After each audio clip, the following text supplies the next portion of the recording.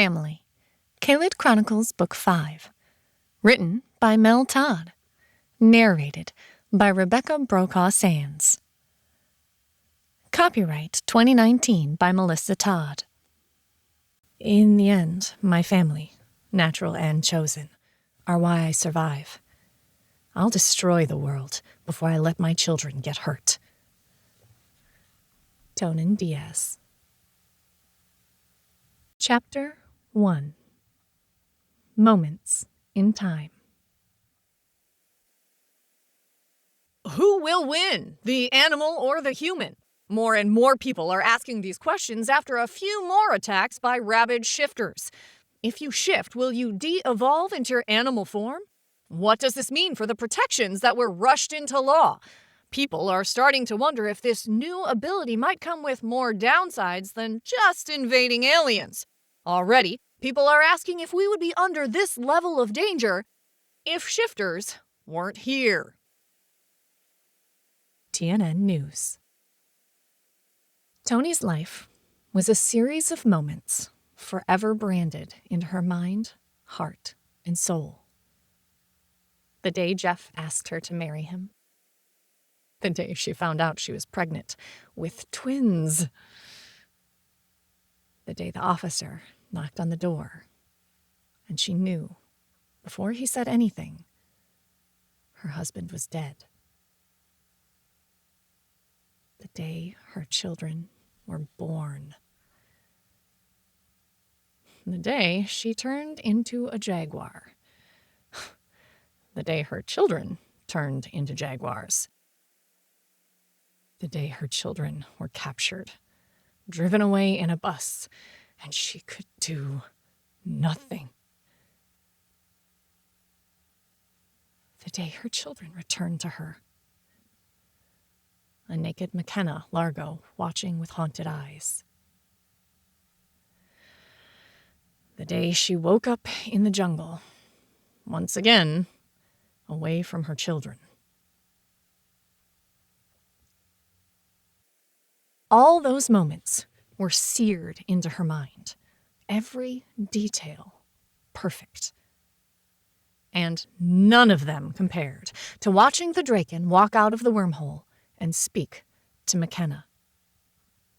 She'd been focusing so hard on what McKenna was saying to the soldiers that between her, not to mention Perce and JD's worry and stress, something had changed. She needed to be there to see what they were seeing, to figure out if the transmitter was a trap. An ally that might save their world. That was vital. For the first time, she'd regretted staying behind with the kids. Something clicked in her brain, and her vision grayed out, then brightened to reveal a scene from her dreams. In front of her, a portal resolved, swirling and silvery, but with colors she'd only seen in fragments of memory. This must be through McKenna's eyes. But how? Something one of the twins said flickered through her mind, an offhand comment she hadn't paid attention to then. The consequences of being a working mother. You ignored anything that didn't seem world-ending at that moment. And given everything seemed literally world-ending, she had paid little attention. The figure walking out of the portal ended any wool gathering, and she stopped breathing as a red and gold dragon man appeared on the grass in front of her best friend. Wings glittering and moving as a head swiveled and seemed to peer into her soul. Oh shit, he's real. How can he be real? The spike of adrenaline, driven by her sudden panic, broke the visual connection just as McKenna spoke to the being. His words rattled in the mind space, and an awareness of all of them resonated back through into her mind.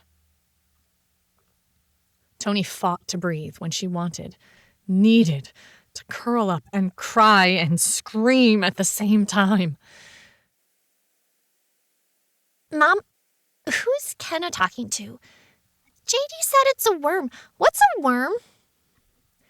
She forced open her eyes to see Jessie standing in front of her, a frown on her face. While her eyes were pure Toni, bright emerald green. Jessie's face structure reminded Toni of Jeff every time she looked at her. Jamie, too. Both living reminders of the man she still ached for at night. Breathing helped get oxygen back into her brain, and she shoved the image of a living Draken into her private thoughts. Hard.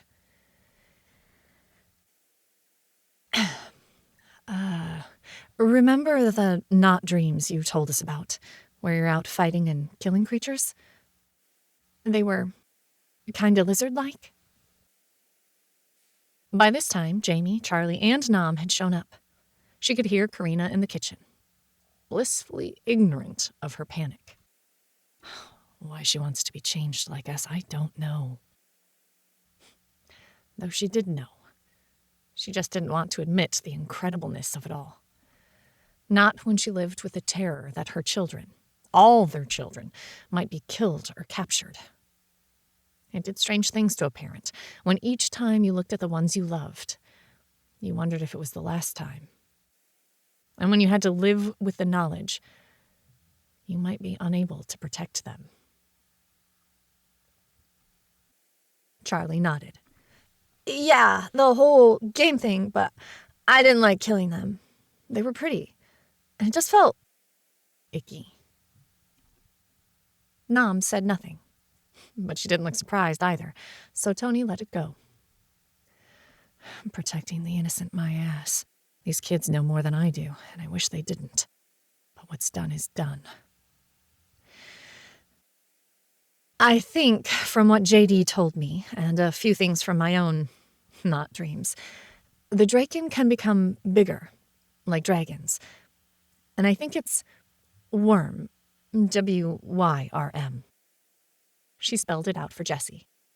An old word for dragon. There's no such thing as dragons, Jamie protested.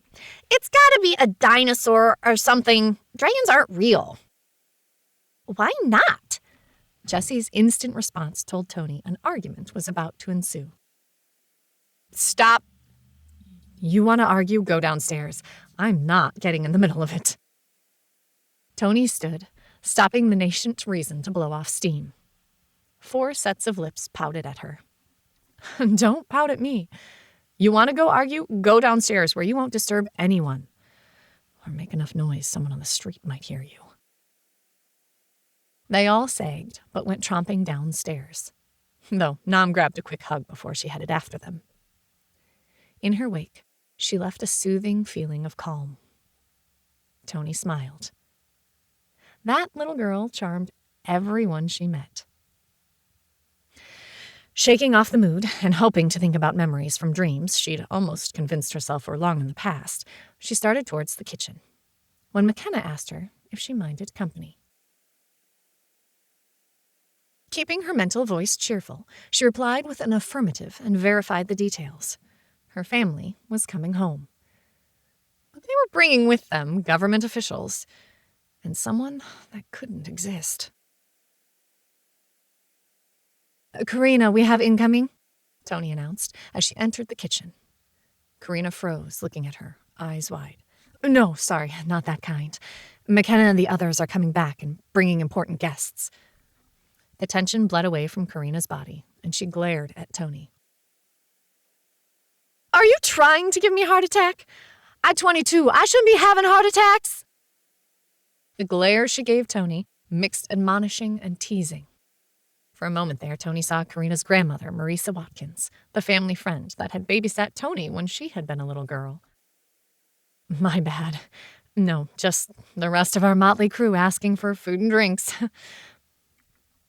She moved over, throwing some of the cherished supply of cider into the freezer for a quick chill, and pulling out the whiskey bottle.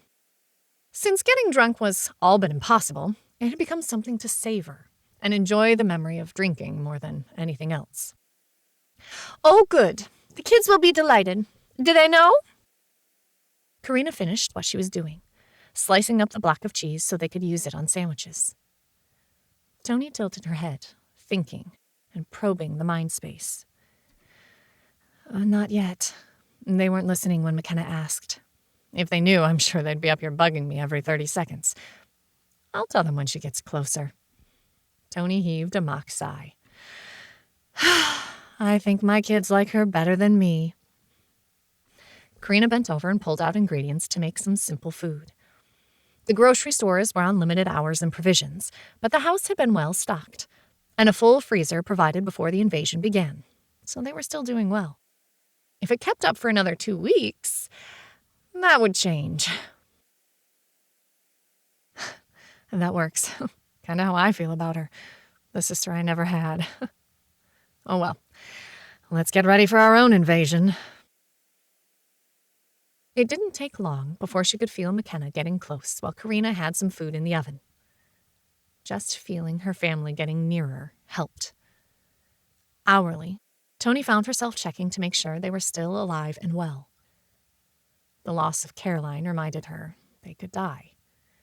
Immortal they might be. Impossible to kill? They weren't. Kids, she said, knocking on their mental walls. Normally, they stayed in their own space, and none of the adults felt like they needed to be in their space, but they had the freedom to come into the public space at any time. She felt them flood up into it, bright little bricks of essence in her mind. What, Mom? Jessie again, her little hellion. She would be a handful when she reached her teens. Please, by all living things, let her reach her teens free and happy. But her tone wasn't disrespectful, just distracted, which meant Toni probably didn't want to know what they were involved in. Oh, nothing. I just thought you might like to know McKenna will be here in a few minutes. Her voice purposefully nonchalant. Moms knew how to be pains, too. Yes! She flinched at the mental yells, and then the thunderous pounding up the stairs as the four of them burst through the door, led by Charlie. She's coming home? Where is she? Is she here? His almost desperate need cut at her, and the look on Nam's face wasn't any better. Though when Jamie reached over and hugged Nam to him, she swore Karina was cutting onions. In a few. If you watch from the windows by the door, you should see them pull up. If they get out of the cars without guns, you can go meet them. Be quiet! The last two words fell in an empty room as all four of them had sped to the windows and were peering out. I swear if they were in animal form, all their tails would be twitching like crazy. She checked back in with Karina, but of course the wonderful girl had everything under control. Remind me to give you a raise? Karina glanced at her, dark braids jangling as she laughed. You don't pay me. You just pay my bills. But a new phone when this is all over? Wouldn't be amiss. The grin on her face eased some of the tightness in Toni's chest. That might be possible, Toni said, grateful once again for the young woman. They're here! Charlie didn't quite yell, but his voice was loud enough both Karina and Toni cringed. Living with it so quiet, even moderate noises seemed loud. McKenna got out and they're looking around. It's clear. The military term sounded odd from him, but he'd been through as many dream simulations as she had. At this point, it probably seemed normal. Go. The door flew open as she headed that direction, and Charlie and Nam disappeared from her sight. To her bemusement, Jamie and Jessie stayed at the door, letting her go through while they hung back. Toni cast them glances as she walked out, but scanned the area looking for a dragon. He wasn't there. Am I glad or not about that? You were attacked? Why didn't you say anything? McKenna's voice rang in the quiet afternoon. Toni followed her eyes to the scorch marks and shrugged. Because you couldn't do anything and would have only stressed you out. I handled it. We're fine. Toni looked around the area, though for the dragon or danger she didn't know. Though we shouldn't stay out here much longer. People are noticing. She slipped back in and headed for the kitchen as McKenna got people moving. It felt strange to be outside, so exposed, and that very feeling made the shivers worse. From the conversations in the room, more people had come in. A few voices she didn't recognize filled the living room, But she didn't worry about it right now. She stayed there where it was safe until McKenna pinged her. Hey, you okay? Any reason you're hiding in the kitchen? Crap. I guess I can't hide in here forever, and I can't keep them with me. I missed you guys, and I'm fighting the temptation to pull all of you into my arms and never let you go again. It hurt not having you here, Toni admitted. She didn't ever want them to leave. Good, because we felt the same way. I thought our not being here would keep you safer. Apparently I was wrong. The stress and edge of fear in her voice cut at Toni, and she straightened. Too many people around right now, so she settled for words. Kenna, no one is safe right now. But I took care of it. Left the bodies in the street and sent a text for a body pickup, which is the strangest thing ever to say. Why don't you and Karina come out and meet the dragon? Oh, dear gods, he is here. Is it really him? It can't be. Those were dreams. It can't be real. Sure. Want a cider? Toni offered, trying to not let her mental voice shake at all. Yes, please. The need in McKenna's thought made Toni smirk. She grabbed the drink and walked out, handing out the drinks. Only then did she let her eyes drift to the man who wasn't a man in the living room. He talked to the kids, but she could barely process the words as his wings and tail appeared, leaving the creature that had haunted her waking memories since she was a child standing there in front of her. His colors seemed off, wrong somehow, but she had no doubt it was the same being she'd once played with in fading dreams. I saw, but I didn't believe. It is you. Toni didn't mean to say those words. She didn't mean to think them. But they fell into the suddenly quiet room. Chapter 2. Human Dragons. Body disposal services have sprung up fast. With a simple text message, they will come get the body, log it, and dispose of it. If it has an ID on it, they will notify the next of kin. Otherwise, DNA is being recorded and attached to all the containers for later examination. The cynic in you might wonder how many murders are being committed and will never be brought to justice, but given the actions of the Hamas and gangs in some areas, maybe it's worth it for a few people to disappear and no charges being pressed. Sometimes killers kill the right people. Op-ed piece in Sac Wasp. Toni, are you okay? McKenna asked, a spike of worry in her voice. Toni tried to get her emotions under control, but as the Draken's eyes fastened on hers, she had to resist falling into that swirl of light. Everything cascaded into her brain. The dreams she'd thought were just childhood fantasies, faded over time, now reappeared vibrant and clear in her mind. She fought to not dive back into her dreams, but instead revel in the old friends. The stories her parents had told her that she'd forgotten when she grew older, fresh and new again. Plus, the sense of rightness that made no sense at all. No. Yes. Sorry, just... She forced the words out, but they were just a jumble of sounds. Her friends, her family, looked at her, worry clear on their faces. Noise of another car parking saved her. You deal with that. I'll be in the kitchen. She shoved the words out and fled, needing time to come to terms with the memories and emotions. The stories of her parents, about their ancient royal heritage descended from the gods. She'd barely remembered it when researching stuff for JD. The legend of the jaguar goddess hadn't matched what she barely remembered from her parents' stories. But seeing him, the scales, the colors, the wings, brought all of her long-ago dreams rushing to the forefront. It can't be real, but it is real. The dragon from your dreams is standing out there. It can't be any crazier than everything else going on. Turning into a jaguar, aliens invading? Why not dragons? That thought helped to steady her emotions. Closing her eyes, she leaned against the kitchen counter. She breathed in and out, ordering her heart rate to slow and breathing to calm. Everything going well in the living room? Karina asked.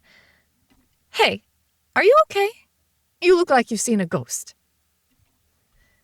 Toni stayed where she was for a few more heartbeats, making sure she had control of herself before responding. The new voices coming from the living room told her she didn't have long. So once again, she pushed back the memories and focused on the here and now.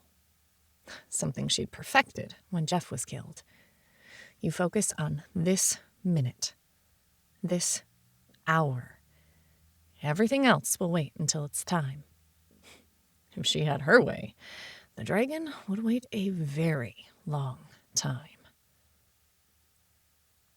She opened her eyes and smiled.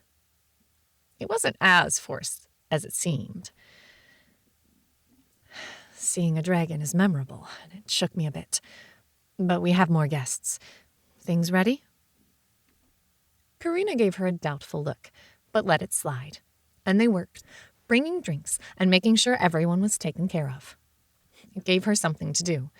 Plus, monitoring the kids mentally once they were shooed back down to the basement. Whoever picked this house knew what they were doing. It's been perfect to keep us all safe, yet give the kids space to play without feeling like they're prisoners. She checked on the argument in the basement, about dragons again, and helped with the kitchen. Normally not her favorite place, but avoiding the dragon, Rauers apparently, had priority over everything else. Her actions generated more questioning looks from McKenna, and Cass checked in on her. But she'd learned in the months and years after Jeff's death to act as if you were just fine, no matter how fragile your hold onto sanity might be. The sudden decision and the move to a military base caught her off guard. 1 minute they were going to be there, the next they were being shipped someplace else without any chance to argue. She headed up to deal with moving and packing again. Anger at once again the kids being at risk, at the fact that she needed to leave them, and the mystery of the dragon. That didn't even add in the fact there were people out there trying to kill them. Rage, fear, confusion, and worry all mixed into a stew of emotions she couldn't even sort out. Her actions were on automatic. Her mind focused on the kids, and definitely not on the dragon, when McKenna called her name. Toni? She tried not to cringe. She didn't want to lie. So she redirected to other viable worries. I know this is the best hope we have. That if I stayed, we would probably all die. And by all, I mean all humans. I know that I'm being silly, that they will protect the kids to the best of their abilities. I know all of that. Her voice broke on a sob, but it was more rage than sorrow. And I still don't want to go. They are changing so fast, becoming people in their own right, not just my kids. And I'm terrified that I'll miss it. I'm terrified something will happen, and I won't be here to take care of them, to hold them, listen to them sleep. And I can't do anything about it, and I didn't choose any of this. McKenna pulled her into a hug, and Toni went, needing the feeling of someone else holding her. She realized her face was wet, and the fact that she was crying let her cry even more. Some of the stress bled off, and she tried to remember the last time she had let herself cry, much less had someone else hold her while she cried. She couldn't remember. And that had a strange pain also. Finally, she pulled away from the comfort. Thanks. I guess I needed that. I'll be okay. You're one of the strongest women I know. Of course you'll be okay. But that doesn't mean you can't hurt. Pot kettle? Toni responded, fighting back a full-blown smile. I know how you feel about Charlie and Nam. Don't tell me this isn't killing you also. It is. I want to be here with them. She's so young, so I get it. But not being here hurts. However, if I don't try to do something and we all die, McKenna shrugged. I'm torn. So I'm doing what I can. Why is there never a tissue when you need it? Her nose was running and she swiped at it. You're doing fine. She finally gave in and used her t-shirt. Okay, enough emotions. We have stuff to do, then an enemy to kick out of our solar system. You sure you're okay? No, but I'll make it. Trust me. Compared to Jeff dying, this, I know I can handle. I just needed that cry, I guess. She turned to look at the laundry that needed to be done, including her now dirty t-shirt. Good. Next question. What's up with you and the Draken? Shit. What do I say? I can't even begin to explain anything right now. That obvious? Just weird. You don't usually react like that, so what's the issue? McKenna didn't stare at her, instead helping to pack, which made it easier to respond. When I saw him walking out of that portal, I almost choked. It was like my dreams had been made real. How did you see that? You weren't there. No, but we heard the comments you made, and I was stressing. I wanted to see what was going on, especially with Perce and JD muttering, like whispers in the mindscape. I just wanted, and suddenly it was like I was there. But the view was odd. I could see it through your eyes. Everything in color. It lasted only for a minute or two, but I couldn't focus on anything except him. We can do that too, Charlie said softly. Toni jumped and stared at him. I need to pay more attention to who is around when I talk. Do what? But that vague comment about seeing through others' eyes resurfaced in her mind. See through each other's eyes? I mean, I can only see through Jessie's, but Jamie can see through hers also. We haven't tried with them. She's still too new to the group, but yeah, we found that out. Charlie shrugged. Just heard you talking about it and thought I'd tell you. But it is kind of cool occasionally. We're all packed up, so where are we going now? Those little stinkers. I wonder how often they do that. McKenna was hugging Charlie, and Toni wished hers were here to hug. But they were good at adapting. Too good. You guys okay with all this change? Sure, this is fun. Dragons, aliens, army guys, invaders. It's like being in a movie.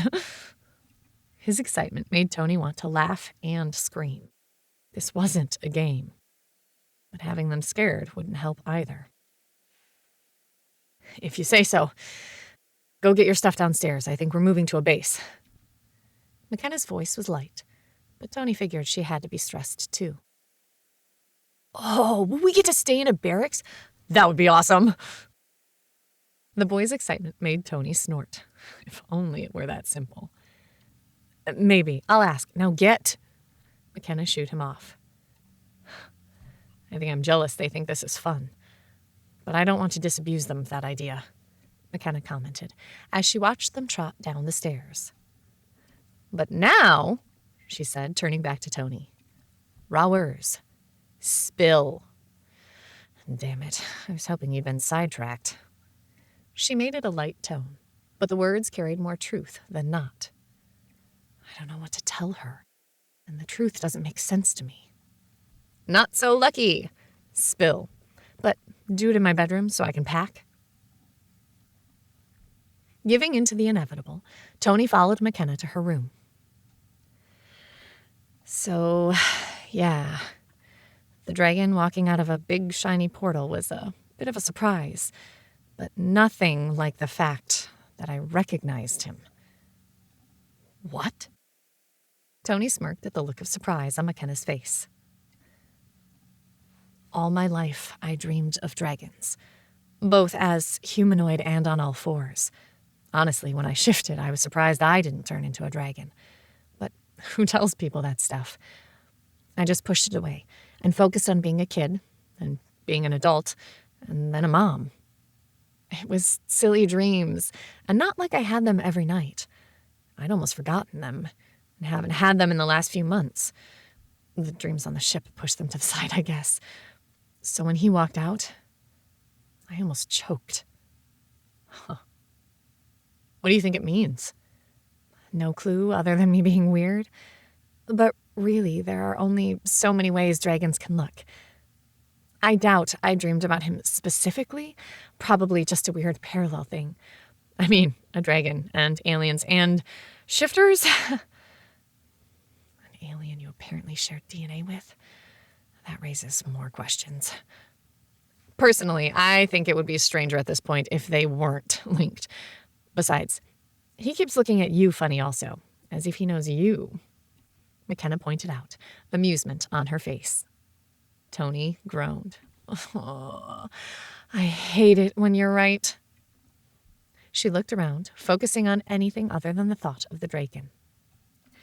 That looks like everything. I'll talk to him later. If we survive, it might matter. Now, I'll try to quit freaking out every time I see him. But he looks wrong without the wings. McKenna grinned. Agreed. But still, it was getting a bit claustrophobic with them. He uses them the way I use my tail in both my forms. That he does. Anything else? They fell into organizing everything else. To her relief in the resulting chaos, the subject was dropped, and Toni stayed in the background of all the activity. She focused on the kids and made sure she didn't get left alone with Rowers. She saw him looking at her a few times, and occasionally there was a brush of a question against her mind, but she pushed it off. It didn't matter right now. All too often, she felt like the fifth wheel on a double date. JD and Cass were cute enough to spike your blood sugar. Then there was McKenna and Perce. She was tempted to lock them in a room with a bed and some porn to see if maybe they would get over whatever their issue was. They danced around their attraction, but it was clear neither of them had done anything about it yet. She wanted to tell McKenna life was short. Take your chances when you can. But McKenna didn't need a reminder. She knew. Instead, Toni kept her mouth shut and let them be. Most of the plans seemed to treat them all as afterthoughts, but she didn't know enough to argue. She went with the flow, paying little attention to anything but the kids, always present in the back of her mind. Watching Rowers change into a dragon in that dark warehouse, the menace in the shadows, the shape of him, the power that rolled from him, made her want to react. But in fear or joy, she couldn't say. Chapter 3. Other Realms. The attacks continue, and various countries have all but come to a standstill. There are reports of riots in Paris over food and the invaders. More and more old weapons are making appearances from where family had stashed them after World War II. At least 10 deaths are blamed on old ammunition causing backfires, but then most people don't care. Death seems to be the currency of the day, and either you will be taken or killed if you get in the way of these invaders. Better to go out in a manner you control. TNN, Talking Head. The next 48 hours turned into a blur of action. Practicing, training, meeting so many people she gave up trying to track names, and always being aware of Rowers. The day they stormed the spaceship, the dreams returned to her during her nap. She'd not had time to process anything between the training, walking through portals, learning call signs. Everything felt like it was coming at her a million miles an hour, and her ability to cope had been pushed to the brink. Toni had fallen asleep the minute her head hit the pillow on the cot in the army tent. She found herself in the world she'd almost denied had existed. Bright and clear, as if she had stepped into a high-definition film. Unlike the not dreams they had been sent, this time she had control over her body. And it was hers, not some other person's. She turned slowly, smiling at the strange yet familiar double moons in the lavender sky. Her throat caught at the sight. I hadn't realized how much I had missed that view. I thought it was all a dream. You came. Toni spun at the voice, terror beating in her throat, and she fell, foot slipping on the dew-damp grass. Sitting on her ass, she found herself looking up at the Draken. The one from Earth. The one from her dreams. His red and gold scales appeared more purple and pink in this light. More right. Her eyes locked on his, and once again his whirling colors pulled at her, coaxing her to dive in. You can't be real. You can't be the person, the being I talked to all those years ago. They were dreams. My imagination, a silly child wanting a play companion. She whispered the words, but they were all too easy to hear in the calm air. The huge creature, and he was huge even in this modified form, lowered himself to sit in front of her. His legs crossed as wings moved slowly up and down. His version of a cat's tail. Should have seen that before. Yes. No. Real and enhanced. His voice reminded her of a purr. McKenna had mentioned how it made her want to run. Toni just wanted to feel it rumble around her. Which means what? And I swear to God, if you tell me you're my fated mate, I'll cut off your wings. His eyes widened, and then a barking roar emerged while his wings shook up and down. Toni crossed her arms and stared at him, waiting. When his laughter faded and his wings stilled, he looked at her. No. Though there are a few species with pheromone-driven mating needs that stay together for life, Draken are not one of them. We have no mates. At least, not in the way you mean. It is always a choice. Two that wish to be as one for a time. Then why have you been in my dreams all my life, and always like this? She waved a hand at him, taking in his entire form.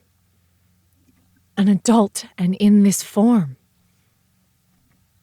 This is the form I tend to be in most of the time. And I've been an adult longer than you have been alive. That creeped her out a little bit. But if Kaylid didn't age, the odds were Draken didn't either. It would be another thing she would need to get over. That explains the age. Not why you've been in my dreams. Hell, you took me flying. Why? Rowers looked at her.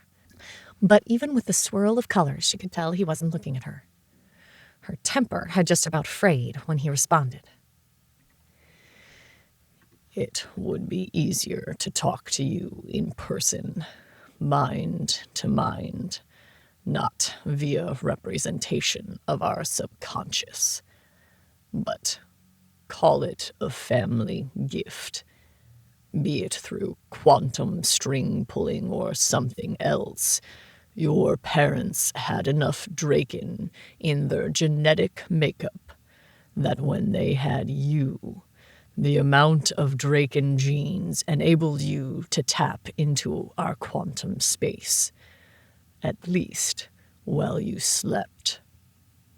I found you there. It interested me. You fascinated me.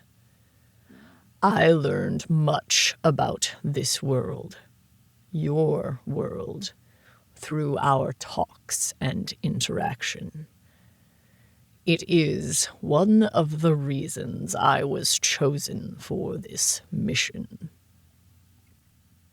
That surprised her, but also made her feel better. Declaring undying love might have resulted in death for at least one of them. So why was I pulled here? What do you want? Rowers tilted his head, wings pulled tight against his back. I think you are overestimating what this is, or at least what it means. This is a place most of our nestlings are drawn to. It lets them play with the other forms in their minds, learn how to function, and get guidance from those of us who are older and wiser. It has been many cycles since a non-Drakenborn has found their way here. I asked to take you under my wing. There isn't a great plan or even anything devious. It is a place to play, and play with others. Toni blinked, taken aback. It's a playground? A virtual game? That's it. I have to stop reading all those paranormal romances. I'm not thinking straight. So this was all in my mind? Rowers tilted his head. More like you joined a shared mind reality. Here. Most people avoided you, mostly because I think they were a bit scared of you. But look. He pointed towards the far trees. Scared of me? He could kill me by whipping his tail around. Why would they be scared of me? She let her gaze follow to where he pointed. There, in the trees, she caught hints of movement. Narrowing her eyes, she almost let out a squeak of shock as it felt like she had zoomed in. What had only been vague shifts in shadow or light, now she could see small dragons running around everywhere. Toni was glad she was still sitting on her ass, as she might have fallen over from the sudden disorientation. What? Wait, how can I see them? I'm so far away. She couldn't take her eyes off the dragons. So many colors, hues, some that she didn't have words for other than boring green or yellow. They all had 4 legs, but a few, mostly larger ones, had wings, all tinted into shades from the lavender light that she craved to put names to find ways to carry those colors back with her. This is a reality of the mind. You wanted to see it, so you did. This was never meant to scare you. Only show you that you were part of a larger whole. That did manage to get her attention, and she looked back at him. Why didn't you explain all of this to me when I originally came here? She had started to say dreamed, but this wasn't a dream, was it? Even now she couldn't say for sure. Would your younger self have understood or cared? As I remember it, you wanted to fly and run and look at the moons. This was a place for you to be that your everyday life of school and chores did not allow for. Toni looked back at the dragons, not arguing his point. For all the world, it looked like they were playing something similar to soccer. As she looked closer, she became aware of some presences above and in the trees, huge and subtle, like they were there but not there, watching and hovering, but not actually interacting with the children. Are those parents? She asked the question, waving at the trees above the playing young dragons. Nestlings is a good name for them. I get the feeling they are young, younger than my 2. Parents, relatives, elders. Rarely do adults interfere in their explorations here, though occasionally they may create something to challenge or distract them. Mostly they are here to prevent anything from causing real damage. She glanced at him, eyes narrowed.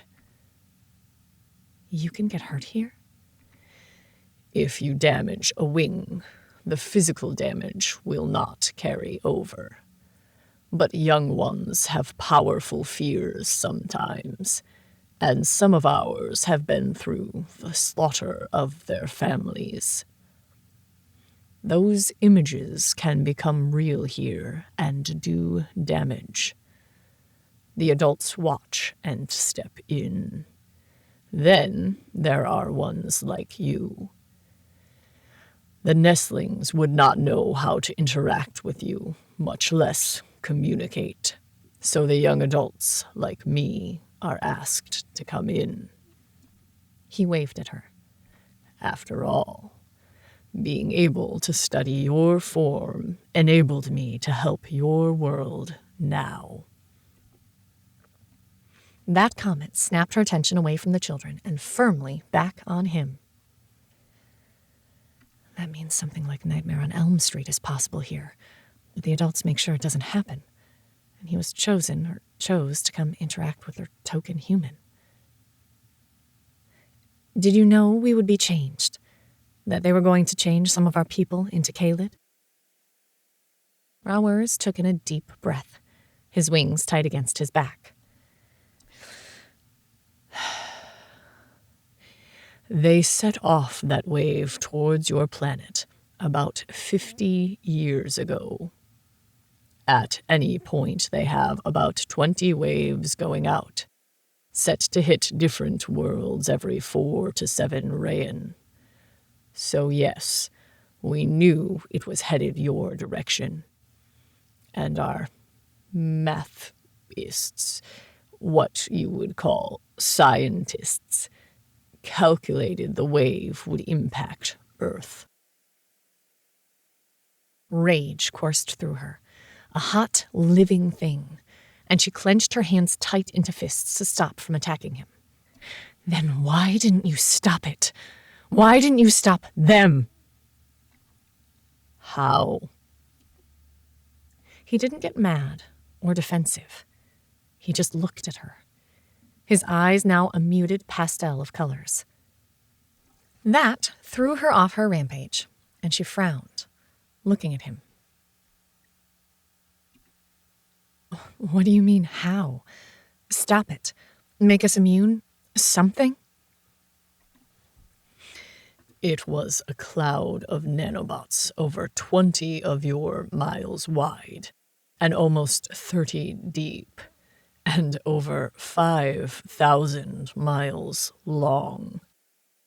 It rode the cosmic winds using micro-jumps to soar through space at rates greater than the speed of light. Every one of them was smaller than a grain of sand. We have no ships. We can't move planets. And even if we had created portals to grab them, we would never have grabbed even 1% of them. So instead, we tried to contact your people. But you weren't ready for an alien to walk out of a portal. And again, how could I help? We still don't know how to stop them. We have no ships, no allies that are willing or able to help. A note of pain entered his voice. We have no way to stop them from killing our people other than fleeing. War is not our skill set. He took a ragged breath. And even worse. She looked at him, sensing what was coming. We needed the wave to hit Earth for you to even have a chance at believing us. Grief laced his tone, and Toni closed her eyes. He's right. Humans would have never believed or taken him seriously. Even if he had changed, we would never believe people all over the world would change. Rowers stood and looked off in the distance, taking his attention from her for the first time. Working with Ash made it so we could at least find people that might have a chance of talking to us. Your world is so huge and fragmented, we couldn't figure out how to communicate. We've tried with other worlds. The results have rarely been pretty. They never believe. And then, when it happens, we are to blame. They fall fast to the Elentrin, and all we can do is grieve. His words struck like blows, and she couldn't take it anymore. It hurt too much. Toni turned her attention to the innocent nestlings romping so far yet so near to her.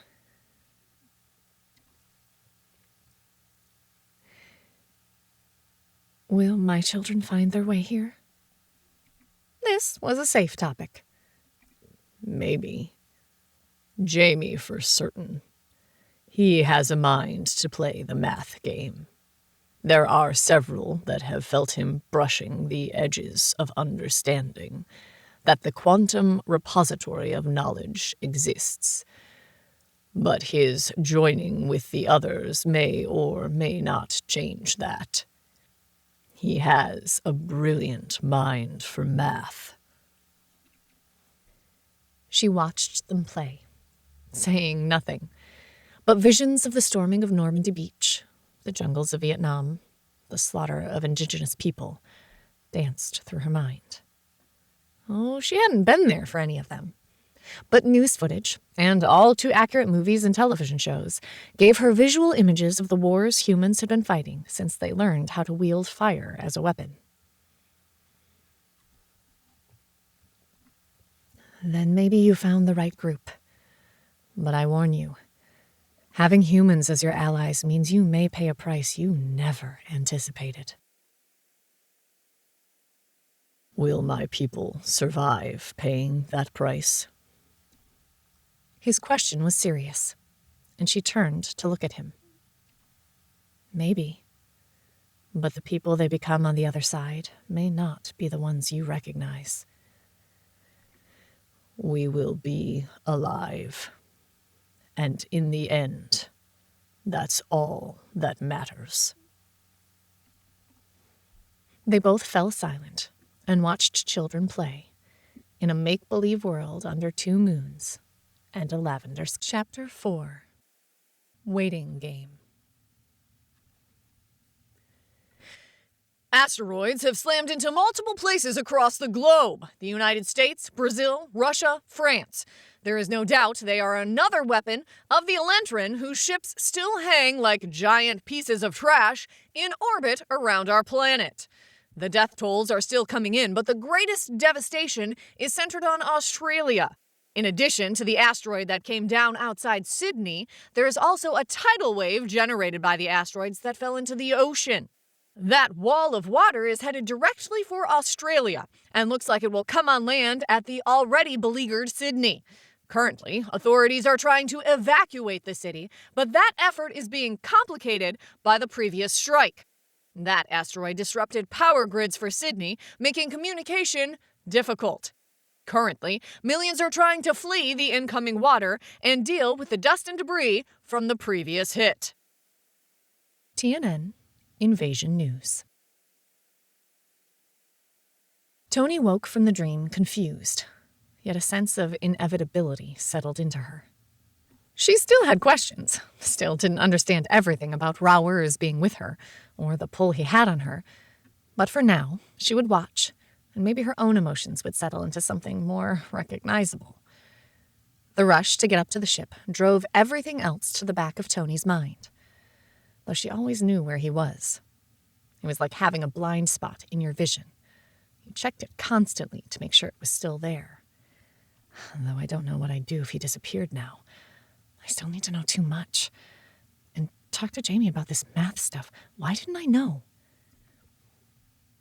The action on the ship, fighting through it, killing people, and then facing what the other captains ordered, left her sick to her stomach and trying to find her balance. When McKenna sent her back to Earth while she stayed on the ship, Toni didn't protest as much as she could have. Maybe should have. But the need to see her kids, to see Charlie and Nam too, made it hard to throw too much of a fit.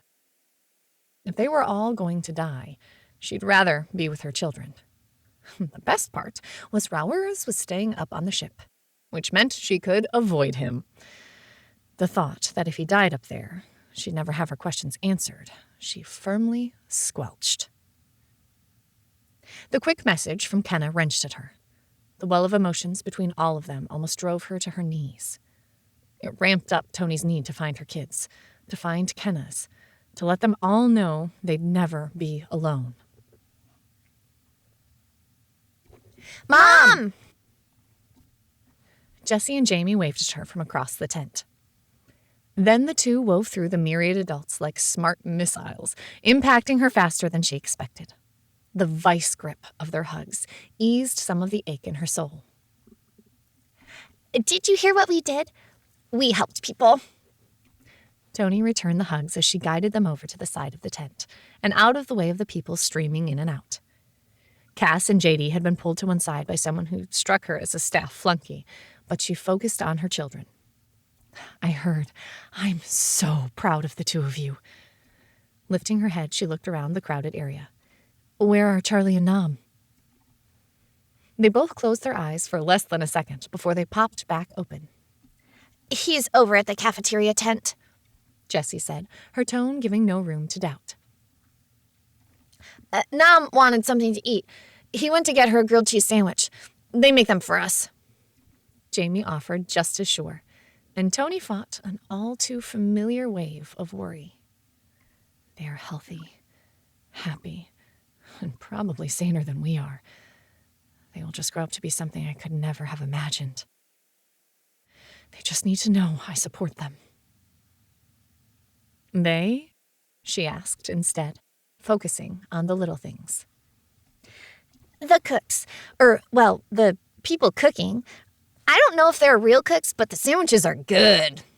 Jessie nodded emphatically as she talked. Sounds good. She started to ask if they could go get one, but she felt more than saw someone coming up to her. Toni turned and saw Jeff Sexton as he approached. He didn't say anything, but the clutching on her kids tightened until they protested in her mind. Toni thought it was telling that they did it only where no one else could hear. Miss Diaz?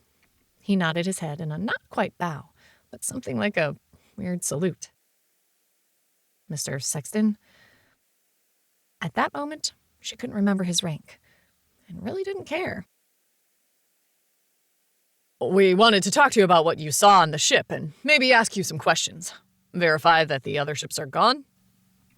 Toni tilted her head at him. Why?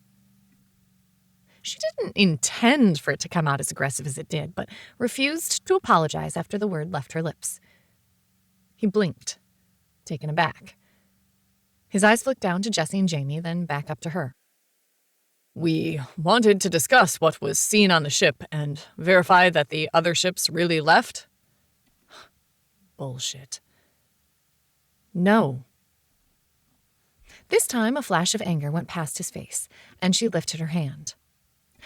I don't know what you really want, but your military people, Rourke and Corin, can tell you more than I can on exactly what went down.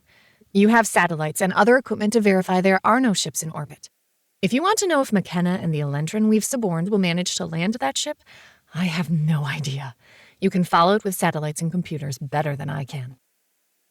His eyes narrowed as she spoke, and she felt a low growl coming from the kids.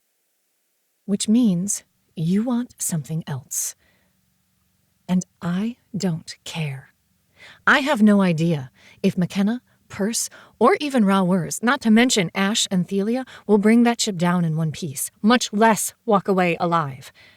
I'll spend the time waiting with my kids and hers, because if they succeed, you'll have a lifetime to dig through that ship and get all your answers. If they fail, she gave him a smile that held no humor. Then it doesn't matter at all, does it? Sexton blinked, and the anger faded from his face. I guess I hadn't thought about it that way. You make many good points. I apologize for intruding. He glanced back down at the kids. I think they have some ice cream in the mess tent. If you get there soon, there might be some left. Jeff looked back up at her and nodded again. Miss Diaz? With typical military efficiency, he turned and walked away. Mom? Toni moved her attention to Jamie, her solemn little boy. He looked up at her with eyes too old to belong to a 7-year-old. Is Kenna gonna die? And the dragon? She wanted to lie. To tell him it would all be all right, that in the morning all of this would seem like a bad dream. And that would do nothing except teach him to doubt her words. I don't know. I hope not. But they are doing something very dangerous right now, trying to save everyone. All we can do is not distract them and keep our fingers crossed that they succeed. 2 sets of green eyes looked up at her, the narrowed brows giving away so much about what they thought. They hadn't learned to keep their faces blank to hide their emotions yet. I hope they never do. I hope I can always look at my children and know what they are thinking, feeling. But that was a false hope, and Toni let it fade even as Jamie nodded slowly. If the numbers I heard from some of the soldiers are true, they're going too fast. They're going to crash. Jamie's calm words sent cold dread through her, but she exhaled slowly, trying to stay calm. At some point, we need to talk about him in math, but for now, I'll let it be. Then distracting them by pinging would not be good right now. Why don't we find Charlie and Nam and that ice cream? I'm sure McKenna will be fine. Both children cast her a sideways glance, but they didn't respond. Instead, they led her to the tent where Nam and Charlie sat at a table, each munching on half of a cheese and ham sandwich. Toni! Nam all but chirped at her, and Toni sat down next to her, one arm hugging her to her side. Hey, I see you got sandwiches. The little girl nodded but kept eating. A bubbly enthusiasm flowed out of her, and Toni enjoyed the mood lift. Yet another thing to talk for hours about. McKenna had mentioned Nam's empathy, but no one had time to deal with it then. Have you heard from McKenna? I haven't wanted to ping her since she spoke to us, in case... Charlie's voice trailed off, and Jessie, who had sat next to him, leaned into him. No, and I'm not bugging her either. She'll let us know when they're safe. Perce is up there too. She has friends, people to help her. Even Rowers will try to make sure she comes back to us. Toni tried to project calm assurance, but since she had her own doubts, it was hard to lie convincingly. From the looks she received from the kids, she could tell they knew she was trying to be positive. Nam smiled up at her. The dragon thing is coming back. He needs to show us all the things. Toni's mouth quirked. All the things, huh? Well, I don't know about that, but I did hear there was ice cream here. You guys interested? Avarice for sweet dairy lit up their faces, and Toni treasured the small amount of normalcy. Children wanting ice cream. Not sure anything else is more normal. I'll get it, she offered, as she released Nam and pushed herself to her feet. Even her cat liked the ice cream. Exhaustion beat at her, But the only thing that mattered right now were the 3 lights in her mental dashboard. I'll help. She jerked slightly at the voice from her side and looked down to see her daughter. So tall already. They looked more like they were 9 rather than 7. But it was a side effect of shifting and the nanobots trying to adjust to Charlie. She'll look like the pictures of my grandmother when she gets a bit older. The emerald eyes were a family trait on her father's side. Always passed down no matter the color of the spouses. They looked at her and brought with them memories from her childhood, mixed with a fresh visit to the Mindscape land. Oh, there are so many things left to ask. Please make it back so my kids can get the answers. Toni wrapped her arm around Jessie and smiled. Good. So how much ice cream should we bring back? Jessie tilted her head, seriously considering the question. Depends. Are they bars, cones, or bowls? Ooh, good question. I guess we'll have to find out, Toni replied. The ice cream being considered was in bars, so they settled on 2 each for everyone, Jessie winning over the corporal behind the counter with a smile. There weren't many kids here, so everyone knew these 4 and their translation duties. The 2 of them walked back, hands full of ice cream bars and boxes. Reaching the table, they parceled out the chocolate-covered delicacies. You never turn down ice cream. Or if you do, I'm going to be asking what is wrong. Smiling, Toni sat down in the chair, enjoying her own serving of chocolate and dairy delight, when the lights in her mind for Rowers, Perse, and Kenna all went dark. Mom! The words burst out of Charlie's mouth, the ice cream bar tumbling from his fingers, forgotten, as color leached from his face. All the kids went rigid, and tears started to leak down Nam's face. Oh, please, by all the gods, please, no. Chapter 5. Watching the show.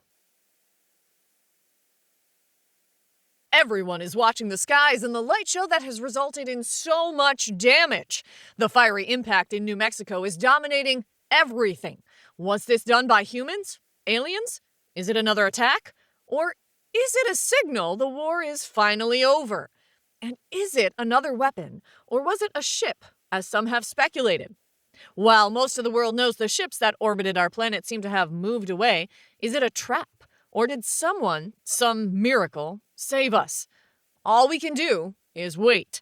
All air traffic over near White Sands has been grounded, so it may be a few hours until we know anything.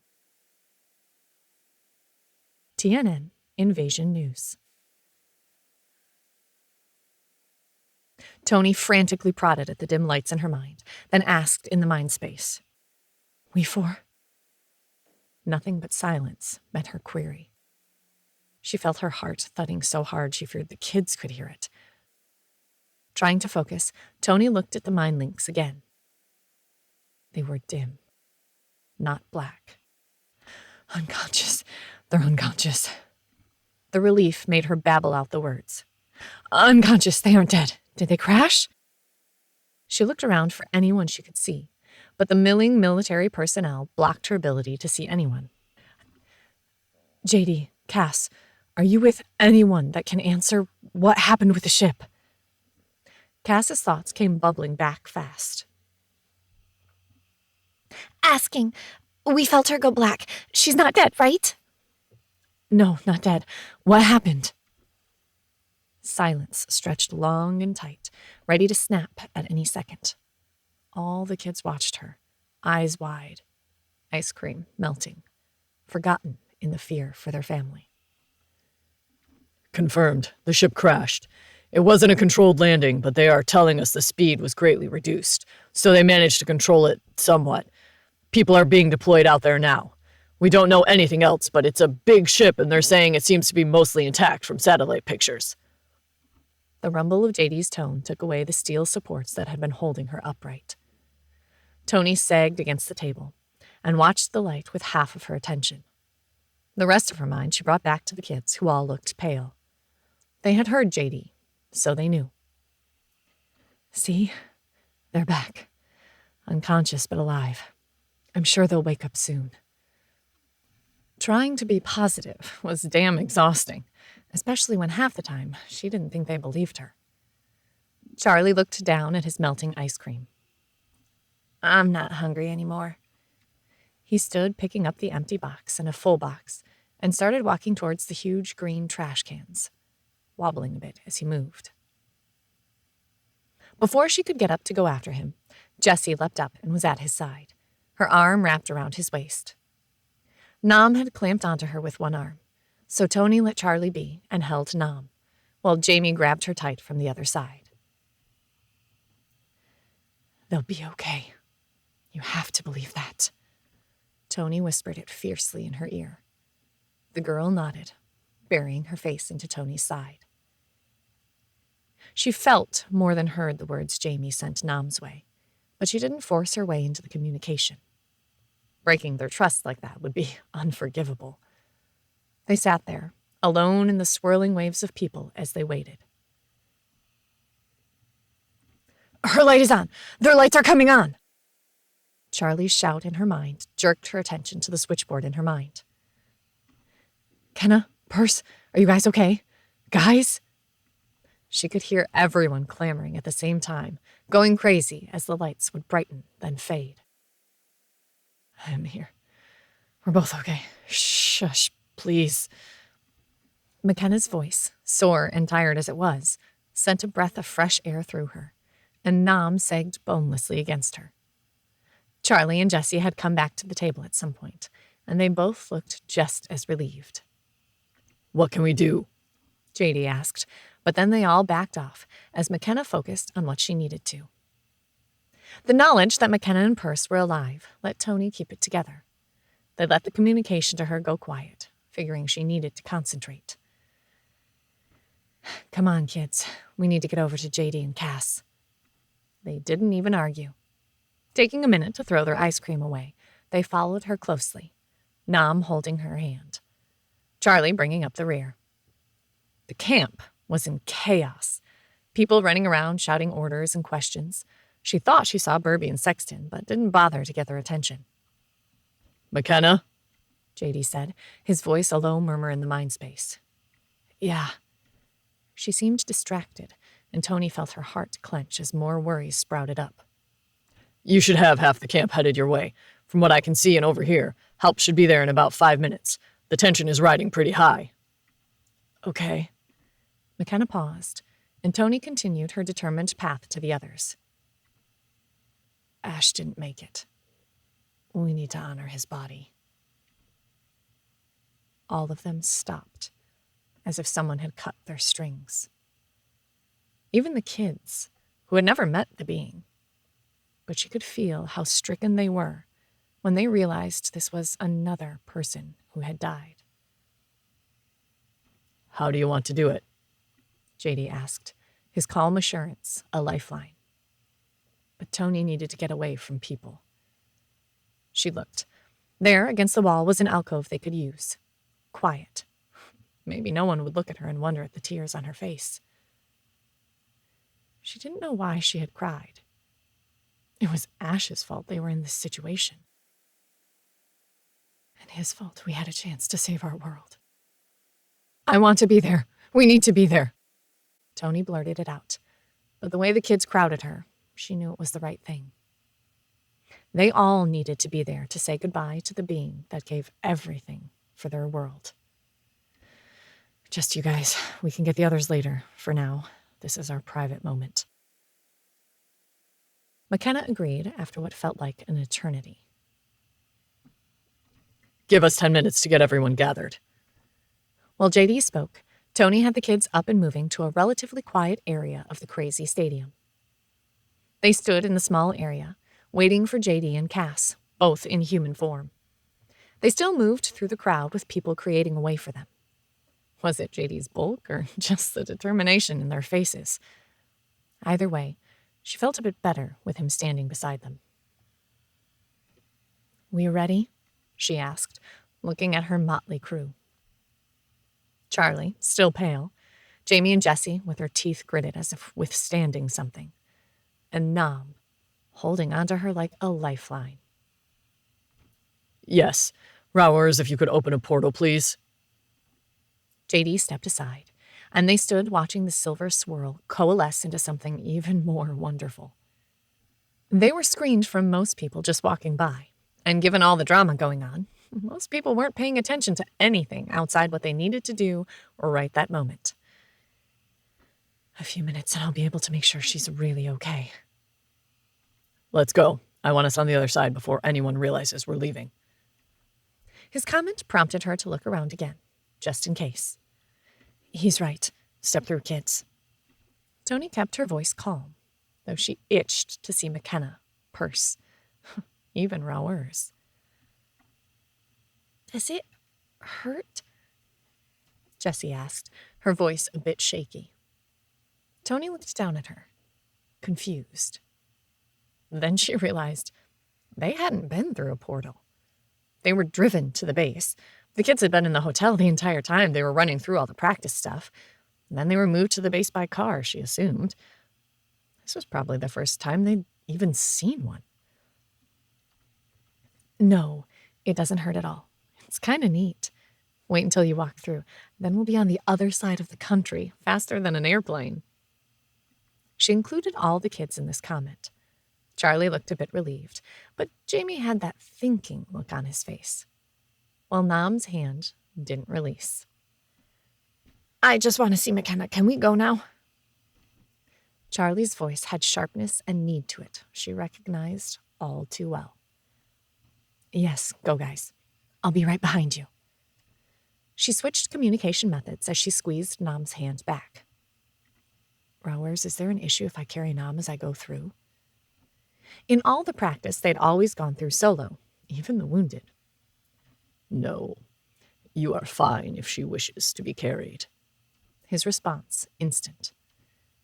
You want me to carry you? Toni asked Nam. The little girl's head went up and down so fast, Toni had to fight back a laugh. She scooped her up and herded her other 3 charges through the portal. I can feel it. I can see how it's created. I wonder if I... Toni cut Jamie off. Not now. Later, when all of this is more stable. For now, we need to go say goodbye. She set Nam down, and the girls sped off with Charlie, heading to McKenna like a cat to tuna. She felt the energy from the portal collapse behind her. Energy that she longed to play with. McKenna mentioned it called to her. For Toni, it screamed, all but begging her to play with it, mold it into new possibilities. The relief matched the joy washing through the mind space as Charlie and Nam impacted with McKenna. She watched long enough to make sure she was really there, but then Toni found her attention pulled to Rowers. He stood near a depression in the sand, the body of Ash lying in the middle of it, limp and forlorn. It hurt to look at him, a man who had given everything to stop the Elentrin, to die so close to success. Kenna, we better do this soon. JD's comment pulled her out of the haze of thoughts, a mixture of sorrow and aching for something she didn't understand. A purpose, maybe?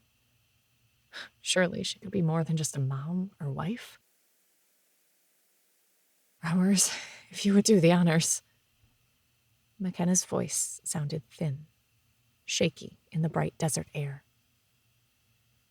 Jessie and Jamie stood near Toni, though their eyes were also on Rowers as he seemed to straighten a bit and walk to the other side away from them. You will all need to step back. The sound of his voice riveted her attention again, the visit to their virtual world springing back to full intensity. He sounds different here than there. Why? The rest of the world seemed to fade away as she smelled the change. Unable to tear her eyes away as the dragon from the warehouse morphed back into existence. This time, though, she wanted to run and climb on his back and ride him like she had as a child. Here, the yellow sun made his scales gleam like spun gold, and the red seemed darker and harder, more like armor than anything else. Jamie's voice, sounding like he'd found a book he'd been looking for, filtered into her transfixed attention. It's a real dragon. A real live dragon. As if channeling her dreams, Nam cried out, I want to ride. Oh, I do too. I want to ride until I think I can touch the twin moons again. Toni smiled as McKenna caught the little girl, reminding her of why they were there. But even the trips to the planet of lavender sky didn't prepare her for what happened next. With little fanfare, Rowers reared back and threw a tiny swirling orb of silver between his huge front claws, breathed fire. Her breath caught in her throat as white and yellow flames exploded into existence, the wash of heat palpable even from 50 feet back where they were. The summoned flames covered Ash's body like a blanket of light, turning him into ash in seconds, the flames licking at what had fed them for so short an amount of time. Toni watched the black flecks of ash drift up into the clear blue sky. May he find the reward he earned and see his family again. She didn't catch who started the song first. It just seemed to be everywhere, filling her, pulling on her emotions, joining her with the others. Knowledge that could only have come from an AI flooded into her mind, and she began to sing. Toni knew she couldn't sing. Had never been able to keep much more than Happy Birthday on tune, and mostly in key. But for this one song, the notes that poured out of her throat and joined with the others were perfect, on key, and melded into a harmony their planet had never heard. She put her heart into it, hoping someday her children would sing this haunting song for her. Chapter 6. Project Management. Reports of a large object striking the New Mexico desert have been confirmed. Is this another asteroid? The reports tallying destruction coming in from the U.S. are small compared to other parts of the world. Sydney took a big hit, as did France. It remains to be seen what the death toll is from those. Russia seemed to escape the worst of it as the impact was in a relatively unpopulated area. There is too much smoke and fire to see via the remaining satellites the amount of damage from the other hits. The Earth is bracing for the next volley, if indeed this is all a trick by the aliens. TNN Invasion News. As the ethereal tune wound down, the shouts of soldiers coming up behind them distracted her. She saw McKenna bent over, talking to Nam. Jessie and Jamie looked up at her longingly. Go, see her, and I'll deal with this. They'll need my help anyhow. The kids took off, though she didn't know how much was to see McKenna and how much was for a chance to get closer to the dragon. I can't blame them for either. She turned and faced the oncoming soldiers with weapons up and faces that made her want to laugh. She stepped in front of the tide. Is there a problem? I can take this for now. McKenna was just in a crashed ship. She needs recovery time. Time with her kids. She's done more than enough. They all but slid to a halt in front of her, faces pale, eyes wide, and locked onto the dragon behind her. She knew he was still in that form. The energies would have changed if he had shifted into something else. The leader, his hands gripping his rifle so tightly his knuckles were white, glanced at her. His gaze rested there for less than a second before it darted to Rowers, then flickered back to her. He licked his lips, swallowed hard, and croaked out a question. Did that dragon just breathe fire? Is that a dragon there? His voice cracked on the word dragon, and Toni fought not to smile. Yes, and he was in control of the flames. And yes, that is a dragon. But technically he's a draken, an ally from another planet to help us fight the Elentran. She paused and looked around. Speaking of which, there should be one around here. A female with purple hair? Oh, yes, ma'am. We're extracting them from the ship now. He waved behind them, and Toni caught a glimpse of Purple on a stretcher. She didn't die? No, though she is badly injured. We were warned to take precautions when dealing with her. Therefore, she is both restrained, and we have at least 2 soldiers with filters near her at all times. Am I happy or sad she's alive? It doesn't matter. That is one person who just became firmly someone else's problem. Then I would say you are well on the way to getting things taken care of. We'll be back over there in a bit. Perce and I. She paused to point Perce out, though she narrowed her eyes, realizing he was hurt from the amount of blood coating him. As was McKenna. Damn dragon distracted me. I should have seen that sooner. Are the experts on the systems and the ship. You'll be working with us more than anyone else. Let us finish burying our dead and we'll be over there. But they burned the body. There was a dragon. His voice cracked as he said the word, eyes wide. Yes, a dragon. I'd expect more of them depending on how this all works out. Now go. I need to talk to my friends and then we'll be ready to help you. Do any of you have wipes or something I can clean up blood with? The leader, captain, maybe. Toni still didn't have the ranks figured out and didn't care enough to spend the time to worry about it, snapped out a command. A few seconds later, another person ran up, shoving a container of what looked like baby wipes at her. Here you go, ma'am.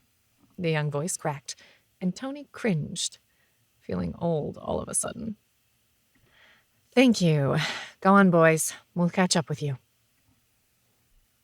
The captain kept looking back at her and then rowers, but finally they drifted away, though she had to smirk at the many looks backwards from everyone. Shaking her head, Toni moved towards Perce and McKenna, determined to assess the damage and clean up what needed cleaning. Arm now.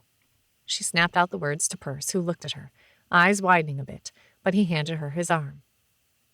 While still in warrior form, his forearm was bare of fur and still showed a red gash, though mostly closed. Getting a wipe from the container, she started to clean off the blood. Explain. Why are you covered in blood, and why is McKenna protecting her arm so very much? McKenna glanced at her arm and sighed. Broke the arm. Weaver says in another few hours it should be fine as long as I don't stress it. She nodded at Perce. He can explain the wound in his reasoning. I'm still trying to accept what it means. Nam and Charlie were glued to her side, while Jessie and Jamie stared at the dragon, longing in their eyes, with the heat of the pit still too great to approach. Toni glanced at Perce, but the muzzled face and whiskers didn't tell her anything. She cleaned up the blood, giving him time. Ash was dying, and asked us to save Aleo. So I did. Her hands froze, and she glanced up at him.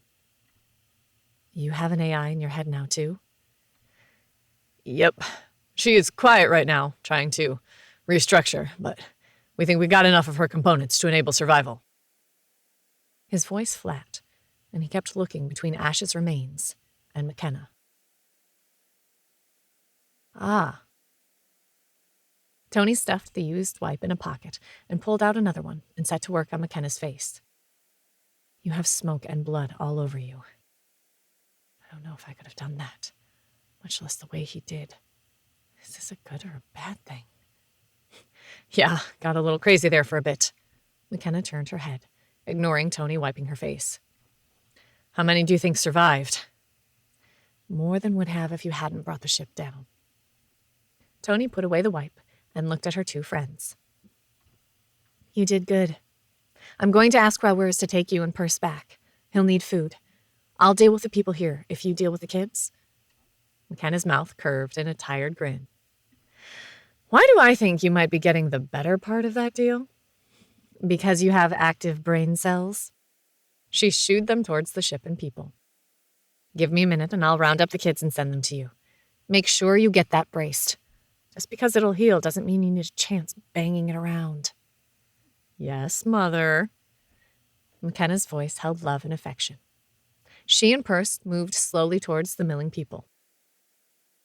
You four, too. Toni addressed the kids, still lingering, staring at the dragon.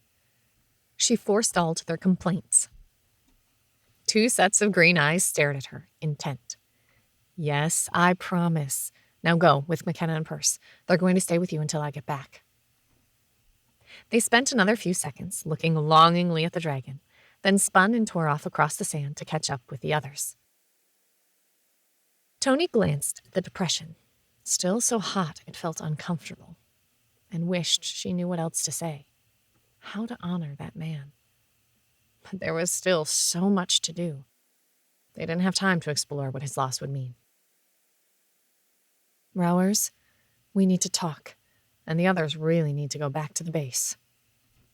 The red head lifted and looked at her, then at the depression radiating an intense heat. He reared back on his hind legs again, and once more a tiny portal appeared, and he seemed to roar. Or breathe? Or something like that. Toni flinched back instinctively, unable to avoid it. That first wave of heat had been insane, and from the ashes left of his body, it would incinerate her. But instead of heat, a wave of cold hit her. The cold so intense she stepped back, her body shivering. Then it faded. That should help. His comment barely registered as she moved forward slowly. Where seconds before, the inferno of heat had existed, now almost icy cold existed. Surprised, she moved over to the depression and looked down into it. Where the depression of white sand made of gypsum and calcium sulfate instead of quartz had been, soft, giving, it had changed drastically. Now there was a fine powder of white in the area, reminding her of drywall substance. Odd. I would have thought glass or something. Shows you what I know. Shaking her head, she looked up and focused on Rowers, who looked back at her with the same intensity. I still have many questions to ask. I need to know what you meant about Jamie and the math game. I need to understand why I ended up in that land. What did you mean about my family traits? All Kaylid are descended from my people. You and your children are purer, meaning you have more of the Draken DNA woven through your cells than any Kaylid I have seen on this planet so far. I would suspect your green eyes are an aspect of this. That flashed her back to old stories. Once her dad would tell his mom teased him about marrying a demigod. The laughter and joy in those memories had sustained her after their deaths in the first year of her marriage to Jeff. I see. Okay, no, I don't. There is much going on here. You mentioned Kenna and I could learn to control portals. It is in your skill set.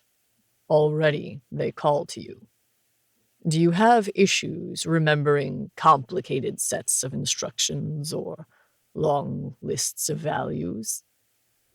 The odd question made her shrug, and she looked back towards where McKenna and everyone else had headed. They were walking slowly towards the ship, the soldiers milling around.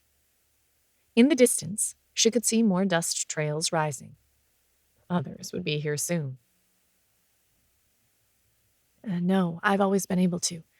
Not photographic memory, but I could store it easily. I memorized the response book for the 911 operators in the first week. You have number operators? Toni choked out a laugh, glancing back at him. People who give advice in emergency situations. But the answer is, no, I have no issues remembering things like that. Never have. Dad was super smart too, doing math and stuff in his head. Rowers ducked his head in an odd bob that she took to mean, well, there you have it. He didn't say anything else, and she sighed. Can you give everyone a portal back to the staging area and then shift to human and help me deal with the rest of these people? McKenna needs a break, and I think Perce needs some time to adjust to Aleo. I would be honored. That struck her almost as a tease. The dragon face was unreadable. With another shake of her head, she turned and started towards the spaceship and stumbled to a halt. For the first time, the size of the ship registered, and she sucked in a sharp breath. It had to be bigger than most aircraft carriers. They had talked about it on the ship, we four giving them the specifics, but from the inside it didn't mean much except as an abstract number. Now, looking at it, the end of the ship so far away that it seemed like miles. And they landed that? The trail of destruction behind them did go on for miles, but they must have bled off enough speed, because while the ship was warm, if not hot, in the desert sun, there wasn't an impact crater. We four? It took a moment, but the AI responded, softer and quieter than normal. Yes, Toni? How fast were they going when they hit? Exact numbers are not available, but Thelia managed to slow it greatly. Top estimate would be about 500 miles an hour. Due to the angle, she managed to let the Earth help bleed off the excess speed. Damn. Good thing then? She didn't know why it came out as a question. Yes. Without her assistance with the computers, it is likely the impact would have been much more direct, and most would have died. She didn't bother to hide her worry, nor care if any of the others overheard her. They are tired, but will be whole soon. They need calories and rest more than anything else at this time. Aleo is trying to make the merger easy, but it is taking some effort. Thanks. Toni sensed others listening to the question. An odd sense of relief flashed through the mind space. Where would you like the portal to place you? Rauers' question threw her, until she realized he had asked in general, not her specifically. Here, please.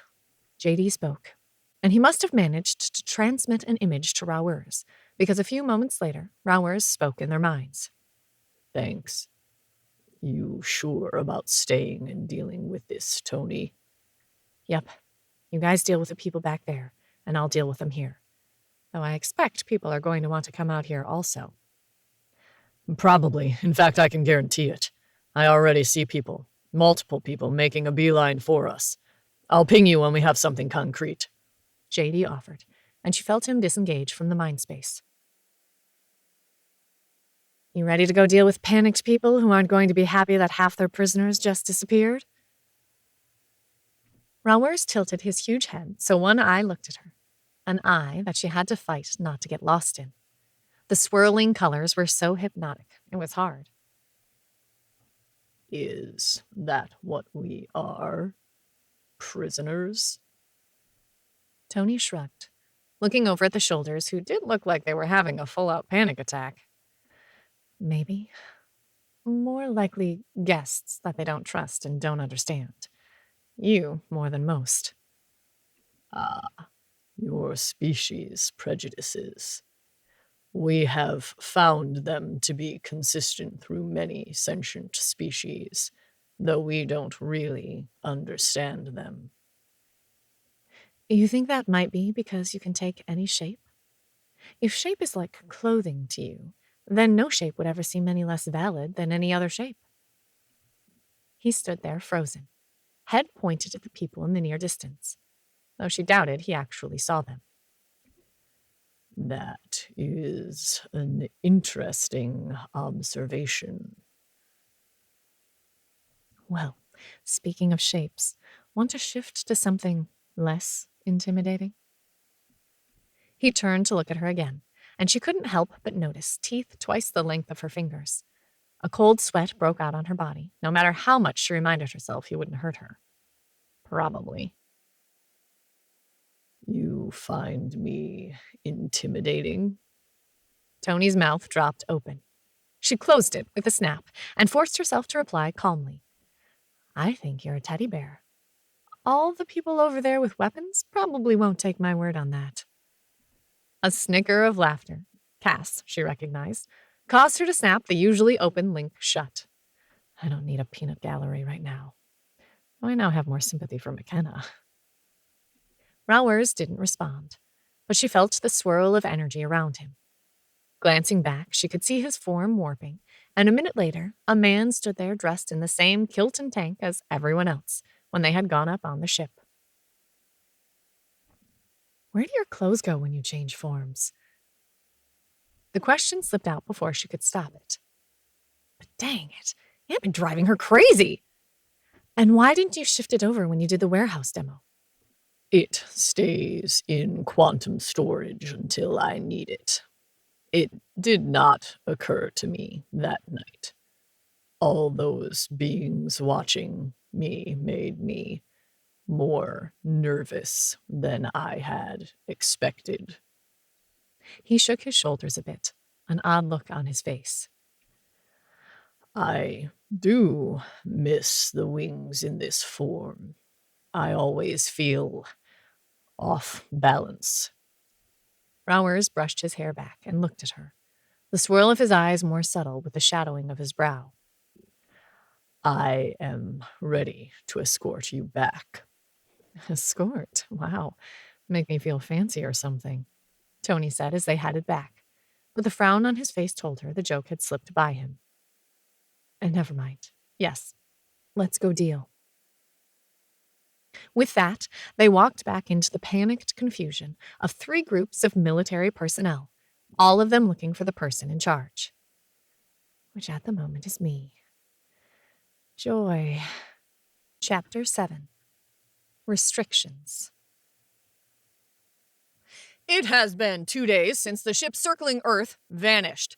The U.S. government has issued a statement that the aliens have fled, but they do have some under custody. Further information will be provided when it is obtained. While the sight of empty skies is a boon to most, many questions are being asked now that the immediate danger has passed. How could this have been prevented? Did people know ahead of time? Why weren't we more prepared? Who is to blame? The world is demanding answers as loved ones are buried and people start to deal with the aftermath, always with a wary eye on the skies. TNN Invasion News. Exhausted, all of them fell into bed at the end of each day. Toni spent all her time assessing computers and helping transition the information on them into media that others in both government and private research could access. Even Aleo couldn't figure out why Toni couldn't get the computers to recognize other people, which meant everything fell on her. Occasionally, she thought about Thelia and asking if she could come help, but that topic seemed to be surrounded in don't ask, don't tell vibes, so no one mentioned the woman. The kids still worked via phones, even though they were slowly getting more translators in, and they still regarded it as a game, so she let them enjoy it, keeping tabs on them mentally while she worked. The next surprise came when she showed up at the ship one day, and Burby and Rowers were waiting for her. Rowers didn't surprise her. He needed to be at one end of the portal, and he hadn't been at the house. But Burby did. He looked exhausted and older. Toni? She nodded at him as she walked over. Doug, what's up? He glanced at Rowers, who in his human form looked grave, a common expression lately. With a shake of his head, Doug looked at her. I take it McKenna is elsewhere today? Alarms went off in her mind, and Toni felt her worry spike. Yes, working with refugees and helping smooth out some issues with the non-human Kaylid. She can talk to them, and Perce is helping. He is almost fluent. But for the most part, more and more stuff is getting done without us. Why? They had been slowly being cut out of the inner loop, something that annoyed McKenna much more than Toni. Toni didn't care. She just wished she could get rid of more responsibility, but constraints weren't anything she could change. Burby pulled out his phone, frowned, then shook his head. I knew that. He rubbed his temple and then looked at her. So what can we do to lower the uproar going off like crazy? Toni blinked at him, completely lost. Uproar? You haven't heard? He looked at her, obviously surprised. Doug, I come here, I work. I go home, play with the kids, and pass out. All my friends are in the house with me, and while I'm here, it's all work-related. What am I supposed to be paying attention to? Her patience frayed, and she fought to not let it leak out. Having 4 very bright, energetic kids helped with that. Thank the stars for Karina. She quirked a smile full of wry humor at herself at the phrase that had slipped into the vocabulary. She blamed Aleo, though maybe Ash affected them more than they had thought. True. I don't know how much you paid attention to social media lately. Very little. After watching the meltdown with McKenna going live, we kinda all quit. Our families know how to get a hold of us. The rest of the world, we don't care about. She looked at both of them and folded her arms across her chest. Spill, what's going on? Doug groaned, rubbing his bare skull. I figured you'd be asking for explanations, not me having to give the backstory. So here it is. He cleared his throat and met her eyes. Someone asked Growers a question in the presence of reporters, and he answered, not understanding the significance. It didn't occur to him Earthlings might be all excited about it. He pointed out that Kaylid will never age as their cells have perfect regeneration due to the bot's interference or assistance, depending on how you look at it. Another glance at his phone. So people in the media now know that all shifters are immortal. Only years of experience never letting children see how their actions affected her let her keep her face blank. In all reality, she wanted to groan. We are not immortal per se. Most people know that, given the number of shifters that were killed during the invasions. We just apparently don't age once we hit a suitable level. She looked at them, and then shot a tight mental note to Rowers. Under no circumstances ever do you mention McKenna has the ability to change people. That can never get out. We would be hunted if that happened. Rowers paled. His gold skin acquired a sickly yellow color. He nodded at her. That much of human interaction he had figured out. Understood. That will never be spoken of aloud. With that, Toni redirected her attention to Burby. Okay, so it's out. There isn't anything we can do about it. What do you want? Her exhaustion level meant her patience with most government bullshit had reached her limits. I really had hoped you would say it wasn't true. Nothing, I guess. Any other gotchas we should know about? Toni threw her hands in the air, glaring at him. How the hell should I know? I've been a shifter for 3, 4 months? Every time I turn around, I learn something new. Why aren't you interrogating the captured Elentrin? Thelia alone should be a goldmine of information. Doug didn't respond to that. Just suddenly looked uncomfortable. Okay, thanks. This should be the last week of what we need from here, so maybe your lives can get back to normal. I need to meet with all of you tomorrow. I'll set up a meeting time and place. With that, he turned and trudged away, looking like the weight of the world lay on his shoulders. For a moment, Toni almost called him back, but pushed the urge away. I'm not responsible for any of this. None of us are, and we're all doing our best to make sure we help all we can. She turned to look at Rowers, who had hung back. Rather than talking to him, she opened the mind space and spoke to everyone.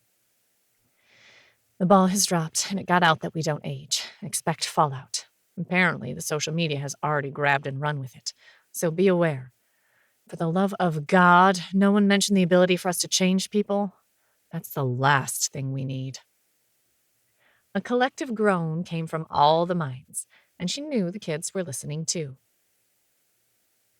And the SecDef wants to meet with us tomorrow.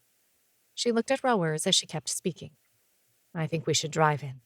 Might be easier and make it look more normal.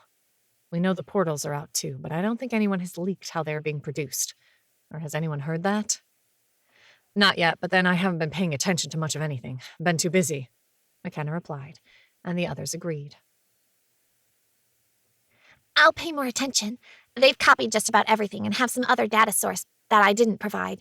But yeah, I think I'm about done here, Cass said slowly. Though, That might explain why I've had 3 people ask me how old I am. I didn't think anything of it at the time. There was the impression of a sigh and the shake of her head. Neither Perst nor JD commented on that, but Toni figured men didn't get asked their age all that often. Rowers lingered near her, but she just shrugged and went into the ship. People were waiting for her, and she got swallowed up by the technical needs of people wanting information and forgot most of the conversation until Rowers appeared to usher her home. She didn't know when that had become habit, but his appearance signaled it was time to go, and magically people found other places to be. Home, Jeeves? Rowers, he'd been mostly in human form the last few weeks, arched both eyebrows at her. He looked a bit funny, with both dark brows high on his forehead. It's a joke, don't worry about it. Your culture has many turns of phrase that do not make logical sense, and as I understand humor, they also are not humorous. Toni shrugged as she walked out with him. I'll be the first to admit humans are weird, but we play on culture's jokes. Hard to explain. He didn't respond as he created a portal, and they stepped through into the backyard. They tried to keep it to a corner of the yard where it wasn't likely anyone would be. She knew he would have ferried the others back, but her days seemed to be longer, since she was working on the West Coast, while the rest of them had mostly been moved to the East Coast. Cass and JD had already started dinner by the time she walked in, but the mood was glum. And do I even want to know? Reporters. McKenna all but spat the word out. Everywhere I turn. Glad you guys don't need my phone to contact me because I gave in and shut it off. Cass sighed. I have mine refusing all calls not from Helena. Cass talked to her sister at least every other day, so that made perfect sense. Perce, who came in from setting the table, hip-bumped McKenna with a little smile. I gave up and forwarded everything to my lawyer friend, Laura Granger. Got a second phone and gave her and my parents the number. It was easier. Toni blinked. She couldn't remember where her phone was. She looked at Karina, who was in the living room playing on hers. Are you getting bugged at all? Nah, they don't know I'm part of this motley crew yet. She flashed McKenna a smile. And I'm ignoring anything on social media. Too negative lately. Mostly playing games with my friends. We were talking about when school would start back up. I'm ready to graduate. A frown crossed her face. Though I don't know that I'm ready to leave you. And I'm still serious about wanting to change. McKenna went to bite her lip, then stopped. Toni snickered. It was a bad habit to have when in warrior form. Let's wait a bit. I don't want you to regret it. And we have time. I'd rather see how all this social stuff shakes out first before we do anything irrevocable. What? Be responsible and think things through? Karina laughed, her amusement bright and contagious. That's fine. I have all the time in the world. After all, you already prevented the end of the world, right? Her upbeat mood helped get them to dinner in a slightly less dour atmosphere, though it sank a bit when McKenna spoke. I don't know for sure what Burby wants to talk about, but I'm just going to avoid the immortality, and please, no one mention even casually me being able to change someone. She cast a look at the kids and Karina. And that goes for you guys, too. Jessie rolled her eyes, prompting Toni to glare at her until she ducked her head. That child of mine. My mother must be rolling in laughter right now. Charlie looked at McKenna, his voice very serious. We wouldn't talk to anyone. Besides, why would I want to talk to anyone outside the people here? I mean, the translating is kind of fun and we're getting really good at it, but I'm not talking about anything important with them. The adults collectively fought back grins and laughs as Charlie categorized the work they were doing, soothing scared humans in their own language, that everything was going to be okay, as not important. For the worldview of children. McKenna cleared her throat, the corners of her mouth still twitching. Be that as it may, let's be careful. We can't do anything about the information that has gotten out, but we can prevent new stuff. Browers, I don't think your appearance has been noticed yet, at least not by the media. It might be wise to keep it that way. He nodded, but didn't say anything, once more with that odd look on his face. Before Toni could ask what he was thinking, Perce's phone rang. Given what they were just talking about, everyone fell quiet. Hey, Mom, everything okay? There was silence on his side, and Toni, at least, didn't try to overhear. They'd all learned to try and provide as much privacy as possible to each other. Okay, thanks for letting me know. I'll get someone out there to take care of it. You guys be careful, okay? Another minute of silence. Love you too. Bye. Perce set down the phone and sighed. Someone defaced my house. Apparently some graffiti and broken windows. When the security company couldn't get a hold of me, they contacted my parents. He shrugged. I'll deal with it. In the bigger scheme of things, not an issue. What is it with us and our houses? JD asked, mostly rhetorically. Hey, we didn't have anything to do with that, I swear, Charlie blurted, and Jesse and Jamie both looked a bit pale, nodding their heads frantically.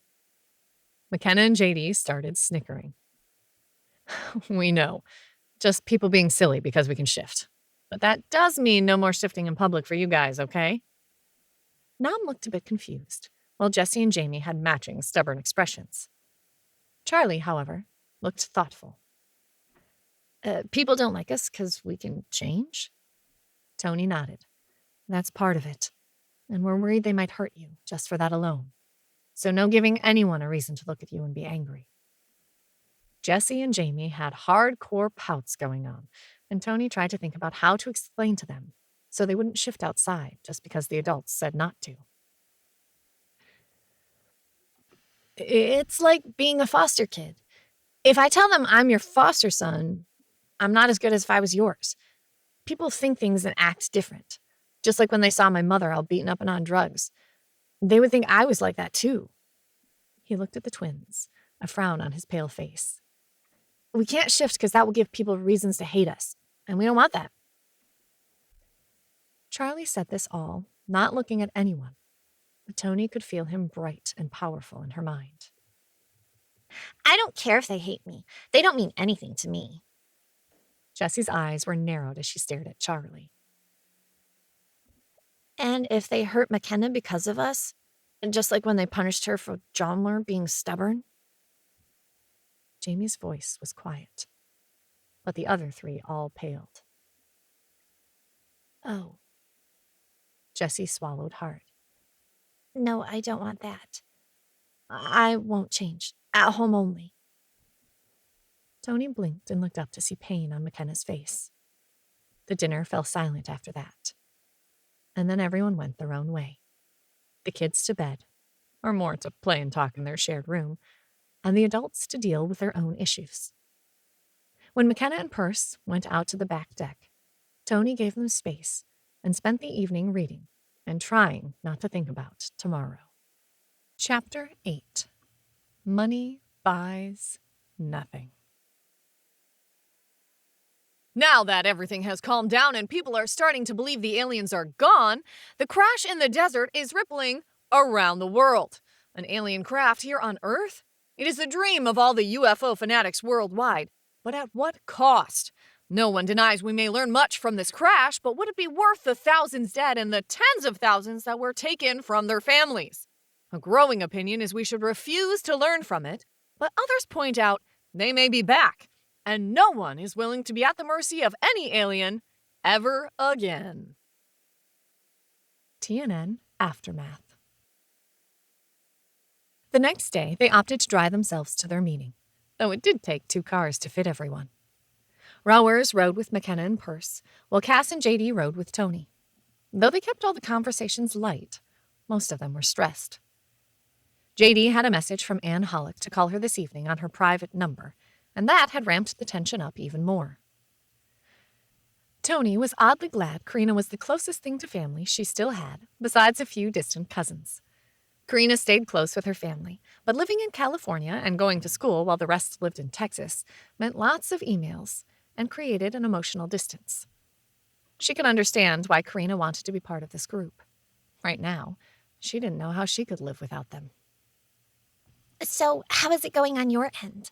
I finally have all the techs trained, and they're leaving tomorrow to start getting the people in the ship undone. I heard they were coordinating with the Red Cross to ferry them back to China. No one seems to know who is in charge in China anymore. Cass commented. Toni glanced up into the rear-view mirror and saw Cass leaning her head against JD's shoulder. She smiled at the image. They're adorable. I'm glad they found each other. JD's a great guy. She pushed any other thoughts and relationships and anything like that to the side. Thinking about relationships always ended badly for her. Driving what had become an all-too-familiar route, they didn't chat much, mostly commenting on how life seemed to be coming back to normal. Going through security seemed normal, no harder or gentler than usual, so she didn't think about the vague, odd questions from yesterday. They walked into the conference room, and she stared at the people in it, then shook her head and headed to the coffee station. With relief, Toni made a cup of green tea. She'd already had her caffeine fill today, and she wanted something in her hands. It made her feel less awkward. Mom? Jamie asked in her mind. Yes? Can we go do something tomorrow? We're getting tired of the house. He didn't whine. They all seemed too old for that. Karina has fun stuff planned for you today, but I'll see what I can do, either tomorrow or the day after. Fun stuff? Like? Jessie chimed in, sounding a bit more awake. Like you'll have to ask her and wait until she's ready. We need to change her. Having to go find her to talk to her is too much. Jessie whined, and Toni fought back a laugh, her mind bringing the image of her lying in the blanket nest with her arm thrown over her face, a true drama queen. Imagine having to call people on phones to talk to them. Or horrors, go find them in person? Her voice dripped sarcasm, and she heard the kids groan in unison at how lame adults were. I know, I'm so old. Okay, we're starting our meeting. I'll talk to you later. Bye. Bye, Mom. Toni. Filled her mind as she turned to watch the Secretary of Defense. Doug finished making his coffee and then sank into the chair at one end of the table. Christopher stood against the wall behind him. With a grunt of effort, Burby set his briefcase on the table and took a long sip of coffee, not looking at any of them. She really wanted to hug the man whenever she didn't want to strangle him because of his job. He just looked beyond exhausted, but his avoidance told her they wouldn't like this conversation. So be it. I'm ready to be a nobody again. Glancing around the room, she realized that it all paired off. Cass next to JD, McKenna and Perce holding hands. Then her. With Rowers sitting there, both awkward and relaxed at the same time. The social dynamics of this might drive her crazy.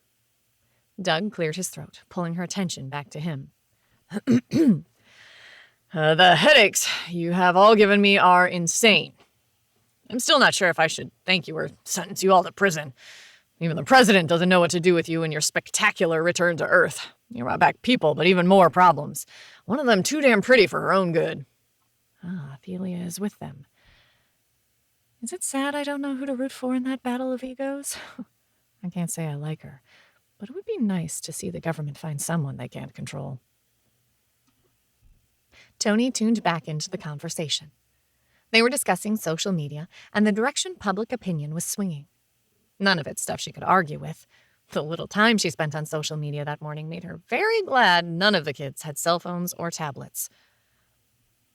I know, McKenna was saying, but I'm not sure what to do about it. We're the most well-recognized, and going back to work right now with this backlash isn't wise. Perce had his house vandalized, and our sergeant asked JD to call her tonight, which means we might not even have jobs to go back to. Living might be a bit tight for a while. Toni flinched at that, another reality she'd been avoiding. It would all depend on how many people knew Toni Diaz was a shifter, much less a shifter involved in all of this. Well, that at least I can help with. Toni jerked her head up and looked at Doug. While the government recognizes that they will need to work on making sure the law of equal rights is upheld, it doesn't change how people react. We can't help all shifters, or Kaylid. But you few, we can help. From out of the folder, he pulled out checks and handed them around the table, skipping only Raour's. In recognition of your service to your country and the world. We were trying to get you the Medal of Freedom, but the tide of public opinion put a damper on that. Toni looked at her check, then read it again. McKenna's choked voice broke the odd tension. 2 million? Considering what continuing to fight this war would have cost us, not to mention the information on the ship you brought us, personally, I think it should have been in the tens of millions, but... Burby sighed, and once again Toni had to repress the urge to tell him it would all be okay. Congress has just as many idiots who follow social media as does the public. It isn't much, but there are also checks here for the kids for their translation work for $500,000. He slid 1 to McKenna and 2 to Toni. I wish I could do more for you, but I've already turned in my resignation. The end of next month is my last day on the job, and I can't say I've ever been happier to quit something. Toni looked at the money. More money than she had ever seen. All of us got $2 million, and the kids got $500K? Her thought, barely above a whisper. Yeah. All of them seemed awed by the money, except Perce. He glanced at it and shrugged. Oh yeah, that was probably his sign-on bonus. Good for him. But for the rest of us, this might be the only way we make it. I had not known how to broach this idea, but perhaps this is as good a time as any. Raour's words pulled her out of her thoughts, and she looked up to see everyone looking at him. Probably with the same emotions she had, confusion and curiosity. Did any of you know about this? She asked, but there was a resounding no from everyone. So Toni stayed silent as McKenna prompted him for more information. The Elentrin are still out there attacking my people, and we are a species that breeds very slowly. Many of the worlds they tried to take from us but failed have housing and land.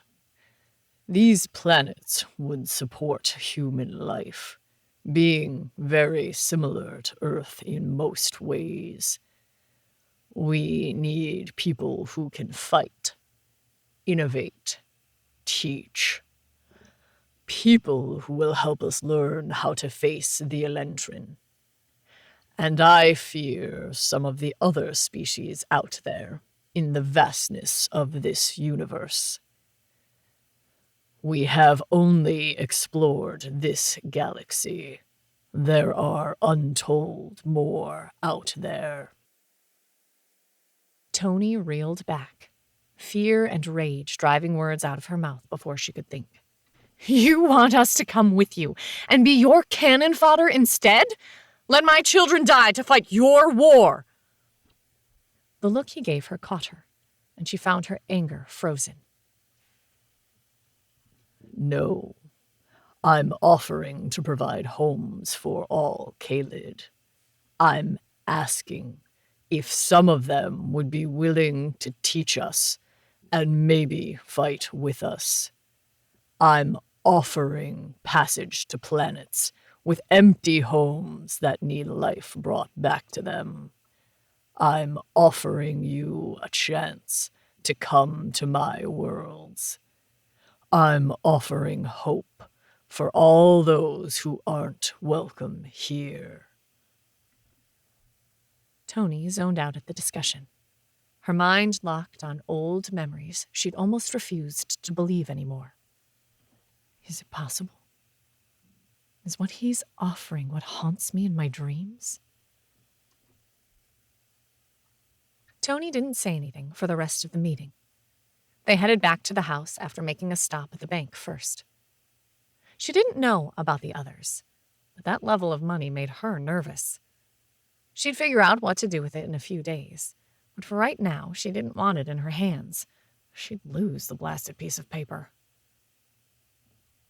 They got back to the house, and as one, everyone turned to look at Rowers. But before anyone could start asking all the questions that bubbled in them, JD raised his hand. I think I need to call Anne and see what she has to say before we do anything.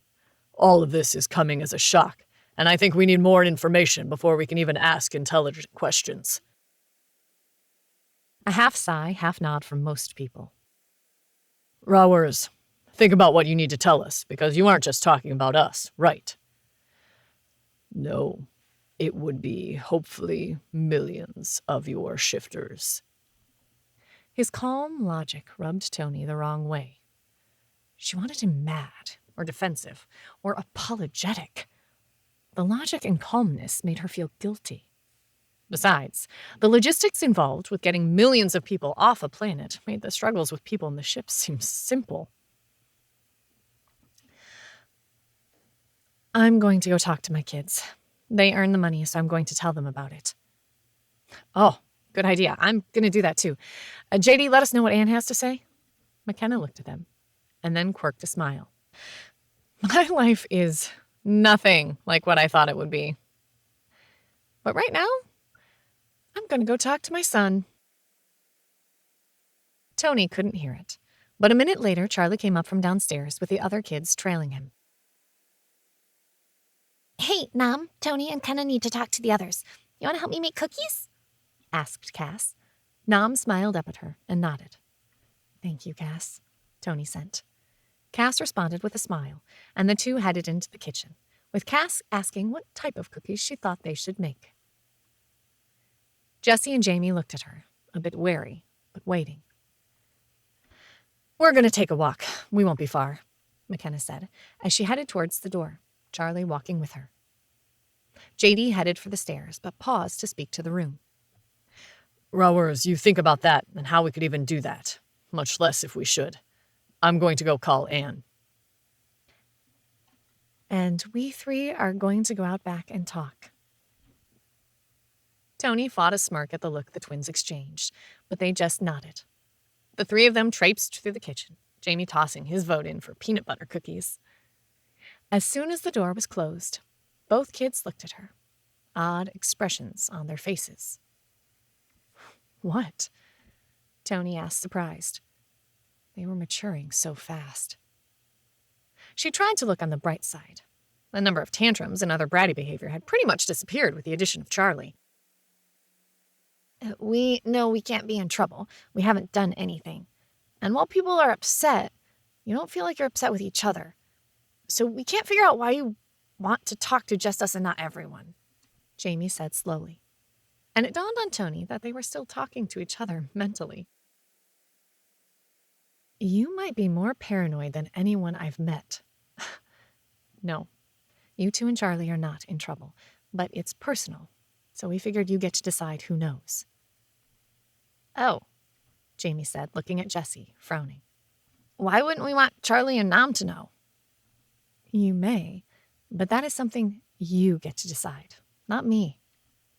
Toni paused, wondering if her 7-year-olds would get the difference. Was she being stupid, giving them this courtesy? Twin, brilliant smiles erased her worries. Thanks, Mom. We'll probably tell them, but thanks. So mature, so adult. What else is changing faster than normal? The thought distracted her until Jessie huffed. Well, the government paid you money for your translation work. I've opened up accounts in your names and put the money in there for each of you. I don't want you to touch it until after we get settled, either at home or someplace else. That much is still being discussed, but you have a lot of money. Obviously, I would like you to save some for your future, but once things settle down, you've earned spending some of that on fun stuff. Their eyes lit up. Can I get a bite? Jessie broke off halfway through her sentence and frowned, looking at Jamie, who had an odd look on his face. Can I get some books? Like ones for a tablet or e-reader? Can I get one of those? Yes. Toni didn't hesitate. She'd put on parental controls, and she knew Jamie would take care of it. Jessie?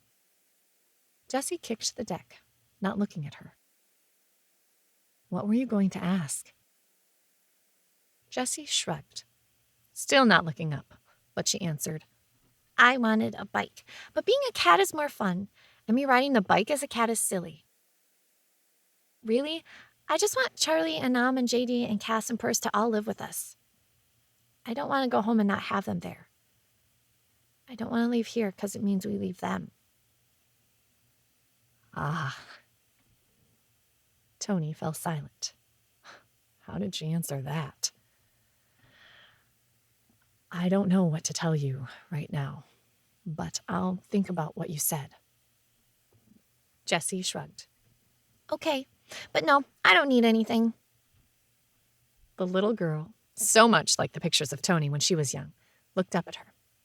How much did they pay us? You each got $500,000. Toni said the amount slowly and waited. The kids shrugged. Okay, is that like a lot? She looked at them blankly and then laughed. Yes, about what I would make in, 7 years of my job. Oh, They said in unison. Mom, Jamie said, his voice slow. I think just leave it for now. That's a lot of money. I will, but you earned it, so you need to know. You'll need to pay taxes on it, but I'll take care of that. Which opened up a whole different can of worms, but you'd worry about that later. If there was a later. There has to be a later. Their heads jerked up and looked at the house.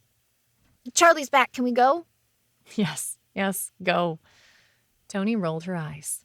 Her place in their lives had been firmly supplanted by Charlie and Nam. Should it hurt more? Walking back into the house, she closed the door they had left open. JD was coming down the stairs as McKenna fell into a chair. I know they're kids, but I never thought telling someone they had been paid $500,000 would be met with, okay, McKenna muttered as she sat on the couch. Yeah, me too. Oh well, at least they aren't running around wanting to buy everything. That mean we're doing a good job? Toni asked, sinking down next to McKenna. So, talk to Anne. JD's voice told her everything she didn't want to know, and Toni braced for the next round of drama. Chapter 9. Parks. Sydney is gone. The famous opera house, the beaches, the people. What was once a thriving city is a wreck of debris. The asteroid hit on the outskirts, creating local earthquakes, a cloud of ejaculate. But while the crater was impressive, outside about a 10-mile radius, the damage was repairable. Until the tidal wave hit. The 2-mile-high wave slammed into the city, and while evacuation notifications had been made, there wasn't enough time to flee far enough inland to avoid the wall of water. At this time, over 90% of the population of Sydney is presumed dead. TNN Aftermath. In the end, it wasn't anything they hadn't expected. JD let them know both he and McKenna had been placed on administrative leave. Toni had already been notified she was officially terminated, but she had just refused to even deal with it. But she could see the impact this had on her two friends. All of them talked about everything except Rauers' offer. No one could face the idea of leaving their planet until they truly saw what was going on. By the next morning, stress had pushed Toni past her limits. With all of the drama for the last few days, if the government wanted her to come back, they'd have to beg. And even then she didn't think she would. She wanted to spend time with her kids, remind herself of them before they grew up and didn't need her anymore. She'd planned a day in the park with the twins, something normal from their old life. Rauers hadn't brought up his offer again about a new world, but she knew all of them were thinking about it. But leave their home? Go to another world? It still seemed more scary than attractive. We want Rauers to come with us. We want to hang out with the dragon. Jessie looked up at her with her eyes as wide as she could make them, playing up the sweet, innocent look. The last thing she ever was. You do, huh? And what about Jamie? Toni fought not to smile. Oh, he thinks so too. As do Nam and Charlie. We think we should all hang out with the dragon. We haven't seen him at all. She tried hard to not let her body language change, but she still felt disappointed. So all of you want to go out? What about McKenna and JD? Jessie shrugged, a distracted look on her face, which probably meant she was talking to the other kids. We've seen them all week. We haven't seen you. You should take us kids out and the dragon. We could go to the park. Toni sent a quick check to McKenna. You care if I take off with the kids for the day? They talked you into it, huh? McKenna's amusement came through. Charlie's here trying to convince me that person I need to take a day to just relax. Not sure if he's trying to matchmake or something else. But nah, I'm good. I should contact Ann and Kirk in California anyhow. I feel so out of touch since we've been buried in ship stuff. I think I need to check in and figure out what's going on. Then I shall fall on the sword of children for you and take them away. Oh, please, you'll love it. Go have fun. McKenna's amusement came through clearly. Maybe. She had missed the other kids, too. But the dragon? Draken. You need to quit thinking of him as a dragon. It's rude. Rowers, would you be interested in going to the park with me and the kids? She felt stupid even asking. He'd probably say no. Why would anyone want to hang with 4 kids and an overstressed mom? I think I would enjoy that experience. It has been overwhelming of late. His thoughts came through clear and calm. Toni looked down at Jessie. I guess you got your visit to the park with Rowers. Yay! Jessie did a little impromptu dance that had Toni laughing. Go get changed into park clothes and I'll make a picnic lunch. The words had barely left her mouth before Jessie was scampering up the stairs, shouting for Charlie and Nam. She can talk in their minds. Why in the world is she shouting? Toni abandoned the eternal question of children and their behavior in favor of trying to find stuff for a lunch. While some things were returning to normal, it was taking a bit, and fresh food still remained in short and tight supply. A bit of creative digging, and she came up with dried apples and bananas, peanut butter sandwiches, cheese sticks, salami, and a bunch of crackers. Not perfect, but enough for them to have something to eat, especially with an early dinner. She got everything tucked into a backpack along with a blanket. They were going so high class. She laughed at herself. This sort of normalcy was part of what she had missed so much. You guys ready? I believe I am appropriately garbed. Rowers' voice came from behind her, and she had to tamp down her immediate reaction. Though whether it was fear or something else, she didn't know anymore. Instead, she turned slowly to see him in his human form, still large and imposing, but less awe-inspiring than in his dragon or warrior form. Someone had got him jeans and a t-shirt that stretched tight across his body. Something about how his jeans fit struck her as odd, but she didn't have time to dwell on it. Dragon Man! Nam's whisper shout preceded her, launching across the kitchen to grab Toni's leg, even if her eyes never left Rowers. The child was ready to climb on him as a dragon. But now, with him in human form, she's shy. Children, I swear. If they drive me this crazy as kids, as teenagers, I'm going to need drugs to deal. His name is Rowers. Toni spoke quietly, but not trying to hide what she said. Why don't you say hello? There must have been mind chatter she wasn't aware of, because Nam stood up, pushing away from Toni's leg. Her lower lip stuck out a bit, as if pouting, but cuter. The child had so much cuteness. It worried her. Luckily, none of the kids pushed too much. They were almost too good at times. Another aspect of what they were, probably. I'm Nambara.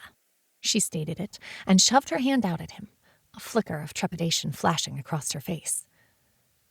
Toni sighed in relief when Rowers crouched and held out his hand, shaking hers gravely. I am pleased to meet you, Nambara.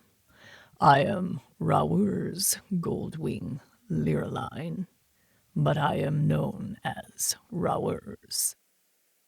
The smile that flashed across the girl's face made Toni want to coo at the cuteness, but she just nodded. See, now you know each other. Ready to go to the park? Yes! The chorus of words came from the other room, and Nam pushed away to join them. Toni grabbed the backpack off the counter, then handed another bag with some water in it to Rowers. He nodded gravely as he took it, and they headed out the door. The kids waited for them at the driveway, acting like they hadn't been out of the house in weeks, instead of at the base daily helping with translation needs. They headed down the street, staying a few feet ahead of the adults, but not racing too far out. All of them were still too jumpy. The normal noises caught her attention first. Traffic sounds in the distance, the sound of music from the nearby houses. Rowers walked, matching her pace, but she watched his head swivel as they walked towards the park.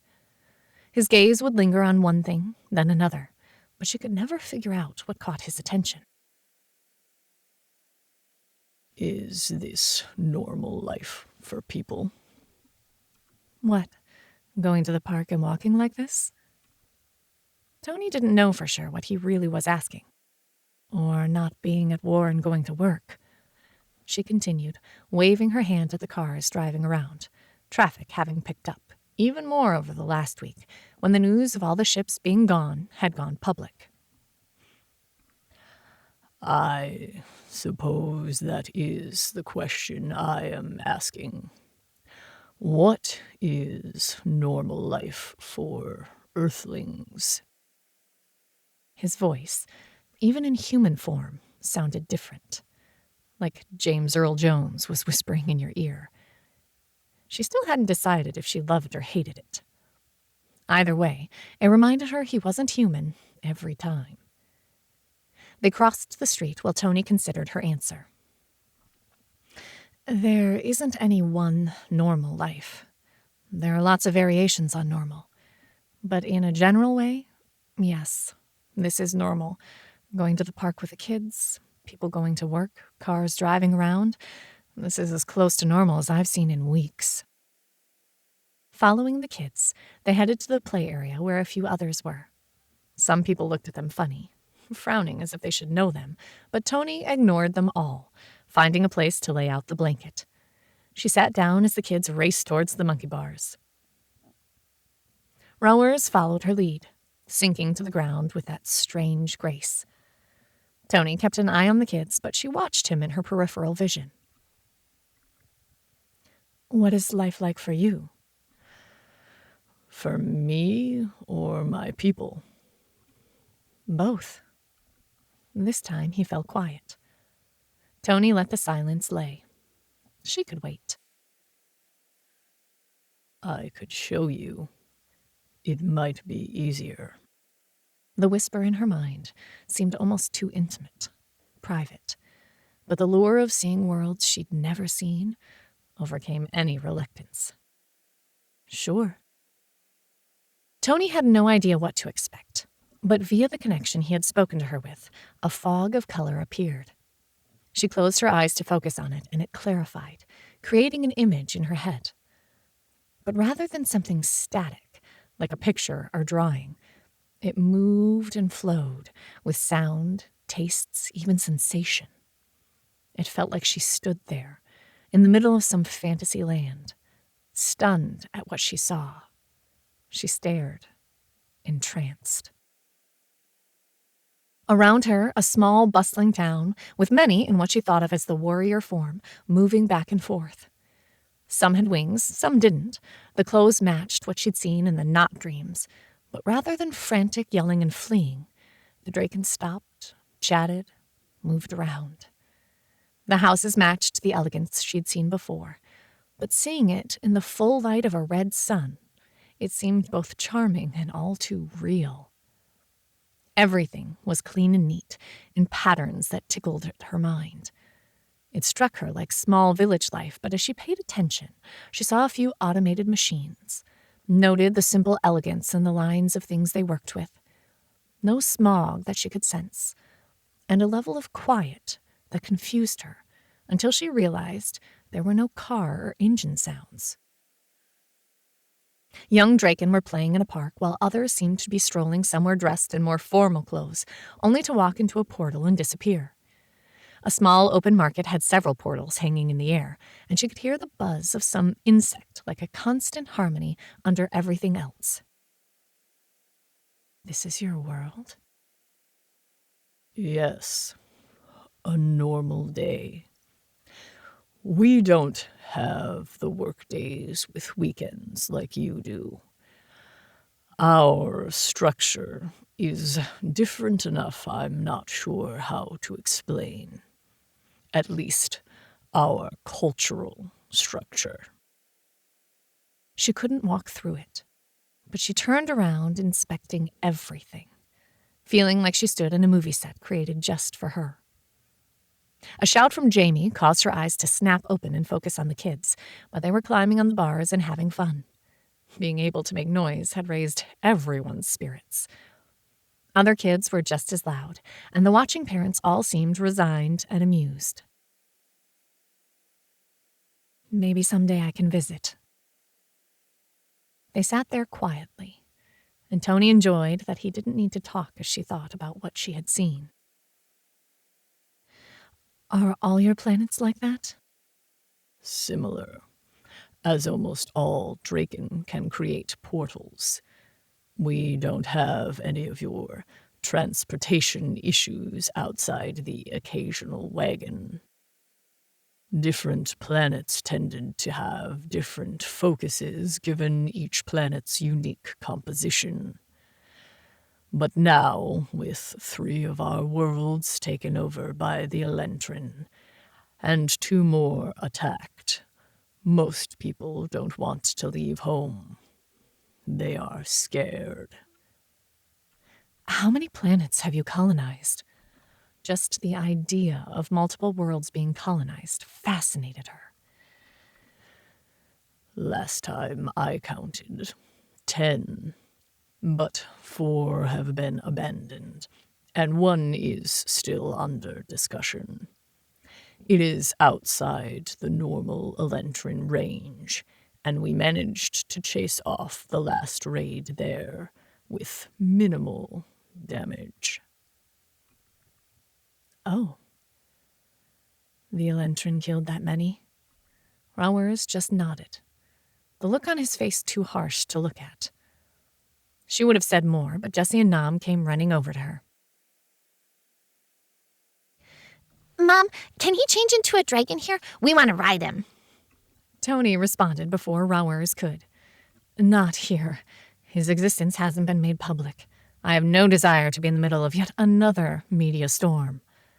She saw the resistance on Jessie's face and the pout on Nam's. I said no. It's too dangerous, and we don't want anyone to get hurt because they think he's a monster. No, I doubt anyone could hurt him. They could hurt the rest of us, though. Jessie's face fell as she thought about that. Okay. Can I get something to eat? I don't know if you can, but you may. Toni mocked reprovingly. The grammar correction had Jessie sighing, but she responded correctly. Mom, may I have something to eat? Yes, you may. Toni started to dig out the food, while Rowers handed each of the girls a bottle of water. The appearance of food called the boys over as if by magic. They plopped down on the blanket, snacking and enjoying the sun. Toni had no doubts the kids were scheming to figure out how to get a dragon to play with, but for now, they could scheme. The occasional look by an adult was starting to get to her, and she couldn't figure out what was so interesting about them. Toni, McKenna's voice pulled her out of her contemplations. Yes? Just the tone of McKenna's words had her on edge and looking for enemies. When would reality get back to normal, and stress in a friend's tone made her think someone was pregnant or way too drunk? You guys should probably come back now. Blair is here and she says she needs to talk to us. We just got here. The sun felt good. The kids were happy, and she rather enjoyed being outside and not in the dry sand of the desert. It dawned on her the sun had moved more than she thought. Wait. She glanced at her watch. Surprised 2 hours had passed. Maybe between the walking, the vision, and talking, more time had passed than she thought. And I'm sorry, but what she shared so far has worried me, so come home, all of you. Please? That alone was enough to get her up and starting to pack up. Okay, guys, sorry to cut it short. McKenna needs us. The magic words of McKenna needs us stopped any imminent whining, and within 10 minutes they were all up and heading back to the house. At a much faster pace this time. Charlie had a frown on his face, but didn't seem panicked, so Toni figured McKenna had reassured him. So back home and see what drama has happened now. Chapter 10. Backlash. With the struggle to get back to normalcy, crimes that were committed earlier are now being reported. The number of calls to report dead bodies has risen in the last week. Many are understandable and tragic. People dying at home, too scared to call for assistance during the invasion, looting of businesses, squatters living in homes, and a few murder-suicides.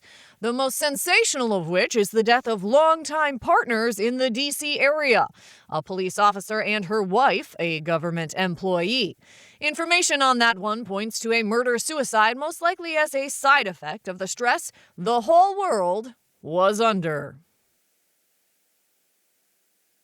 TNN News. They arrived back at the house, worried but not freaked out. There were no extra cars in the driveway, so Toni figured Blair hadn't arrived yet. She'd met the woman that once, so wasn't sure why she was coming here. Maybe to talk to Rowers? But she had called McKenna. Too many questions and no answers. The kids had managed to expend more energy than she expected, and they decided they wanted to read for a bit. The cats were more than willing to take a nap, but Charlie wanted to do something, so reading had been the compromise. They streamed up to their room while Toni disposed of the picnic remnants. Rowers walked into the kitchen with her, seeming unsure of what to do. Before Toni could decide what she wanted to do with him, put him to work or send him away, McKenna walked in. Thanks for coming back. Sorry I interrupted your day. She looked at Rowers. What did you think, Rowers? Enjoy your picnic? McKenna leaned against the door jamb as she watched him, face inscrutable. The experience was enjoyable. Other than letting nestlings run off energy, I am not sure of the purpose. He stood in the middle of the kitchen, looking too big and out of place in this area. McKenna glanced at Toni, and they shared an amused smile. Sometimes that is the entire purpose, but often it's to enjoy being outside and just relax. Rowers had a puzzled look on his face, but didn't seem to have another question. Karina came in, flashing a smile when she saw them. Hey, you're back early. I was thinking, I need some supplies, and they said the mall was opening today for limited hours. How about I take Jessie and Nam to get them a few clothes and what I need? That little girl is growing like a weed, and what we have for her is getting too tight. Fine by me, Toni said, reaching for her purse. I still have about 50 cash. See if you can get Jessie a shirt or two. Slightly loose would be better. Might let me clothe her for an extra month. And you're right about them growing like weeds. I just have more shirts for Jamie, as he's been wearing Jeff's old ones for play stuff, and he has a long way to go before he'll grow out of those. I'll worry about school clothes when we go back. McKenna had been frowning, but nodded. Same. Get Nam a dress, maybe. She seems to like them a bit better than Jess. Give me a minute to grab my wallet. I'll give you cash and a card, but if the machines are working, use the card. I need to see when they're going to be finished with us here. I'm ready to go home. Sure thing. Karina took what the women handed her. Want me to swing by the grocery store and pick up anything? That started a whole other conversation.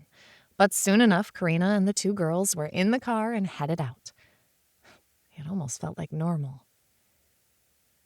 Karina had been gone about 2 minutes when another car pulled up into the driveway, and Blair Lewis got out. Toni and McKenna were still standing in the open garage, trying to decide how to pack up when they were allowed to go home. Wonder if we could talk Rowers into just opening a portal? Surely that can't be harder than doing one from the planet to the ship. Then we can just walk through. How can we have gotten this much more crap in such a short time? McKenna asked, looking at the piles of stuff. Children have reproductive properties on things. Besides, there are 3 other people's stuff here as well. Plus, I'm pretty sure that hat is Rowers's, Toni replied, before turning to smile at Blair. Hey, McKenna said you need to talk to us? Blair gave them a smile, but Toni thought it seemed forced and tense. Yes. She looked around. Are the others here? McKenna frowned, and Toni felt the friction of worry enter the mindscape. Well, Rowers is inside, or he was.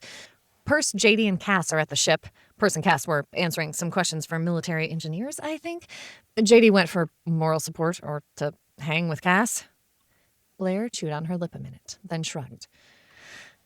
Not like you can't tell them when I'm going to pass on, but I'd rather talk to you inside. She didn't look twitchy, just worried. The feeling of a storm heading her way intensified in Toni's mind. Want something to drink? Toni offered out of habit as they entered the house. They didn't have anything besides water and coffee. Again, they needed to go shopping. Just water, Blair replied, still looking distracted, and scoping out the living room as if she expected to find someone in it. Well, take a seat. I'll be right back. Toni cast McKenna a fast smile, then headed into the kitchen. Relieved she'd chosen water so she didn't have to make excuses about everything they didn't have. Some childhood lessons you never seemed to lose. Rowers stood there, looking out towards the back deck, his back to her. Anything wrong? She asked as she moved into the kitchen. No. Enjoying the peace and reflecting on my joy that the Elentran did not destroy your world. Me too. She got the glasses of water. Want to come listen to what Blair needs to tell us? If you do not mind, it would be interesting. Nah, I have faith she'll tell us if it's classified or something. Toni walked in, Rowers following like her own personal dragon. That thought made her mouth twitch, but it faded as she looked at Blair. The woman had tight lines around her mouth, and she paced the living room. Toni shot a look at McKenna, but she just shrugged, frowning. I brought the drinks. Blair spun, almost jumping, then relaxed as she saw Toni and Rowers. Though this time, Rowers didn't capture all her attention, which created more storm alarms in Toni's mind. The woman nodded at them distractedly. Oh, good, you're here. Blair's voice was absent as she paced another minute around the living room. Toni could almost feel her gather herself and settle down in the chair, looking at the 3 of them. Toni and McKenna sat on the couch, while Rowers sat in the big armchair JD favored. I know when we met a few weeks ago, Mr. Burby introduced me, but I don't think he explained why I was there. And with how everything went down on the ships, my special brand of insight wasn't needed. She fell silent, and Toni frowned. It was McKenna that prompted Blair. So, what do you do? Or would you have done? That seemed to pull Blair out of wherever her thoughts had led her, and for the first time, Toni thought she actually saw everyone there. Sorry. My thoughts and the patterns that I'm seeing have me scattered. I'm a cultural anthropologist, and normally you think that anthropologists work on understanding other cultures. Well, I primarily study ours. They grabbed me because of Rauers, but he had enough knowledge of this world to not need me. Then they wanted me to interact with the Elentrin. We have 3 now, Scylla, Thelia, and one of the crew from the ship you brought down. Male. I can't remember his name right now. I've been trying to understand their culture so we can figure out how to work with them, or at least recognize insults. Toni's comment sounded flippant, but she didn't mean it to. Oh, you have no idea. Cultural attachés are usually sociologists, advising on how to work with different groups. The Chinese and Japanese usually required 2 or 3, so we don't make idiots of ourselves. Didn't always work, but it helped. Blair waved that away. But, well, fascinating, and I expect to get multiple books out of that culture. That isn't what has me freaked. Toni just waited, though already her short patience was being stretched. She wanted information now, not trying to pull it out of people. Gods, the kids are going to kill me when they become teenagers and hide even more stuff. Blair took a drink of water, and Toni saw her hands were trembling as she set the glass down. What is going on? We just survived an invasion from another race. What could get her this shook up? And why come to us? We're almost out of the limelight. Here's the thing. I've been monitoring social media just because it's a great bellwether for any cultural group. Obviously, during the invasion, it was used to pass information and warn people, but right now I'm seeing something spread, and it's creating a pattern that I recognize. Blair, what are you talking about? Toni blurted out, trying to figure out what she could mean. They'd already survived one social media firestorm. What was another one? The woman ran her hands through her hair. Dropping her elbows on her knees, she looked at the ground for a minute before lifting her head to stare at McKenna. You don't understand. This isn't various things coming up from different places. Someone is guiding this, spinning it, creating a cult of their devising. This isn't random. It is planned, directed, and it's working. She all but hissed those last words. What do you mean? Planned, directed? To what? McKenna asked this, leaning forward, and Toni mimicked it, confused as to what the woman meant. Blair turned her head looking at them. Oh, really? You haven't been paying attention to what's going on? When? Toni asked, exasperated. We're either at the ship or passing out. The few times in between, I'm spending it with my family. We've already given everything we can to everyone else. Blair blinked and leaned back with a bitter laugh. I guess that's both good and bad. I know this was mentioned to you, but I don't know if you realize how bad it's gotten in the last week. There's someone working very hard on placing the blame on the Elentrin invasions squarely on shifters. Making it out as if Kaylid caused this entire thing. They are spinning pictures they got showing us helping other aliens off the ships and making it so that we are seeing a serious uptick of resentment and hatred against the shifters. Already it has caused riots, lynching, and at least 50 deaths just in the United States alone. Someone is making a concerted effort to start the Holocaust all over again with shifters as the focus. And I'm terrified he is succeeding. He's playing on the fears, the valid fears of people worldwide. You mean someone is trying to make us look like monsters? Toni couldn't help her incredulous tone. It sounded like the plot to a bad novel. Like we are the ones that caused the attack? The changes? Blair made a sound that might have been considered a laugh, but it chilled Toni to the bone. Trying? This person or persons aren't trying. They're succeeding. At the rate this is going, the Elentron will be looked on more favorably than shifters are. I don't know if it's just one person or several, but it's spreading like wildfire. And some of the pictures they have are real, which makes it worse. When you have evidence to support your claims, it makes refuting it much more difficult, especially when what they're saying is essentially true. Her hands had fisted so tightly they were going white at the edges. Can you show me what you mean? McKenna's question helped focus Toni's spinning mind. What were the ramifications? I'm really surprised you haven't seen these, but then maybe not.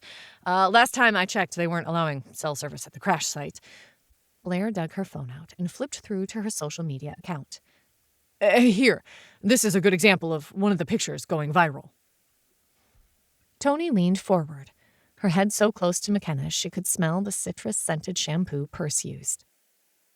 On the screen was a picture of a decidedly non-human-based Kaylid. The 4 arms were a dead giveaway, being helped from the portal towards a tent.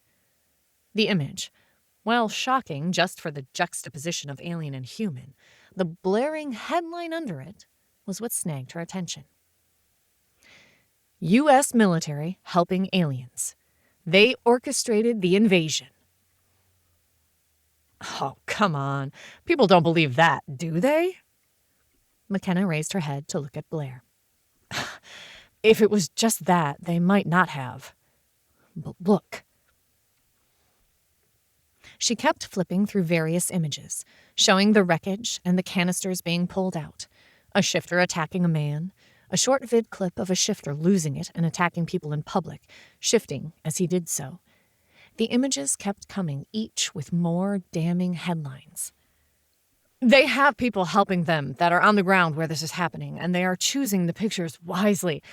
Since no one else has any of them, there isn't another side of the story coming forward. Everyone I've talked to at the government says it's a phase and will cool once the shock of the invasion wears off.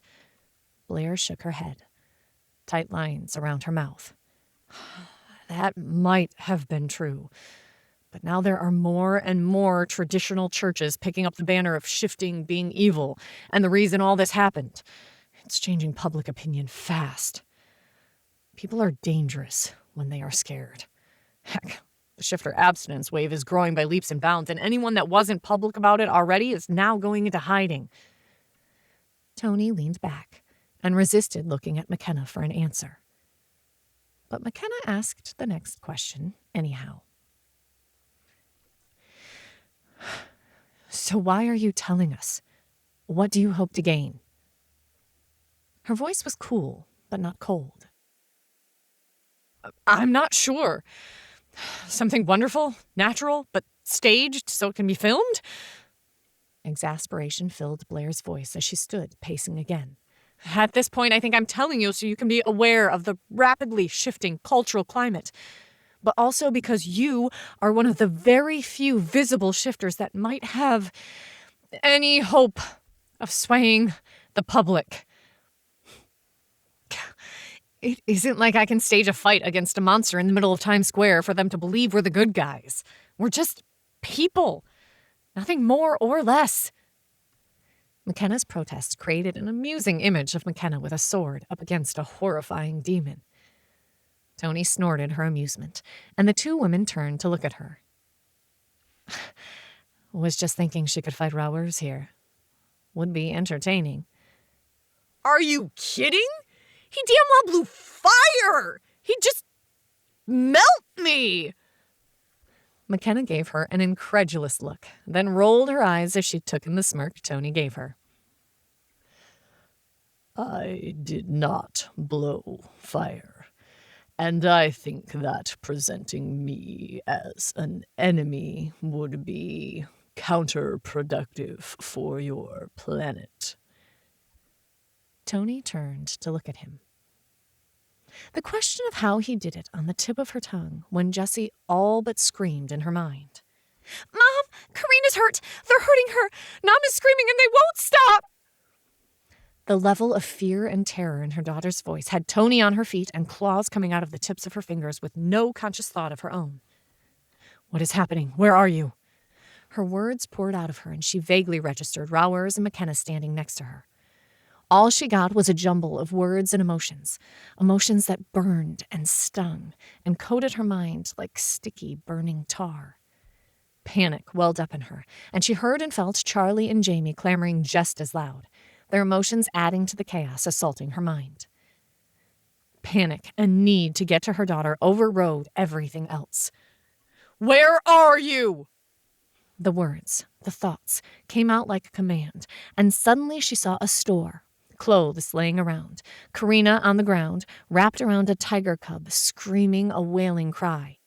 Boots kicked at her, the braids flying, but she curled hard around the tiny cub, blood coming from various cuts and bruises forming from the assault. "They're at target about 3 miles from here," Toni snapped out and turned towards Rowers, stilling, seeing through her daughter's eyes. "Take me there now!" Of course, Rowers said without hesitation. She felt a gentle brush of thought, then it traveled down that link to her daughter, her terrified daughter. I have her location. Opening the tunnel now. To the side of them, the silver swirl, which had never looked so good, started to appear. Blair stood off to the side, face pale, eyes wild, but she didn't ask questions, just got out of their way. Later, Toni would need to thank her for that. She waited, tense, even as she kept seeing Boots kicking Karina, the crying cub, people yelling and shouting, trying to grab the people attacking Karina, attacking her friend. Go, his voice whispered in her mind, but she was already moving through the portal, racing towards the terror she felt from Jesse. As she stepped out, the connection snapped, and she saw everything in a single glance that seared across her soul and her mind. They were near the girls' clothes. Karina lying on the floor wrapped tightly around Nam, who had quit crying, but lay curled into a tight ball of orange and black fur, her clothes tattered.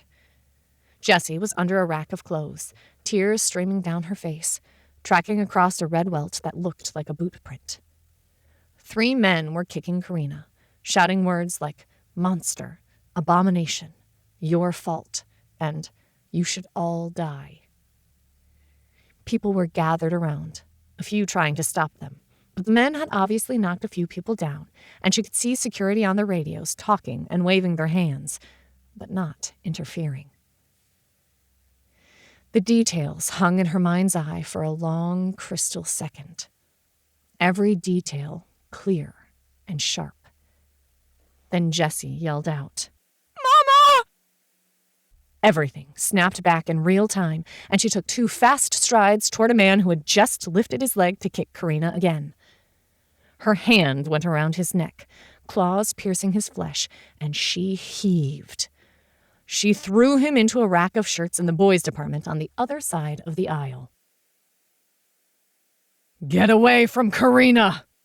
Her voice came out as a low growl, and people scrambled back. Behind her, she heard gasps as McKenna and Rowers came out. Toni could feel their presence solidify behind her as she growled at the other 2 men, her teeth lengthening as she snarled, "Get away!" One of them sneered at her, while the other paled and backed away. "You're one of them, a damn alien. It's because of people like you I lost my parents. This is all the fault of your kind. You should all just fucking die." He made like he was going to swing at her, but a huge hand grabbed his arm before he could complete the swing, or she could gut him. I think not. Rowers lifted as he spoke, picking up the man easily. The man went pale, as Rowers, still fully human, picked up his entire body the way you might pick up a toddler. This is not acceptable behavior according to your society. The man wiggled up, couldn't get his arm free. Toni dismissed him from her mind as she knelt next to Karina. "Jessie, go through the portal." Jessie hung back, looking at her, and Toni took a few precious seconds to look up and lock gazes with her daughter. I love you. You did the right thing. Now get home. Charlie and Jamie are there, as well as a woman named Blair. You know her. Stay there until we or the others get back. Tears still wet on her face, the left side swollen and red. Jessie nodded and streaked through. That removed one factor. Around them, people were protesting, and she could hear sirens outside. But none of that mattered as she looked at Karina. McKenna, come here and get Nam and get home. I need to get Karina to a hospital. How badly hurt is she? McKenna asked, even as she came around and pushed the rack of clothes out of the way. Toni didn't answer. Didn't want to say. But McKenna wasn't stupid. Damn. She broke off the words and continued into the mindscape. I can change her. Will that help? It was an option. A real one. But first, crouching down next to her, she touched her gently, and Karina flinched, arms going even tighter around Nam. Karina, it's Toni. We're here. Let McKenna take Nam. We'll make sure she's safe. She kept her voice low and gentle, focusing on the girl who had been family for the last 4 years. Karina looked up at her, relaxed her grip on the little girl, and then her whole body went slack. Chapter 11. Fear. Fear is the new word of the day. Fear the aliens might come back, fear of shifters, fear of governments, fear of loss. With the ripple effects from China still being in shambles since the invaders left, wariness has become a way of life. While the normal everyday things seem almost back to the status quo, some people are looking down the road. With no computer chips, what good will the science in the ship do? With China facing an easy 10 million deaths, how will that affect food and other purchases? Things the U.S. relies on. And even more people are looking at their neighbors and seeing the monsters that brought all of this down on the rest of us. TNN Aftermath. Fuck! The curse word came out as a growl. McKenna, get Nam out of here now. I need to get Karina to a hospital. McKenna had already grabbed the tiger cub, who wrapped around her, whimpering in the most pitiful way. She stood holding the girl and looked at Rauers. You willing to do a bunch of rapid portals?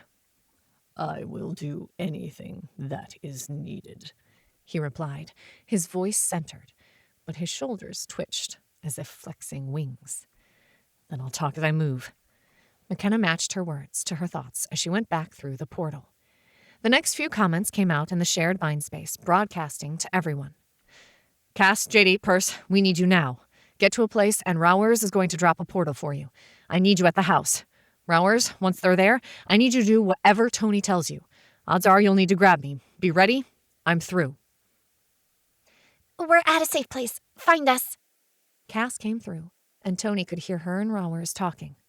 It wasn't straightforward, as he had to be on one side of the portal. Toni? He asked behind her, but she was too busy trying to assess the damage to Karina. Where are the damn paramedics? What? Her comment snapped out, but she didn't have time or energy to care about being rude.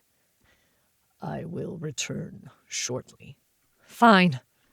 She dismissed him and felt the portal close with him on the other side. She lifted her head and speared one of the security guards with a glare. Young, overweight, and obviously scared to death, he held his radio in a death grip, face pale as he looked around, frantic. You! Her voice sharp. The young man looked at her, eyes wide. Yes? The words stuttered out as people were starting to recover from the sudden appearance of the three of them. Where the hell are the paramedics? We have a badly injured woman here. I need them now. Oh, okay, He babbled and lifted the radio. Are they here yet? His voice high and sharp. The idiot she'd thrown to the ground was whining and complaining behind her as she heard the rush of feet. Finally. What the hell is wrong with the response times? She looked up, But instead of EMTs, or even someone with a decent first aid kit, 3 police officers rushed in, guns drawn. Snorting, she returned to Karina.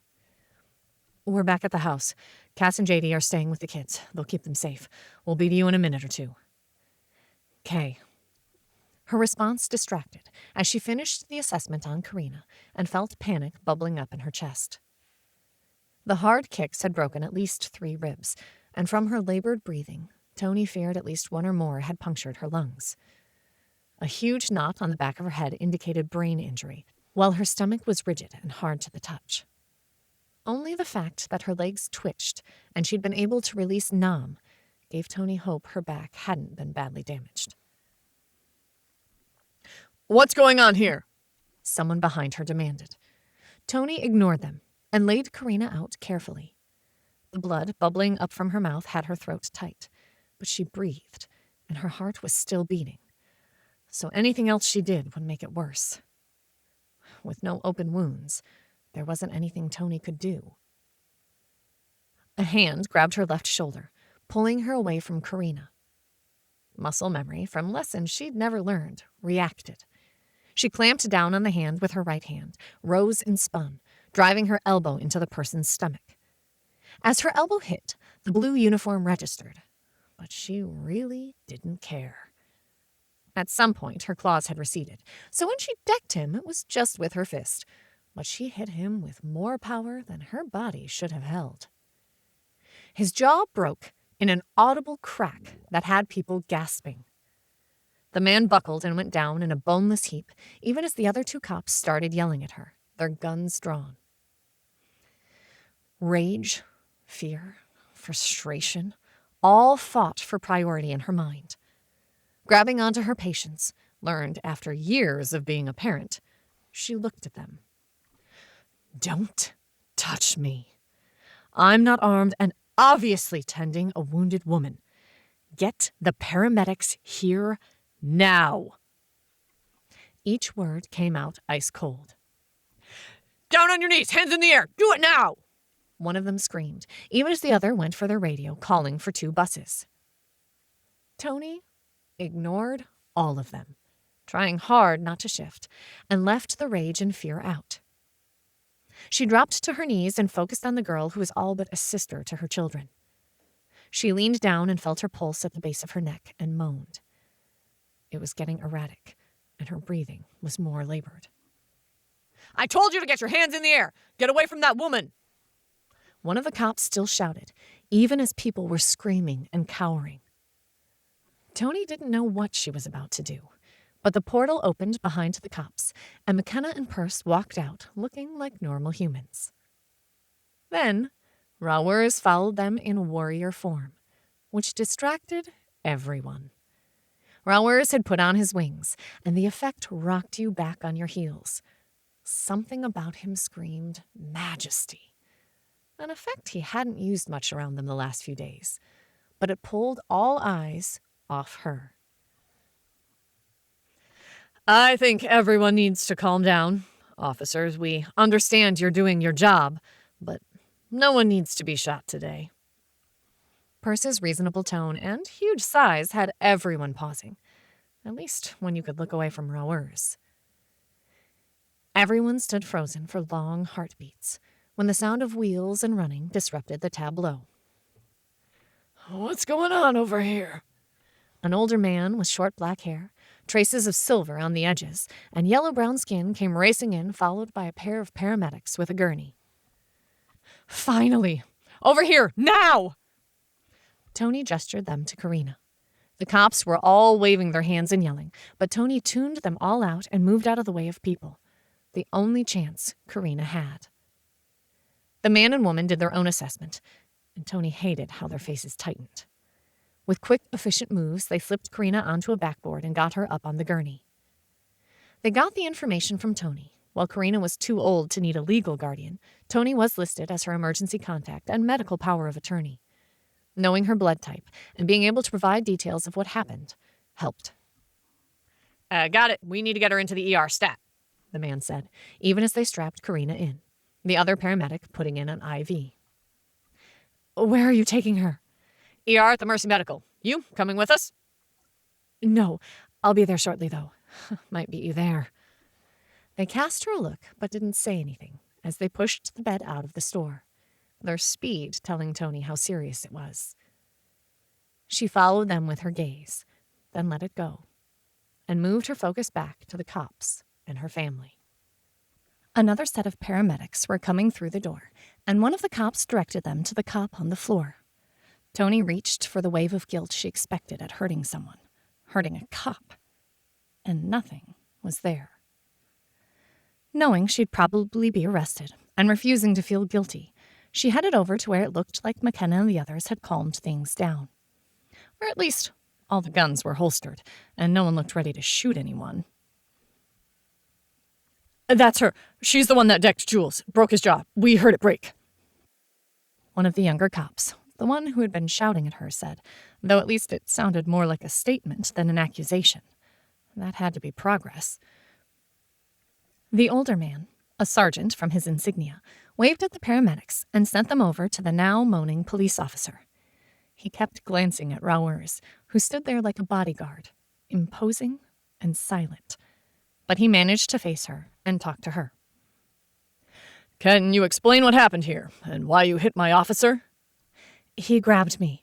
I was tending my... She hesitated, then lied without much compunction. Cousin, who'd been attacked by multiple men, one of whom I threw off her. When he grabbed me, I reacted. I already had reason to believe people were attacking without provocation. She shrugged. At that point, I didn't care if you shot me. I didn't trust anyone. He sighed and looked over at the security guard, who stood there, still pale, but calmer. Does that match what you saw? Yes, sir. Though no one expected her to walk out of a shiny swirl in the air, but what those men were doing weren't right, but... He shrugged in helplessness, and Toni wanted to sneer. He outweighed Karina by at least 50 pounds, and he looked like he would have been about 4 inches taller than her, as with heels on, she'd barely hit 5 feet 8 inches. And the man she attacked? I stopped him from assaulting a woman protecting a child, Toni ground out. Protecting an animal, muttered one of the cops. Toni bristled and felt the jaguar come to the surface again, wanting to lash out, but she didn't have time. Look, my cousin is being taken to Mercy. I need to get there now. Am I being charged? She demanded. Toni was done asking for anything. Right now, the only thing that mattered was Karina. The sergeant looked at all the people involved, the fuming officers, the man being carted away by the EMTs, the people ranting and raving, and then the dragon that had everyone cringing. Please leave contact information. We may need to talk to you about this. Fine. Toni wasted far too long giving her contact info to the surly cop. He grudgingly admitted he didn't need anything more, but warned her not to leave the area.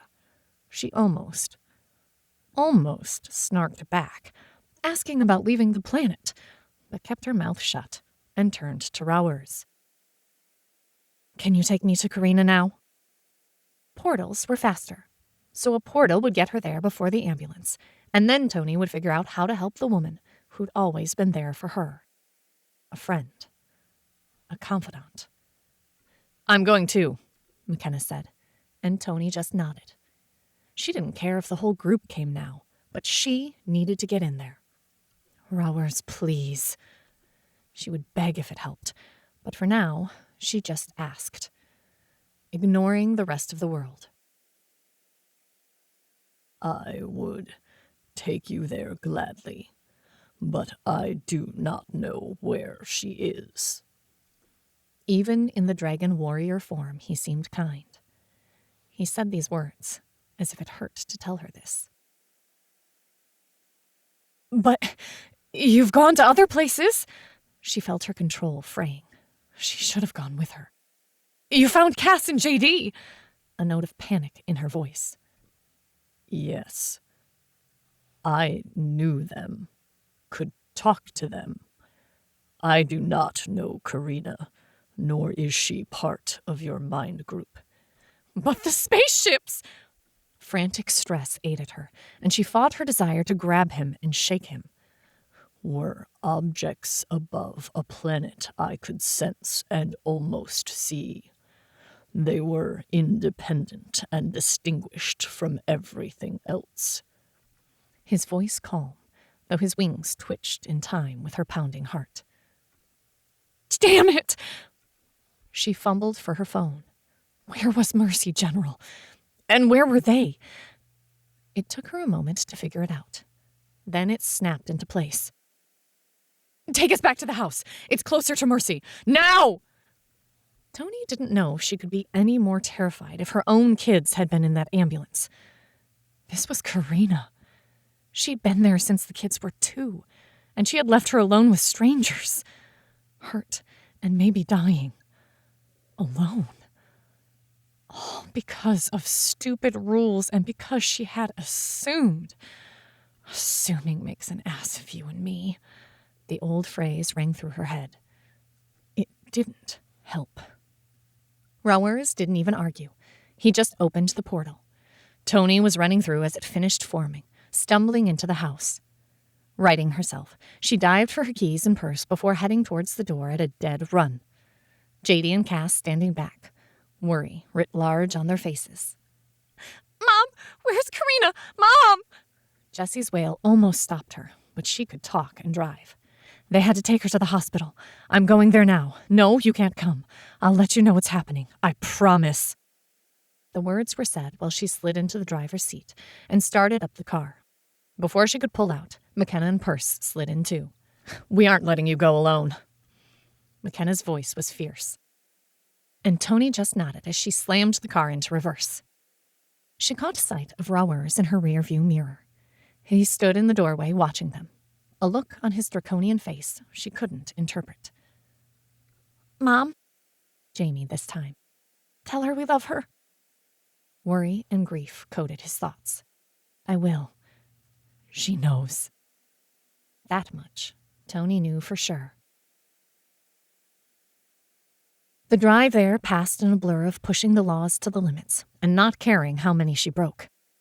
She pulled into the parking lot for the ER, resenting the time to get her seatbelt off, and the car shut off before she took off running towards the sliding doors. Too long. It took too long to get here. Where is she? Toni headed to the front desk, ignoring everyone and everything else. The nurse in charge there, a large black man, looked up at her. He didn't have a chance to say anything before Toni blurted out her question. Karina Watkins was brought in. Assault victim. I'm her emergency contact. Where is she? He pulled back a bit from her, eyes widening as he flicked to behind her. Toni knew it was McKenna and Perce, and that meant she didn't need to worry about anything. The man glanced down and looked at his list. The doctors are with her now. They were asking for you. Consult room 1. He pointed to a small room off to the side. I'll let the doctors know you're here. The 3 of them barely fit into the small room. None of them even bothered with the available chairs. McKenna and Perce leaned against the wall, letting Toni pace. She needed to move, and every second that went by made it worse. A soft tap at the door, and she spun, looking at it as it opened. An older woman, hair going steel gray, skin the color of toast, and eyes that were the same gold brown as McKenna's pelt, stepped in, shutting the door behind her. The room, which had felt so close and tight before, seemed huge, and the space between her and the doctor, impossible to cross. You are Toni Diaz? Miss Watkins had your name in her wallet, and you talked to the paramedics on the scene? Her voice had a soft lilt to it that didn't disguise the sharp intellect or the news that Toni knew was coming. Yes. Her voice cracked as she said the word, and she clenched her fists, feeling sharp claws digging into skin. My name is Dr. Saluda. I am sorry to tell you this. Her heart and lungs were punctured multiple times. One rib shattered completely and sent shards into multiple organs. She coded on the way here, and the efforts to revive her made the damage worse. I am sorry. Toni heard genuine grief in the words, but it didn't matter. She wanted to scream, to beg. But she'd been here before. This wasn't the place to rage. Her throat grabbed the word, ate it, and she had to fight to swallow over the arid landscape of her heart. I'd like to see her. It wasn't a request, and apparently the doctor knew it. If you'd follow me? Nothing else was spoken, as the woman led them through a busy emergency department to a back room. The efforts they had gone through to try and save her were obvious from the blood and medical detritus on the floor. Chapter 12. Goodbyes. The newest twist of viral imagery after the invasion has appeared. A lizard-like being with wings that call forth mythological dragons was taped at the scene of another shifter-centered attack. Even the people around are obviously scared of this being. Here you can see him cowing cops at the scene. Reports are that the woman who threw one of our citizens across the store won't be facing charges. Are officials being lax on shifters now? The last thing we need is special treatment to a group that already has so many advantages. Harvey Klein Talk Show. Toni? The quavering voice had Toni turning and opening her arms wide. Mama Watkins, she murmured, even as she pulled the older woman into a tight hug. With long braids, like her granddaughter's, Marissa Watkins held Toni tight. After a lifetime of grief, she pulled back and looked Toni straight in the eye. My daughter is a bit upset at you, but I know you loved Karina like you loved your own children. She will come around eventually. My Lorena holds a grudge like some people hold secrets. But come, tell me how my granddaughter died. With honor and protecting a child, Toni assured her, then guided the older woman to a couch and began to explain the entire story. She explained about the dragons, the ship, and how instrumental Karina had been in making sure they could focus on trying to do what they could. And I should never have let her go. I didn't realize the atmosphere had become deadly, I swear. Now you stop it. You didn't attack her. You didn't even put her in danger. She took 2 little girls shopping. That should never be a crime. But thank you for bringing her home and letting her friends fly out here. Marissa's voice held compassion, and Toni hugged her again. In her lifetime, the elder Watkins had buried a husband, a son, 2, now 3 grandchildren, and 1 brother. She knew about loss. Thank the government. They owe us a bit, so they arranged all the flights and paid for her cremation. Toni sniffed, wiping her eyes from the tears welling there. Politicians doing something worth offering thanks for? Marissa cast her a skeptical glance. Toni choked back a laugh. Maybe not the elected ones. These were the ones we had worked with. They made sure it was done. Then pass my thanks on to them. Now, let's go say goodbye to my granddaughter. The hero that she was, Toni whispered, as they stood and joined the others. All of them had come, dressed in nice clothes. Even Rowers had a suit made that met funeral protocol. Christopher was there as a representative of the others. He and Burby had made sure all the charges against Toni had been dropped, and manslaughter charged against the 3 men. After that, she blocked out all the discussions focusing only on this funeral and her kids. Calling Marissa and Lorena had been the hardest thing she'd ever done. But she wouldn't let anyone else make the call.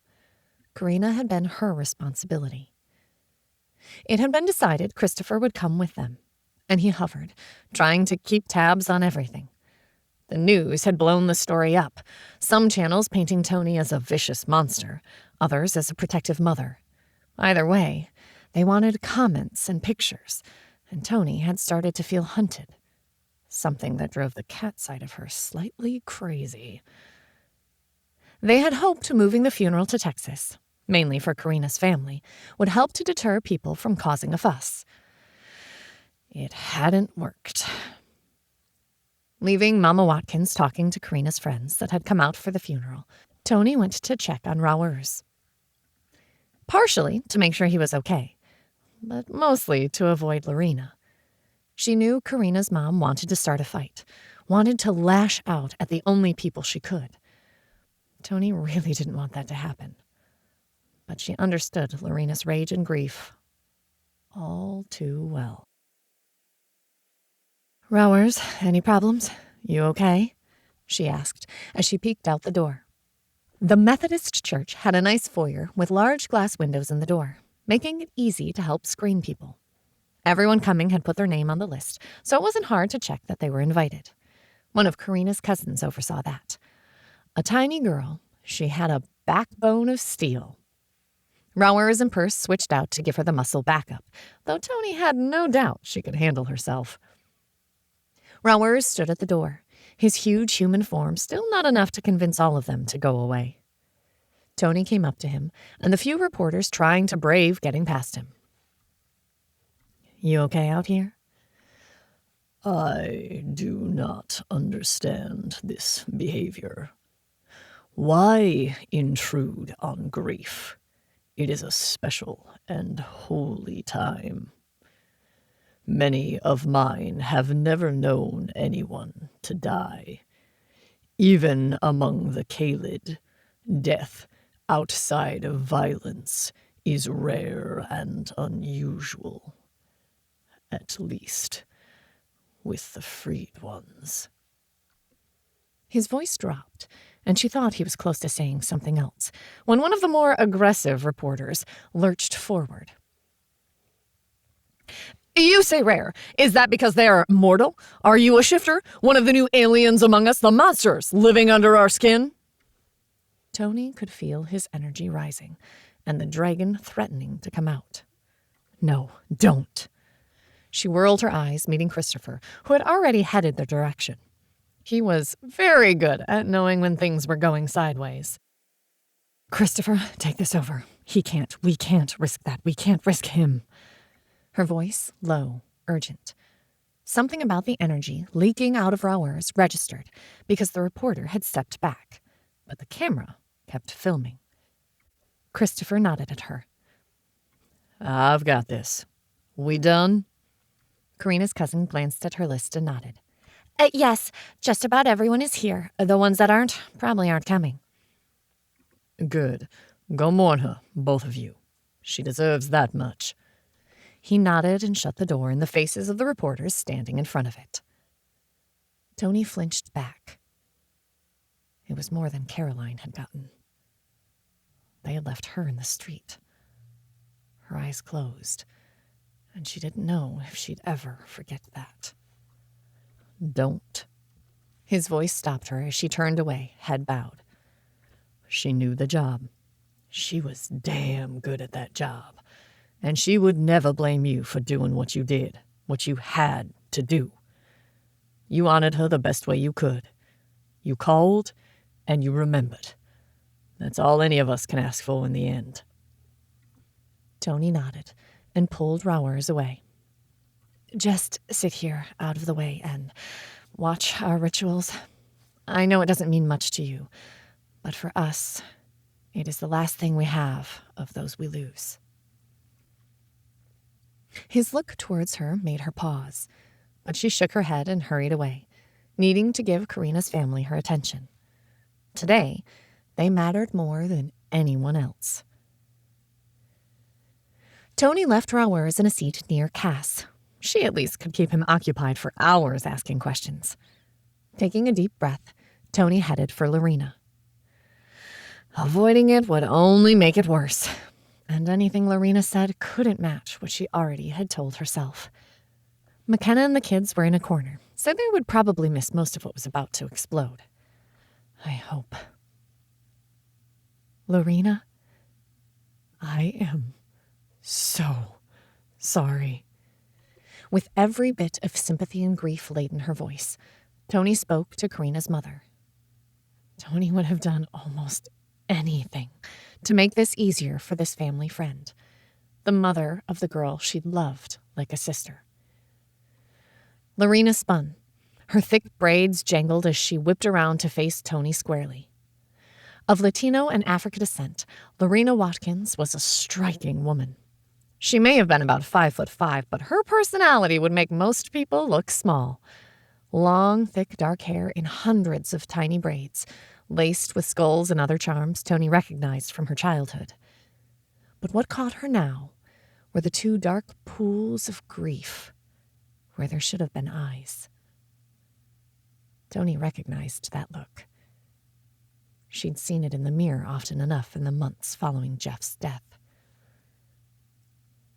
You! The woman spat the word, but Toni just nodded at her, understanding the anger and rage.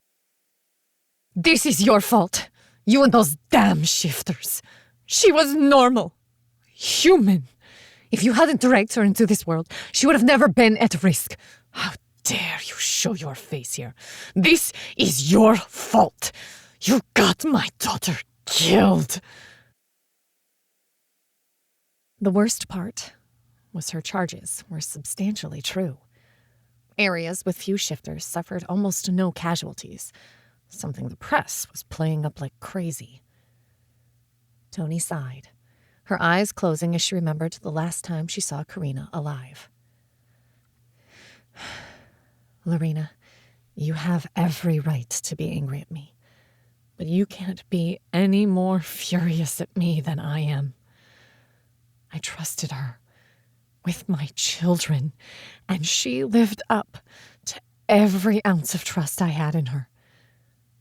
She was killed protecting a little girl because some bigot hated her, because the child shifted. Because of her courage and strength, my daughter and the daughter of my friend were kept safe.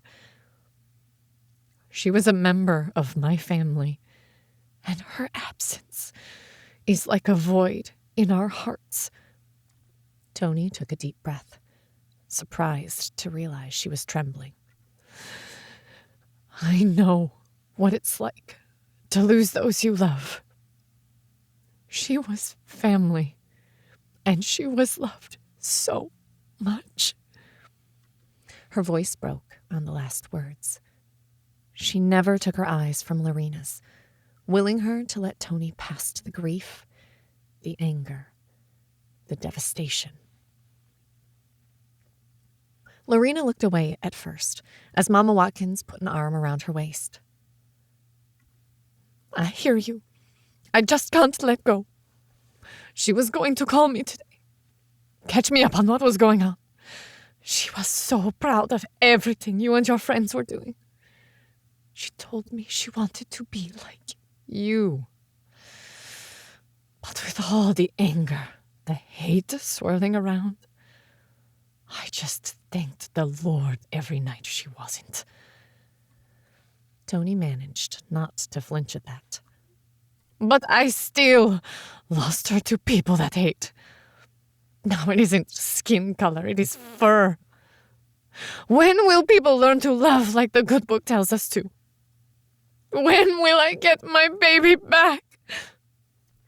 Lorena's voice was thick with tears and pain. Toni reached out to hug her, but Lorena shied away. Not yet. I can't. Maybe someday I can forgive. The Lord says I should. But I'm thinking He'll understand if I hold on to my anger a bit longer. I think so. I know I do. If you need anything, call. I'll be headed back to California. Tell me what you want me to send you. Later. Not now. I can't. But whatever her friends want, let them have. Lorena turned and started to shuffle away, grief adding decades to her face and body. Then she halted. Tonin, Yes? send me her Bible. The one I gave her on her confirmation day. I will. The words came out thick and heavy. Toni had lost her faith so long ago, she didn't remember believing. At least not in a god. But Karina had. Her family had. And Toni would never disrespect their faith by her words or actions. The ceremony was a simple memorial ceremony. Karina's family and friends gathered to remember her, and they all tried to ignore the reporters all but surrounding the building. Everyone, except maybe Rauers, cried when the preacher talked about the sacrifice Karina had made, and the proof of her life sat in that room. The friends she had made, the difference she made in their world. Their choice now was to honor it or ruin what she had done. Christopher came over and leaned down to whisper in McKenna's ear. She sighed and said in their shared space, "We need to go. They're worried about more fallout from some other political stuff." Why can't we portal? That was fun. Jamie's question held more than just the desire to portal, and Toni shot a look at her son. "Because it would raise too many questions. We don't really want the public knowing about the portals quite yet, or that Rauers can create them." Jamie half pouted, but Nam pulled all their attention. I want to talk to Karina's mama. Are you sure, honey? Lorena is hurting an awful lot right now. She misses her daughter. Nam nodded her head gravely. At the second funeral in as many weeks. Yes. Toni looked up at McKenna, worried. She didn't want the little girl to be hurt. "Okay, Nam, you want me to take you over?" McKenna asked. Nam looked over at Lorena, clustered next to her family, and shook her head in a slow motion. No, but watch me? Her voice shook a bit. "Okay, we'll watch you. If you need anything, let us know," McKenna reassured her, running a hand down her hair. Jamie started to follow her, but Toni pulled him back to her. "Let her be. She can talk to us at any moment. She's only going to be a little bit away. You can see her." The boy all but vibrated with the need to follow her, but Toni kept a hand clamped to his shoulder. She lowered her voice and bent down a bit, making the words for his ears, though any of the shifters would be able to hear her. "Trust her. She is strong. Have faith she'll ask for help if she needs it." Toni didn't know about the others, but she didn't try to listen in as Nam approached the small cluster of Watkins. She looked so tiny and fragile compared to these strong women with personalities that all but glowed from them. Lorena stiffened, but sat down on a nearby pew and listened. They spoke for what seemed eternity, given Toni didn't think she could breathe while she watched. Nam lifted her hand and touched Lorena's face, and the woman started to cry. But something about how she cried seemed lighter and healthier than before. Lorena pulled the little girl into a hug.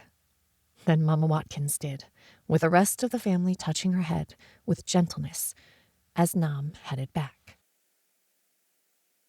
"Someday she will be a powerful healer," Rauer said, his voice low, but it felt like a prophecy as it rolled through her mind. What did you say? Jamie blurted out the second Nam got near enough that he wasn't shouting. Nam shook her head and pressed into McKenna. Just what Karina said as she protected me. She needed to hear it. It helped her heart. At least out loud, Nam refused to say anything else to any one of them, though Jessie looked stricken and looked back at the gathered clan multiple times as they left. Chapter 13. More questions. A woman was killed the other day in a local Target. Witness accounts are conflicting, but everyone agrees there was a small tiger involved, a swirl of silver that people stepped out of, and another man was hurt as a woman grabbed him and threw him across the store, with apparent ease. No one is sure why the woman was attacked, but the presence of the animal implies there may have been fear for their lives involved in the attack. Local Baltimore news. The eyes of everyone on them, both friends and family, and the reporters, were making all of them twitchy, especially McKenna and JD. She could see their hands reaching for weapons they didn't have. Toni worked her way over to Christopher. He hung at the back, almost ignorable except for what he represented, that they needed protection. Christopher, we should just port home. The reporters aren't going to let us go easily. Rowers can create a portal for us, and we can be gone in a few minutes. Her voice a bit desperate. No. His response was immediate and flat. It would be easier. We'd just be gone, and they wouldn't figure out how or to where. Damn it, I sound like I'm begging. Suck it up. You know how to handle funerals. Though, last time I think being in shock made it easier. Christopher turned to give her a sardonic look. After that little stunt using the portal at Target? Well, I don't blame you. Not everyone is fooled by the swirly silver description. Some people will figure out exactly what it is. Add in how many people saw stuff when we were pulling people off the ships and at the crash site. That is a story waiting to break. But right now, it's just still too unbelievable. Let's not associate you with portals any more than necessary. Everyone would prefer that Rowers is not linked to the creation of them. Right now, he is the only ace in the hole we have. No one wants to risk that. Toni took a deep breath, held it, and then let it out slowly.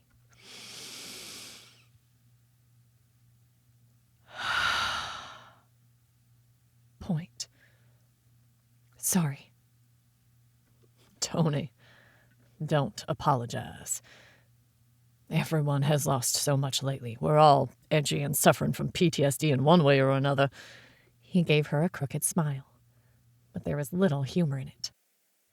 The therapist should see a boom in business for the next decade or two. She choked on a bitter laugh.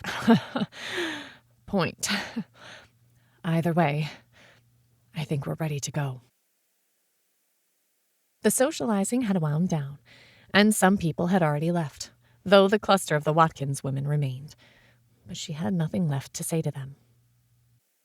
With Christopher running everything, they managed to get out of the church without too many reporters noticing them. Christopher had arranged for Suburbans to be waiting for them, even with booster seats for the kids. Toni closed her eyes after they had all clambered in, glad for a chance to relax. The 4 kids were in the back, with Toni, McKenna, and Perce in one. Cass, JD, and Rowers were in the other. She let the rocking of the vehicle and the gentle murmur of conversation, both physical and mental, soothe away some of her nerves. It didn't last long before a muttered curse from Christopher had her eyes jerking open and she focused on their surroundings. What's wrong? McKenna asked, while Toni tried to see through the tinted windows for whatever had stressed out the normally implacable agent.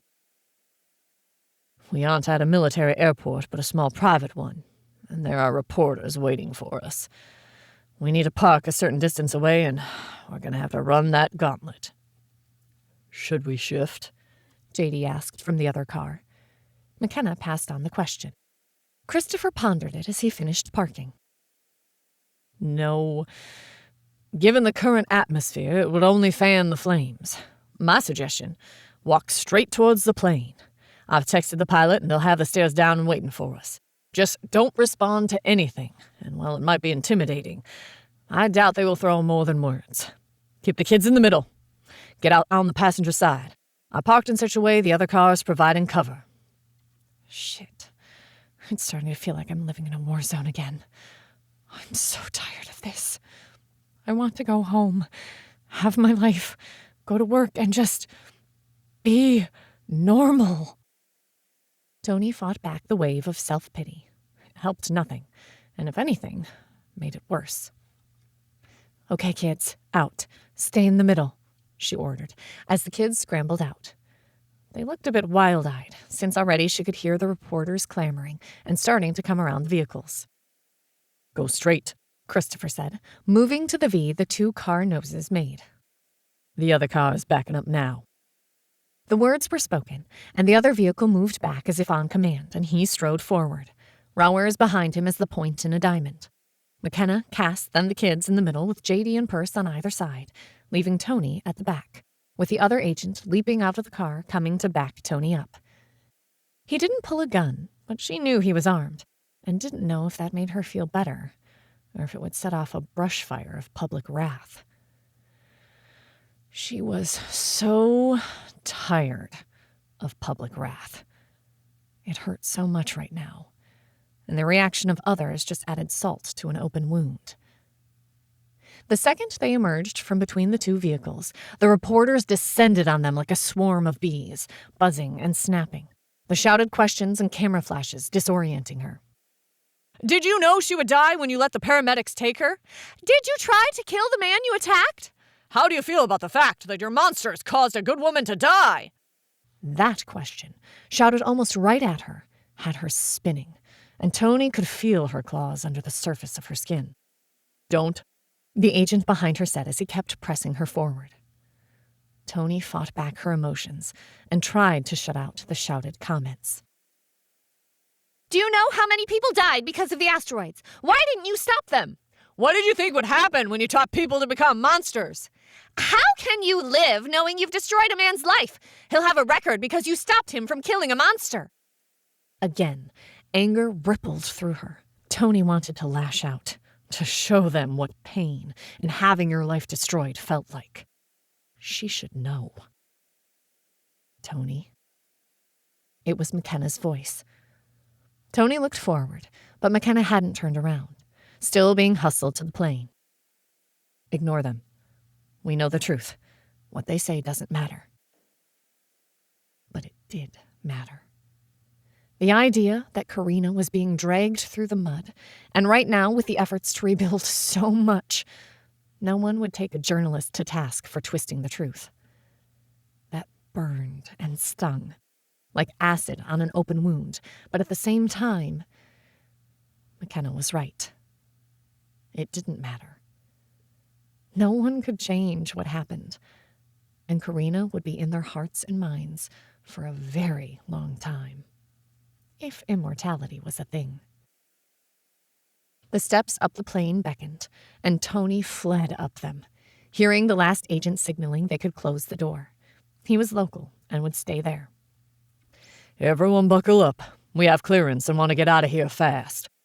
Christopher spoke in his brisk, authoritative way, and Toni was so exhausted from the emotions of the day that she didn't even bother to react. She made sure Jesse and Jamie were buckled in, while McKenna did the same for Nom, and at least arched a brow at Charlie, who had already buckled his. Toni fretted the whole way home. Karina's death, in some ways, threw her off balance more than Jeff's had. She knew Jeff had a dangerous job as a police officer, and that was a risk. But Karina? She wanted to scream, wail, maybe kill someone. The danger was over. They had defeated the aliens, and she had gone to the fucking store. Toni fought to wrestle her emotions down. The arrangements, dealing with the police, and consoling the kids had kept her busy and let her avoid her emotions for the last week. Now everything seemed to collapse on top of her. "Mom?" Toni opened her eyes and turned her head to look across the aisle at Jesse, who looked back at her. The plane's engine began to rumble as they accelerated down the runway. "Yeah?" She managed to keep the mental tone neutral. "Maybe." Jesse broke off as Jamie elbowed her, his face peering around his sister to look at Toni. "We love you." The random declaration of love had her fighting back tears. They'd been out of the lovey-dovey toddler phase for a while and had been in the I don't need mom stage. Being able to shift into animals had just made it worse. So this felt all the more precious for it being spontaneous. I love you both very much. Promise me to always be careful. Losing you, any of you, would kill me. Part of her expected the normal kid reaction of exasperation and embarrassment. But they both looked at her, green eyes serious. Yes, Mom. All of us. We've talked about it. We can't fight. We aren't big enough. We'll be good. But Jamie and I want to learn portals. If we can do that, we could always be safe. Huh? Her super intelligent response, linked with the look that must have been on her face, had Jessie giggling.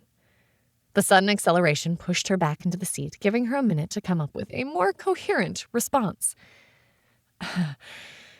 What do you mean by create portals? We aren't Draken.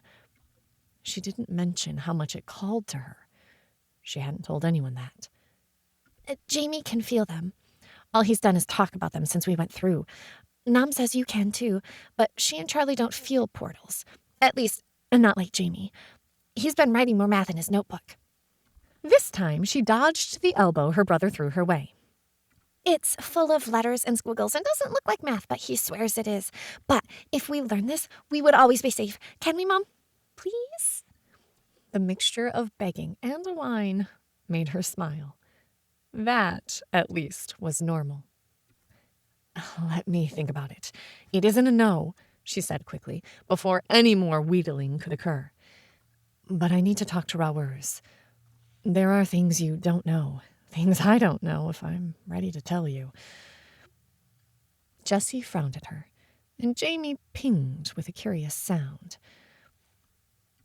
Just stay, kids, a bit longer, please, she begged, and was rewarded with a look of exasperation on Jessie's face. But they sat back, and she could tell Jessie dove into conversation with the other kids. Toni sat there as the plane leveled out, a thought pinging through her mind. We four? She was pretty sure she could talk to the AI without the others listening in. Well, Rowers might be able to, but she really didn't care if he did. Yes, Toni? How old are my children? They are 7 in Earth years. They should be worrying about toys and birthdays and squabbling over who is loved more. They respond and act like adults. She didn't bother to keep the stress out of her voice. A feeling like a sigh brushed across her. The shifting and bonding at an early age, added with the training that they were pulled into, has aged them past what limited data suggested. Few children are infected, so the data had more holes in it than expected. The AI fell silent. Which means what? We four, what aren't you telling me? From the developmental and logical processing of their language, reaction, and abstract concept comprehension, they have exhibited. They are in their mid-teens. The scores for children between 12 to 14 are most accurate. Charlie is a bit more advanced at 14 to 15, while Nom is still young, having been exposed for a much shorter time. But already, she is pushing the 8 to 10 range in mental processes. The information didn't surprise her. Part of her wished it did. At the rate they were going, by the time they were 12, they would be adults in everything except body, and the odds were, if they wanted to, they could get their bodies to mature faster. That thought gave her a sudden spurt of fear. They aren't going through puberty early, are they? That's traumatic enough. They don't need to do it now. Again, a pause, from which the AI made her very nervous. Not at this time. Their bodies are only aging at a slightly faster rate, though they are processing nutrients more effectively. While puberty could be rushed, the nanobots are programmed to avoid triggering any hormonal changes that are not beneficial. Currently, their bodies are not ready for that surge. Another 2 to 3 years and the situation might change. While it didn't make her happy, she felt like she dodged the immediate bullet. She'd take what she could get. Okay, next question. Are they right? Can they learn to create portals? The AI didn't respond for a few eternal seconds. There is no reason they can't, but there is not enough information in the databases for me to answer that. Aleo or the Draken might be a better choice for you on this topic. Okay. But Toni didn't want to ask them. Not right now. They had another 2 hours or so in the air, and a nap sounded good. Anything to pretend for a while that their life was normal. And maybe visit a place with 2 moons in a lavender-colored sky. Chapter 14. Consequences. Locals are up in arms as a resident of Baltimore has been charged with manslaughter and 2 others with accidental manslaughter, while the woman who attacked them faces no charges. The name of the dead woman is noted as Karina Watkins, and while she wasn't a shifter, she was often seen in the presence of McKenna Largo. People are outraged that such blatant political weight is being brought to protect people that are why so many people have died. Local Baltimore news. The landing and drive home held nothing unusual, outside of the strange remoteness from Rowers. But while Toni noted it, all of them were too tired, too full of grief, to follow up on it. He hung outside talking to Christopher while everyone else headed in. Toni had managed to change her clothes and had come back downstairs to figure out what they needed to do now. The urgency of the last few weeks had disappeared, and it felt odd to have free time. It felt wrong. The kids had changed, grabbed snacks, and were outside, probably plotting world domination. At this point, nothing they came up with would surprise her. She stopped. We 4? Yes, Toni. If the kids start summoning or creating portals, please let an adult know. Ah, yes, that might be prudent. Monitoring for that will commence. She didn't even feel guilty. Parental safety measures and all that. She found the others in the living room, looking as lost as she was. Rowers wasn't there, but she could vaguely hear him still outside talking to Christopher. McKenna looked up as she walked in. You doing okay? Toni shrugged. Not insane, so I'll accept it as tolerable. McKenna pulled her into a one-armed hug, and Toni leaned there for a minute, enjoying it. Another bad part about the weirdness was the kids. Much fewer child hugs. It sucked. A phone rang and broke the silent, almost sad atmosphere. Everyone looked around as most of them didn't have their phones set to accept many calls. JD finally found his phone on the table by the door and frowned. With everyone watching him, he answered it on speaker. Hey, Anne, I've got you on speaker. Pretty much all the adults are here, but the kids are outside. Thanks. She sounded tired, and something else. Something that had all of them leaning forward a little bit. I just got the news today. Alyssa and Sarah Baroki were killed 2 days ago in a mugging gone wrong. Their apartment was trashed and everything of value taken. Toni frowned. The names didn't mean anything to her, but she looked up and saw JD had gone pale. Circles almost appearing under his eyes as she watched. Any leads? His voice came out as a harsh croak, and Cass grabbed his hand, worry clear on her face. No leads, no clues, no witnesses. Even their surveillance system had been completely wiped, and their phones were taken also. Anne, I'm sorry. I swear, I never thought. Stop it! Her voice came out like a whip crack, even if distorted through the speaker. You didn't do this any more than you caused the aliens to attack. People are fucking idiots, and all this is just proving it more than usual. Both JD and McKenna flinched back, and Toni kept looking back and forth between them. Perce wrapped his arm around McKenna as they listened. You have both been released from your contracts with the appropriate severance pay. All shifters have been released, and the department is adopting a very strict don't ask, don't tell policy. The social media campaign to make shifters the Nazis of the new age is working. I still don't know what you asked Alyssa to do, but if she was silenced because of it, it is important. But Anne trailed off, and the heavy sigh that followed made Toni hurt. It might not matter. JD, your home was completely trashed during the invasion, or right after. McKenna, I've kept up patrols by your house. Other than some graffiti, you seem to be safe. For some reason, that address was never entered into your HR records. A hint of smugness brought her to life for a minute, but then it faded. You both still have friends on the force, but the sheer amount of pressure to change how you think is damn overwhelming. And with all the chaos going on, no one has time to think logically. You two are too recognizable, and I don't know how to help that. But know what's going on out there. You can't think you'll be able to come back to your old lives. Those lives don't exist anymore. There was the sound of liquid pouring into a glass.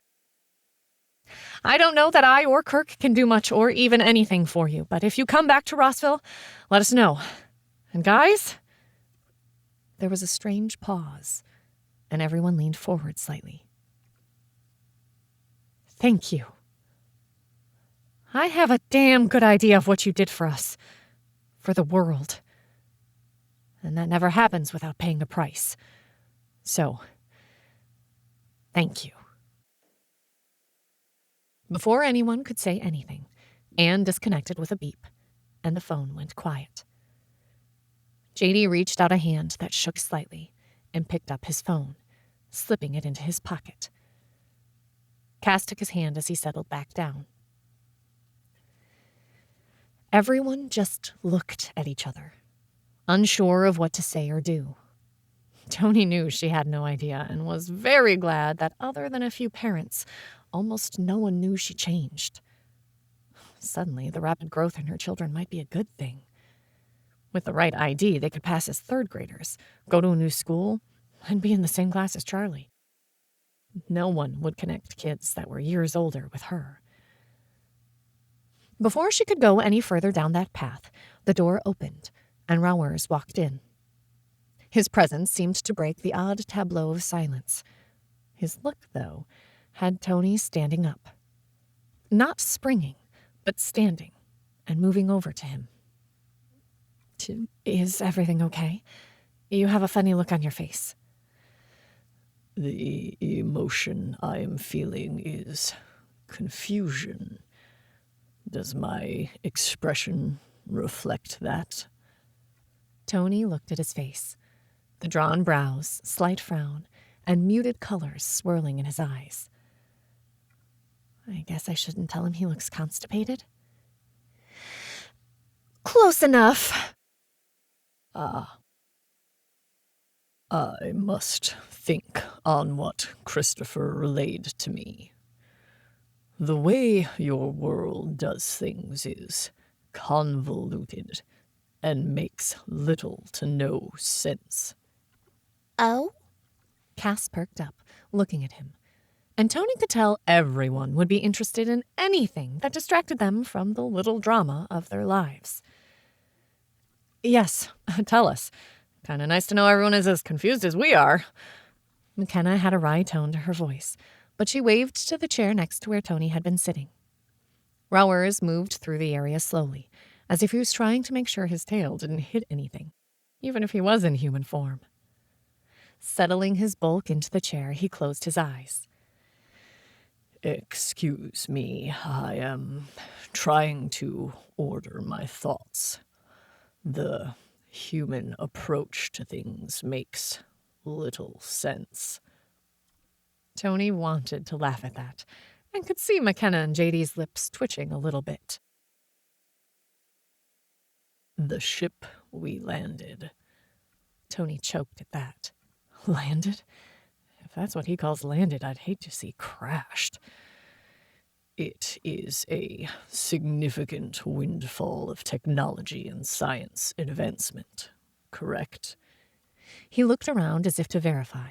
Cass bobbed her head, making Toni wonder how many papers she could write with what had been loaded into her brain. Then why are they making all the information and the site itself a restricted military area and preventing access to all but those people they have verified as allowed?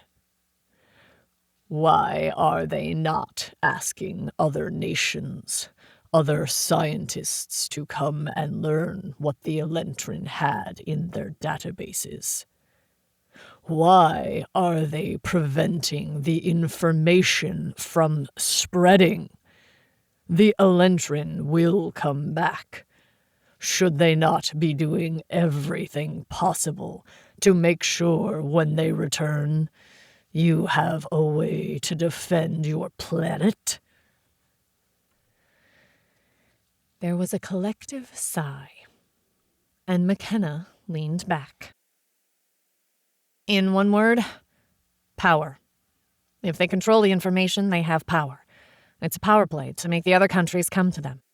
They'll share eventually and build ships, but right now it's all about power and controlling the information. That makes no sense, and wastes time you may not have. He didn't sound mad, just confused. Humans are not logical and never have been.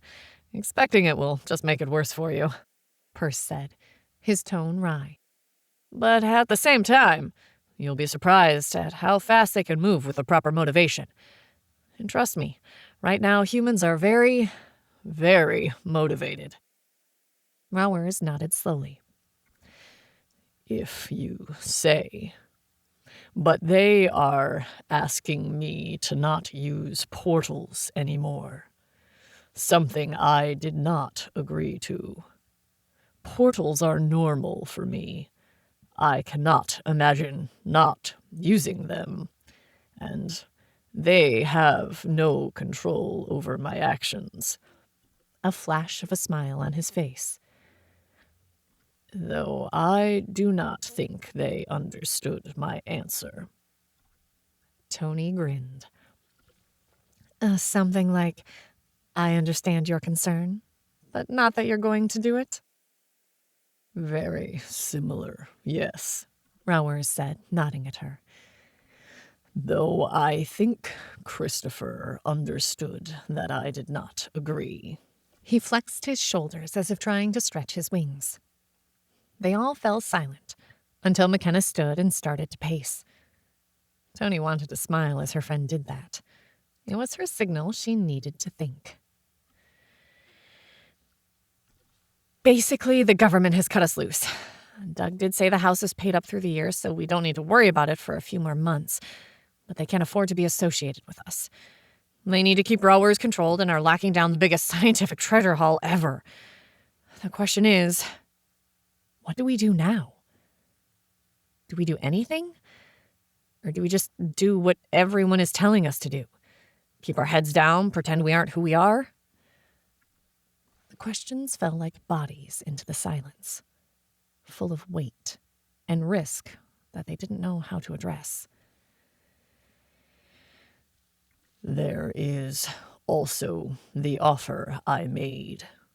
Moving to one of the planets we have buildings on is still an option, or even my home planet. I would be honored to show the Largo clan to our worlds.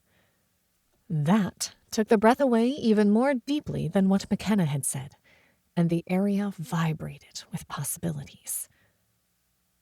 A sound from downstairs pulled Toni's attention away, and she shook her head. Right now, I don't know. Moving to another world is a huge decision, one that would take months of planning. But those kids are going to need food, and I need to spend more time with them. For now, I'm going to make dinner for everyone and try to pretend this isn't a form of a prison camp, one formed by other people. I'm starting to think they aren't protecting us as much as trying to make sure we don't get hurt on their watch and they get blamed for it. I need to think and decide what I want to do and what's best for my kids. They are my priority. My family comes first. Toni turned away in the sudden silence, wanting to focus on something that could be accomplished. Dinner, she could handle. More life-altering decisions made her want to run away. She didn't turn back at the murmured conversation behind her, nor did she even try to listen in, losing herself in the mundane and feeling the loss of Karina sharply across her soul. She tried to be a normal mom with a house full of people. For days after the funeral, Rowers looked concerned and spent much of his time with people in D.C., though never in his warrior form. He didn't say much about it, and they didn't ask, but the concerns Blair had brought to them came into sharp relief for all of them. They rarely left the house alone, and all of them were even more wary as their faces were known. Toni once again felt like a prisoner, and just wanted to go home. Someday everything will go back to normal, right? Chapter 15. Home? China has reopened its borders for the first time since the attack. The U.S. is sending an aid mission to assess the damage. While it is not known who among China's leadership survived, there are rumors of a new purge going on. Anyone with prior positive comments about shifters or the aliens has not been seen since. The current leader, a man referred to as Jin Lao Zhu, is a newcomer on the political scene. The last violent upheaval to China resulted in the communist rule. Everyone is watching to see where China goes now, and the existence of aliens that resemble some of their most revered mythical creatures remains to be seen. TNN Aftermath. In the days that followed the funeral and the surprise attack by reporters, Toni focused more on the children, all 4 of them, than anyone else. The children were quiet and depressed, missing the woman that had been such a fixture in their lives. Nam was affected the least of all of them, but even she seemed to pick up on the sorrow. But in a very real way, she was the one that provided the greatest amount of comfort. Nam cuddled with all of them, and when in tiger form, only in the privacy of the house, she draped across whichever child had the bleakest look, and soon enough they were petting her orange fur. Toni couldn't shake the grief, anger, and guilt as easily. Every time she turned around looking for Karina, a new wave of emotions would hit her and make her long for the ease of being drunk, or screaming, or something. Instead, she tamped it down and tried to keep busy, which wasn't easy. She felt the worried glances the others sent her way, but she didn't care. She was done with all of this. Being a political pawn had been annoying from the start. Now it ate at her. The idea of a new world called to her. But for now, she wanted her bed, her home. With the government not needing their assistance, her world had narrowed even further. After the incident involving Karina, none of them were willing to leave the house alone, not even to go to the park, which increased her discontent with everything. Standing in her bedroom after a shower, Toni glared at her clothes. She'd worn everything they'd packed in that rush to get out of there at least 10 times. She had come to dread getting dressed. She'd never been a clothes horse, but she'd enjoyed variety. At this point, she'd worn everything too many times to count, and she hated every item of clothing at this point. Add in the fact that it had started to cool down, which meant the shorts she had grabbed from California were not as warm as she would have preferred. Besides, Maryland got colder sooner than California did.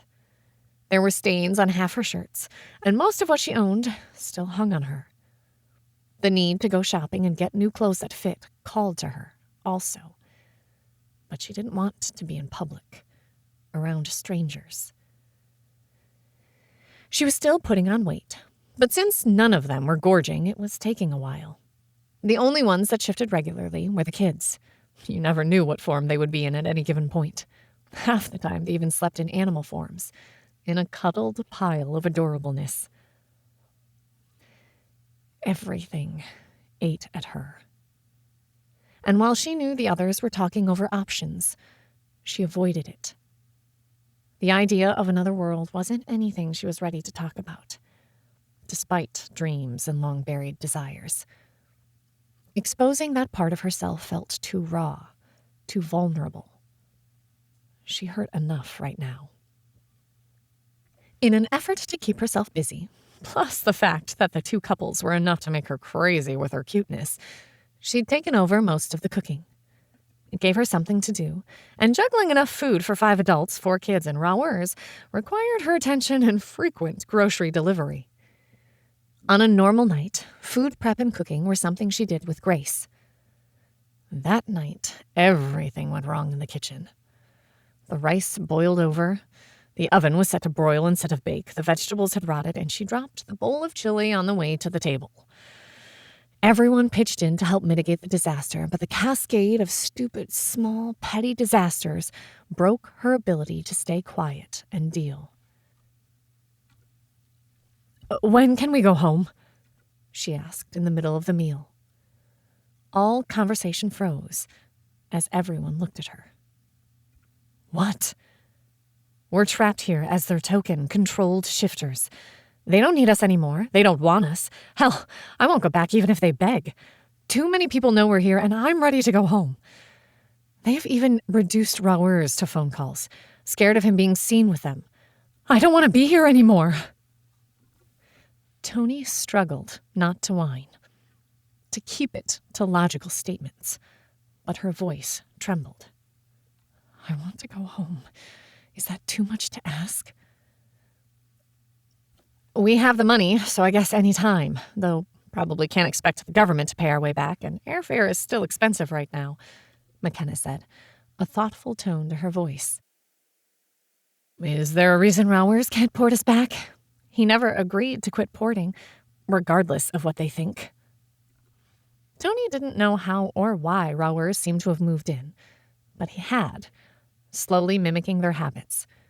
He'd taken Cass's room when she had moved in with JD. How he fit in, she wasn't sure, but he had become a part of them in the last week without her ever making the conscious decision to include him. But since the day Karina died, he'd just been there, part of their odd little group, a part she'd come to depend on. "If you can show me the location, I can take you there." His voice soft, but again that undertone of power. "Though, are you sure that is where you want to go?" "Well, I have no desire to stay here. We did what we set out to do. The immediate threat is over. I can't fight what the world thinks of me. I'm tired of the clothes I'm wearing. I'm tired of so many people. I'm tired of strange beds. I'm just tired. I want to go home." Toni was horrified to realize she was close to tears and slammed her eyes shut and focused on breathing. She felt a hand take hers and squeeze. She didn't have to look to know who held her hand. Cass was always the one with her heart on her sleeve, and the more precious for it. When she felt like she wouldn't break down into tears, Toni opened her eyes and looked at everyone. The others looked like they agreed with her general sentiments, if not the almost tears. Tony's right. It's time to go home. Rowers, if they still need us occasionally, are you willing to port us back here? Though from the last conversation with Burby, that would surprise me, McKenna asked. But she didn't look as happy about the idea as Toni expected. Of course. But you did not answer my question. Are you sure your home is where you want to go? At this point, all of them looked at him, a bit confused. After glancing at each other, McKenna broke the odd pall. Where else would we go? Rowers smiled, showing off teeth that weren't quite human. My world, other worlds. Remember, we have entire worlds that need to be more populated, or others with no population at all that could be colonized. I have informed your leaders that the negative reactions being fostered in your media has dissuaded many of my people from having any desire to come here. The latest rise in violence is very concerning, but there are many who would welcome new colonists or even just visitors. But we need people on these worlds before all the infrastructure created falls into pieces. Toni felt her mental world view realign. Even his previous comments hadn't really registered as more than a joke. But Rowers didn't joke. Not like that. Wait. While you've talked about it, you can't mean just walk out the door and move into another world. Just settle like that. It would take time and planning. You can't just say okay and go to another planet like the way you would just visit another city. Visit the planet with 2 moons? See the purple sky for myself? She didn't know why it had never occurred to her. Why she hadn't asked to go there. To let the kids see it. Why not? You came here with as little planning. He sounded so calm and reasonable. It terrified her. It couldn't be that easy. We could see many dragons? Nam asked, leaning against Jamie a bit, her eyes wide. Yes, in all the colors of your rainbows. They would delight in the nestlings. So many of ours have been killed.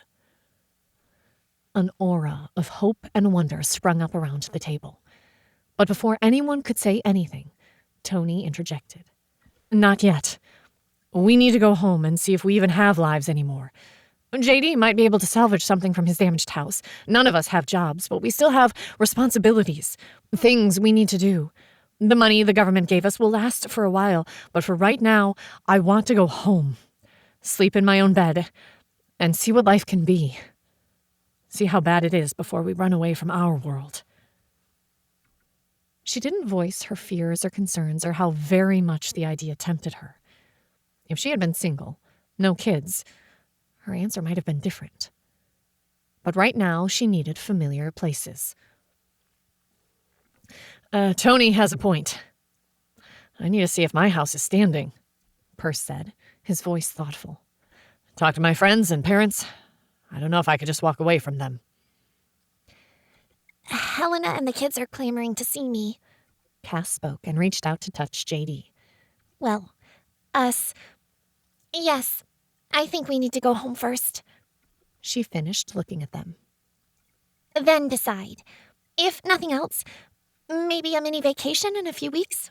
Exotic travel? Strange new places? Toni would have sworn Rowers looked disappointed, but he only shrugged and went back to eating. Everyone pitched in to do dishes after dinner, then drifted to their own things when done. Toni stood in the kitchen, looking out at the backyard of a place that wasn't hers, driven by fear, constant change, and the ache for purple skies. The rest of her patience snapped. "Kids, pack up. Grab your clothes. We're sleeping in our beds tonight." "You sure?" McKenna asked. Toni could hear the worry in her voice, but she needed to get away, to have some space, to figure out what to do. She'd been so pulled with the tide of events. Now she needed to think away from everyone. "Yes, I need out of here before I lose it. Everywhere I look, I see Karina. I don't know if home will be any better, but it can't be any worse. And I need to go through all her stuff, too. Send stuff to her parents." "Understood. We'll pack tomorrow. You go. Let me know if you need anything." Toni turned, and just like she'd known he would be, Rowers stood there looking at her. "Can you open a portal to my home, please?" For a heartbeat, she thought he might refuse, but his head tilted, looking at her. Find it. Picture it in your mind. Feel it. She did. Home. The house she and Jeff bought, where her kids had lived, where they had all lived. She knew every wall and wanted to be there. The familiar swirl of portal energy tugged at her senses, and she opened her eyes, not remembering when she'd closed them, to see the portal standing there next to her. "We should go through first to make sure it is the right place. I will keep it open." Toni took 1 minute to grab her purse, everything else she would have at home. She nodded at him, and he stepped through. 1 breath later, she followed. The portal tugged and pulled, and she almost reached for it. She craved to play with the energies that flirted at the corners of her mind. But a whiff of warm air caught her attention, and she stepped out into the California sun. The golden light, somehow warmer than in Baltimore, caressed everything. The familiar smells, the sight of the Sierras, the warm breeze wrapped around her, pulling her into her home. Toni tilted her head up, eyes closed, feeling the caress of sun on her face, and a tiny part of her soul unknotted. Home. I'm home. She opened her eyes, and doubt slithered in. But for how long? Or is it really home anymore? Chapter 16. Grass is greener. Rumblings in the highest level of the government are talking about committees to address the status of shifters in our society. China has already stated that from henceforth, shifters have a less than zero status and will be ejected from their country if found. This turnabout doesn't surprise many. China has always been moderately xenophobic, as most Oriental cultures have been historically. Given the devastation the invasion had on both their leadership and their infrastructure, it is almost expected. If you are a shifter, you should avoid the Orient for the foreseeable future. Though given current social view of shifters, traveling as an out shifter is asking for trouble. TNN World News. Toni didn't know how long she stood there before she shook herself and turned to look at the swirling oval. Jesse, Jamie, come on. The house is here." They didn't say anything, but she could feel the ripple of resentment as they trudged out of the portal. Even though Jamie looked back at the opening, his eyes narrowed. Neither of them seemed excited at all. Toni resisted the urge to scream. "Rowers, close the portal. We'll be fine," she replied mentally as she looked at her house. The front lawn needed mowing desperately, which meant the backyard was worse. Somehow, the entire house just looked sadder than when she'd left. Are you sure I could come with you?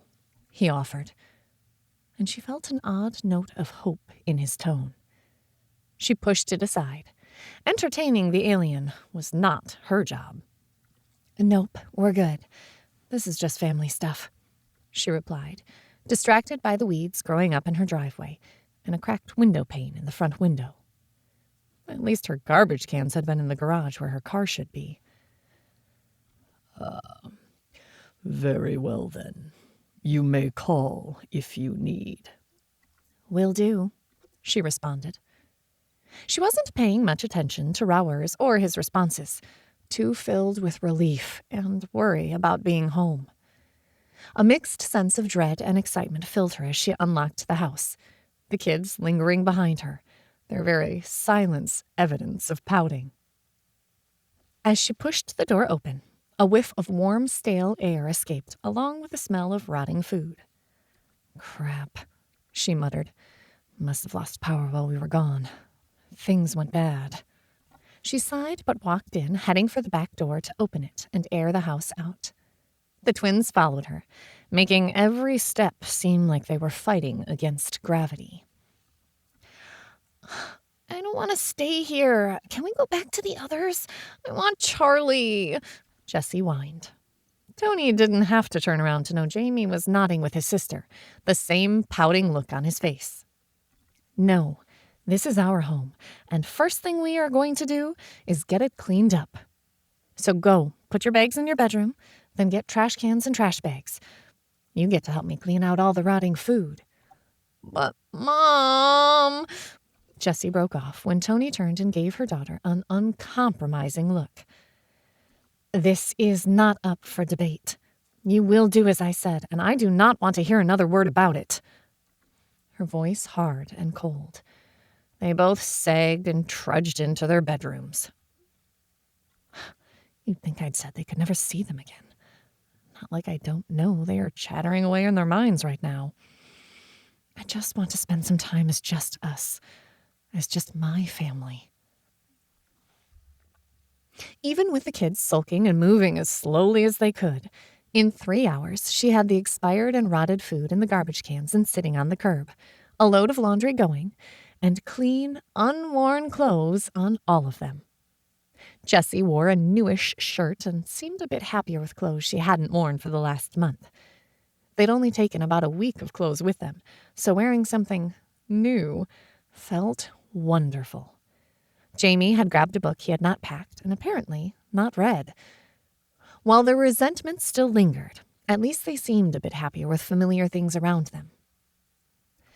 What do you say to Chinese delivery and a movie tonight? Then sleep in our own beds? We've got a busy day tomorrow, she offered, knowing they had a weakness for the nearby delivery place. The two exchanged looks, shoulders sagged as they replied, Sure, Mom. I'm not torturing them. I just want time, alone time, with my kids. Fighting back anger, frustration, and to her surprise, tears, Toni ordered their favorites and pulled up the streaming service. Want to see what's new that you want to see? She handed them the remote and went to change into comfy cuddle clothes. When she came back out, they had decided something animated from Pixar. Either way, there were no dragons or aliens in it, so she approved of their choice. It wouldn't cause memories or questions, she hoped. They curled up, watched the movie, ate Chinese food, and for an hour, Toni felt like her world had almost gone back to normal. This felt familiar, safe. Though she missed the feeling of Karina.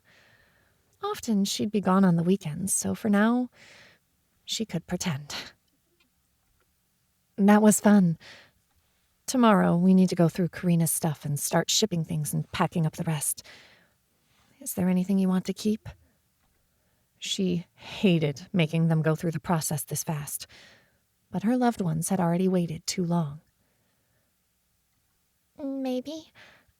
But tomorrow we get to go back to Charlie and Nam, right? We stay tonight here and go back tomorrow? The tension in Jessie's face created a ripple of worry through Toni. No, we have stuff to do here. You can talk to them, but you don't need to see them every day. In a few days, maybe. Jessie's lower lip began to quiver. and Toni watched in surprise, unsure if her stoic, stubborn daughter was about to cry or throw a tantrum. Jamie reached out and touched her arm. Nothing else. The quivering stopped, and Jessie just turned and walked into her room, closing the door quietly. Jamie didn't say a word, just followed and did the same thing. Of everything, it was the silent door closing that freaked Toni out the most. She cleaned up the dishes, needing to occupy her thoughts. She checked on the kids, but if they were awake, they were faking sleep really well.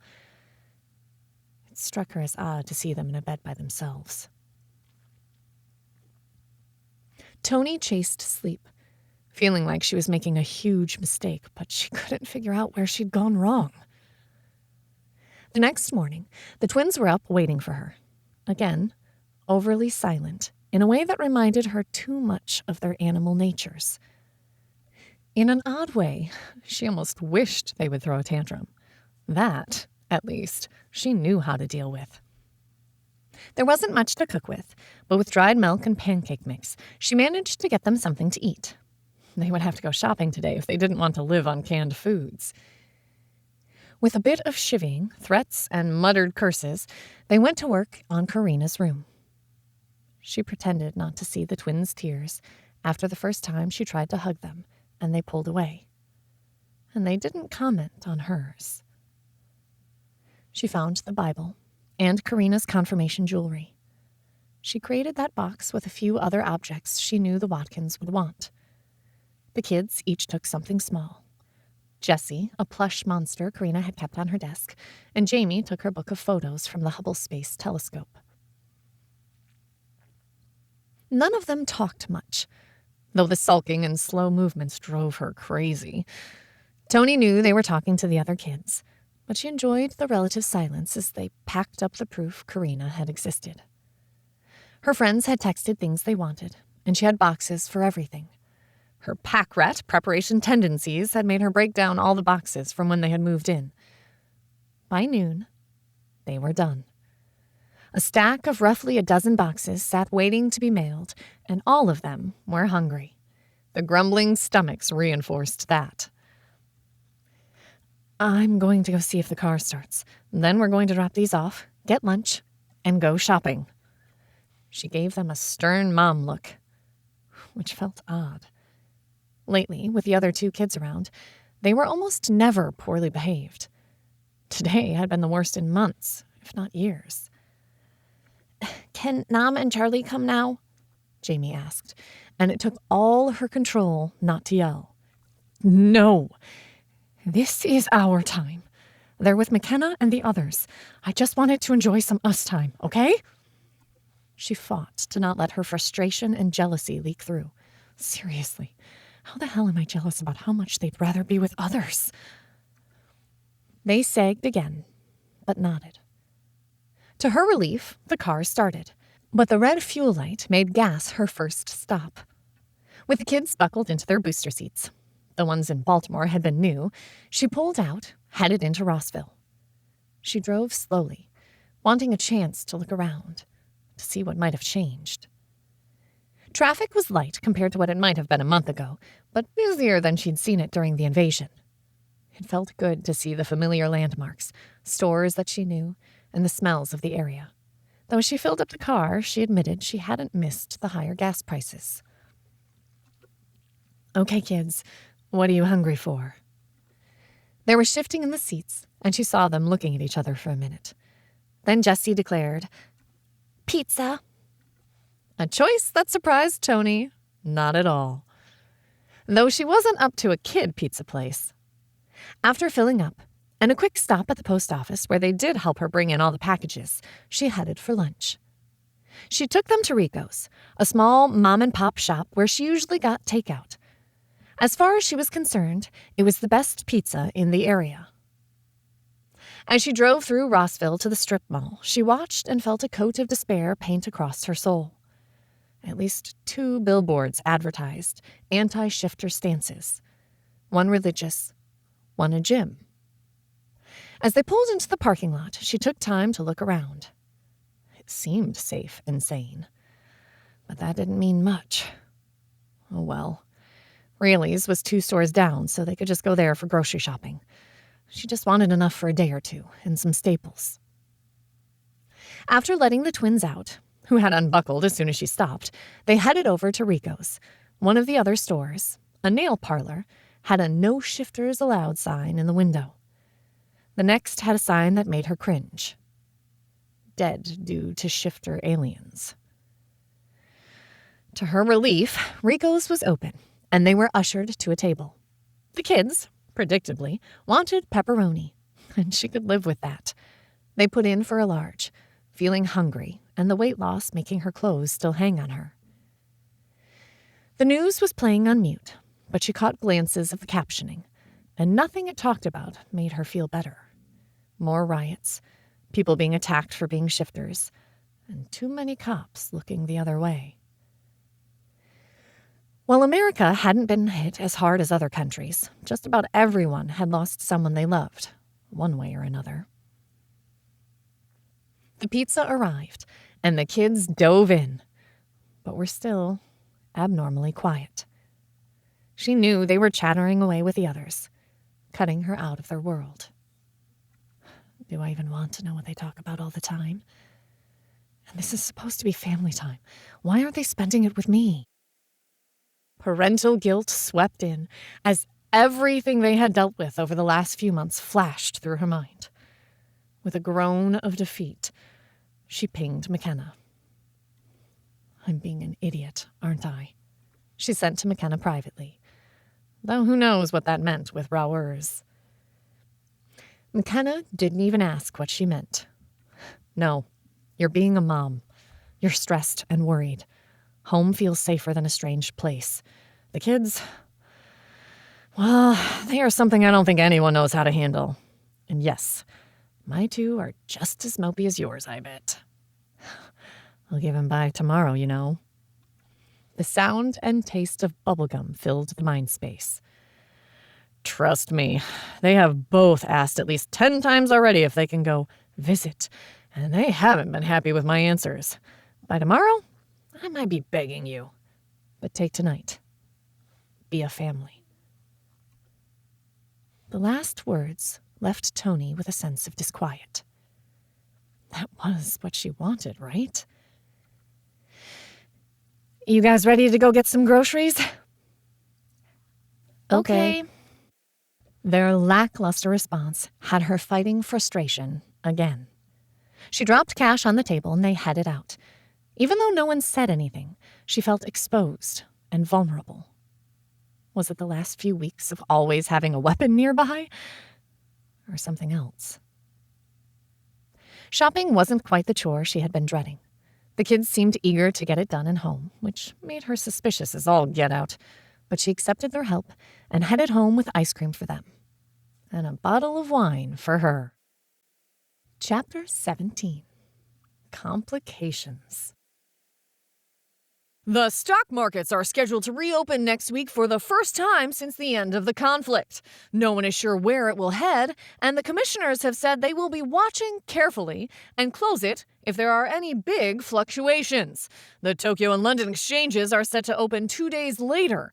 Everyone is expecting science and tech stocks to soar, but since no one knows for sure what information has been acquired from the downed ships, it is still an open question as to what the new plans will be for the future. Are we going to the stars or just protecting ourselves? TNN Talking Head. Pulling into the driveway, her mental hackles went on full alert. There were 2 cars parked on the street by her house. As she parked, the car doors opened and people started to get out. She almost slammed the car into reverse when she recognized all of them. They were parents of the other kids that had been captured that day at the zoo. The day she still had nightmares about. "Here's the keys. You 2 go on in. Each of you take 1 bag, and not the one with the eggs," she instructed as they waved to the parents. Curiosity flashed across the kids' faces, but they didn't argue with her. grabbing bags as she walked over to the adults. You're back! We'd hoped so when we saw the garbage cans out, Sarah Johan blurted, while her husband Walter climbed out of the driver's side of their car. A pretty woman with blonde hair and brown eyes, but stress had added more than a few lines to her face. Walter's hair seemed lighter, somehow more gray. They all communicated after the kidnapping, her and the other parents, even those whose kids had not been on the bus. Charlie's had never bothered, and the Barras had been copied on the emails but never responded or shown for the occasional lunch or coffee. It had given her a bit of social outlet that week of hell when JD was at work. After the kids got back, the emails had kept up. Not often, once or twice a week, mostly parental bitches and the sporadic panic attack. "You've been stalking me?" Toni said, half joking, half not. She'd barely been home more than a day, and people were already here. It pointed to people paying attention to her, and that wasn't a good thing. "Yes? No? Maybe?" Sorrel, the father of Elijah, said. His son had not been on the bus, but he understood terror. His skin was so dark it almost looked blue. A refugee from Nairobi, he'd been more aware of this sort of terroristic behavior, where even then he'd been positive and reassured. Now he looked tired and worried, too. "We knew you left, but no one seemed to know where. You weren't responding to emails, so I made it a point to drive by on my way to work to see if there was any sign of life here." Toni glanced over at her kids, who, while they were headed to the door, were doing it at a glacial pace as they watched the adults. She knew damn well they were relaying everything to the others, maybe even the adults. As if in answer to her thoughts, McKenna piped in her mind. "Toni, everything okay?" "You know, I'm supposed to be their mother, not the other way around. Yeah, I'm fine. I'll yell if I think it's anything major. We can be there in seconds." McKenna didn't say anything else, but the wave of love and worry flashed across the connection. "I know, and thanks, but this doesn't feel dangerous, just worrisome." Toni pushed her attention back to the three stressed adults looking at her. "Yeah, I got pulled out of town." Toni paused and then shook her head. Paranoia was catching. "Come on in. I don't have much, but I can make some lemonade." That much she'd managed to buy, since even in animal form, they liked the lemonade. Thanks.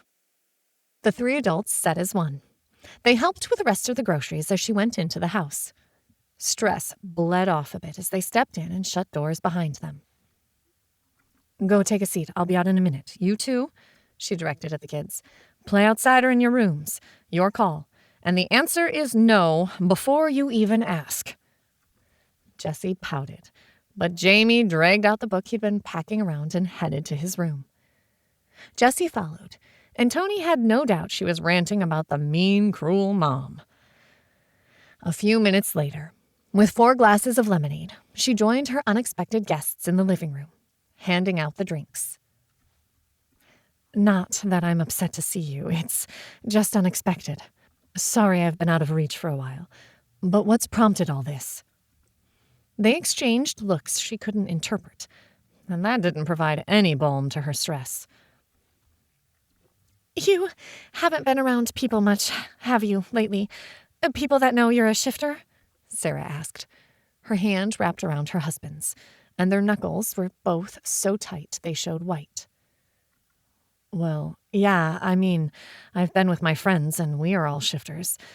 But if you mean out in public, only in really controlled situations. What am I missing?" Sarah started to shake, and Walter pulled her tight and wrapped his arm around her. "Jalmer shifts, as do I, and most of our neighbors know. They've started burning effigies of animals in our yard. Our house has been egged with eggs and other worse things at least 3 times since the invasion ended. Sarah was told her position had been eliminated 3 days ago. His voice cracked. They haven't started school back yet, but already meetings are being held to have shifting at school be punished by expulsion. Toni looked at him, eyes wide, and worry sank even deeper claws into her. Sorrel nodded. Plus, they are talking about restricting children that shift to special classes. More and more people are flat out refusing to deal with anyone that is a known shifter. Fear is rampant, and people are lashing out. His excellent English had the slightest lilt that spoke of another language, but his gaze was steady and desperate. And the others? Toni meant the other parents, and knew they understood. They are just as scared, at least the ones that are talking to us. The Bara's daughter hasn't been seen in weeks, and they won't talk about her. Morvaz decided to move, said they were going back to Russia. They had family where no one would know they could shift. Sorrel shrugged. That isn't an option for me. Toni looked at them, one at a time, searching, and didn't like what she saw. Fear, desperation, and a fatality that terrified her. Memories of her father talking about things they'd escaped from in Peru flashed through her mind. The tide was turning so fast, and they were making shifters the guilty in this whole scenario, when they were the victims. I hadn't wanted Blair to be right, but if this keeps up, will they even try to reunite the people taken? Will they want to go back when many of them have lost their entire families for the honor of being captured? Okay, what do you want me to do? She could hear the kids in their rooms, barely, more because Jessie was never still and her feet kicked against the wall. This time, they didn't look at each other. They looked at the ground, their hands shaking. Sorrel was the one that looked up first. You are friends with McKenna Largo, the cop, the one on TV, the one that warned us, showed us how to change, the one that saved the kids. Your kids. She didn't know if his words were statements or questions. Maybe he didn't know. Yes, she was who I've been with, we've been helping. What the hell do I say? That I'm one of the ones that boarded an alien ship and helped it crash? Is there a way? Something we can do? Can we become not shifters? Sarah asked, and her husband growled and looked away. What? I don't know what to do, how to help. My husband and son are being called monsters, and I'm terrified my son may break under the strain. Non-shifter kids won't play with him anymore. He cries all the time. I will do anything to protect my family. The last words were said with a ferocity that Toni understood. Toni looked over at Sorrel, who shrugged. I left my country for a chance at a better life. I would move the world for my son. Rauers's offer floated through her mind. Could this be the answer? Do we run? Is it running away when you flee persecution? Isn't that how this country was founded? But to just walk away from everything. Toni looked at Sorrel, and fear and hope in equal parts washed through her. She needed something stronger, and got up and came back with whiskey and glasses. She poured a generous splash in each and took a hefty swallow. She didn't care if they drank or not. Sarah reached out and sipped it, nose wrinkling, but she looked steadier as they sat there. There is something. I had shoved it away as not feasible. But do you really think it is that bad? She poked at it, knowing it was a sore spot, something she'd avoided with their situation. But now she needed to face it fully. Sarah just kept her hands wrapped around the whiskey, with Walter holding her close. Sorrel was the one that responded. I have seen this sort of thing before. Talking to other refugees, it has all the hallmarks of the starting of genocide. Fear is rampant, and if this keeps up, they will try to kill us all. Maybe not in every country, but too many people see us as someone to blame, and there isn't anyone else. All their other damn Elendrin. Her thought was sour as she took another gulp. They hadn't been seen in public, and there was the very real fact that it was hard to hate beautiful people. A weird thing about the human psyche. And Thelia could manipulate anyone to do anything. Would you leave everything behind? Friends, family, your life? Are you willing to start over from scratch? Sorrel just shrugged, his movement easy. Instead, Toni focused on Sarah and Walter. Sarah ducked her head as Walter lifted his head and met her stare. Toni, if something doesn't change, I'll lose those things anyhow, either to death or terror. If we stay with it going as it is now, we will have nothing left to lose. It will have been taken from us. Sarah? Toni asked, needing answers. I think if I'm willing to die to save my husband and my son, walking away from my home that is fast becoming my prison seems like an easy thing to do. The words, echoing what she had thought not so long ago, caused shivers to run icy legs up her spine. Give me some time. I might have an option, but be aware, I don't know what the cost will be. Will we be alive, unpersecuted, and have a chance at a life? Sorrel asked, his face serious. I think so, Toni said, trying not to lie. But I can't swear. Then it is more than we have now. Sorrel's voice had faith in it, a faith that scared Toni half to death. Can I live up to that faith? Or is what Rowers offers worse than what we are running from? Chapter 18. Path Less Traveled. The much misaligned policy of don't ask, don't tell of the 80s and 90s is back in full force. Reports of people getting new identifications and moving if they were known as shifters is growing. No one wants to be seen as one of them.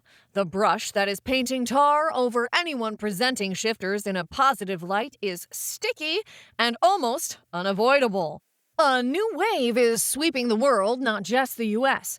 Being a known shifter, well, not a death sentence, might make you worse than a sexual predator. No one wants you around. Not jobs, businesses, schools, or even those that you thought were friends. A brave new world, indeed. TNN, Talking Head. Toni sent the parents on their way and sat in the living room, staring at nothing. Her phone lay in her hands, open to social media. She'd been researching, and what she saw backed up everything they had said. What would she do to protect her children? What would it be like to grow up in a world that hated you? It would make the Jim Crow era seem kind. This wasn't regional from what she had seen, but global. Already lynchings were happening. Everywhere except a few areas where shifters seemed to be the majority, the tide had turned sharply. There were even vague rumors of holding them civilly liable for the damage done across the world. The asteroids had devastated areas. In many ways, the U.S. had gotten off lightly, but China was in ruins. Images of remaining shifters were shown lying dead on the streets, with no one even willing to deal with the bodies. How could it have changed so fast? She glanced back down at her current viral image. A televangelist had been killed by a crazed hyena shifter. His widow was talking about how shifters were all animals and should be shot in the streets like rabid animals. The media and world lapped it up, already talking about new restrictions. Hell, from what she saw, the U.S. was being more measured than other countries. Australia literally had lost more than half of their population, and the remaining half was too busy trying to survive. No one knew the long-term damage the tidal wave that hit that country had caused. The water went inland over 30 miles, leaving salt, dying fish, and other things behind when it finally receded. Crying wouldn't change anything. Toni looked around her home and the things in it. The memories. She hadn't been able to even go into Karina's area of the house. Did she have anything here? Anything to fight for? Family. The word vibrated, and she closed her eyes thinking about family. I'm a fucking idiot. Family is all that matters. Jesse and Jamie are my family. So is Karina. And so are Kenna, Perce, JD, Cass. They are my family. So what if I lose everything else? If I have them, I'll have the support I need to start again. They will never leave me. So why the hell am I sitting here in this house that is just things, with my kids unhappy and my family missing all of us? She wanted to laugh and cry and scream. Some days she really had tunnel vision. Interested in having us back for dinner? Yes. The word was instant, and from multiple people. We've missed you. She felt it then. What they had been trying to not push on her. Their love. Their need of her in their lives. And mostly, that they would always be there for her. I am such a fucking moron. I need to learn to lean on people. Some of them will support you. Lessons learned at Jeff's death had scarred her worse than she realized. Time to let the past go in more ways than one. Yeah, I'm a bit stubborn sometimes. I need to talk to Rowers, well, to all of you. Can he come get us? I shall be there in a few minutes. We'll be outside in about 10. Let us pack up first. Toni rose, feeling lighter already. Guys, want to go have dinner with Charlie and Nam? Yes! The shouted words and scrambling bodies as they rushed over to where she stood in the door. The smile crossed her face and her heart.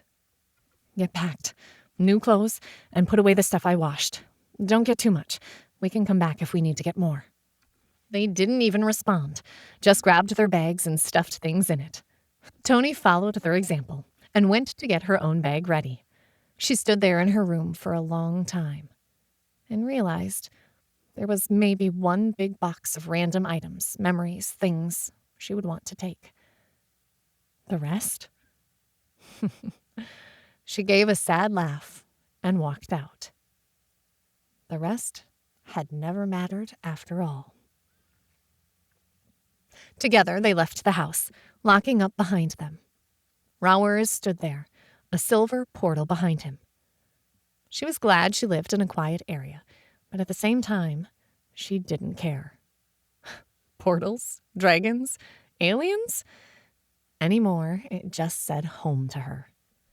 The kids all but sprinted to the portal, running through it without a moment of hesitation. Toni aimed for a bit more decorum. Thank you, Rowers. We need to talk about your offer. Is it still on the table? Rowers tilted his head, looking at her. It is a serious and still viable offer, if that is what you mean. She laughed a bit. Yes. Thank you. Toni patted his arm and walked through the portal and into the backyard of the house. The energies still pulled at her. But for now, she ignored them, though the possibilities of it being something she could do someday seemed less like a dream than it once had. McKenna met her at the back door, an easy smile on her face. How silly is it? You weren't even gone 16 hours and it felt like there was a hole here. Toni walked into her arms, enjoying the hug. I know exactly what you mean. I'm not sure why I thought I needed to be with my family. That is where I am now. McKenna squeezed her tighter before stepping back. Your family, Toni. One way or another, you are one of us. And nothing is going to change that. The hugs she got from Cass and JD cemented that. Perce just gave her a smile that warmed her to her soul. She would have been happy to settle back into the easy comfort of this group of people, but the reason she'd come back didn't change anything. We need to talk, and the star of the show is going to be Rauers. They all gave her looks, but no one said anything as they settled into the living room. She explained everything she'd been told and what she'd seen on the news. As she talked, Cass and Perce both pulled out phones and started to look, their faces growing dark. After everything had been explained, Toni turned to Rauers. So, what do you or your people actually want? I mean, some people may be able to build houses or settle worlds, but most, I think, are just going to be people like me. I'm not opposed to learning, but we grew up on tales of how our country was settled.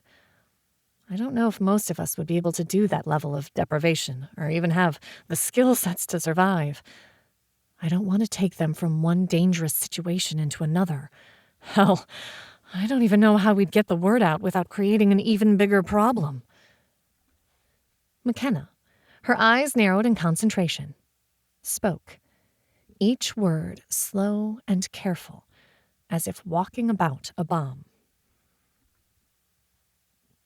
I have a few ideas about that, but we may need some people to be the forerunners. They would be the ones that go there first, before we start creating a method to tell people. And remember, we have people all over the world we'll need to get the word to, and get them from where they are to where they need to go. She looked at Rauers. Toni is right. You need to tell us what you want or need from us. Rauers looked around at them, his brows furrowed. There may be a misunderstanding. Well, there are some worlds we know of that are untouched and would support life, your life. Most of our planets were ones we colonized with our methods, but the Elentrin came and killed many of our people.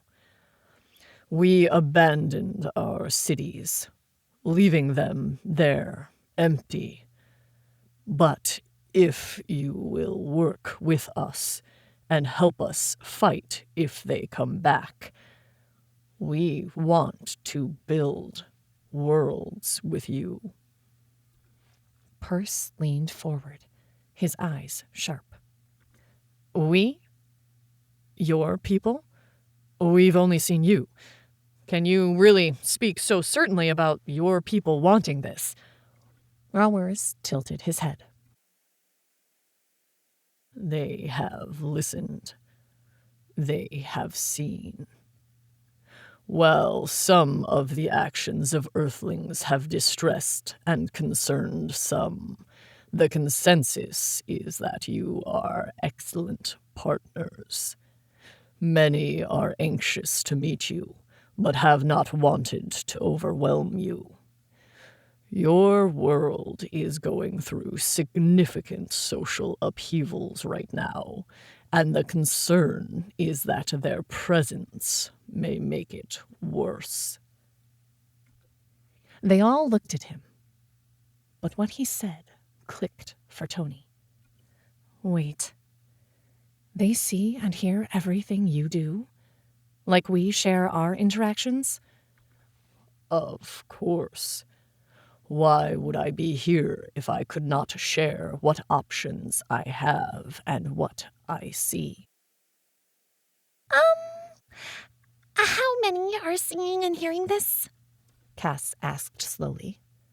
The rest of them were understanding what it meant. Kind of like being on video all the time.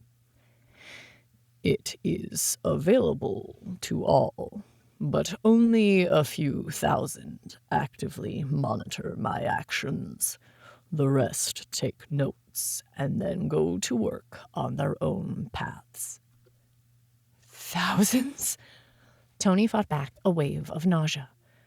She needed to be more sympathetic to McKenna next time. What do they think? Rowers closed his eyes. His head tilted a bit. And Toni choked back a gasp. They are talking to you? Giving you advice? How do you deal with it? If more than 3 or 4 of us talk at once, I can't process it. McKenna nodded her agreement.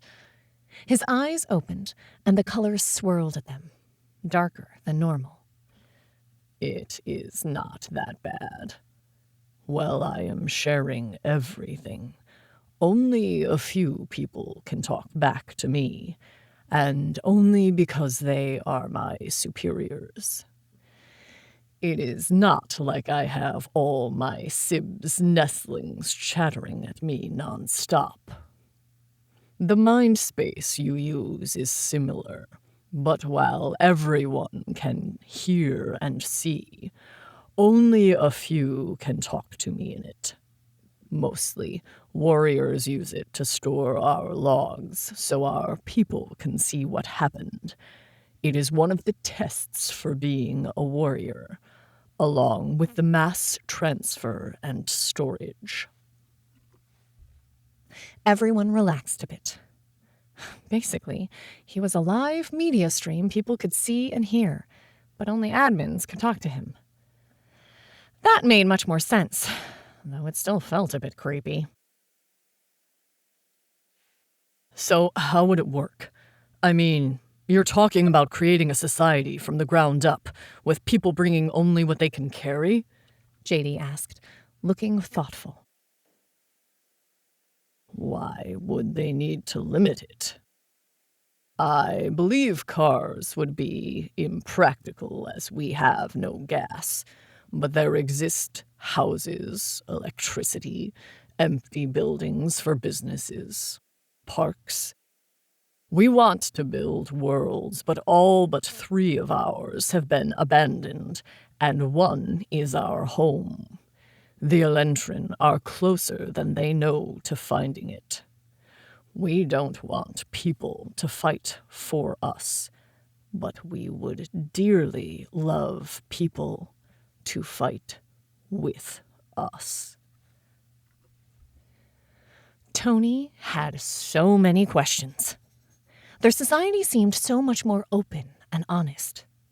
Did they truly understand how petty, selfish, small-minded humans could be? That many of those that would choose to come would not be willing to work hard and build a world? And what life do we have here? I don't think any of us can solve everything, but we have to try, right? Everyone sat quiet until Toni broke the lull.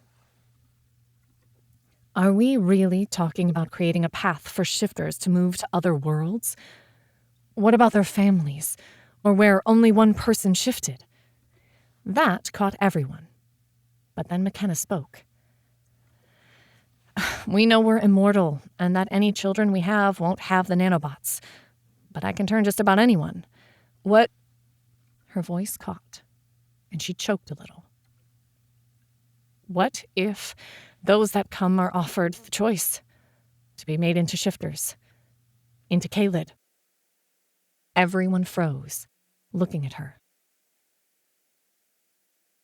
Could we do that? While biting people would be inefficient, with the knowledge Cass has, it should be easy enough to make super concentrated shots that would ensure infection and conversion. McKenna would have to donate the nanobots for that and control them. We four spoke in their minds, and all of them sat, a stunned look on their faces. Huh. Well, that's an interesting option. You realize this means they could have children. Children that could be changed if they wanted, when they become adults? Perce spoke into the weighty silence, and McKenna took a sharp breath, glancing at him. We four is correct, but with both of us working together, it should be possible to create a self-replicating supply of infectious bots, though the incubation time would need to be longer to account for the lower amount invading the body. Aleo's voice was different from we four's, but just as disturbing. McKenna looked around at everyone. Are we sure about this? You realize we're talking about setting up a migration off our planet to another world, to leave everything behind and create a life somewhere else. Toni looked at her friends, her family. Then she looked at Raours. His human form was so calm and secure, but in her mind she felt him, and he all but vibrated with excitement. An odd sense of joy bubbled through her, and a smile spread across her face. I guess we are. My children are going to grow up on another planet. Holy shit. Chapter 19. Plans realized.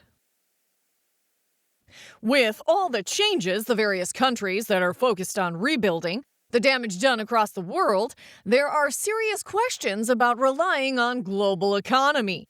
More than one business has found itself in a bottleneck because the supplier doesn't exist or can't fulfill orders. This shakeup may both create more trade opportunities and the option for multiple local suppliers, where before, international companies dominated. TNN News. Raymond sat in his office, his cool professional persona firmly in place. It didn't take much effort. Everything had worked out better than he could have hoped. With the tragic death of Willard at the tooth and claws of a shifter hyped up on more PCP than you could imagine, the pendulum had truly swung in his favor. Right now, he worked on writing another bit of legislation that would seem innocuous to most, but would lay the groundwork to start removing self-determination from shifters. Oh, there was no test that could identify them quickly. Yet. But when it was developed, this little gem would ensure they faced mandatory civil service for a decade, and would make it so they could not get certain high-risk jobs, driving trucks, ships, anything where if they shifted, they could possibly cause an accident. Linking it to the laws covering epilepsy and treating it as a medical condition really was a stroke of genius. Sir, his intercom interrupted him. Sheila Combs, his efficient secretary, would only ping him if there was an issue. Yes? Senator Warwick is on the line for you. He wants to talk about the new committee being formed. Shifter assessment? Raymond hesitated. He didn't want to talk to anyone right now. His own plans needed to get going, as they would need very solid foundations. However, Warwick would prove to be instrumental down the road.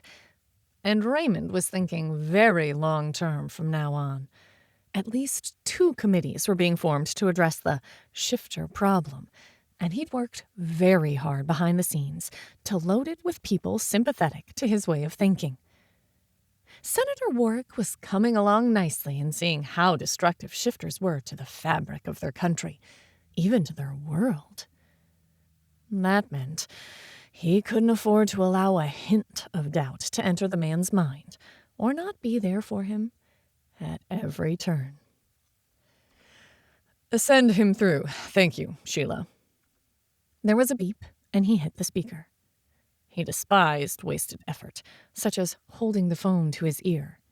It was much more efficient to continue working while talking, especially when half the time the speaker just needed someone to agree with them. Robert, how are you this afternoon? Raymond ensured his voice came through as warm and welcoming. Never let them know what you really thought. Everything was a performance. Hooray! It's a great day! You should see some of the reports about the information coming out of that ship. Well worth the price we paid for it. The future gains will be incredible, and for all the loss of a few thousand animals, we couldn't ask for a better trade. In the privacy of his office, Raymond let himself smirk. It had taken a while to convince Warwick that the cost other countries paid for the ship didn't matter, and since the U.S. had mostly lost shifters, it was a win overall. Besides, the ship resided on their soil, and possession was the important part. They controlled everything, and the management over the ship and the databases was the only thing that mattered. In many ways, the knowledge would be secondary from the power inherent in restricting the resource. It's definitely a win for our country. Raymond kept his comments noncommittal. You never knew when you needed to change your position. Easier to let others think they knew where you stood on everything. But that isn't why I called. I wanted to see if you had any information about this assessment process. I know the procedures for identifying these animals are still flawed, but do we have anything that we can use to drive it? Raymond smirked and hit a few keys on his keyboard. Interesting you should ask. While we know there is a virus involved and it can be detected under a micron microscope, there is an occurred way to do a fast test. Think like the drug tests they can do with swabs. That was what I was thinking. So for now, maybe we can only do mandatory tests on people convicted of crimes. Instead of prison service, long-term military or social service, since they are damn hard to kill, they might make the perfect shock troops if any other country decides to get uppity with us. Another smile. His tools were coming around nicely to the proper way of thinking. Oh, that would work, though we would need to add trackers so they can't run. Perhaps consequences to their families if they break their paroles or service, whatever it ends up being called. And if they get killed, well, we can posthumously clear their record as a balm for their families. After all, they do vote. We don't want to make it seem like we are punishing them for something their loved ones couldn't control. Raymond managed not to sneer at the phrase, loved ones. It took effort. Imagine being that tied to anyone that you would sacrifice your life for them. The greatest gift had been the death of most of his family when he was 15, and he hadn't even had anything to do with it. Good point. We do need to keep the populace happy. Okay, for now, I'll recommend testing anyone convicted of any crime. As we know, these animals will turn violent if given an opportunity. Having them in structured environments is best for everyone. I'll point out that we aren't trying to create leper colonies, which has come up already, but instead, environments where they are safe from harming others and can use their skills to help everyone. More of an assisted living community. Excellent, Robert. That would help people understand the need to protect everyone. Raymond praised the man, and in the next words he could hear the preening in the man's voice. Glad you agree. I just wanted to run it past you. I've got to go. I'll see if I can swing the people on the committee to my way of thinking. Talk to you later, Ray. People are so easy to manage. I just wish you wouldn't call me Ray. But you deal with the small-minded as needed. The phone disconnected, and Raymond made notes on the conversation and added the links to the various medical references about how the virus could be detected. They would have to work on making it easier to find, cheaper, and faster. While complicated DNA screening could be done on capital cases, doing those sorts of tests for every conviction would be prohibitive. Next, he pulled up the economic forecasts. It was scheduled to go out in the next day or so, and he was interested to see what the so-called experts were saying.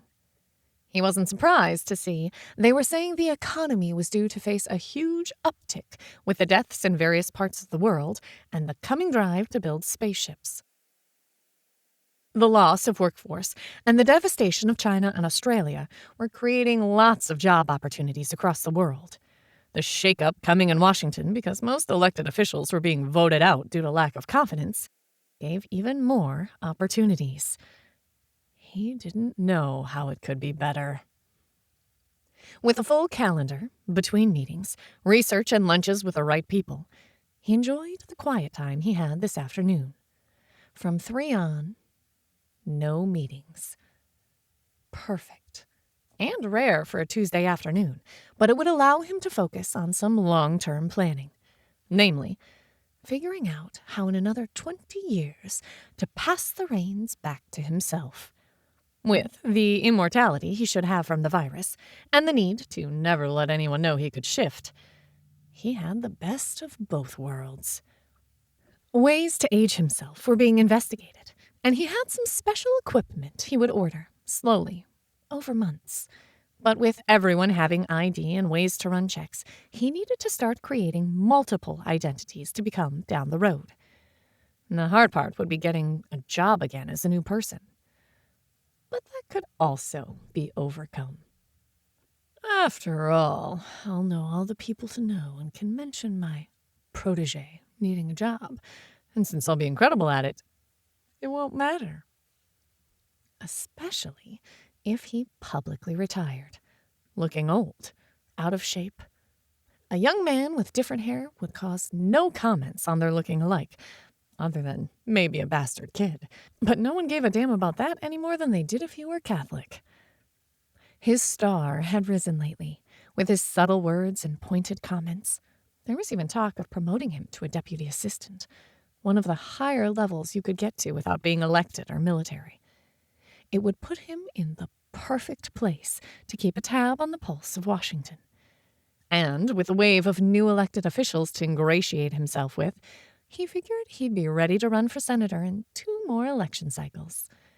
No one trusted a young man in office, and he'd need the age and older look to win. In 50 years, who knows? Maybe I'll be president. With Willard dead, he can't expose me. His wife knows nothing. The idiots trying to investigate me are gone. I'm not happy about the cop and NFL lug, but they don't know who I am. And from what I can see, since the change in popular opinion, they've been keeping a very low profile.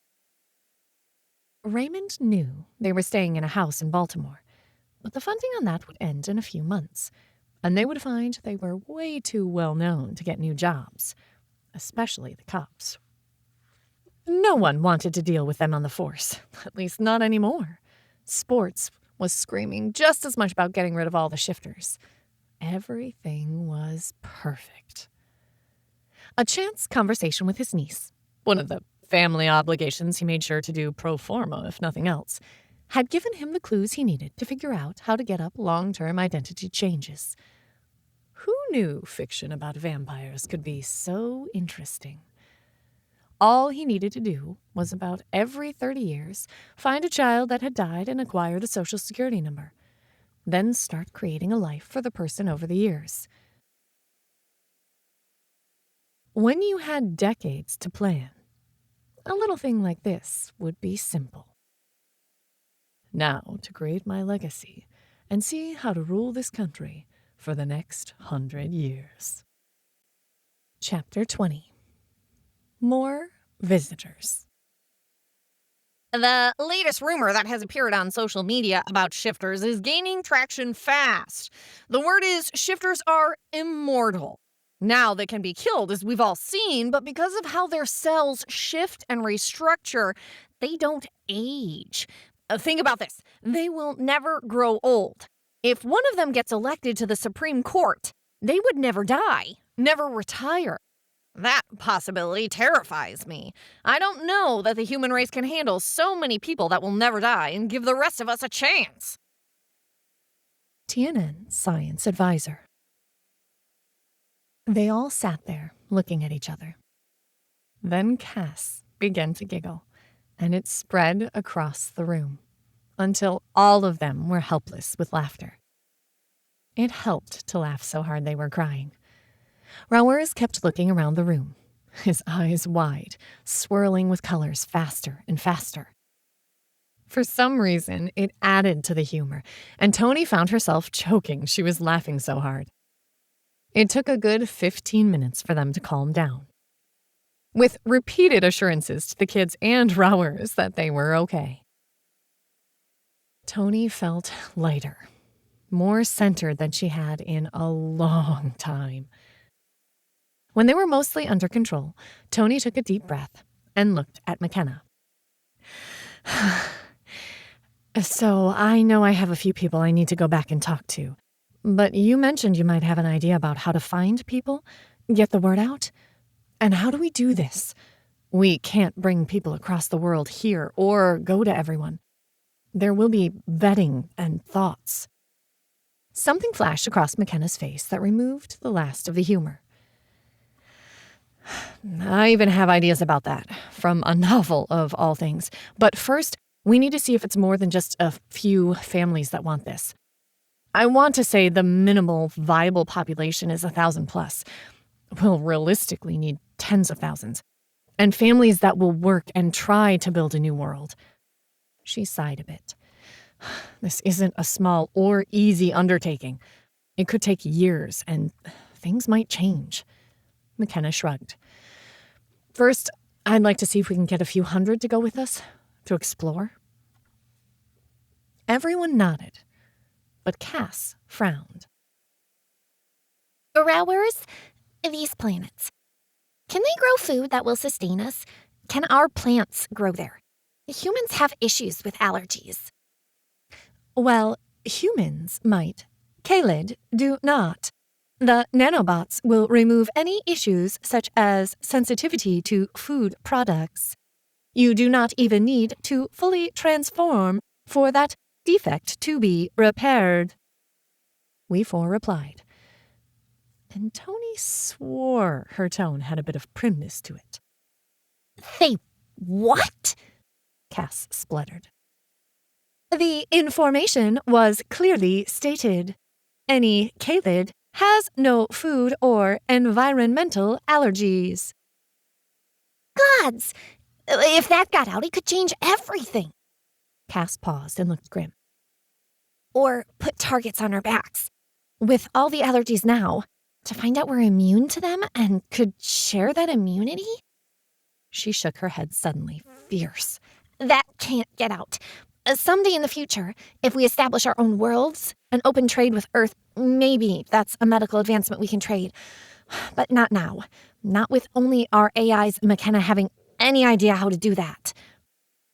We four started to say something, and Cass shut her off, sharp and harsh. No, don't tell us. Right now, even knowing that adds to the danger.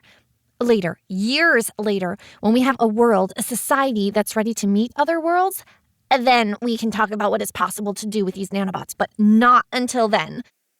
The knowledge is much too dangerous. The AI subsided, and Toni shivered, worried. So much was changing, and might change even more. But the idea of walking under lavender skies called to her. And she reminded herself of the fear in Sarah's eyes. Okay, but that still doesn't mean the food and plants on the other planets will support us, or even have the nutrients needed. We won't change children, so they'll need food until they're old enough. Cass pulled them back to the question at hand. And most people will need the familiar plants and foods to help with this sort of transition. That is easy enough to find out and test. You are a botanist, a plant scientist. Rowers asked. A botany biologist, but yes, that's what I am basically. Cass agreed. May another of my people come here? They all paused and looked at him. Another Draken? McKenna said, as if trying to clarify what he meant. Yes. I could ask my Ope to come with some of our foods to see if it is tolerable to your bodies. It is our belief the AIs you currently host should be able to determine if there are any possible issues. Ope? Toni asked, sounding out the odd word. It is my understanding it is similar to the concept of mother, though not exact. We do egg hatchings, not births, so it is slightly different. Oh. Toni muttered the word, feeling stupid, though Cass's face lit up. I guess. McKenna looked around, though outside in the back would be a better option than in here. Of course. Rowers responded, standing in smooth movement. I shall open it for her now. He walked out of the living room, and Toni didn't even try to resist following him out. Part of her just wanted to see another Draken, a female this time. But she also harbored a secret hope that maybe a whiff of his world would come through the portal, to let her know if it was as real as it seemed. He was on the grass by the time she hit the back deck, and she felt everyone pile out with her. All of them were on the deck, watching. Rowers stood, head at a tilt, and Toni would have sworn he was arguing with someone mentally, but no matter how hard she listened, she couldn't even feel a shadow of it. Her patience had frayed down to a nub before he stepped back, and the beginning of a portal started to appear.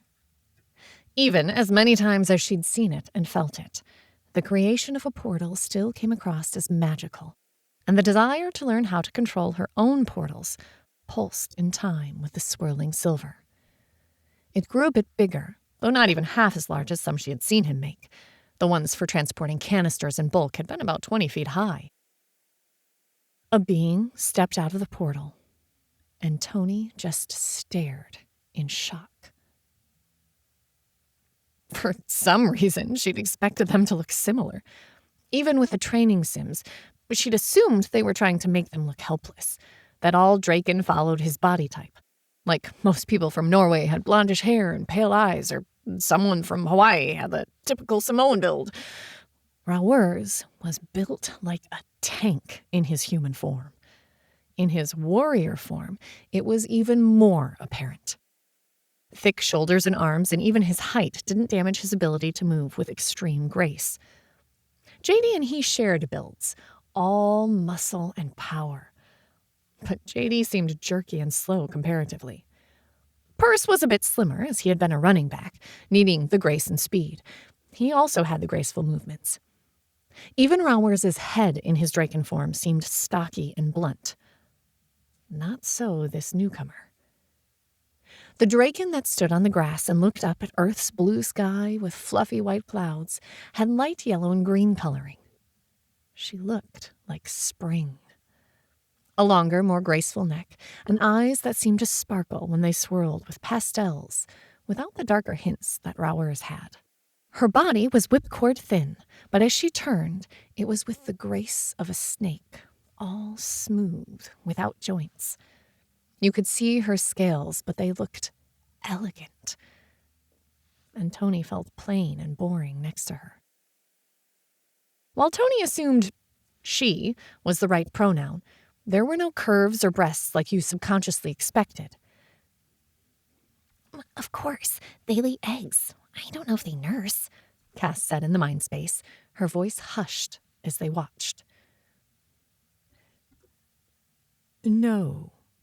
Milk has never been a mainstay, though we do not meet your definition of mammals. Neither are we reptiles. A new voice joined the mind space, For some reason, Toni heard water and the rustle of leaves combining to make it. Clear and soft, it was a voice that screamed, "Amused mother," and made her relax. Cass eeped, and the mind space filled with a wash of cinnamon fire. Toni didn't even have to look back to know that Cass's pale skin had flushed red. I am sorry, Ope. We have not time for them to learn how to create non-public speech groups, and as they are the only ones that can communicate this way, privacy was assumed. Then I must offer my apologies for intruding. However, if you would accept them, I am delighted to meet you.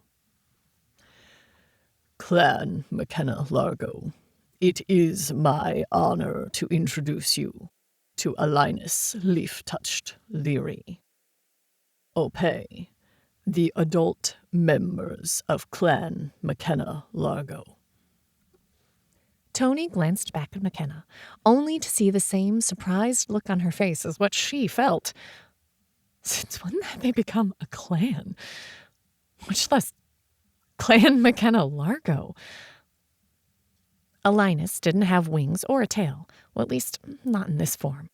Her robes were in the same style Rauer's had originally appeared in, but rather than his plain brown and tan, hers were in all the shades of yellow, from the palest color at her collar, darkening to almost brown at the hem. And it looked both comfortable and cool. At one side, a large basket rode with an object poking out of it. I am excited to be here, and I brought sustenance for you to try and see if it is compatible with your biology.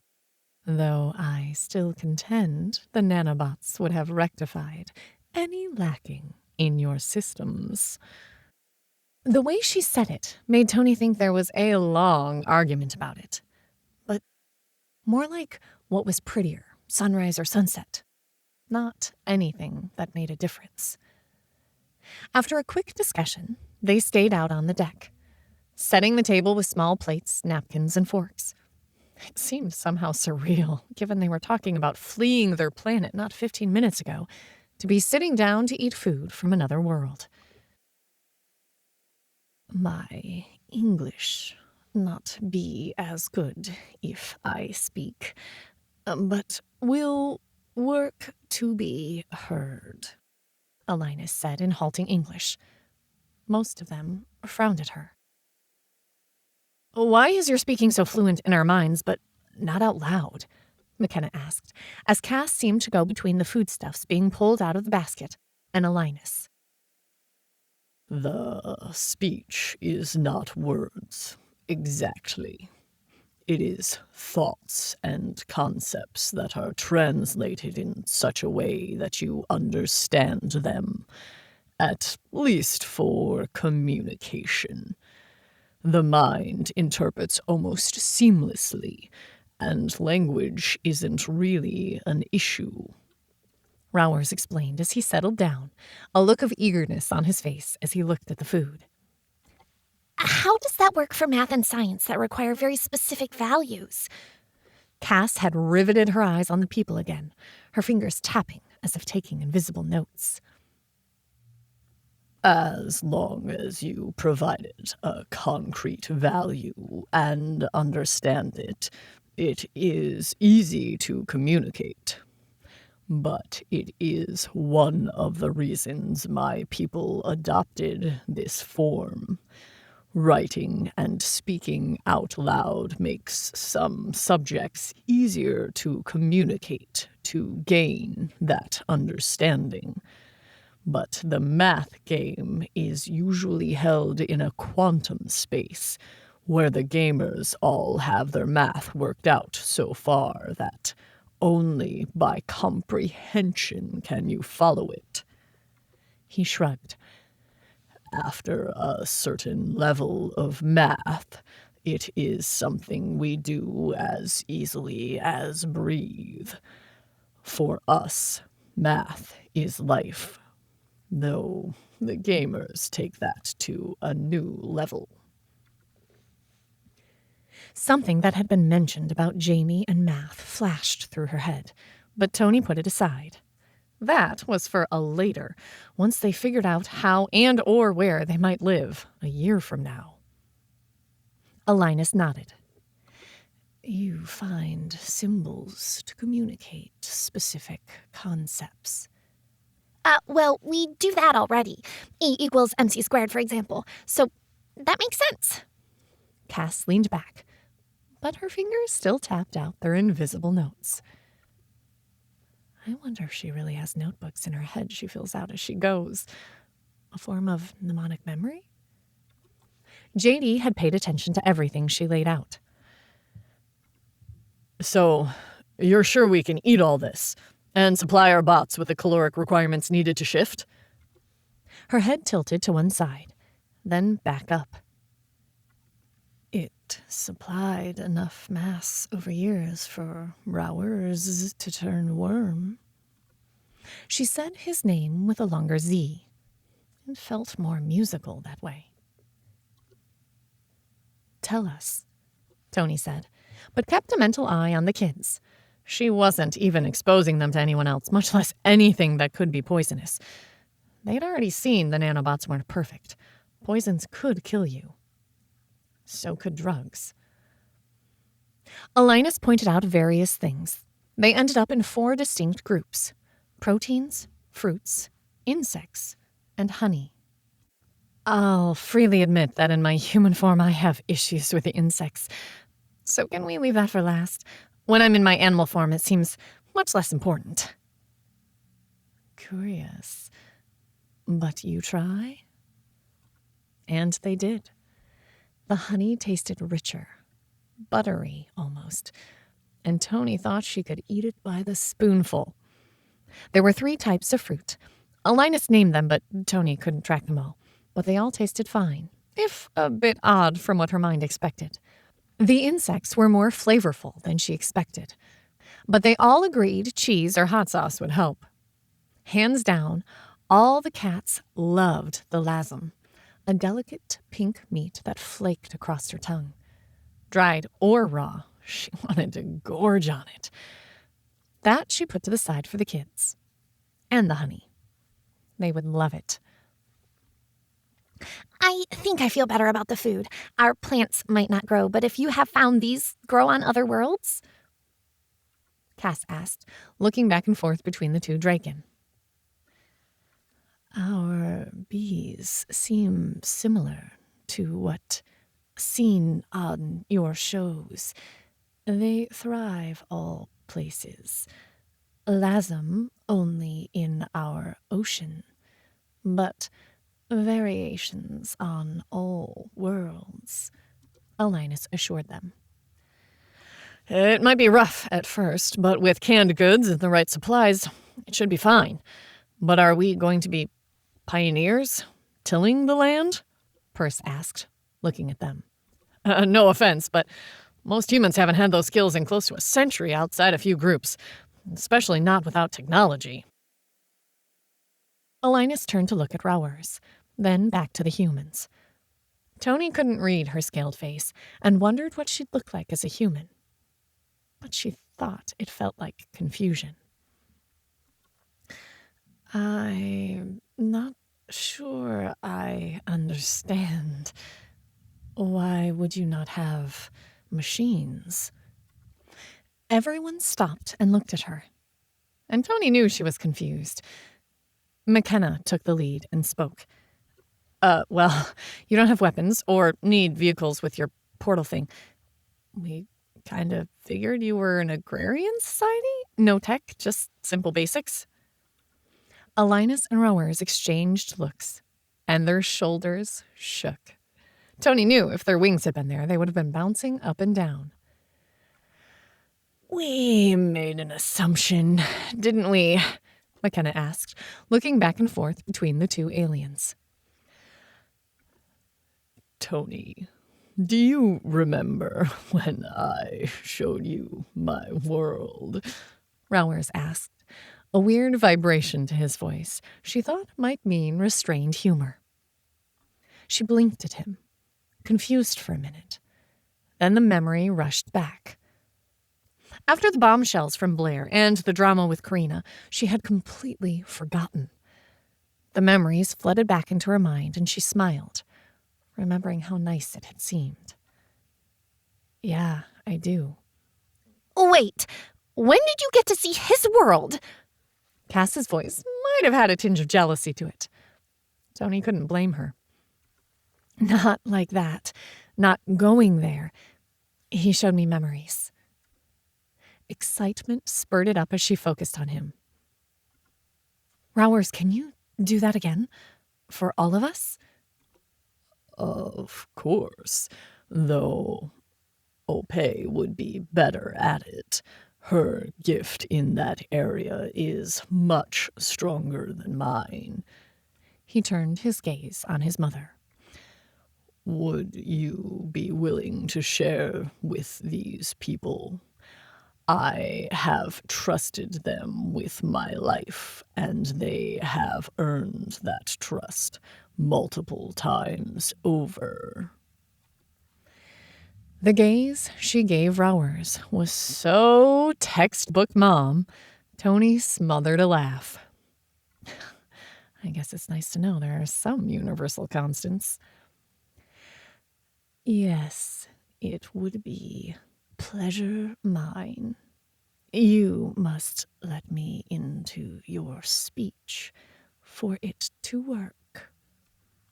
Her voice lilted with a strange cadence. Toni kept trying to figure out what language it sounded like, but none of them she could think of matched the flavor of Alinus's voice. In contrast, Rowers sounded like a news announcer with almost no accent at all. What was there came across more as a deep bass voice. How do we do that? McKenna asked. Toni shared her confusion. Rowers had just been there, as if he'd always been a part of them. The other people were all brought in via the nanobots. Ah, Alinus murmured. A moment later, a knock reverberated through the mind space, and a light, not round like the rest, but a triangle appeared on her mental dashboard. Before Toni could do more than peer at it, it lit up. Ah, much better. It is easier and faster to communicate like this.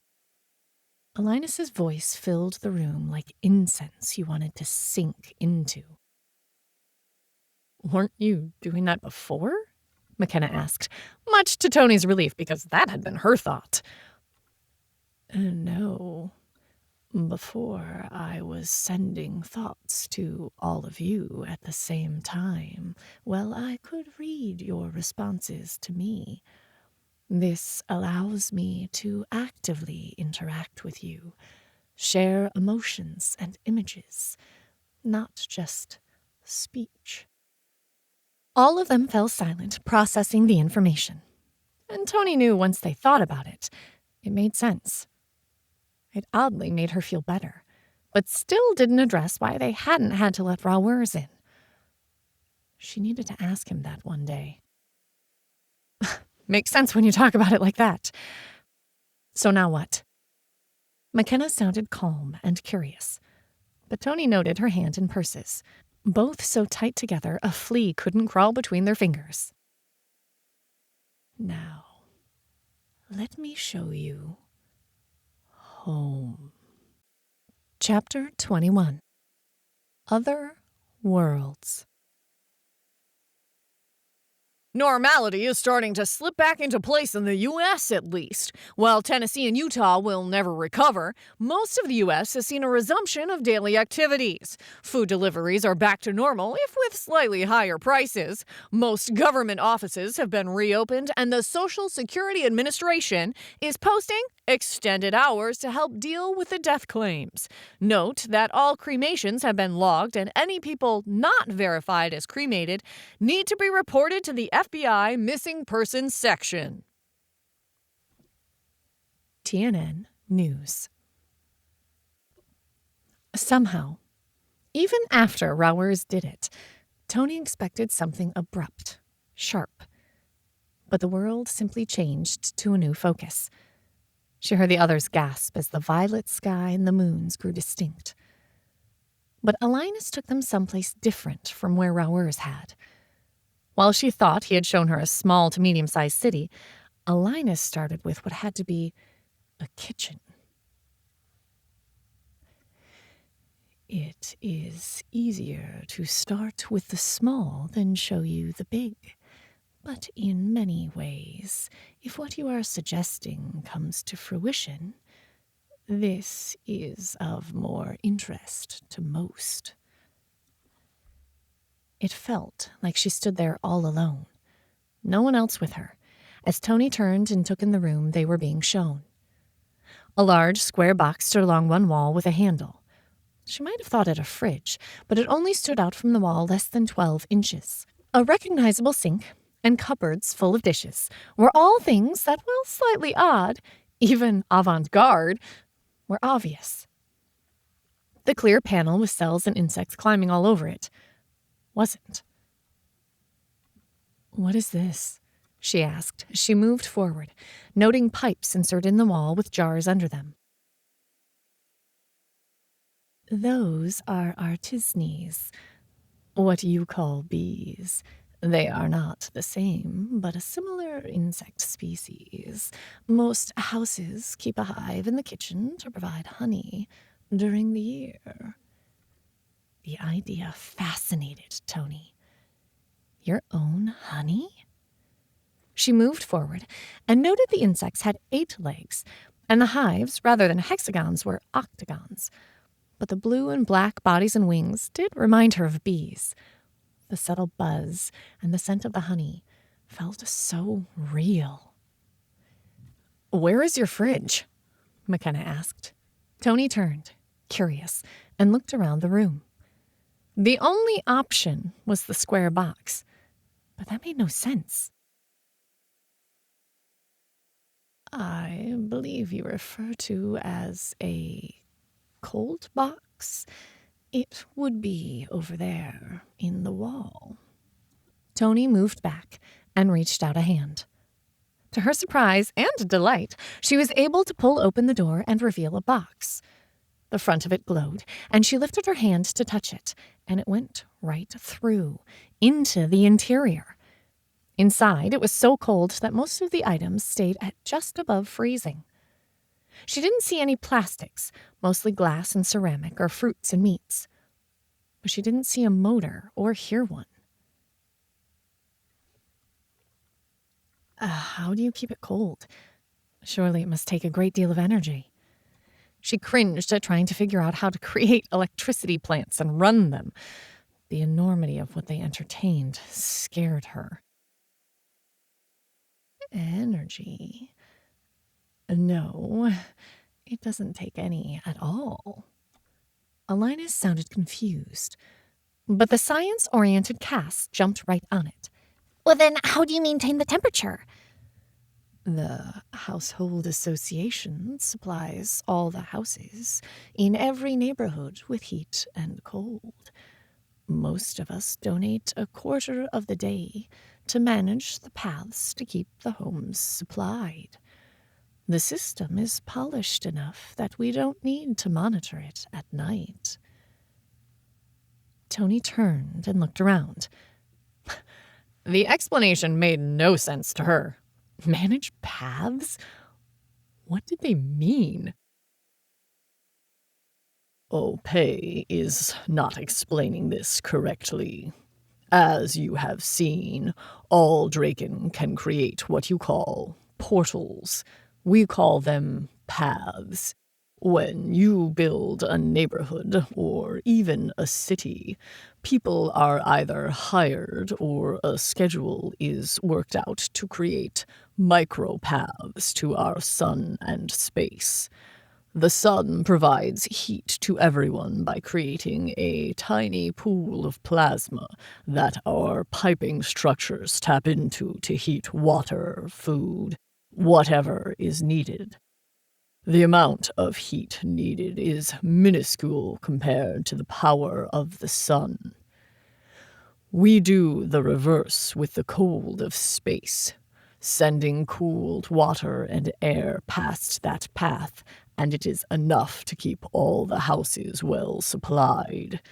It is something most adults can hold for a quarter day without any effort, yet they are always aware of it, able to sever the connection in a millisecond if needed. Holy shit! That's how you cremated Ash? You pulled in plasma from the sun? Cass's voice was almost a screech, but Rowers replied with his normal calmness. Yes. So the two most basic issues of cooling and heating can easily be done with a few Draken. Or, if you are capable of learning to control the paths, then you would be able to do it yourself. Toni spun around the room in awe. What had moments before seemed quaint and simple now seemed smart and elegant. Free heat? Free cooling? A few hours a day? And they could show them how to do this. Hope jumped up as once again the idea proved not as impossible as she thought. Alinus let her wander through the rest of the house. The sleeping chamber was a pile of pillows and blankets that would probably be more comfortable than most modern beds. The bathroom, or as Alinus referred to it, the bathing room, had a large tub in the ground. And by large, Toni figured it was about the size of a 3-person jacuzzi. A large spout about 6 feet off the ground dumped water into it, and the entire ceiling looked like it was a mesh grate. Can we see that work? Cass asked, and Toni could almost hear her fingers typing as she took mental notes. The bathing chamber? Sure. Alinus seemed amused at their interest, but a minute later, water sheeted from the ceiling. It looked like you would be standing under a rainstorm. The water intensity can be increased or reduced based on preference. All water is then processed and filtered, going back into gardens or other needs. The bath itself has heating tubes around it to keep it at the heat desired. Most Draken enjoy soaking in the heat in most forms. The idea of soaking in a tub that didn't get cold sounded like heaven to Toni. She looked around, trying to find the toilet. There, in a secluded alcove, though it was at least twice the size of most bathroom stalls, sat something that made no sense at all. A large, shallow dish with what looked like a grate at the base of it sat in the middle of the room with 3 spokes over it like a tripod. Staring at it, she could see how you sat, and there looked like a water spout at one point. But what about the rest of it? Toni just blinked her eyes and shook her head, leaving it as something to worry about later. They continued through the house. Their version of a living room looked more like a lounge with a fireplace and low chaise lounges. She didn't see any TVs, but that didn't bug her. Most people lived off their phones. If they could create or replicate a cellular system, it shouldn't be that hard with enough time to plan. All in all, it was a building that humans could live in. How are all these built? The walls don't have visible seams, and the swooping arches can't be easy to construct. Perce sounded thoughtful, and his question caused Toni to look up. While most of the rooms had arches instead of square rooms, there were no doors. That, and where are the doors? Toni asked, and she felt Everyone noticed that. All archways have privacy settings. Here, I will activate the one for the bathing chamber. A low blue light appeared in the archway, and it darkened until you couldn't see through to the other side. All light and sound can be blocked, and the color can be changed to what is pleasing to each household. The light cycled through a variety. What tech is this? Cass almost sounded like she was on helium. Her voice was so tight with excitement. This? Alinus sounded confused. It is basic sound and light wave control, making sound and light into a visible being. Nothing that fancy. The solar collectors on the house power all of this and the lights in every room. We don't use electricity the way you do, but creating solar chargers for most of your technology should not be that difficult. You have force fields? Somehow, Cass's voice managed to squeak in the mind space. I do not understand. Alinus sounded very confused. Rowers spoke. Not like your stories have, but we do have solid light and sound barriers, though they will give with any significant force. A light touch they can withstand. The pressure of a hand they cannot. Toni began to see how advanced they were. Simple, yes, but when you didn't need machines for transport, a lot of other things became easier. Imagine a world with no smog or exhaust. Our world smells awful to you, doesn't it? There was an uncomfortable pause. Then Rowers spoke. Your world does contain more particulates than expected, and that provides a discomforting taste and odor. The mind space filled with chuckles and giggles. Saying yes would not have offended us. Good to know, McKenna said into the laughter. Not needing cars can make a difference and is probably good, but if you want us to build spaceships, we'll still need factories. But that isn't anything I can really address. There was a thoughtful hum before she spoke again. How are these built? We got distracted with the doors. Toni could almost hear the mental shrug. There are machines that help. The plan is decided on, though most are one of about 10 plans, and the machine lays out the house according to the plan, using the various materials needed. Huh? Toni couldn't figure out what she meant, though it was obvious the house had multiple types of materials in it. Oh, wait. Rowers, have you seen our 3D printers? Like that, but with multiple products? Cass asked, and that caused it to snap into clarity for Toni. Very similar, though our machines are more complex. But yes, they are built at a few separate plants. We do have factories, but where you need electricity to generate heat or cold, we tap into the sun or space. Asteroids are harvested via the paths also. After your conversation about the ship and portals, I checked with others. His voice became a bit shamefaced. That is how we harvest elements. We snap off chunks of asteroids and bring them down. It never occurred to any of us we could do that to Elentran ships. Well, that explains a lot. I feel better. I could even see living here. But what about the rest of the city? Toni asked. But part of her mind was already starting to go through what to keep and what to get rid of. With a fade out and in, they found themselves standing in a town square.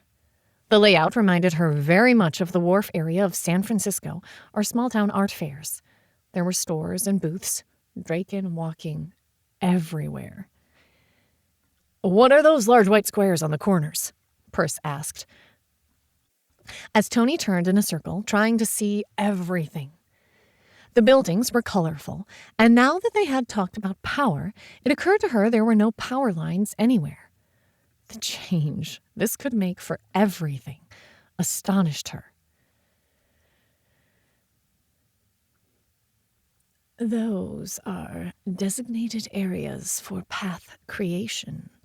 That way, you don't create a path in front of someone walking.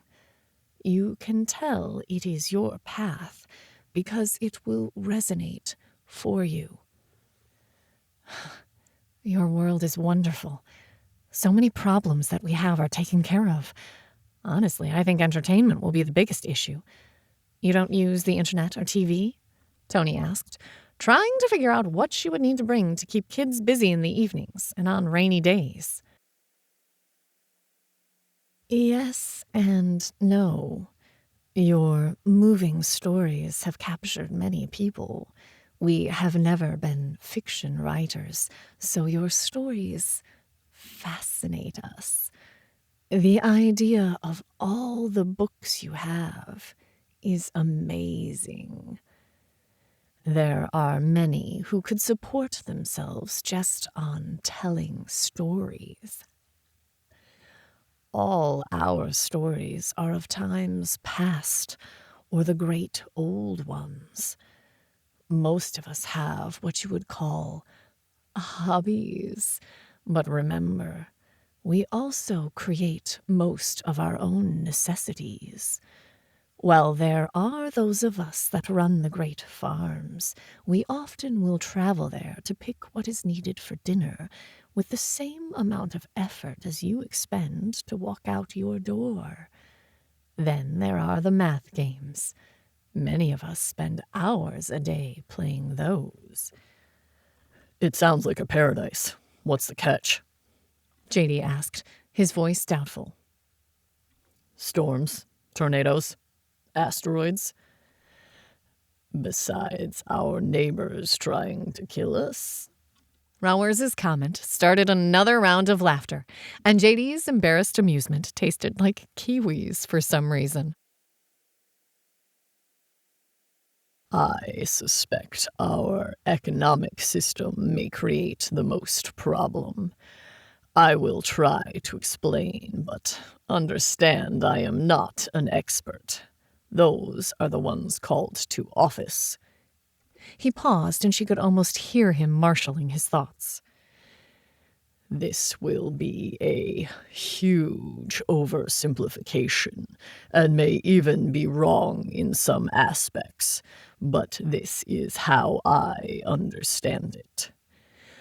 For the most part, our government has the only employees.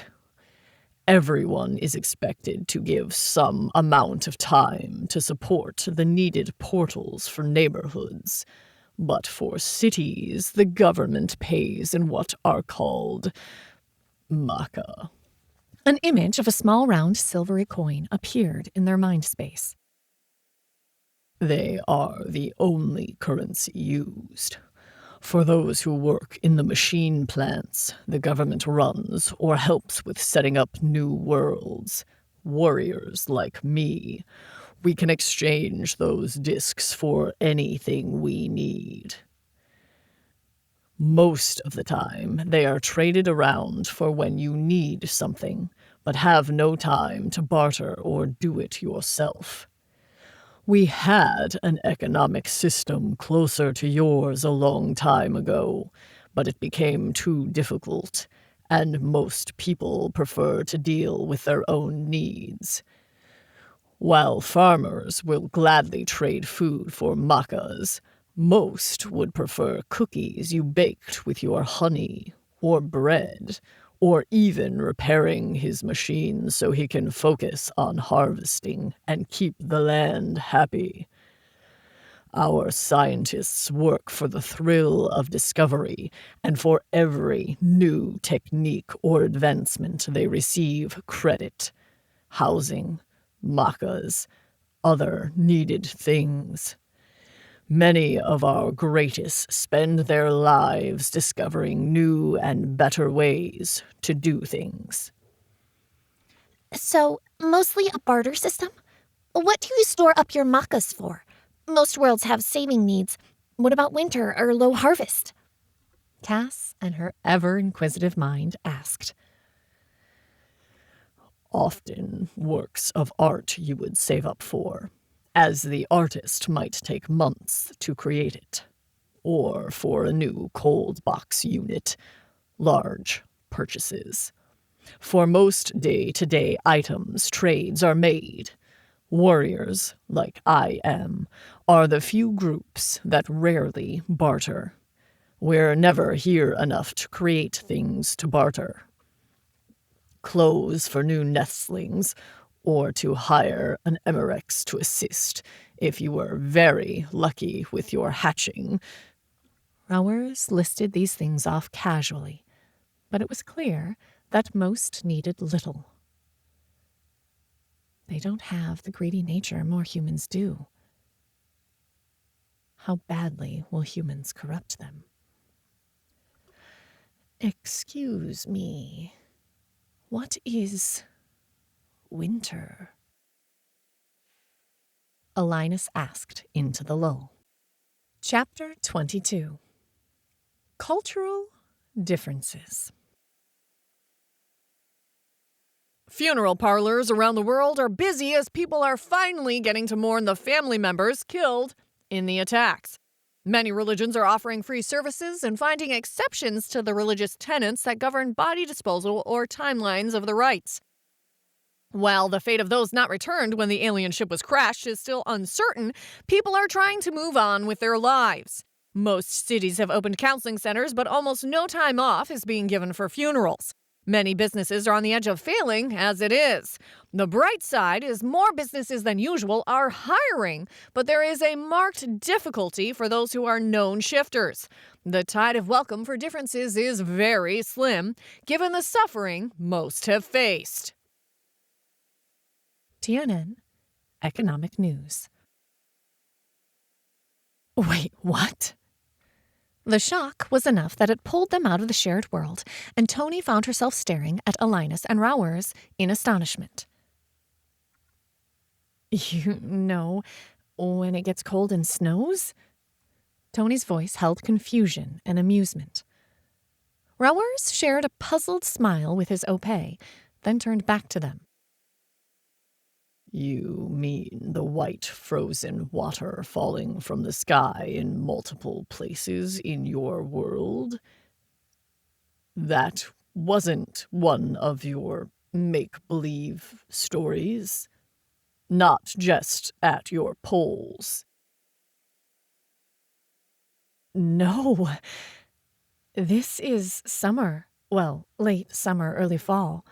It will start getting colder soon. What was the temperature for where we were? Toni asked, her eyebrows raised. About 78 of your degrees. It varies from low 70s to high 80s during the year. The nights usually fall in the mid-50s. The occasional ocean storm might bring rain that would lower it below the 50s. During an active solar flare, it might hit the 90s for a few days, Rowers said, looking back and forth between all of them. Toni figured they looked like idiots, but the idea of a world always at a tropical temperature, Her list of things just decreased. "Does that mean you don't have any snow?" McKenna asked, and Toni didn't know if that was longing in her voice or not. Well, there is ice and what you call snow at the poles, but we never build there. Only in the middle of the planets. The planets we have colonized and our home planet have very little axial tilt. This makes season changes almost non-existent, and elliptical paths around the sun are rare. Was the general reaction from everyone as they tried to process what they had witnessed in the Draken's world. It does sound perfect. But how will humans screw it up? Can they vet people well enough that only the good ones get through? Silence reigned for a bit, but if there was talking going on, it was close and personal. What was your other idea, Kenna? If this works, I mean. JD was still nibbling on the honey. While Toni enjoyed it, he and Cass seemed to find it addictive and were all but licking the container clean. Oh, well, Okay. She paused for a moment as if trying to redirect her thoughts. Toni took the opportunity to grab another slice of the lasem. The stuff was so good. America, well, Earth as a whole, has a fascination with aliens. We've always wondered if there's life out there. We've talked and dreamed about it for centuries. The Elantron proved there was, and they are stunningly beautiful. I suspect Thelia will be treated like a superstar for a long time to come. But there are only, 5 or 6 others? I believe there are at least 8. Thelia and the 7 crew members that escaped from the ship alive to the planet. Not all of them survived. Alinus jerked her head up and hissed, "What speaks?" Toni fought back a snort of laughter. For some reason, the AI's voices rubbed everyone the wrong way. The consistency was amusing. That was the AI called We4. I am known as Aleo. We are being hosted by 2 of these humans. In exchange and in appreciation, we are doing everything we can to assist them. The sudden violence by humans towards Kaylid is disturbing to both of us. While we comprehend the Elantron ingrained pogrom, we do not understand this drastic swing in attitude. Welcome to humanity. Our name is inconsistency. JD's voice held mocking humor and resignation. Our history is like that. Loved one day, reviled the next. All too often the scapegoats died. The 2 Draken looked worried, and McKenna shrugged. We are not calm and logical. We try, but most of the time emotion and fear drive us. You need to be aware that we are a fractured world, and few of us manage to live in harmony.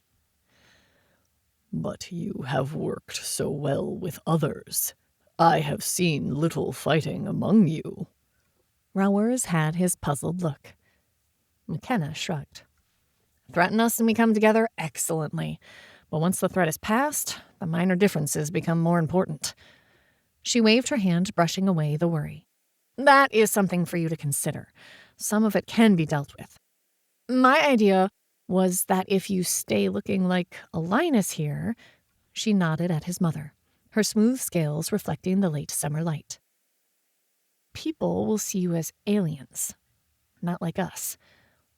I don't think your shifting has really gotten out, not with any proof. And people want aliens. Friendly aliens. If more of you come and set up embassies, you can create gateways to any world.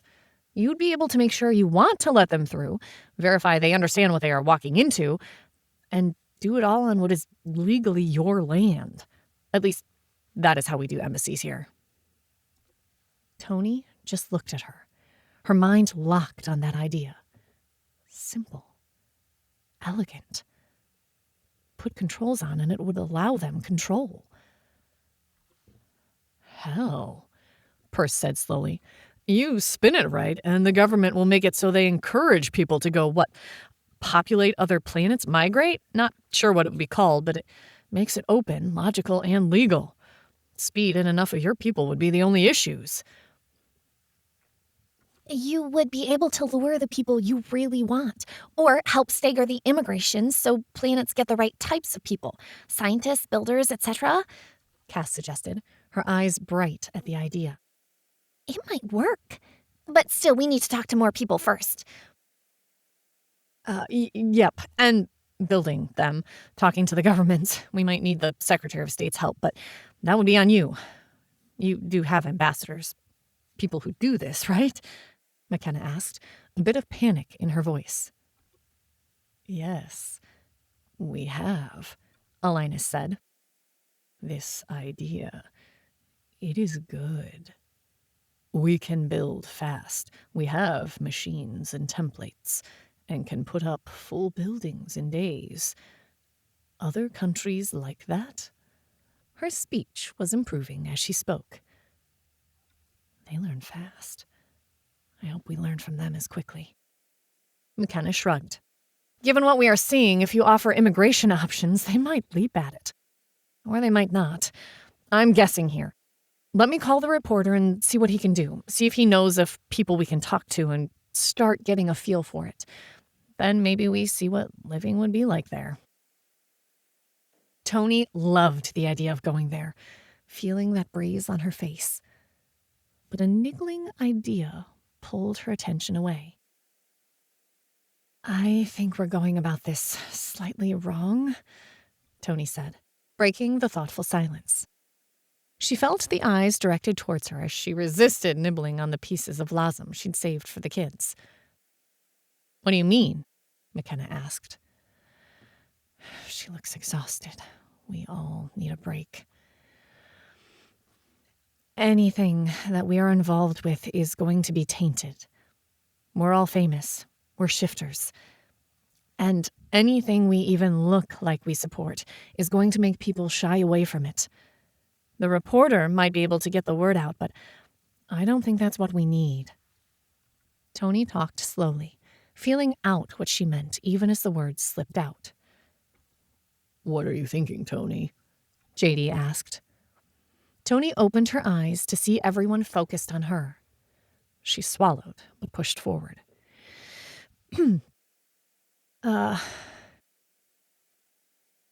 We've just been attacked by aliens. Gorgeous aliens that reach into our media and fantasies. Right now, shifters are the enemy because we're easy to find, while the Elentran are mostly under government control. Only a very few people know Rauers exists. Nothing was filmed at the target, really, and in it, for all the grief it has caused me, most people haven't seen Rauers. If the Draken want this to work, it needs to be splashy, attention-catching. Toni paused and smiled as it finalized in her head. It needs to be competitive theater. The others nodded, intense looks on their face as they listened. Keep going, Toni, but I think I see what you're getting at. Perce nodded, his hand stroking down McKenna's arm in a comforting gesture. With a grin and a sparkle in her eye, Toni leaned forward. Look, the world is reeling right now. Dragons are exotic and exist in most of our mythologies. Play on that. You will need multiple ambassadors, and you'll need to hide, or at least not reveal the fact that you can change shape. Humanity will be cautious about that for a while, but dragons, we almost can't resist them.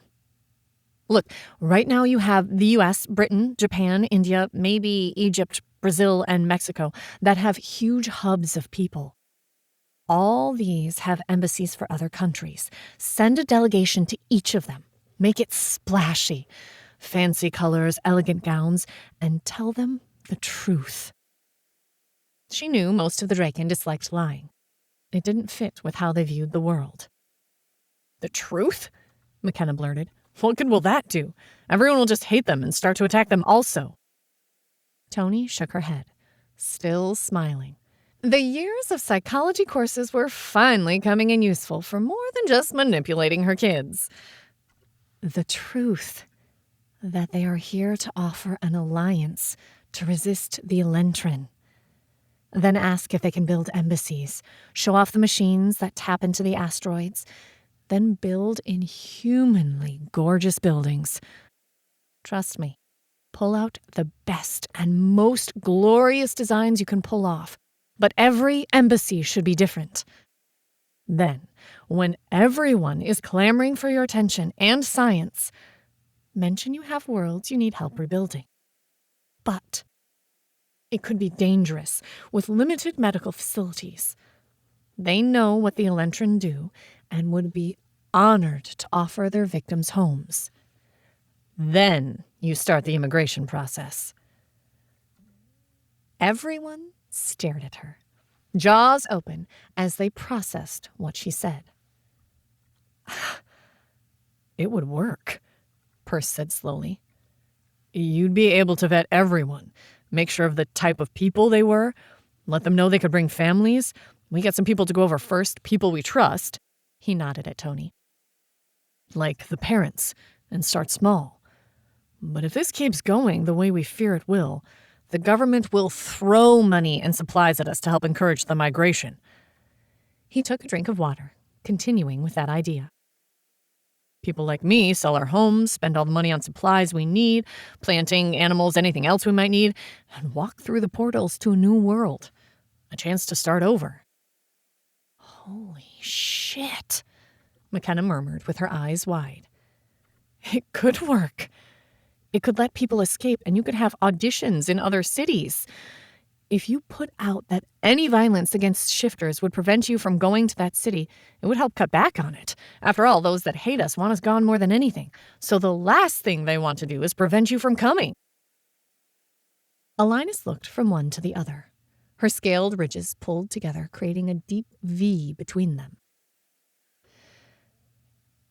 If understand correct, we have your shifters come to us? What mean by vet? JD sighed. Humans are not as similar as your people seem to be. That elicited an odd sound from Rauers, but he ignored it. We are more violent, selfish, fearful, and prejudiced than I've seen in your people. Even the Elentrin aren't as problematic. They treat anyone not Elentrin as lesser, regardless of their species. Humans? Humans find multiple reasons to hate. Well, I don't want to bar people in fear for their lives. Neither do I want you to pull in people with these attitudes. I don't think your people could handle it, and the way your cities are set up, we will need your help for a very long time. You would? If you can manage portals, as Rauers say. Alinus was confused. People, well, humans, aren't as static as I think your people are, Cass said, trying to explain. We have moods, and we vary a lot from person to person, day to day, even minute to minute. Her mouth quirked up a bit. And our teenagers are even worse. Rauers nodded. From what I have witnessed, humans are amazingly changeable. Where one of our people would take decades to be diverted from their course of action, humans adapt and adopt different strategies in minutes, if not seconds. We would need to make sure the ones we have are of a good heart. It might be worthwhile to have an empath on each interview team to ensure those that come to our worlds are not harboring dark hearts. While we are not perfect, some of the traits humans have don't really exist in Draken. McKenna perked up at his comment. You mean like what you said Nam might grow into? Yes. One of your children is empath capable? Alinus had gone rigid, either with excitement or attention. If what Raoul said was true, yes, McKenna replied with a lift of one shoulder. But speaking of the kids, I think they'd like to taste the few remains we have and meet you. I would be delight. Is rare meet other beings, nestlings. Alina seemed excited, and she fumbled the words more than normal. Toni couldn't help but glance at Raoul's, a question in her eyes. Nestlings are relatively rare. Your world has incredible fertility. I am one of 3 children. Alinus nodded. Eggs not hatch. Nestlings die. We try, but so few live to hatch, then make it to 2-leg form. Chapter 23. Pivot. A record number of businesses have declared bankruptcy in the last few weeks. Well, some expected given the damage and deaths in some areas of the country. Most shifter-specific enterprises have seen a loss of customers to the point they say it is no longer viable to have their economic model be based on a small, unimportant subsection of the population. While some are redirecting their efforts and aiming at a wider audience, most are just changing into a new startup idea. The main business model that is exploding is anything related with cremations and ash disposal. Funeral urns and memorabilia have taken off. TNN News. Toni felt her heart contract at that. She remembered how many people told her how long they'd tried to get pregnant, and she and Jeff had made twins within months of her going off birth control. She'd always known she was lucky. But maybe she was luckier than she thought. Many are never hatched, and the first year or so our nestlings are fragile and can die easily. After that, it will take significant physical damage to kill us. The one planet where we seemed to have a high ratio of living nestlings. He swallowed, then continued. The Elentrin killed every Draken there and destroyed all our nests. We lost over 25% of our total population. All of them winced at that. The sheer magnitude of deaths. Then, definitely kids. Ours are pretty great, McKenna said, glancing at Toni. Kids, there are some people we'd like you to meet. Toni scented as McKenna arranged a platter with what was left, specifically the lazam she had also set aside. Everyone? Jamie asked, a half-distracted tone. Yes. There wasn't a response, but a moment later they heard and felt the running of feet up the stairs and through the kitchen. The pounding slowed, and she could all but feel them peeking through the door to verify who was on the deck. Paranoia had become a way of life. Toni didn't know if that was a good or a bad thing. The door opened, and Charlie walked out first, his eyes locked on Alinus, but the other 3 were right behind him. Does he look like a king leading his followers, or the guard protecting his charges? Or both? The contrasting image between Charlie's white blonde hair, that didn't seem to be getting darker, and the 3 space blackheads following him had an odd composite. Toni shook her head. With her Peruvian genes, both of her kids would always be tan with dark hair. Unless they become dragons. She shivered at that thought. But was it from fear or excitement? Toni pushed away the thought and focused on the kids. It's another dragon, Nam whispered. She darted to the side and climbed up next to McKenna. Toni noted McKenna's arms were already around the little girl, and a soft smile turned up the corners of her mouth. But what was more interesting was Perse petting her hair lightly, and Nam leaning into it. Yes, this is Alinus. She is Rowers' mother, Toni told them, watching her kids like a hawk. Jessie was Jessie, as always. Cool. Hi, Mrs. Rowers. Is that fish? Her head tracking to the table. Toni fought the roll of her eyes, reminding herself the kids had no idea how odd it was to have alien beings sitting down to eat with them. At this point, it would seem almost normal. Jamie, however, tilted his head, looking at her, eyes narrowed. But his thoughts, whatever they were, stayed in his own mind. Or, at least they weren't shared with her. Food? Charlie had followed Jessie, deciding the strange dragon wasn't that interesting. He slipped in between McKenna and JD, looking at the offerings. You guys act like you've never eaten, Cass protested. But yes, this is food from another planet. Want to try it? While the largest amount of saved food was the lasm, there were small amounts of everything left, enough for the kids to try a little bit of everything. Is that an insect? Jessie didn't sound outraged, more curious. Yep, from their world. Tastes like vegetable snacks, really, Cass offered. The 3 older kids all stared at it dubiously, but Nam picked it up and crunched into it. They all looked at her. Grasshoppers are a treat. This is yummy.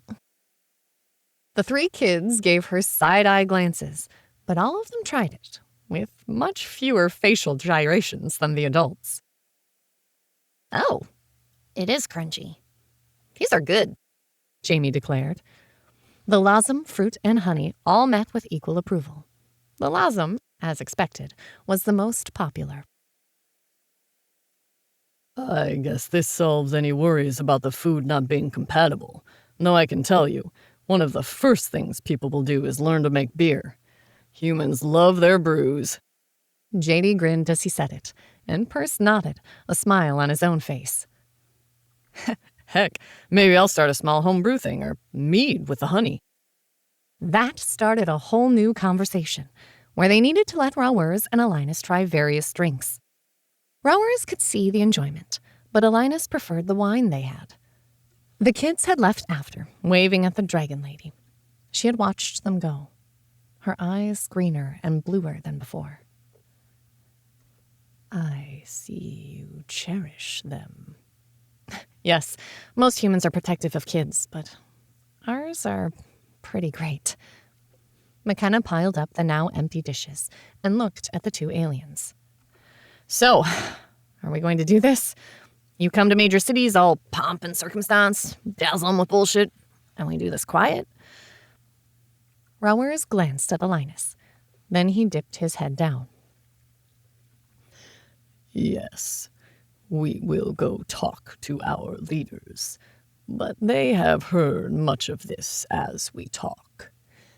They are discussing the idea, but we would like to rely on your clan to find us people to go see our cities and decide if they think it will work. Live there for a few months and make sure there isn't something we haven't thought about before people immigrate in volume. Rowers glanced at his mother and tilted his head. But overall, we are in favor of the idea and may adopt it with other worlds. There is an aspect we haven't addressed, you know, Perce said as they were processing what Rowers said. Toni glanced over at Perce, frowning. It seemed like they'd been talking for hours. Or maybe just the world sharing took forever in subjective time. What would that be? JD had settled back down, though he kept glancing with a wistful look towards the empty honey jar. Families. What about them? Toni asked, a bit confused, as that had been what they'd been talking about. I was per saying they hadn't talked. What about those who can't change? Lots of siblings, parents, spouses. Do we change them? Is it required? Can we change them without McKenna? Everyone fell silent, looking at each other. Alinus broke the silence. I do not understand. Why is families not being Kaylid an issue? Rowers heaved a sigh this time. Hape, humans age. The stories of old people were not fiction. She tilted her head, frowning at him. They age, get frail, and die. The average lifespan is about 80. He glanced at Toni for verification, and she nodded. 80 cycles of the sun? 80! Alinus seemed shocked and almost horrified by this information. Yes, it is a short time. So any spouse or family that is not infected will die while their family lives on after them. Rowers' voice was heavy with a strange weight. The colors in Alinus' eyes spun in rapid changing colors. Not realize. She broke off and shook her head. This is too important to risk using incorrect or inaccurate words. No one should suffer due to cellular decay. Our old ones only get larger and wiser. They pull back from society and live in the math games and off the stored energy in their quantum spaces. We would never expect you to leave your families behind or require them to watch their loved ones die. Can something not be done? This is not acceptable. Whereas before, Toni would have pegged Alinus as mild, even meek. The power and intent in her voice ripped that idea out of her head completely. After the shock, Cass spoke up a bit, shaken, hesitant even. Your people basically grow larger and retreat. Don't you ever die of old age? Rowers and Alinus looked at each other, and she rotated one shoulder. In a way, yes. Some of our older ones live for thousands of your years. But we have noticed, as our means of staying in touch have improved, about after 800 or 900 years, they retreat and fall asleep and don't wake up. Though more and more lately, they say they are going to travel to other worlds, even if they never have before, and we do not hear from them again. Whether they die or simply do not return is unknown. There is a limit on your speech? McKenna asked. Of course. If there is a path open, it can go down it, but for practical matters, unless you access a quantum space area, it is limited to a planet or solar system. Elaborate? Cass responded, her gaze intent, as if trying to extrapolate more data with her eyes. We can create a quantum space for specific conversations, like your group, but on a quantum level. They usually are only used for elections or the math games. One was created for me to pass information to, but they require someone to maintain it at all times, so they are used rarely. The concentration overhead involved in keeping a quantum space open outside of your personal one can be draining. One of the elders volunteered to keep it open. He said he needed something interesting to do. Rowers shrugged. So, you don't really die of old age, but more just let go of life? The idea of people growing old horrifies you.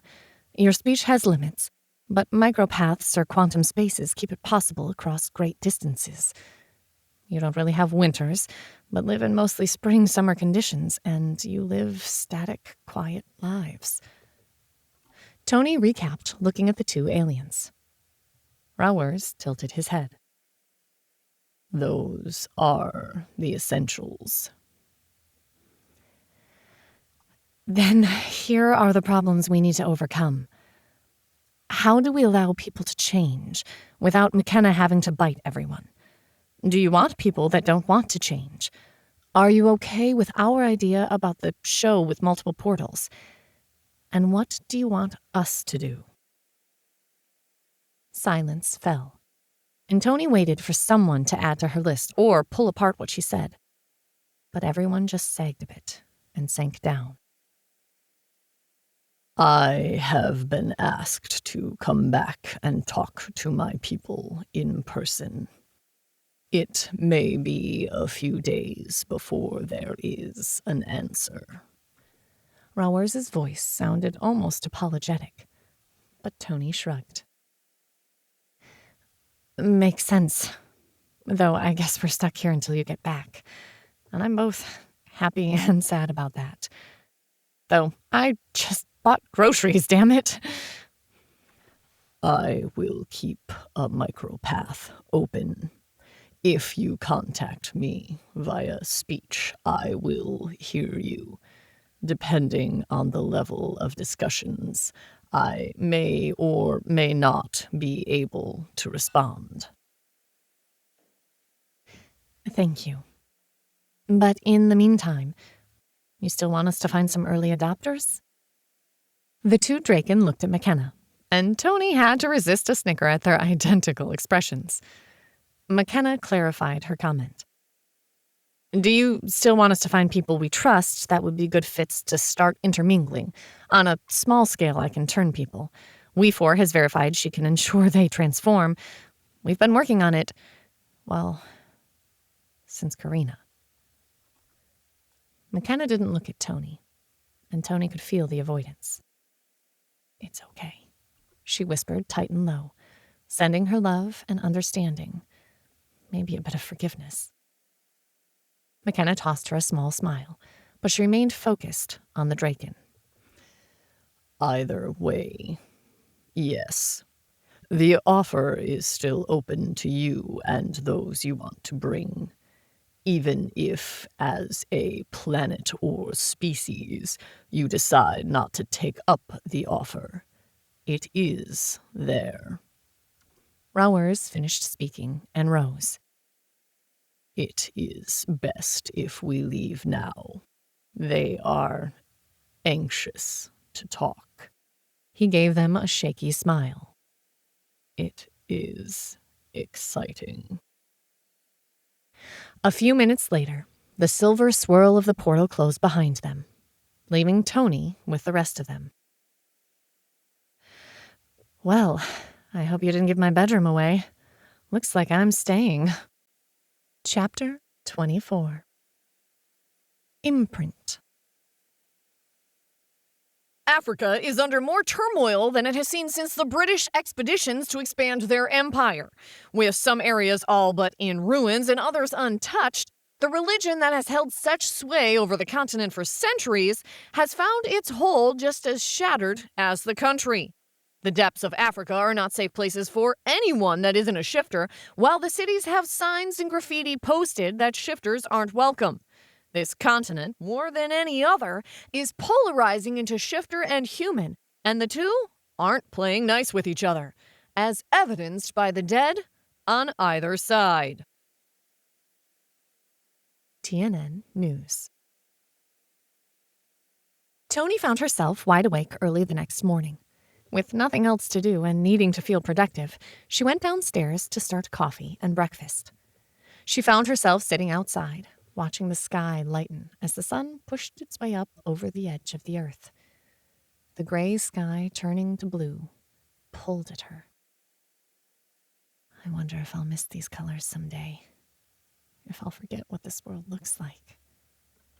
Sipping her coffee, Toni focused on seeing everything around her, the colors, shapes, smells. What you doing? The low rumble of JD's voice pulled her out of her intent fixation on the essence of Earth. Imprinting? Remembering? Mourning? They were all right and all wrong, but she couldn't find the word that explained exactly the need to absorb everything that drove her actions right now.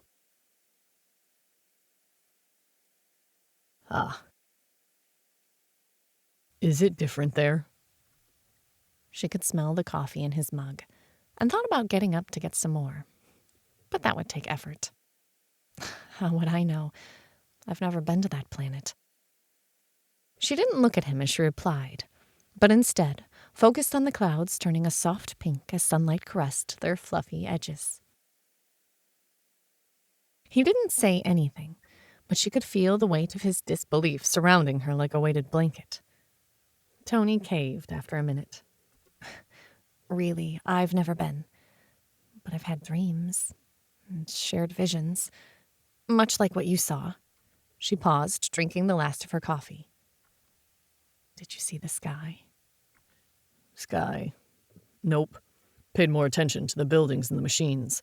No cars. That might be hard to get used to. Or super cool. The sky's purple. They have 2 moons. It feels like home sometimes.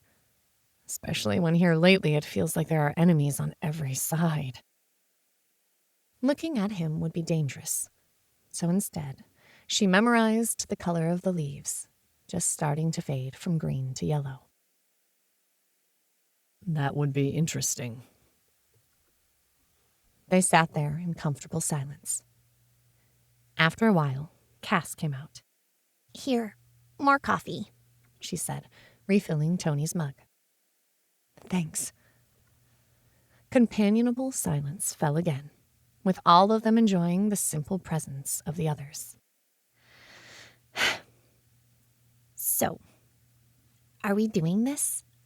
Cass asked, and Toni wanted to laugh at how neutral her voice was. I don't think there's any doubt about that. But is it just us running away to a hidden resort? Or shifters? Well, Kaylid, starting a new world. That's the real question. As for me, I don't really have a reason to stay. I would rather go out there and see what's available. Hell, this is a dream I never thought I'd see come to reality. Toni tried to keep the emotions out of her voice, but the wistful bitterness seeped out. Toni turned her head to see McKenna leaning in the doorway. She should have heard her, but right now Toni wanted to pay attention to the colors the sun painted everything, to make sure they remained crystal clear in her memory. Then I guess I need to start making a list of what we need to do. Cass stood, heading back into the house, her stride brisk. List? Wait, you have a plan? Toni blurted out the words, and then felt very grateful she didn't show the wave of embarrassment that went through her. Plan? Not so much. But it isn't hard to see what we need to do. Though the one thing I can think that we will need to do is set up ways to communicate. Email, phone calls, things like that. Once we've been gone a while, having family that doesn't need to change, visiting occasionally won't be an issue. or even us coming back here. If we change our hair and get called by a different name, it should be more than possible. Especially if what ours keeps hinting at, that we, or at least some of us, can learn to create and control portals. Well, that puts the universe at our feet, doesn't it? Toni closed her eyes and focused on her coffee. The scent. The taste. Never thought about coming back. But then who would I come back for?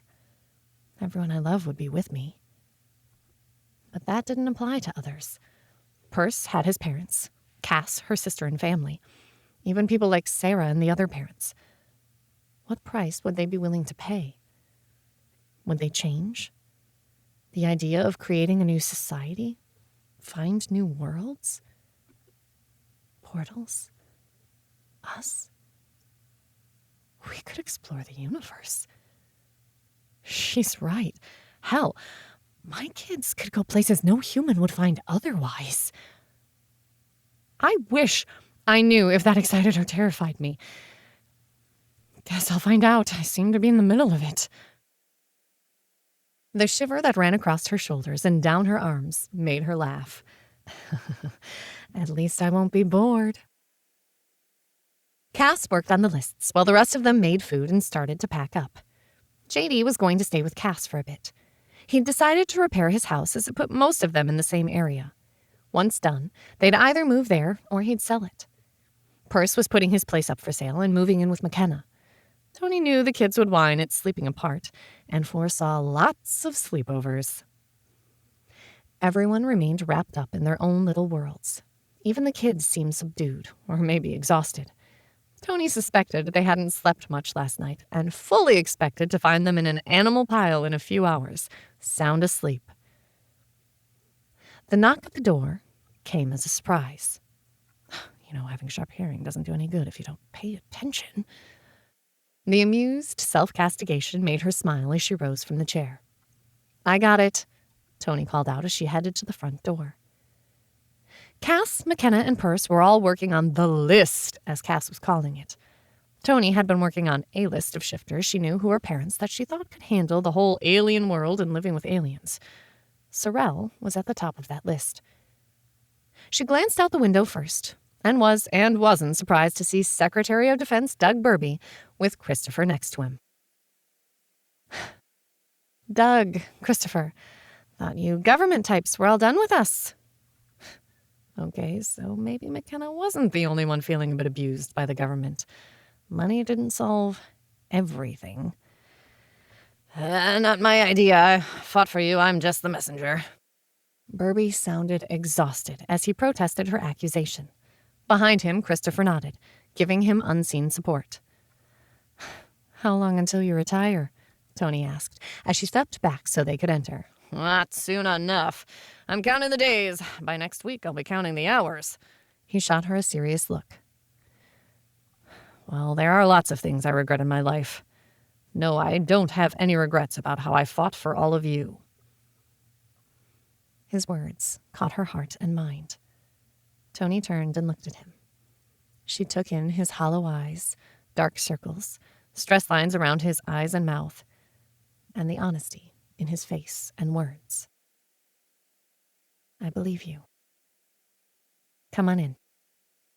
She didn't bother to announce him. Everyone was already looking at them as they walked in. Doug, what brings you to darken our doorstep? We getting kicked out?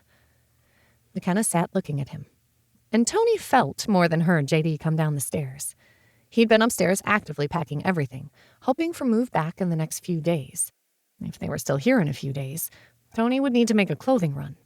She hadn't brought a bag back, though some of her stuff had been left behind. Burby stood there, looking at her, a frown on his face. Then he shook his head. No. Sorry. Yeah, you're still good. I'm looking for Rowers. We have questions for him, and the phone we gave him just goes to voicemail each time.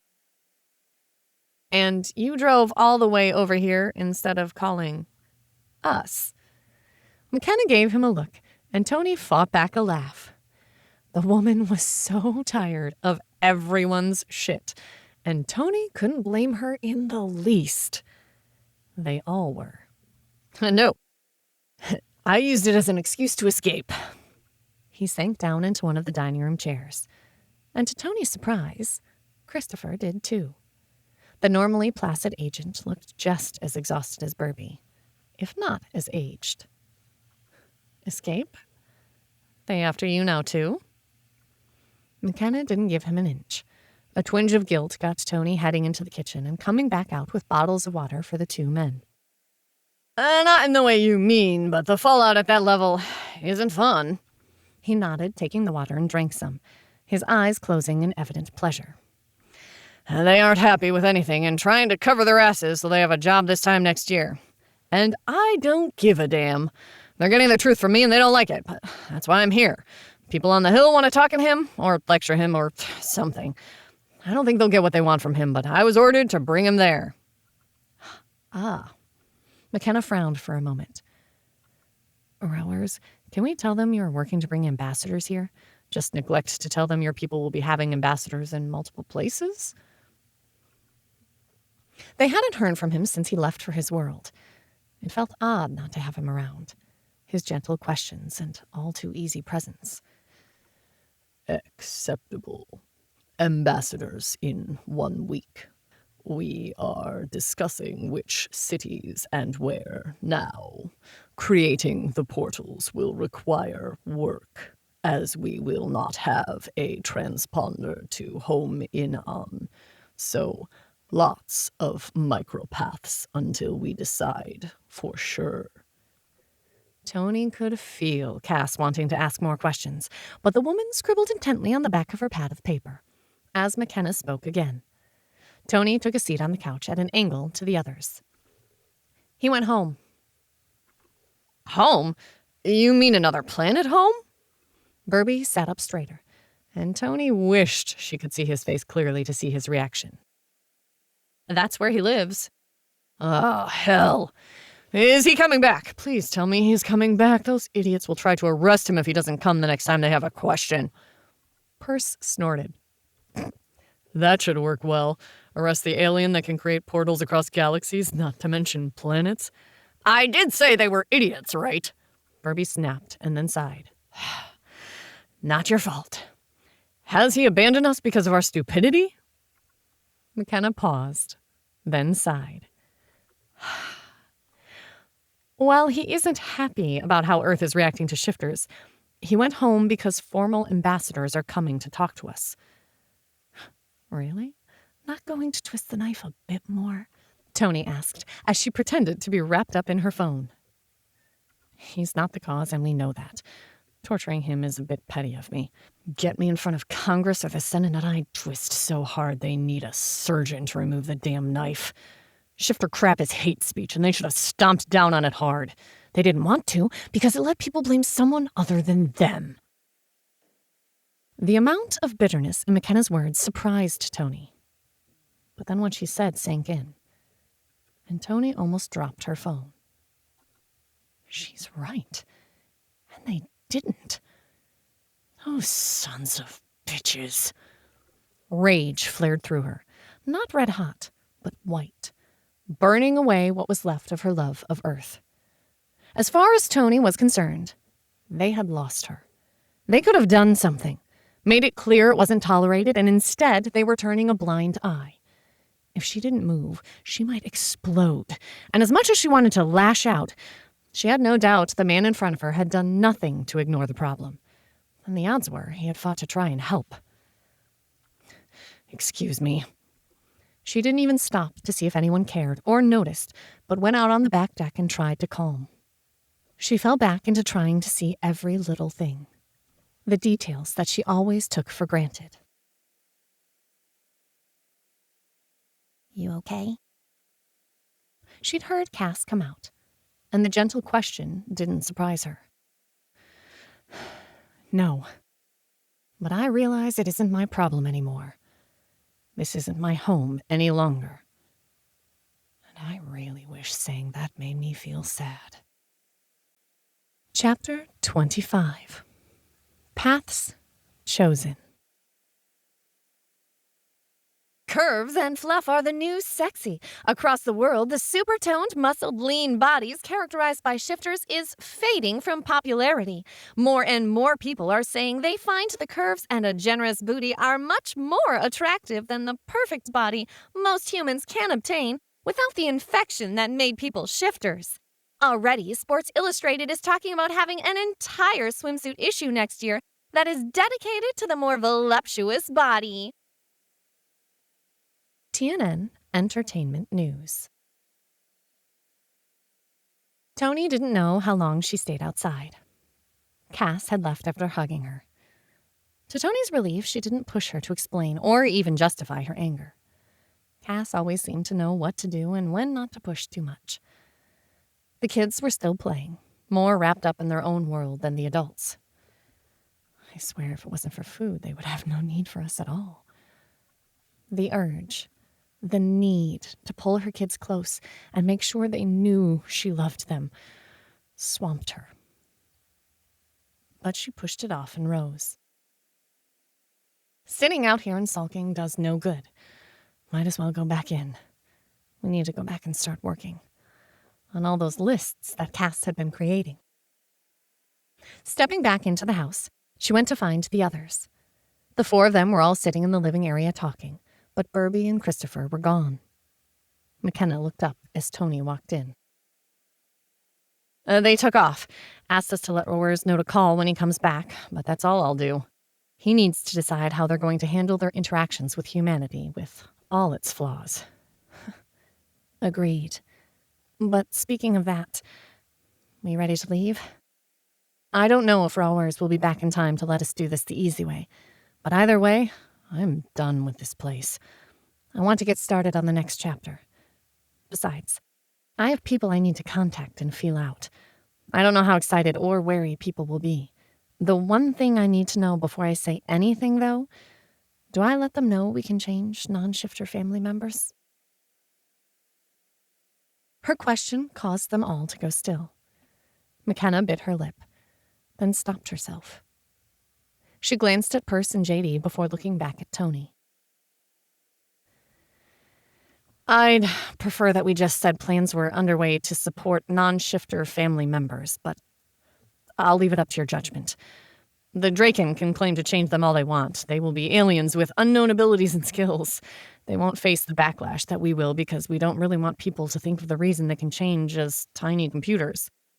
Much safer to think of it as a virus than something you can't actually turn off. Cass started to say something, and McKenna rolled her eyes at her. I know. Technically you can make a virus go dormant, but do you really want to try to explain that to the billion or so people affected by this? Fine, but yes, I've been talking to We4 and Aleo in the background, and there is a way to shut off the nanobots, in that they wouldn't let you shift, but the organic improvements, better cellular division, rapid healing, healthy body weight, none of that would go away. So, not sure it's even worth mentioning it. The main reason people would fear and hate what we are is still there, just no more fur. Toni listened to all of it and shrugged. Okay, well, the next issue. Kids. The adults all broke out in laughter at the understatement. Separating that group had become almost impossible. They were all but joined at the hips, and the stress it caused everyone to try and get them apart wasn't worth it. Shared custody, scheduled sleepovers, because the one night almost had me ready to strangle both of my children. Charlie and Nam weren't any better. You would have thought they were being punished. We'll work on it, but it would be easier if we could create portals. Agreed. But from what Rowers said, we could learn, but over years, not days. Either way, we can set it up, shuttling them back and forth if needed. And don't forget, you need to think about Nam, making that legal. Ugh, McKenna groaned. But yes, I do. Toni laughed. Have fun with that. I'm going to go herd the children in their den and get them to pack up everything neatly. Then maybe tomorrow we can schedule a truck. How the hell did we get so much stuff when we came with a few suitcases? Weapons, tactical gear, clothes to meet important people in? McKenna rattled off as she looked around. Buying all the crap we forgot to bring, and we've been here for well over a month. Almost 2. Ugh. Fine. Cass, your lists take into account all the stuff we'll need on another planet. It occurs to me that while food and basic things like pots and pans probably have equivalents there, I doubt things like shampoo and other stuff does. Though with no periods and per We4, all the nanobots ensure no conception unless you specifically request it. That means we don't need some hygiene things, but other things probably don't exist. Cass nodded and scribbled on her notes. I have thought about that, but not to the beauty and hygiene products. But I must say, no tampons is very, very nice. Toni and McKenna responded with amens, while the men just looked vaguely uncomfortable. They went their own ways, and Toni headed to the basement. The kids had created their own play area. Books, some construction blocks, and a TV with approved video games. The 4 of them were in a pile, each with a book. Nam was coloring in her coloring book, while Jamie's looked like something she'd expect a high schooler to read. Charlie and Jessie were reading the same book. It looked like one of the magic school ones. If nothing else, his craving for the stories had made Jessie's reading level up in leaps and bounds. All their heads jerked up when she came down the stairs. The immediate tension in Jessie and Jamie made her cringe. Do we have to leave? Jessie blurted, and Toni wanted to cry and scream at the same time. Instead, she focused on remembering they were healthier and happier than she had ever seen them. That was what I wanted to talk to you about. They sat up, looking at her, wariness clear on their faces.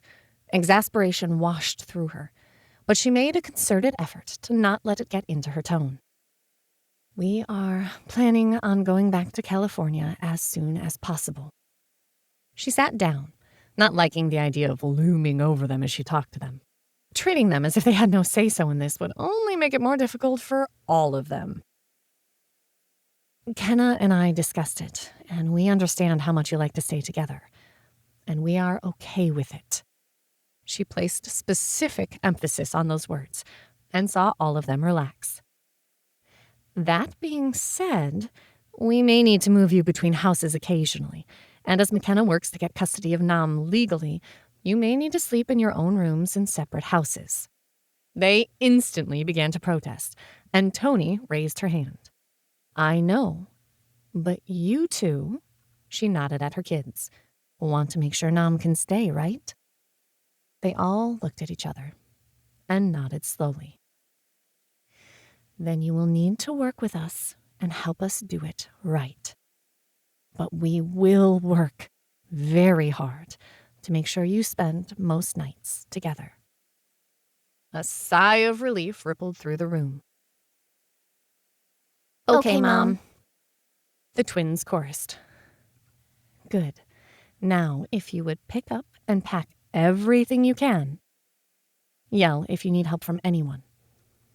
They nodded their agreement, and Toni went back upstairs. She knew she needed to get the information to the parents about the option she had for them, but she thought it might be bigger than that. But she needed to be back in California to really do anything. I would like to return. Is that permissible? Rauers's voice rang in their shared mind space. He must have opened a microportal to talk to us. We really need to learn how to do that. Most useful thing ever. Sure, actually, that might make it easier for us if you're willing to do some portals for us. Of course. I can start teaching you how to use the paths, if you wish. Toni blinked at the parallel of their thoughts. Oh, that would be wonderful! Cass's excitement bubbled through the mind space, and Toni fought back a smile. Toni felt the creation of the portal and glanced out to the back and saw the silver swirl appear. Unable to resist, she watched him stride out of the portal and it slowly collapsed behind him. With him here, it opened a lot more possibilities. The urge to be out of the house and to make it more difficult for even the good guys in the government was nigh irresistible.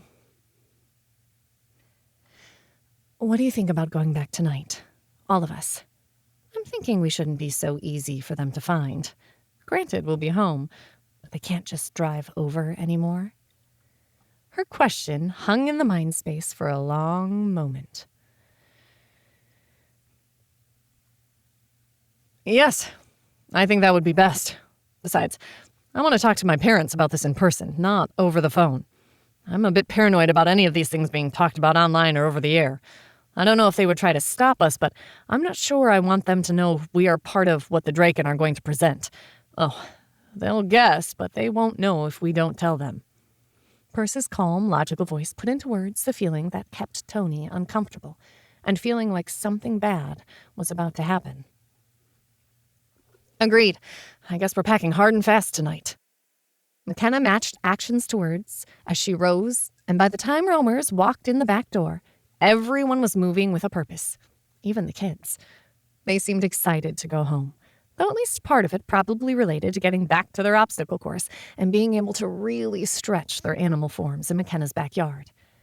If they were going to stay, a fence might be needed, but for now the adults would always be around, and they would be carrying. In 2 hours, everything was packed. Toni had the least, and the kids were going with McKenna, at least for now. Rowers, can you do a portal to my house first? I have a lot to do there. She'd only been gone a day, so she knew nothing major would have happened, but from the emails Sarah had sent her, the level of stress seemed high. Of course, Tonin. Hearing her full name in his deep voice caused ripples down her back she didn't want to address. She remembered when she told it to him. The dream world had called to her the night she started her period, and her mom had told her she was entering womanhood. The dream offered an escape. Being a kid was hard enough. She didn't know she could handle being a woman. But either way, she had told the dragon man she was a woman now, so he could call her Tonin, not the little girl name of Toni. She laughed to herself. That conceit had lasted about a week, and she'd gone back to Toni, and her full name remained something private and rare to hear from anyone. The portal let her out at her front door, and the 3 boxes and duffel bag followed. She felt it snap closed behind her, and she already missed the scent and sound of the others. Enough. You have people to call, and what? An escape? Migration? Wonder if this is how the Irish or the Pilgrims felt. Persecuted and hounded, not knowing if where they were going was going to be better or worse. I have a lot more empathy for the early settlers now than I ever did in school. Shaking her head at her own silliness, she lugged all the stuff inside, dumping the laundry and getting it going first. Then she sat down and called Sarah. "Toni, do you have any news?" No hello, just the desperate question. It caused Whiskers to ache. Whiskers she didn't have in this form. I have an option. How about a potluck at my house? Only shifters or their families. If you need someone to watch your kids, McKenna said they could come over and play with our kids. Done. What time, and what do you want me to bring? Immediate acceptance. Not even hesitation. That bad feeling got worse. Food. Something to eat? About 6. You need Kenna's address? Toni passed over all the information, then repeated the call to Sorrel and all the other parents on her list. Ones that she thought would care. She didn't bother calling the Barras. Tonight is going to be interesting. Wonder if they'll believe me. That struck, and she thought, Rowers? Yes. Would Linus be willing to let me have some more lasm and your honey? I want to prove to people that there is another world with edible food. It will help hammer home what I'm talking about. A minute of silence, and her mind filled in the calling his mother. Asking the question, the reply. She rubbed her face. When had her world gotten so weird? Ape says she would be delighted. I'll bring it to you in 1 of your hours. Perfect. Thank you. And thank her for me? He agreed and signed off. She could tell McKenna and the others hadn't made it back to the house yet. The lights still felt far away. Now to get ready for a house party, I guess, and try to convince people to leave this world. Chapter 26. Dinner Display. The study of the weird virus has reached a fever pitch with people wanting to know if they have this disease, as more people shun the very idea of being a shifter. With the backing of some very religious corporations, all who have taken the stance that anything of alien origin is not in God's design, the research is advancing quickly. Rumor is that within the next month or two, there will be a test to look for the virus in anyone. Is this a wave of testing like they do for drugs, where everyone tests to see if you are a shifter as part of the job application? TNN Science. The first knock on the door made her jump and glance at the clock. 10 minutes early. But that would be about right. She didn't know for sure who would come. She had called Sorrel, Sarah, Pearl Chun, Don Hoff, Mariposa Juarez, the Williamsons, and the Harnons. Toni thought about calling the Barras for all of 6 seconds, but if their daughter is worth so little, she didn't care about them. As Sorrel said, the Morzovs had moved, which she felt bad about. Ivan Morzov had been an impressive man. He also changed, but into a wolverine while his daughter became a spectacled bear. Some had seemed enthused, others wary and suspicious. At least 2 had asked if they could bring others. This might be good or a complete disaster. I'm glad I brought extra whiskey. Pulling open the door, Pearl Chun, the mother of Ping, stood there. A small woman, round face. Her hair was in a tight bun that only accentuated it. Her normal, placid expression had cracks in it. Her daughter turned into a panda, as did Pearl, something that had been regarded with great favor. At least it had when they met. Pearl, I'm glad you could come. Pearl looked at her and took a deep breath before she stepped in, a large container in her hands. I almost didn't, but it came out that we could change when those aliens came after us. My family in China hasn't been heard from since they attacked. At this point, we may have no more choice. She hefted the dish. Where should I place this? Toni gestured to the counter. She had bought a bunch of chicken fingers, easy-to-eat things with various dips. Cooking wasn't something she had the energy for right now. Before either of them could say anything, the bell sounded, and people kept arriving. By 6:45, she had a full house. Most of the people were the ones she had known, parents of children who shifted. In most cases, at least one of the parents also shifted, except for the Harnons. Their oldest son also changed. He was 17 and trying to decide what to do. The new people were both single parents of a shifter child. Laurel Otto, whose 8-year-old turned into a wolf, she was in the same class as Charlie. And Joseph Killian. He was a huge, light-skinned man with sharp eyes and graying hair. His grandson was the one who changed, his daughter long out of the picture. At 13, Luke didn't know how to feel about the mix of popularity for shifting followed by the hate. Joseph had agreed to come when Sorrel mentioned it.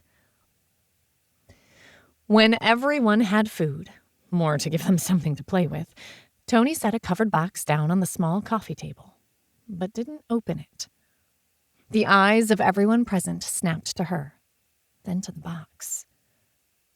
The silence seemed tense, as if the wrong word would cause it all to explode. Here it goes. Either they'll believe or storm out calling me crazy, and I wouldn't blame them for either reaction. For those of you who don't know me, I'm Toni Diaz. My twin kids and I all shift into black jaguars. One of my best friends is McKenna Largo. One person inhaled a sharp, short breath. So at least one person hadn't known who she hung around with. I'm sure all of you saw the crash of the alien ship. It had been broadcast on damn near every network. The cameras at White Sands had captured the entire thing, though the resolution had not been good enough at the distance they landed to show anything of the burial except the smoke billowing into the air. The crash had broken the Nielsen ratings. When everyone nodded, she swallowed and continued. And now, what I'm going to tell you is, while not classified information, is stuff that we really don't want to get out. If it does, and anyone asks me about it, I'll deny everything. She waited until they all nodded. I was involved in helping the ship land. Trust me, compared to what might have happened, it was a landing. Also involved was an alien from yet another planet. They have made an offer to my friends and me. They authorized me to extend the same to you. Everyone went even more still, looking like prey animals, hoping the predator wouldn't see them. If you want, Toni shrugged, trying to not appear like a salesman. They have cities, buildings, homes, from where the Elentran killed their populace, and they are willing to offer them to shifters who are willing to move there. The silence stretched on for so long, she wondered if they had heard her. Sarah broke the quiet.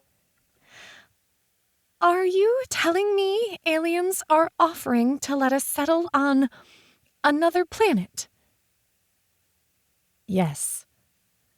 Bullshit! The word exploded out of Joseph Killian's mouth like a bullet. You're trying to tell me not only are aliens trying to kill us, but more aliens are offering us homes? Why the fuck do some freaking aliens give a damn about us? He'd risen, his large bulk intimidating. But Toni just looked at him. Yes, the food there is edible, the climate temperate, and they have houses we can move into on multiple planets. Well, how do we know they don't just want to use us too? That this isn't a trap? Hell, how do we know we won't starve to death on another planet? His belligerent tone and stance screamed fear to her, and that allayed any worry. You don't, but I trust him, and I trust his people. As to the food, this time she laid out the container full of raw lasam, her mouth watering as the strange sweet scent hit her. Then the honey. The lasam lay in what she might have called glass, but it glowed with a light her eyes struggled to translate, while it was bound in fibers that didn't match anything she'd ever seen on Earth. The honey lay in a jar made of something akin to ceramic, yet picking it up felt like you lifted air. Even the containers screamed strange and foreign. That is food from another world? Mariposa sounded excited and scared at the same time. Yes, this is a fish they call lasam. I prefer it raw, but I'd say an entire market on ways to cook it would spring up.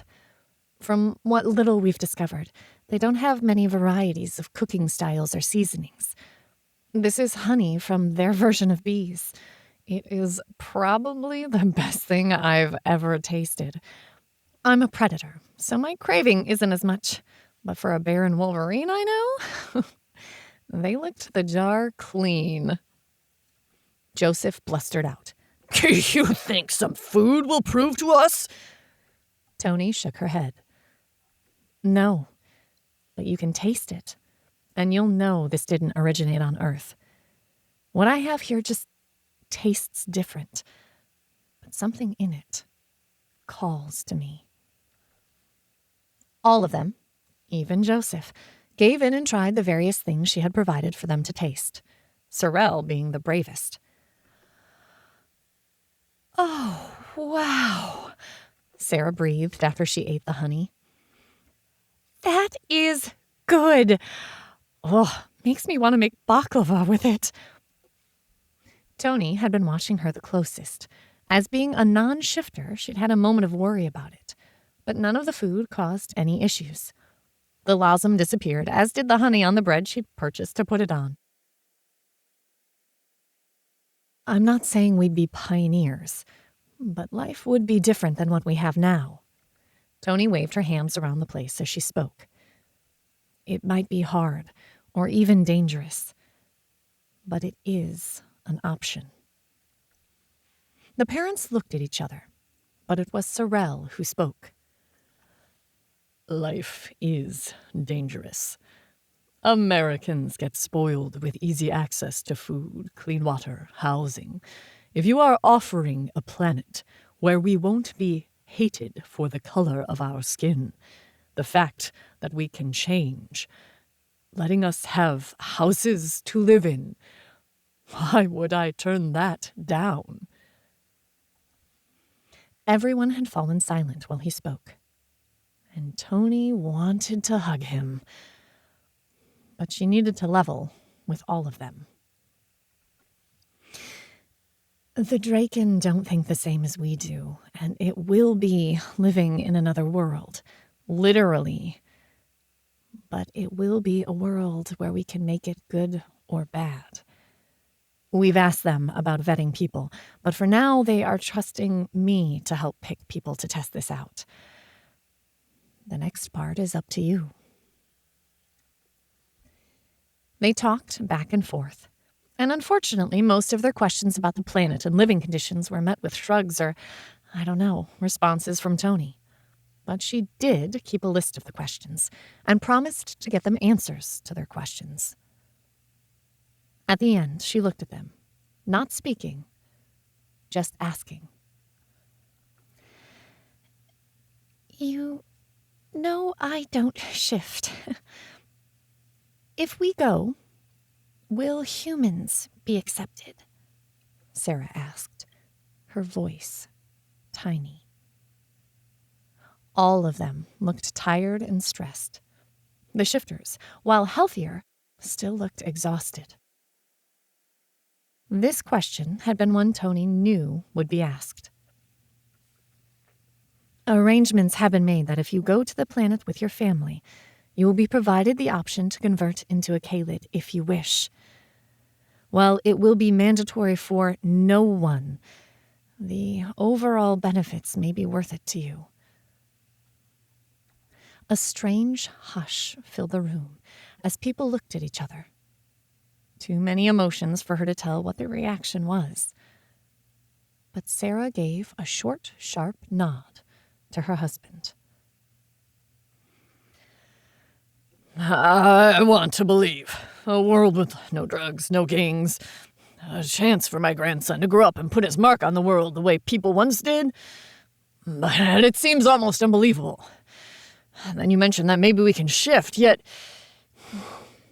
Joseph Killian trailed off and shrugged. Let me think about it. This is a big decision to make. Well, of course. This isn't a now or never. I'm expecting this to be rolled out slowly over the next while. I'd watch the news. You'll recognize the next big thing when it happens. Toni refused to say anything else. Eventually, people left, exchanging numbers and talking. She noted that there was a bit of hope, but a lot of concern. Concern she couldn't blame them for. The idea of moving was one thing. Moving to another planet with aliens? The idea thrilled and terrified her, and she didn't know which one was greater. Sorrel lingered, helping her clean up. Everyone had eaten what was brought, enough shifters in the mix to not have any leftovers. The lasam and every drop of the honey had been eaten too. If nothing else, a thriving trade should be able to be reached with those two items, though don't know how the insects would go over. Vegan food? Toni. Sorrel's voice pulled her from her odd musing as she dumped trash. She looked up at him, lifting an eyebrow in encouragement. I am more than willing to go first.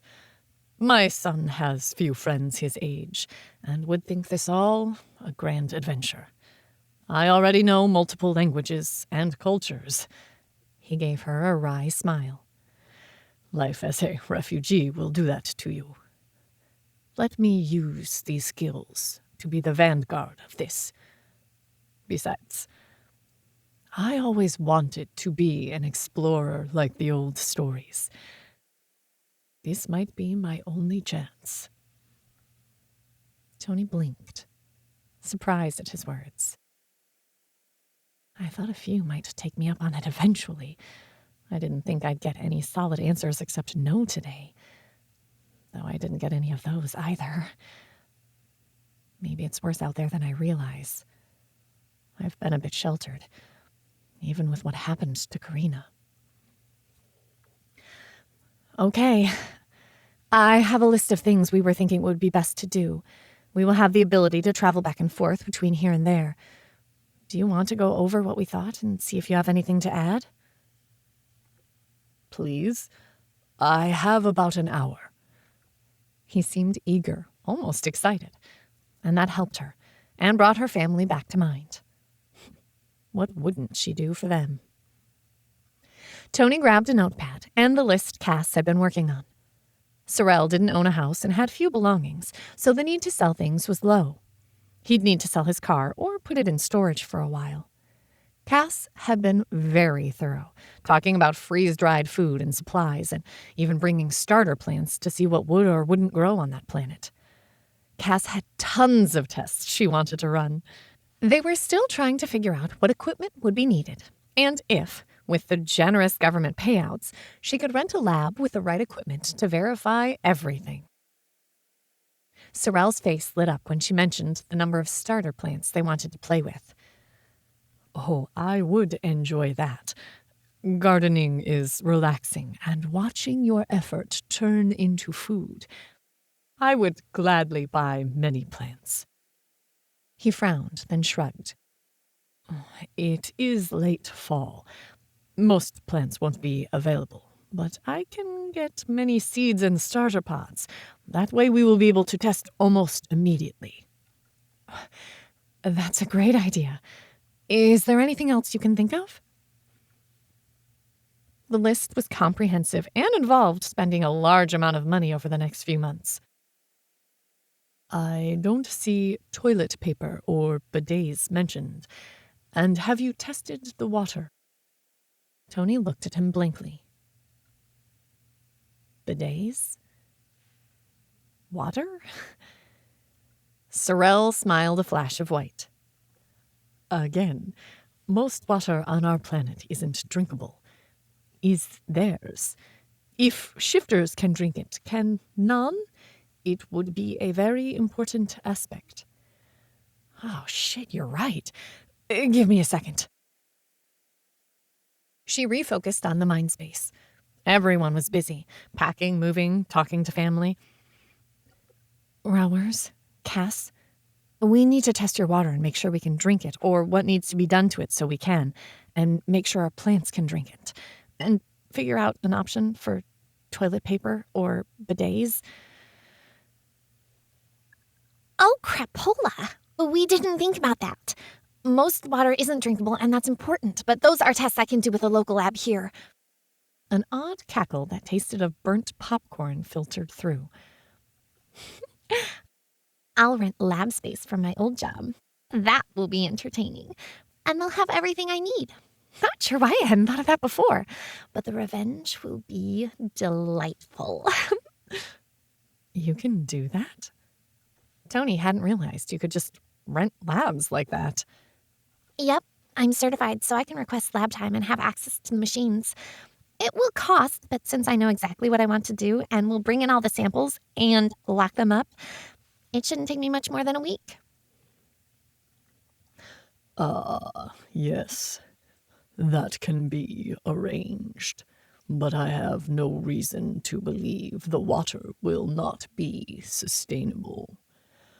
What else in the way of samples would you like me to bring? Rawers's calm voice filled the mind space. I'll let you two work that out. Going back to Sorrel, who is here talking to me.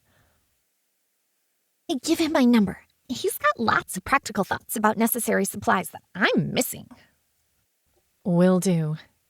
Toni disconnected and blinked and looked at Sorrel. We'll make sure. Thanks for pointing it out. I'll give you the number to the scientist who is running all the tests, and she'd love your input. Sorrel frowned, but didn't say anything about it. Then I shall start making plans. This will be fun. Running away? Toni flinched at the bitterness in her own voice. No. Moving towards the future. You can't live your life in the past. We aren't time travelers. At least not backwards. The future is infinite, now more than ever. Call me when you are ready. I need about a week. With that, he was gone, leaving Toni there thinking about his parting words. Maybe he's right.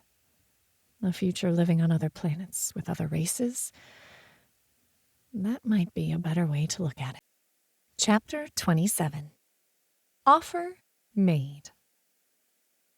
The downsides of a global economy are being more evident as the weeks pass.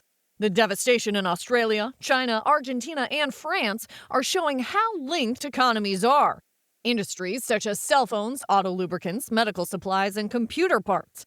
While most people only think about food when thinking about global trade, the impact of having so many links in the chain shattered is staggering. Factories that just opened again are closing, laying off employees with no indication when they will reopen. People's tempers are fraying with this on the back of the invasion, and most of the resentment is being turned towards those that are at the root cause. Shifters. TNN Aftermath. The next day, Toni headed over to both check in, see her kids, and have dinner.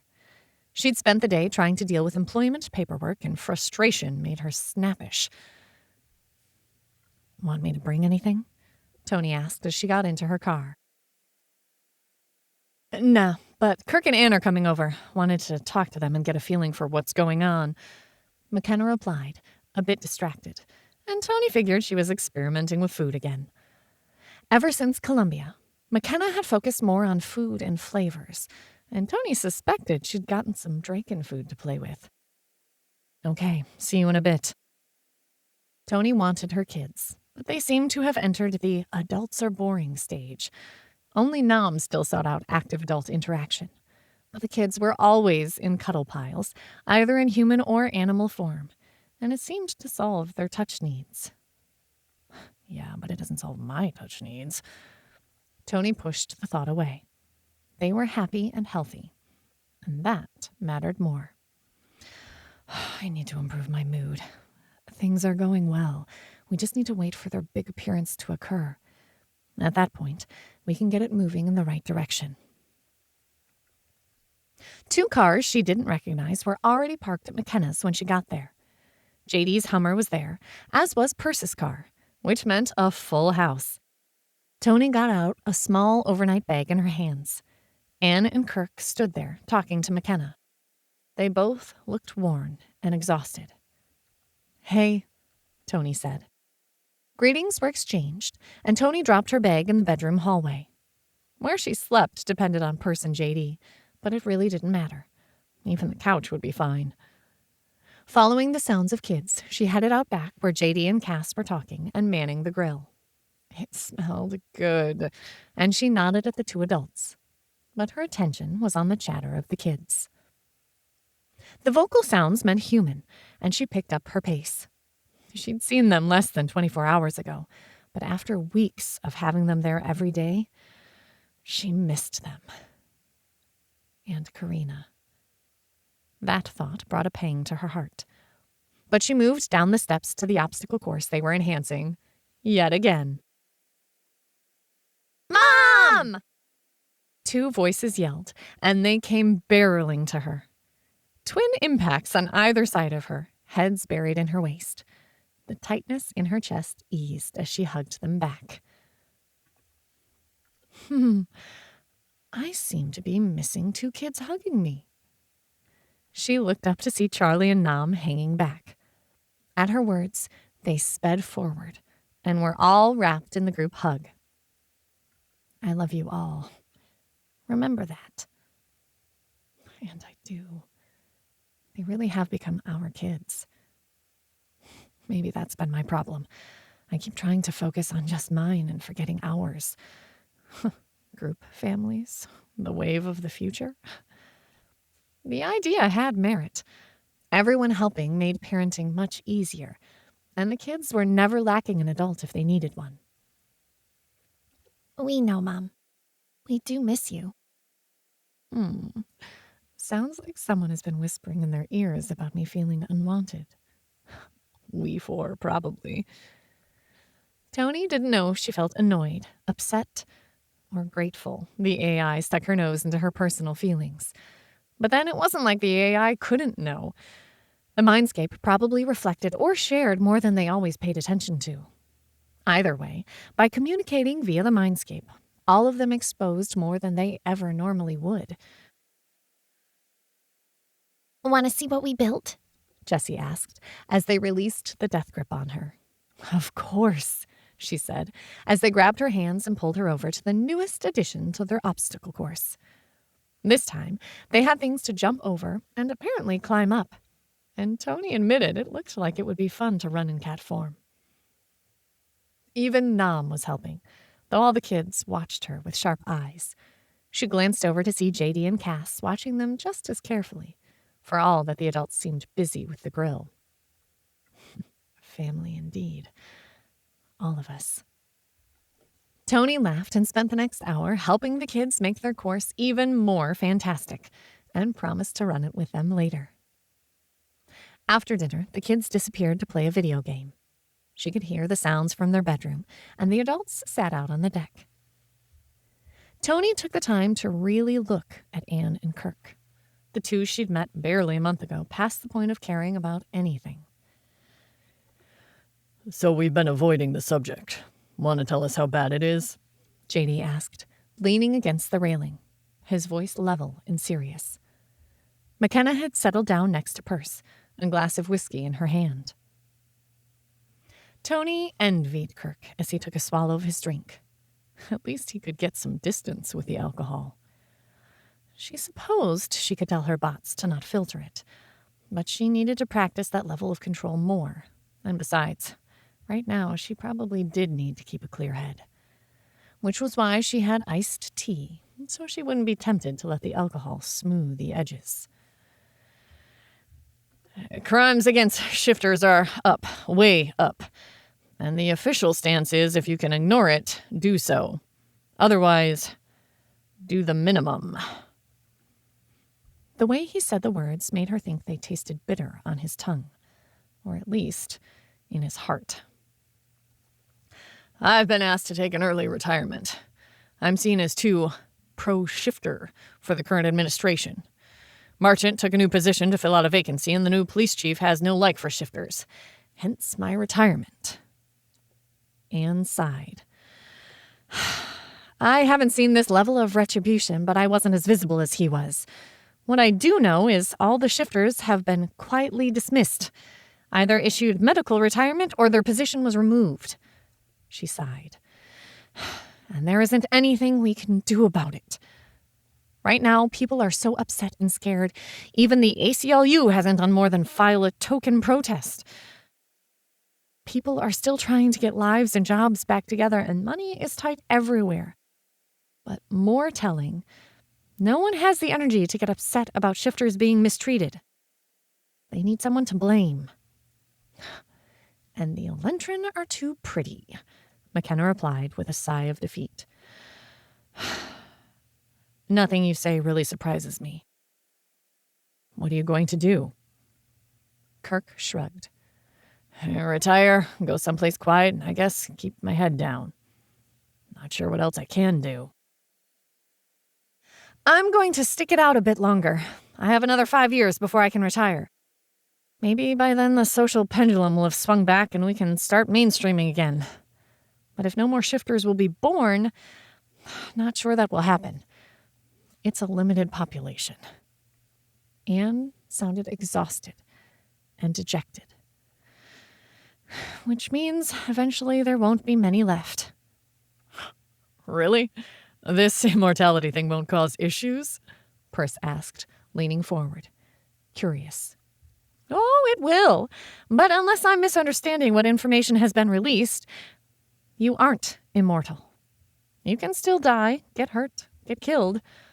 You just aren't likely to get sick or die from old age, otherwise known as cellular decay. Anne shrugged. With the way the courts are going and with how stupid people can be, I suspect a lot of people will push the envelope on what can be done with their healing factors, which means dead people. A sip of whiskey. But we'll be fine. Warris sends you his respects and apologies, but right now, people are looking for reasons to attack anyone in the public domain. Though in our area, most people are happy with the way we were ready. But trying to convince them it was thanks to you guys? Well, that isn't what anyone wants to hear. Toni struggled to place the name as McKenna nodded. It finally clicked. He'd been her lieutenant in narcotics. She sighed internally. Too many people. With deliberation, she scanned the faces, and they all nodded. They'd talked about this and agreed. Then, assuming you can keep information quiet, McKenna's voice had a teasing tone, and Kirk snorted, while Anne just gave her a flat look, though her lips twisted a little bit. I have some information to share, and an offer to make. Kirk took a longer drink of his whiskey. I get stressed whenever you say stuff like that. It is never anything I expect or even want to hear. One more mouthful and he steeled himself. Go for it. Allies that helped us defeat the Elentrin have offered us new homes on their planets. They would assist us in moving to another world. The shocked look on Kirk's and Anne's faces made Toni hide hers in her glass. Laughing right now would be a bit mean. Also, if you want, I can make you into Kaylid. Well, shifters. Anne and Kirk looked at her, stunned. Anne's mouth opened and closed a few times, while Kirk closed his eyes. That I didn't expect, and I thought I had prepared myself, but that one wasn't on the list. There's another alien species involved? Anne asked. And as a group, they explained about the Elentrin, Draken, the war, and the portals. They explained that the Draken were going to make their appearance very public in the near future, and that they would be trying to get as many shifters as wanted to migrate to these other worlds. By the time they were done, a full hour had passed, and they sat there. Kirk's glass had been refilled once, but neither of them said anything for a long while. Is there a time limit on this offer? Kirk asked finally. He looked rather like a man who had been overloaded with information. Toni knew that feeling all too well. Nope, it's there. Granted, once we leave, communication will be much more sporadic, but we've already thought about checking in regularly to get email, buy things. I doubt we will reach a point where we don't need Earth and all that it has. At least, not for a very long time. I need to think on this. I can't tell you how honored I am by the offer, but this will take a lot of thought on my part. Kirk's words were slow, and the frown that creased his forehead seemed more than just personal consideration. Is this offer open to everyone? The changing part, I mean, Kirk clarified. Not really. It will be open to any family members that are part of shifter groups that migrate over. but for the most part, we aren't mentioning it can be done. It's going to come from the Draken, not us. We're going to try really hard to make it seem like all of this is from these new aliens. However, Perce said after McKenna finished, we are going to talk to our families about it. My parents and Cass's sister's family. But otherwise, all our family is here, in this house. Toni hid another smile as McKenna reached out to take Perce's hand. They really were just as cute as JD and Cass. The thought that Raoul should be here rippled through her. But they had agreed he should stay in very human form and remain at the house in Baltimore until everything was public. If they were lucky, no one would talk for a while and mention that Raours had been the Draken to arrive on Earth. The military had been given orders to keep their mouths shut. If it worked, great. If not, well, he was very hard to trap anywhere. Good to know. I need to think, but it means a lot you made the offer. Kirk looked down at his drink and finished it. With that, I think I've had enough shocks to the system tonight, and I'm heading home. I feel the need to get very drunk, and that was just enough to tell me I can't have any more if I don't want to stay here. He rose, and Anne followed him. I'm about at the same point. It's been a rough 2 months, and I'm ready to go home and just think. Her comment held worlds of emotion that Toni didn't even try to unravel. McKenna saw them off, and Toni leaned out, looking at the mountains. Someday I'm going to be having a drink and looking at a different world. It isn't so scary anymore. I'm just tired of waiting. Chapter 28. Circus is in town. I don't want them here. They aren't human. Not anymore. We tried to send the blacks to Africa once. Why don't fix up that damn ship and send all these furry animals away? Might work this time. Off our planet, then no more aliens will come. Good Christian humans won't die, and we won't have those abominations in our midst. Caller on Harvey Klein Talk Show. In the days that followed, they kept waiting for the Draken to show up. The news was always on, so they would hear the second anything happened.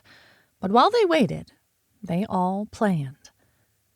Toni worked with parents, asking questions and sorting out her own things. She cashed out her 401k and sold everything in the house she didn't need.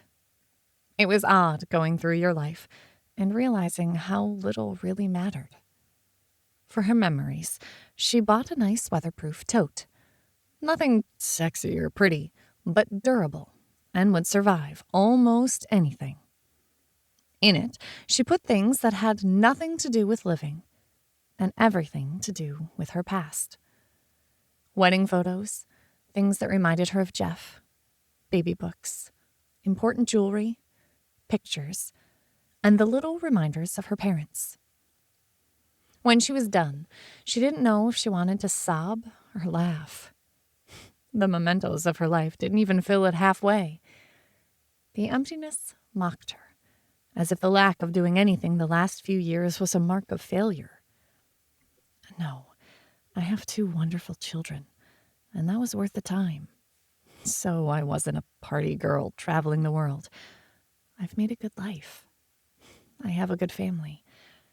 These are just things, and in the end, they can't replace the memories or life I have. With maybe more force than necessary, she shut the lid and rose. She needed to finish cleaning to put the house on the market. The kids were staying at McKenna's. Toni would be moving into the other bedroom if the house sold before they left. Sorrel had thrown himself into planning with a vengeance and constantly sent emails and new thoughts to the entire group. He was proving a well of information and pointing out assumptions they had made. If nothing else, letting McKenna deal with the kids while she dealt with putting her life into boxes made it less stressful on her. And she refused to think about asking Raours over. He found human homes so odd. Toni? As if summoned by her thoughts, McKenna pinged in her head. Yep, she replied, while sorting through clothes. At least half of the kids' clothes were too small. And that brought up another question. How to get more clothes? Maybe they would never get away from Earth. The mile-high list of complexities threatened to overwhelm her. One step at a time. That's all we can do. One step. The Draken wear clothes, so there must be a way to make them. Were you eating here or there tonight? Toni lifted her head and surveyed the disaster of her kitchen. She was trying to pare it down to only what she thought she would use and create a box of, once we have electricity figured out, she would take. At least this time she had remembered to pack a can opener to open all the cans they were planning on bringing. There. My place looks like it's been ransacked, which I guess it has been. How can kids have so much junk they never use? I'm dumping pretty much all the toys and just hoping the TV and video games will still work there. Oh, I really hope so. But then lately, they never want to be inside. Their store of games they come up with seems to be never ending. But Jamie might miss books. Yeah, thinking e-readers and occasional microportals to buy and download. Which just tells me more and more that we will never really leave Earth behind. And we need to make sure we have some money here we can use. Maybe. McKenna didn't sound as sure as Toni had expected. What does that mean? Toni paused in her sorting to focus on the mind space. Mind you, I don't think Rowers has been lying to us, but if there are all these other planets, don't you think there has to be some trade going on? Huh. Toni sat and thought about it. You know, I bet there is. But it's probably small scale. Look, even their shops are small. Remember that one vendor we watched? They had 3 or 4 of 5 or 6 different fruits. A customer walked up and pointed at one. A portal opened, and what she pointed out came tumbling out a minute or so later.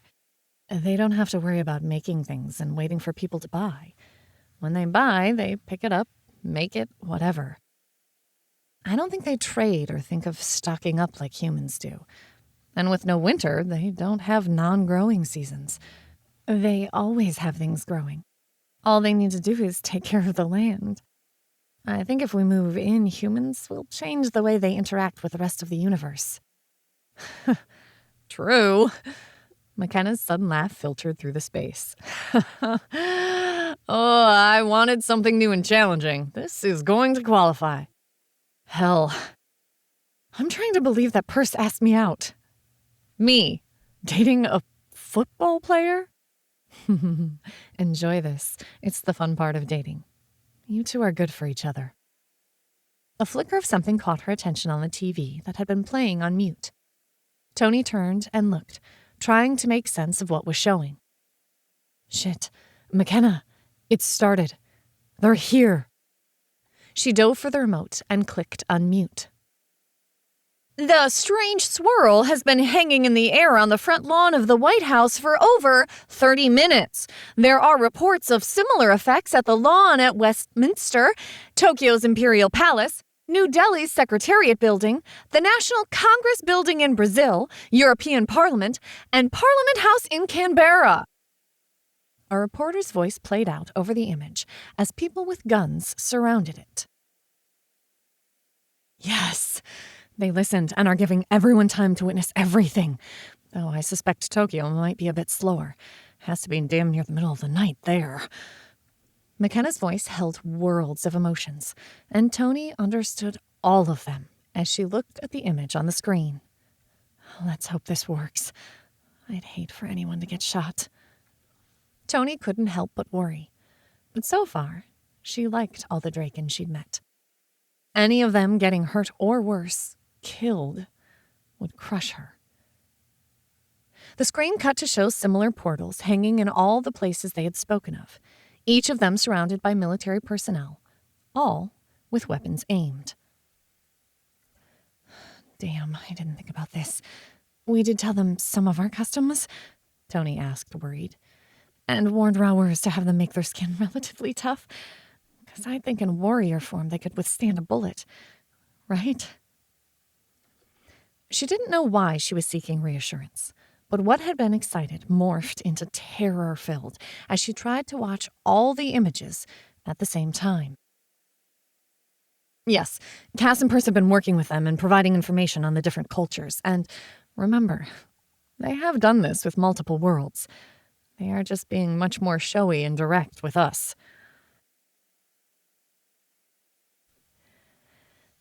This is what you get when you purposefully distance yourself. You're out of the loop and then stress over things that have already been discussed. You're going to need to figure out your mixed feelings about the Draken, and Rauers specifically. The castigating thought didn't really help, but she tried to settle down with either excitement or fear. The screen still showed all the portals, and in a strange harmony, figures stepped out of the openings. The lead figure in each image was slim and elegant, the image of serpentine grace and beauty. They wore robes of vivid colors that flowed and caressed the body, their hands held outward, palms up and empty. The scales matched the colors that surrounded them. They weren't wearing the bright, vivid colors of the Elentrin, but in colors of nature that made you smile with memories of childhood wonder. The main figure didn't have wings, but the tail was obvious as they strode forward. They were followed by 3 others. The next being was large, imposing, with wings fully displayed in warrior form. These figures wore robes of a somber dark blue that highlighted the massive wings that flexed up and down as their head swiveled to scope out the surroundings. That one resembled Rauers, massive and intimidating. But even now, hands were held open and hanging by their side, with no weapon in sight. Toni inhaled sharply at the third one that stepped through. She wanted to protest, to tell them now, but all she could do was watch and try to remember to breathe. Dressed in cream-colored robes, similar to what Rauers had shown up in, a child the size of a 9-year-old danced through, ribbons tied to wrists as the various children danced across the multiple screens, and they tried to look at everyone, everything around them. The large eyes, delicate build, awkwardness, and the wonder made it clear this was a child, not an adult. The final was another Draken, but rather than the slim elegance of the lead figure or the massive bulk of the warrior, this one seemed almost average, dressed in simple robes of light brown and pulling a wagon behind. It could be ignored when compared to the bright colors, massive form, or curiosity of the child. They came to a halt, all the weapons pointing at them.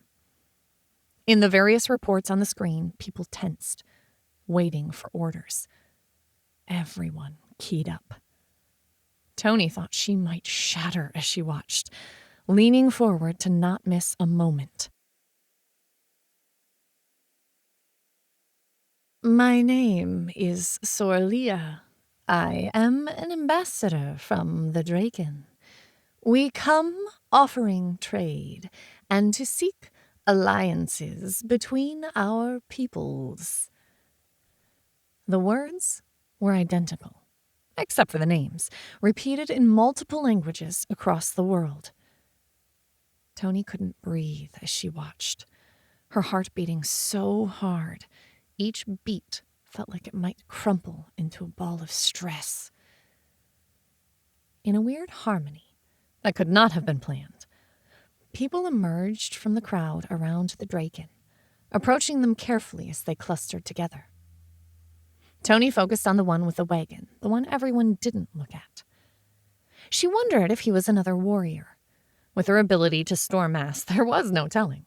Or heck, maybe he was one of the elders Rauers had mentioned. Across the world, relayed through the cameras of reporters, she watched world leaders welcome the Draken, saw weapons be put away, and more subtle protections slide into place. But the biggest hurdle was completed. and everyone remained unharmed. They did it. Cass's soft voice acted like a splash of cold water, yanking Toni out of her absorption in the drama playing out across the world. They did. Now, to finish our part in this play. How are your tests going, Cass? Toni was determined not to focus on stuff she couldn't control. Really well. The soils aren't that different from ours. While the first few crops may be thin, I suspect with selective breeding the planets will modify themselves to create viable versions for each planet. I'm not sure if I'm surprised or not that the soil is so similar. Would make an interesting paper, maybe once things settle down. I should apply for a doctorate in xenobiology. Toni rolled her eyes. I'm still trying to figure out what our society will look like. We're going to be very much like the Wild West for a while, focused mostly on living, not really jobs for the most part. And I suspect the Draken will be better teachers than most humans. But we do need to think about schools for the kids. No worries. It's on my lists. Laughter from just about everyone rippled through the mind space. What? I like my lists. Cass protested. Toni shook her head, smiling. Leaving the TV on low, Toni rose. She needed to finish getting ready to sell the house. Her phone rang, and she glanced at it. Gotta go, guys. Parents calling me.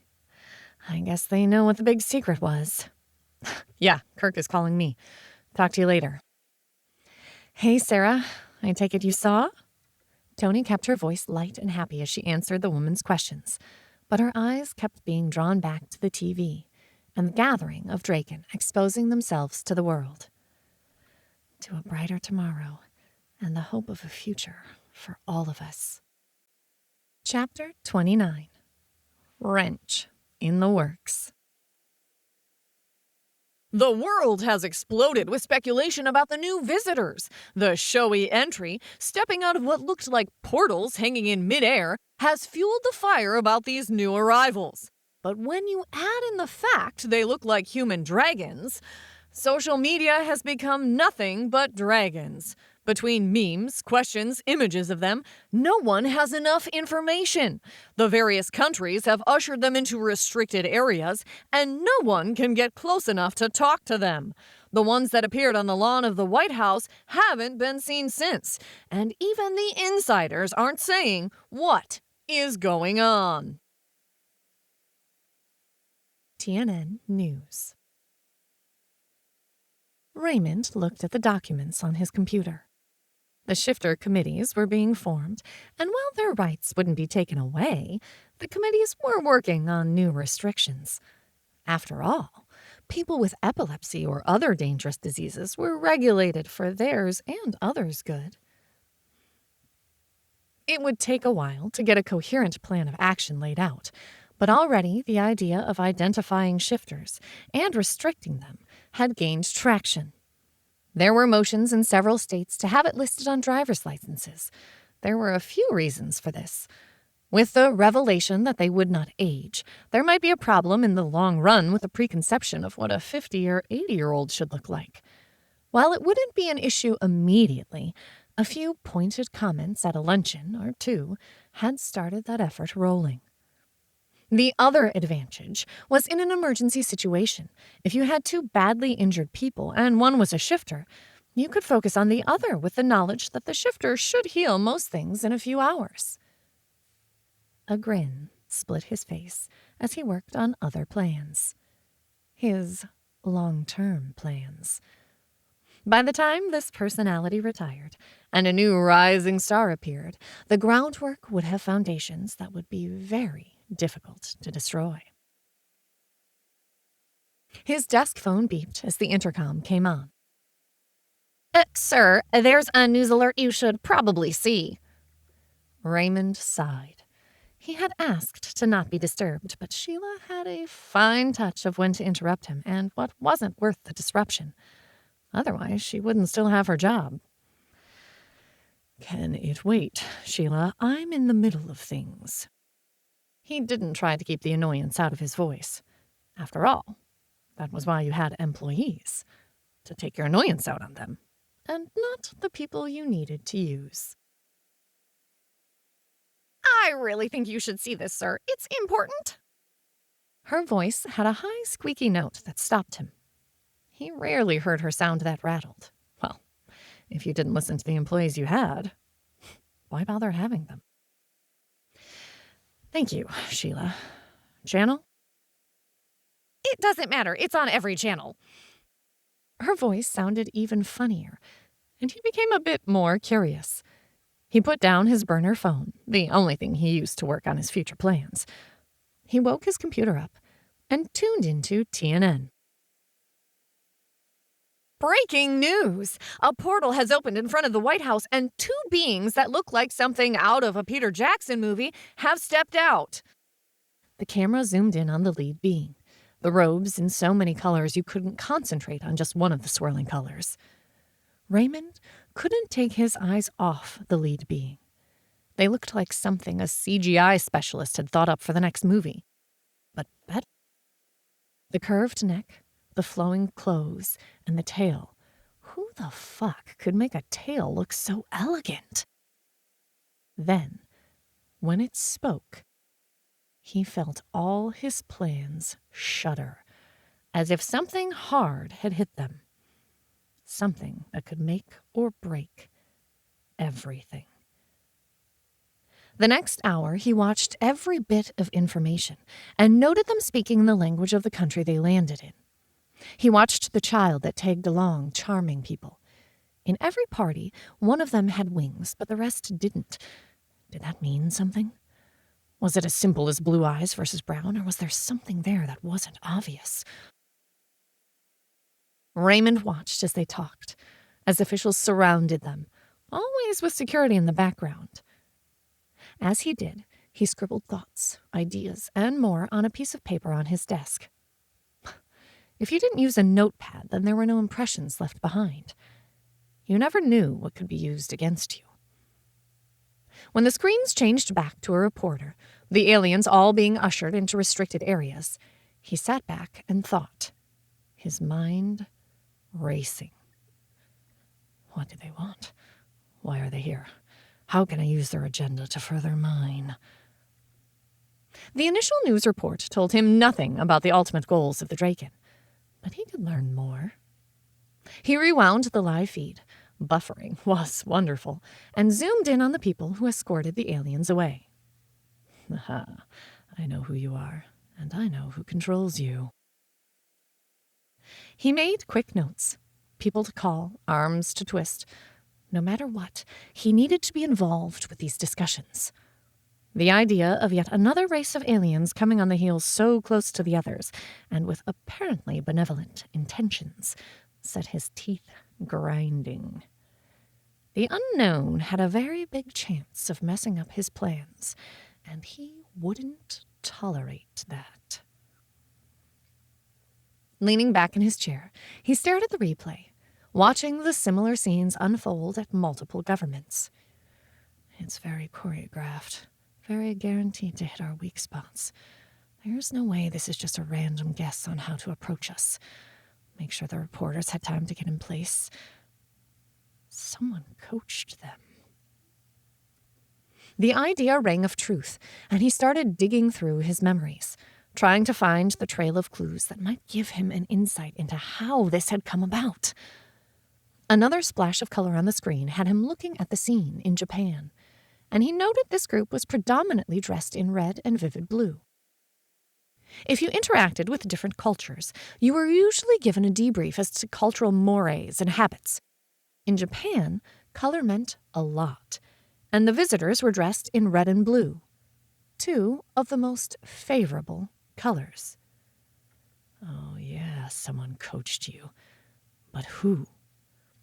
He dug out his phone and hit a number. 3 rings, and his temper started to twitch when Higson answered. Yes. The voice sounded like he'd been asleep. Some people didn't know when to take the opportunities they were offered. Enjoying your new position, Walter? Raymond inquired silkily. I thought it was a job you'd enjoy. Sure am. Best job ever. We had a late night yesterday. Today's my day off, but I'm enjoying the work. That's a definite. Raymond smirked.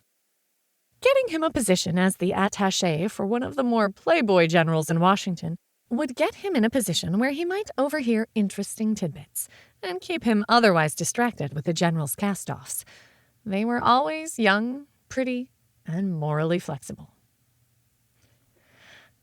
I wanted to ask a question. You had mentioned something about a big lizard guy with a tail and that he made what you called a portal. You remember that? Sure. He was the talk of the whole group of people that were coordinating that entire thing. They made us sign this NDAs thing saying we wouldn't talk about it. He sounded drowsy and tired. Can you tell me who he worked with the most? Sure. He was totally fawning over the Largo chick and the other Indian-type woman. She was the one with the kids, I think.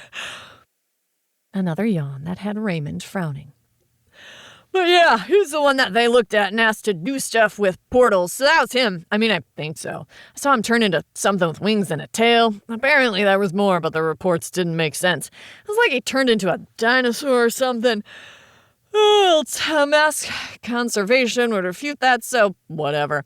But I haven't seen or heard of the dude since the ship crashed. Maybe he died. Raymond looked at the frozen image on his screen. The large, hulking figure, wings hanging out to the sides, and hands that looked like they were made to rip and tear. I doubt it. Did you ever get a name? A long, drawn-out yawn that made Raymond want to reach through and shake the man. But right now, he needed his goodwill. It was something funny. Maybe I heard it wrong, but it sounded like roars or rares or something like that. Don't remember if he called himself anything else. Had too much other stuff going on. A beep sounded and Walter cursed. Sorry, gotta go. That was my 30-minute warning. Time to get up and go get the general. Talk to you later. Before Raymond could ask another question, Walter hung up. Growling, he tapped his fingers on the desk, thinking about trying to figure out who was involved. A vague memo sparked his memory, and he dug back in the archives of the government system. Something small. A bill passed with a rider no one paid attention to because it was so small. It took him 15 minutes, but he had the bill up and the reference information he needed. Another few minutes of accessing various systems, and a list of names lay in front of him. McKenna Largo, Percival Alexander, Cassandra Borden, Toni Diaz, Jesse Diaz, Jamie Diaz, Charlie Davis, Joseph Daniel Davidson. He stared at the names. Nothing there was obviously anything that resembled what Walter had mentioned. Either way, they would know this man, and he could easily justify it as information about the newcomers. 10 calls and an hour of ego-stroking, fear-mongering, and highlighting the risks of making deals without information on these aliens. He got exactly what he wanted, though it would take another few days to be processed. He had time. The process to get subpoenas issued had been started. They were required to appear before Congress to discuss the exact nature of how they got onto the alien ship and who assisted them, with an interest in finding out if they knew anything about these other aliens. When it got issued, there wasn't any place on the face of the earth they'd be able to hide. They'd be on every no-fly list, and their licenses would ping if they run. And I'll finally get rid of these annoying bugs in my plans. Chapter 30. Tipping Point. Breaking news! Multiple explosions have occurred at 6 locations around the world. Shifters United, a global entity that has been pushing the whole shifters are people first attitude, had arranged multiple meetings for people to get together and talk about the current attitude towards them worldwide. While there is no government approval for this movement, people do have the right to legal assembly. They had rented multiple venues and their primary speakers were being televised across all the venues. An anti-shifter group associated with ISIS has claimed credit for the bombs. At this time, reports of over 2,000 beings at these various meetings have been reported dead. Even the vaunted shifter healing hasn't made it, so everyone survived. TNN News. It was done. Her house was sold, the money in escrow, and she had a storage unit with what she needed to keep, which really wasn't that much. More of it was being used to stack up what they thought they might need in their new home. But the majority of the money wouldn't be spent until after they were there and had some time to assess. A safety net, as it were. I'm just glad this is over. I'm tired of this place. Tired of the hate. She had loaded up her car and locked the keys inside her house when McKenna pinged her. The government guys actually came through. McKenna's voice all but bubbled with relief and excitement. That, more than her words, pulled Toni's attention fully into what she was saying. Why? What happened? At least it wasn't something negative. They had enough bad things of late. None of them needed any more in their lives. They arranged for me to get full custody of Nam. Her parents signed away all rights. They did something funky where I'm declared as having diplomatic immunity. I'm still not sure, but Doug said it was his way of saying thank you. Tomorrow's his last day, but either way, I don't have to worry about her getting taken by CPS. The exultation in her voice filtered through, tasting like cotton candy. Excellent. Have you told the squad yet?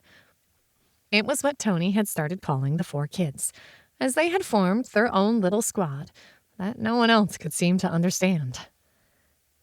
No, was thinking a party tonight? To celebrate? That sounds great. I take it you'd like me to stop at the store on my way there? If you don't mind. They chatted as Toni started up the car, heading for storage first. Then she'd hit the store. The ringing of her phone surprised her. Hey, Kenna, Sarah's calling me. I'll talk to you later. I'm not sure what was up. She talked to me yesterday, and they still haven't decided on anything.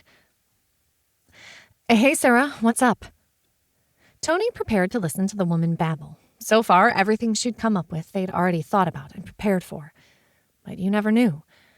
After all, Sorrel kept pointing out holes in their plans. He's dead! They killed him! Her voice came out in hysterical sobs, and Toni almost ran off the road as she flinched back, pulling the car towards a ditch. What are you talking about? Who's dead? Who killed who?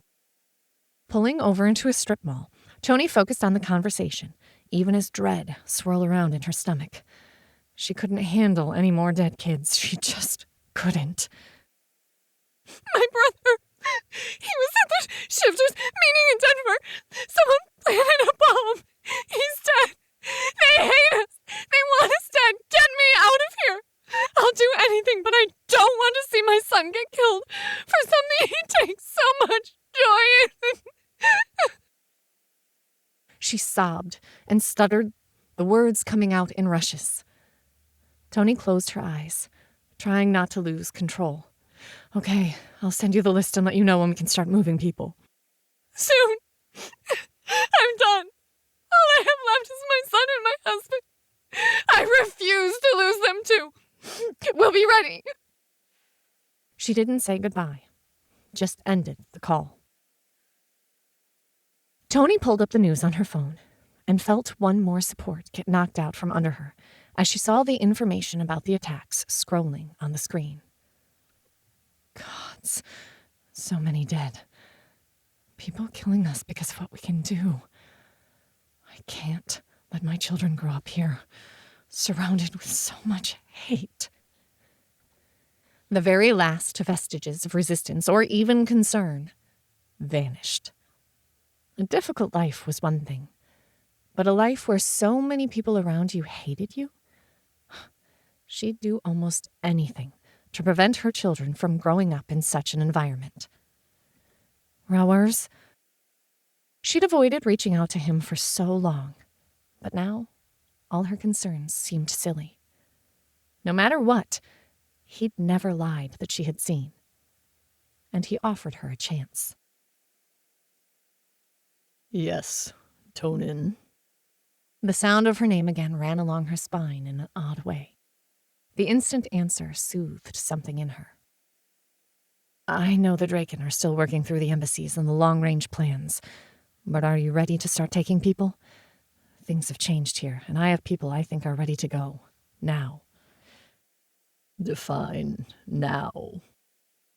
Toni had to blink and think about that. In the next week or two, we will probably need a Draken to help us go back and forth between the worlds for a while, but at least 2 families are ready. Maybe more? That I can do. We have one of the planets the Elentran abandoned after killing most of my people. It has 10 small-sized towns. They can easily support about 20,000 with existing houses and business structures. There is a small group of Draken that are willing to go there and set up businesses to provide access to the various farmers and fisher groups on our other planets. A week is more than enough time. And she thought she had been thinking about all the aspects of this. It looked like everyone took this seriously. It would probably only be about 10 people or so first, but the numbers may change. Small or large, we are looking forward to having your people here. Cass has asked to come and get samples to finish running some tests. That is scheduled for tomorrow. Unless there are results that indicate danger to humans, there should be no reason this can't happen. Thanks. I'm headed over to McKenna's. The house sold today, so... She trailed off, not sure what to say. What do I ask him? Take me now? Tell him I don't want to be here? Or maybe, can I come visit now? Breathe in the world of my dreams? All of them? None? You know we aren't going to his home planet. While the homes we have set up for the McKenna Largo clan are not on my home world, I would enjoy getting to show you the world of my home. The parallel to her private thoughts made her jump, and she didn't know if he really was reading her mind or something else. Probably just coincidence. We've met in his world often enough. Thanks. I'll try to get people ready. Do I contact you, or is someone else doing the portals?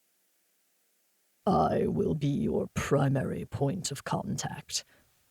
He paused, then continued.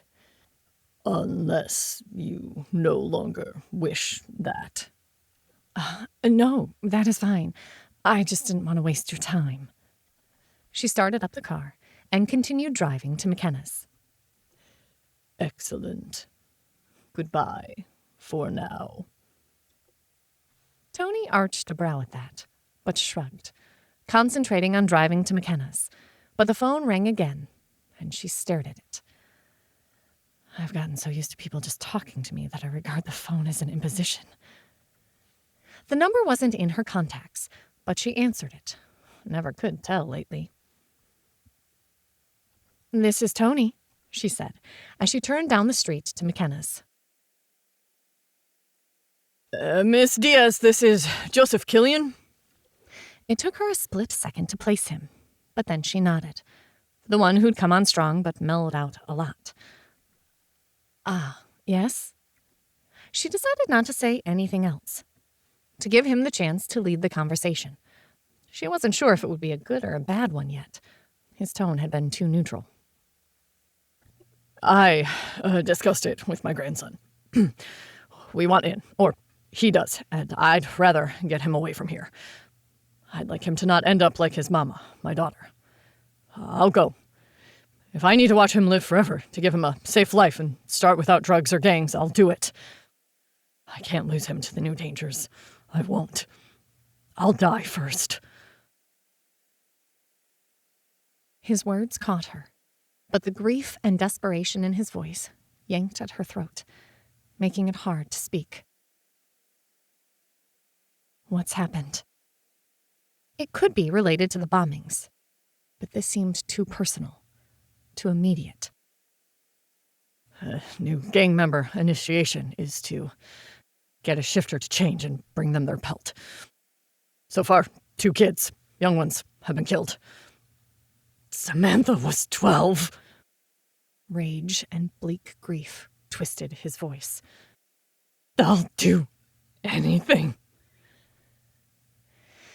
If she started crying now, she wouldn't be able to talk. Toni tamped it down. Okay, Sorrel and Sarah want to go too. We are planning to go in a week. I'll email you a list of things to get and put money in a bank account. We can come back later and get it if needed to buy more things. I don't have much. I'm not rich. He sounded desperate, and Toni felt nails clawing to come out. You don't need much. Clothes, toiletries, games, blankets, and a computer, though we still don't know how to work the internet. The rest we'll figure out and can come get it if needed. I can do that. A week? A week. Give me your email, and I'll send you the lists now. He did. And after hanging up, Toni sent off the email to him and Sarah. Then, in a preemptive move, included the others. The list by itself might point to them being preppers. There was a tendency for the government to monitor preppers. But she didn't really care about that anymore. After the invasion and the shortage of supplies, being thought a prepper was a good thing.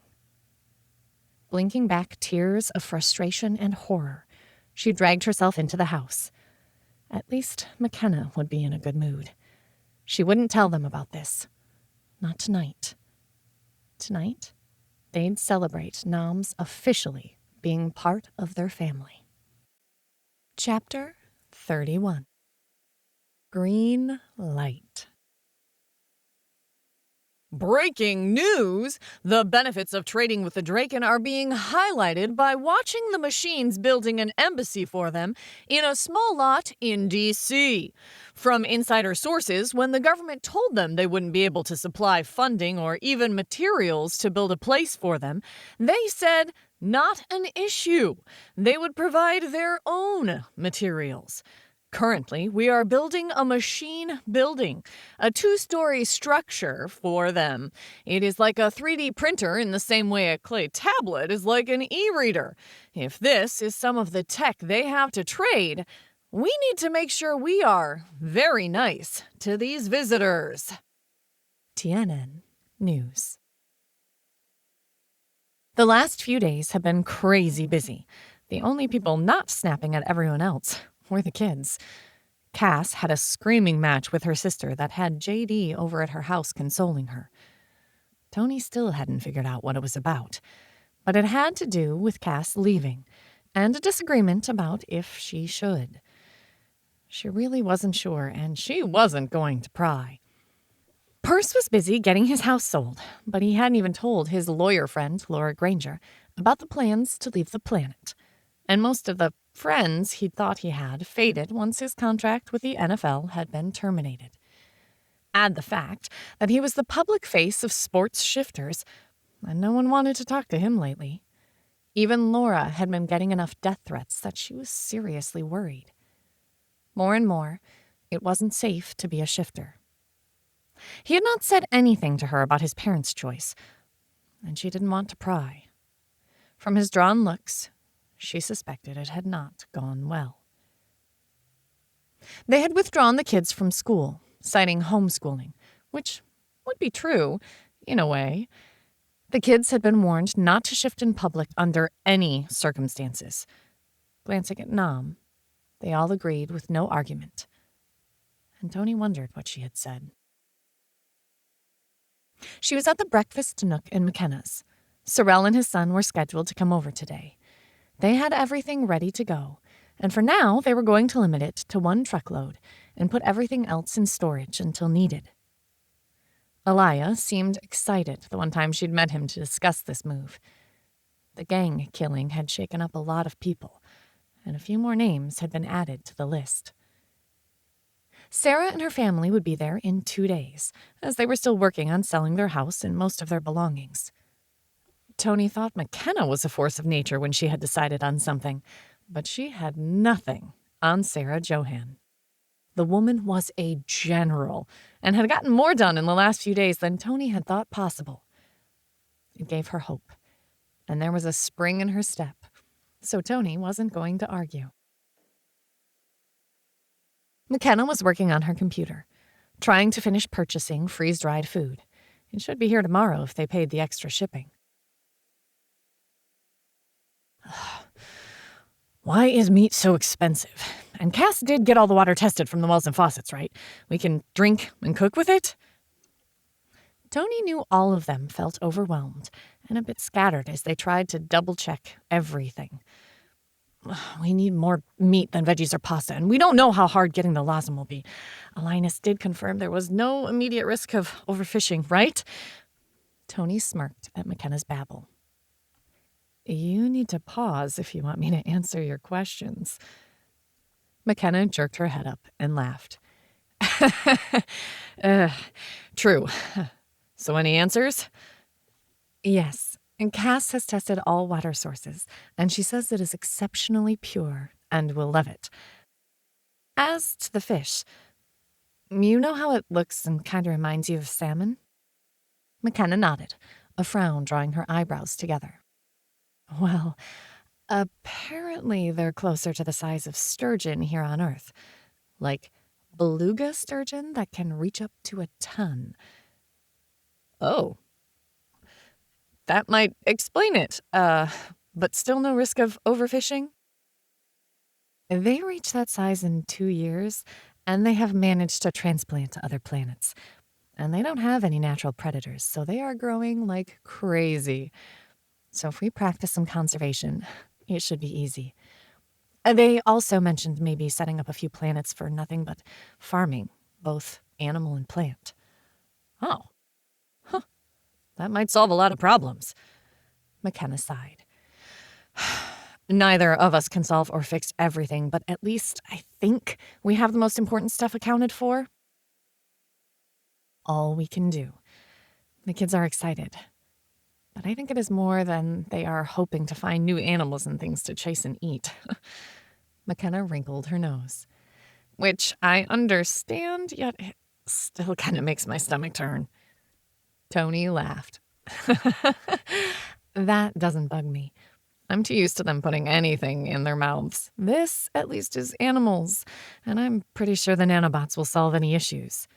Poison might be an issue, but I figure they'll yell if there's an issue. Then we can deal with it.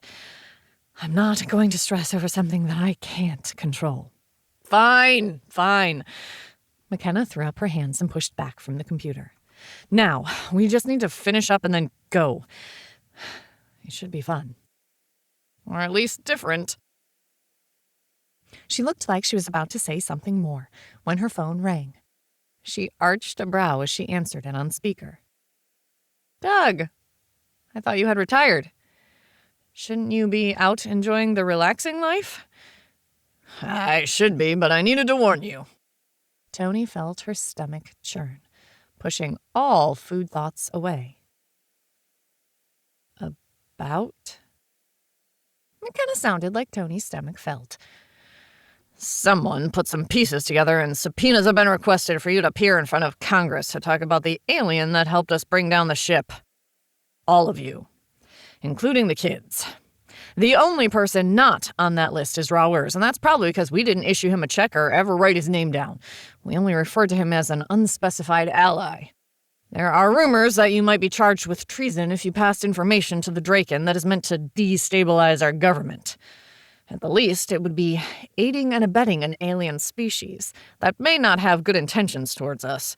A few other countries have chimed in also about wanting to be in on the questioning. No one wants to offend them, as their house-building machines alone are game changers, but humans and shifters are fair game right now. I don't know what you can or can't do, but you deserved that much. His voice sounded exhausted, and like he just wanted to sleep for a month.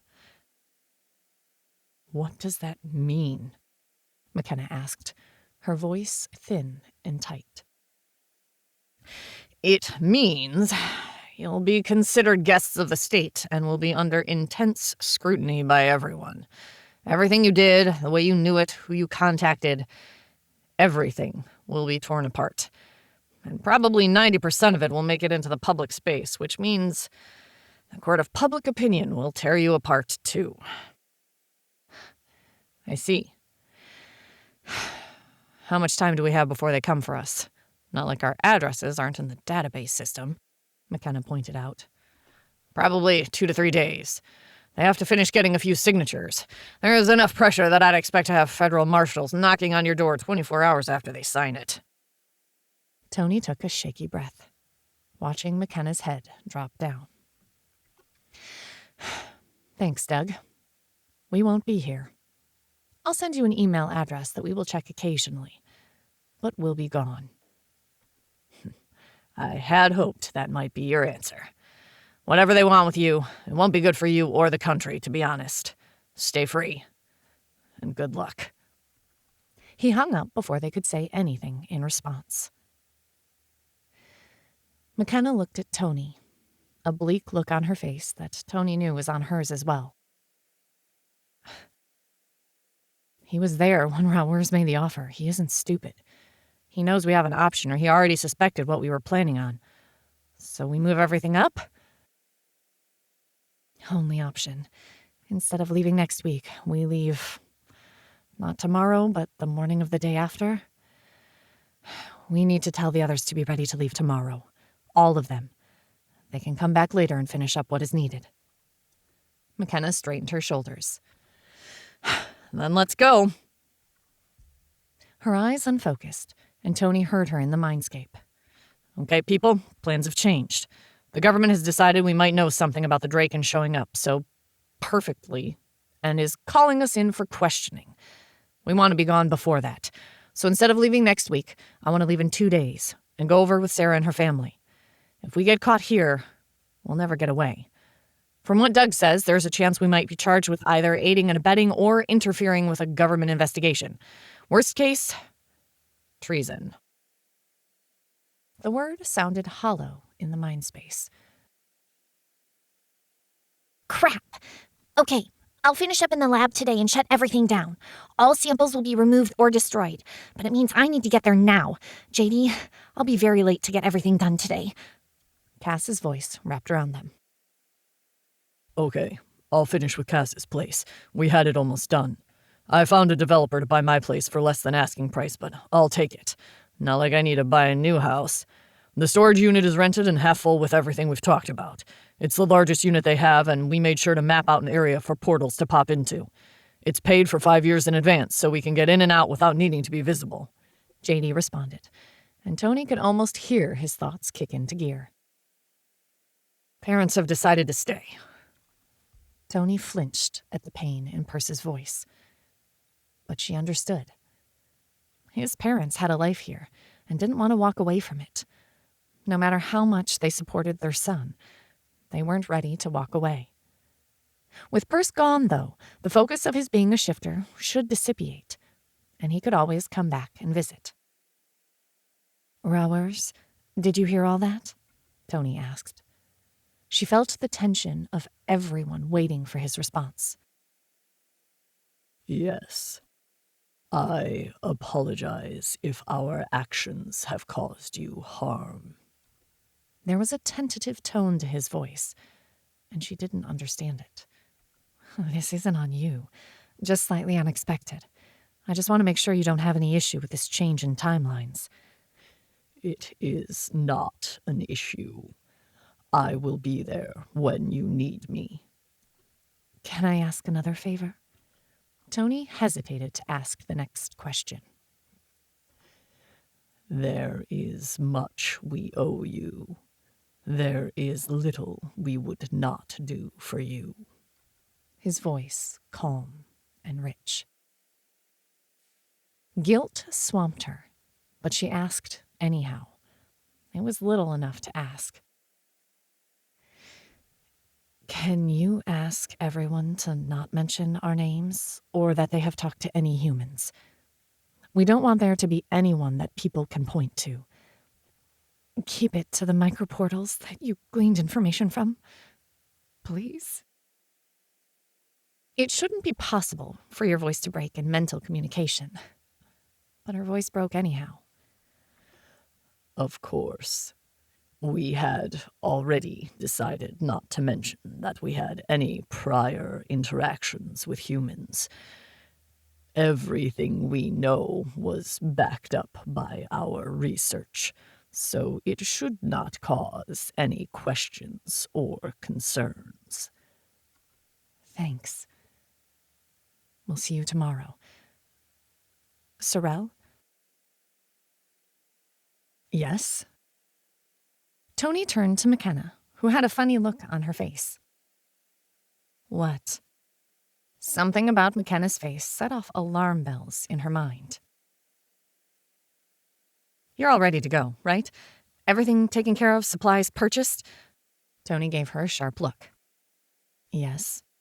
Right now, I'm just the liaison between the Draken and the families that are going to go there first. But no, all of my things have been taken care of. Her tone wary. Good. Can you go tomorrow and take the kids? All the kids? McKenna's words hung in the air as Toni looked at her, unable to breathe, to think. You want me to go tomorrow? To be the first there? Yes. They might be here tomorrow.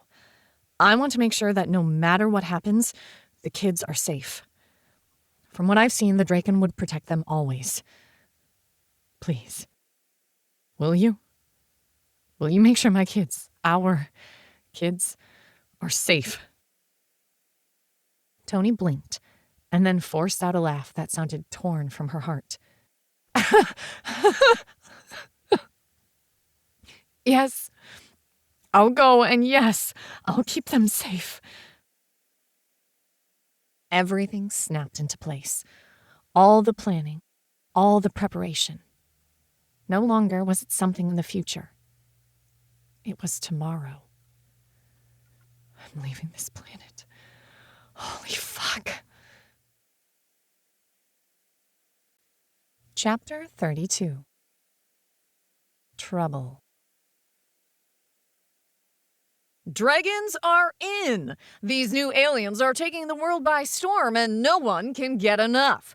When contrasted with our last encounter with aliens, no one is arguing at the peaceful way they are reaching out, though some grumbling about wishing they were only coming to the U.S. has arisen. While negotiations in all countries is very hush-hush, the idea of new trade opportunities and new markets that might open is enough to make even the bleakest outlook for our future seem brighter. When you add in the rumors that they are willing to trade medical knowledge, maybe what caused shifters can be cured completely. TNN News. Morning dawned early, and Toni was already up, her bags packed, the kids packed, and it was still hours before anyone was scheduled to go. She made breakfast and listened to the news. An article caught her attention, and she hissed out in annoyance. We four, Aleo? She asked. The two AIs had been quiet of late, but everyone had felt their presence with subtle suggestions and answered to questions they hadn't thought about. Yes, Toni? The reverberation was we four, but she could tell Aleo had focused her attention on her also. It felt strange. Not bad, just odd, like a magnifying glass had centered in on you. We know that shifters here on Earth will be in danger for a while. They're talking about tests that will detect the virus, which I assume is the nanobots, and how they look under a microscope. For your current level of technology, that is as accurate as they can get. The nanobots have a specific pattern that would resemble some of your more deadly viruses, such as the Ebola shepherd's crook pattern. So while they are unable to see the actual programming or individual parts, they can see the structure when they associate with other bots. Correct, though the information in the databases from the Forlin will provide them the ability to isolate them within the next few years. Aleo added into the conversation. Is there a reason for your questions, Toni? We four chimed back in, and the strange focus intensified. Toni shivered and tried to focus on stacking up the pancakes she was making. They'd keep warm in the microwave until people got up. Yes, they are coming out with ideas on how to ID shifters, even those who don't shift. If they manage to do that, they can identify and make it into another way to discriminate against people. Is there anything we can do? A way to make them, I don't know, disappear? A humming sort of silence. She got the impression of electricity zooming back and forth on a line between two buildings. As they talked, she worked on cooking. It gave her something to do and was both occupying and letting her mind free to roam, going over all the things that needed to be done. But no matter how much she fretted, twisted, or thought, everything else she came up with had been addressed. Toni, Aleo has a possible solution, but it would require McKenna to assist in making it work. And Rauers. And while it should work, there is no guarantee. What are you thinking, or what is the solution you have, Aleo?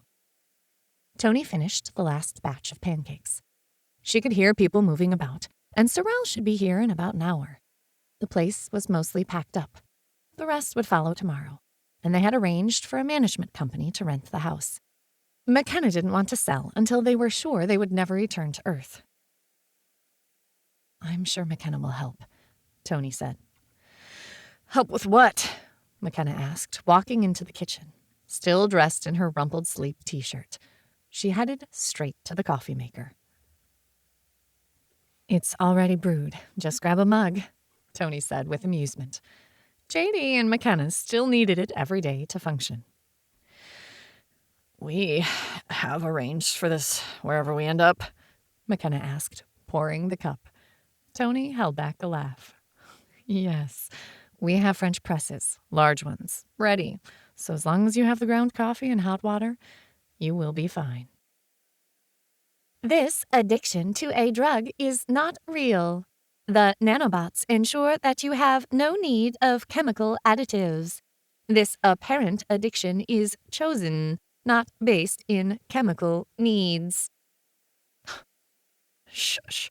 I'm keeping my addictions, thank you very much. You already made booze unpleasant. Let me keep my coffee. She took her first sip, sighing a bit. Then she opened her eyes and looked at Toni. What do you need my help with? Toni raised the issue about Kaylid being identified after we are left by the nanobots in their blood. There is a way this can be prevented, but your assistance will be required to do this. Weefor's voice still rubbed across the nerves in her mind, but by this point it almost felt normal. Familiar. Oh. Yeah, I'd rather those we can't get this offer to, those who choose to stay here and live as normal, not be mistreated because of what we can't stop. So, yes, I'll help. How? They said they needed Rauers too. It might have to wait until he gets here. Toni is correct. It will take a bit of juggling to pull this off, but Aleo is sure it will work. A bubble of humor washed across the mindscape. Yes, I am sure. It is programming I've been working on for Rayans. It will work within a 94 to 325% success. Aleo responded with that same gentle amusement. Then we'll do it. Let me take a shower and get Purse up. I hear the kids moving. They are super excited, and Charlie is still trying to convince me to let them go over in animal form. Ha! They tried that with me. Didn't work. Toni smirked a bit at the memory as she put bacon in a pan. Might as well enjoy what would be harder to get very soon. Oh, Cher, how did you derail that plan? McKenna had paused on her way back to her bedroom, a cup of coffee in her other hand for Purse. I pointed out if they did that, they would have to wear backpacks in cat form and carry their suitcases with their mouths, and I would make sure to record it for my future entertainment.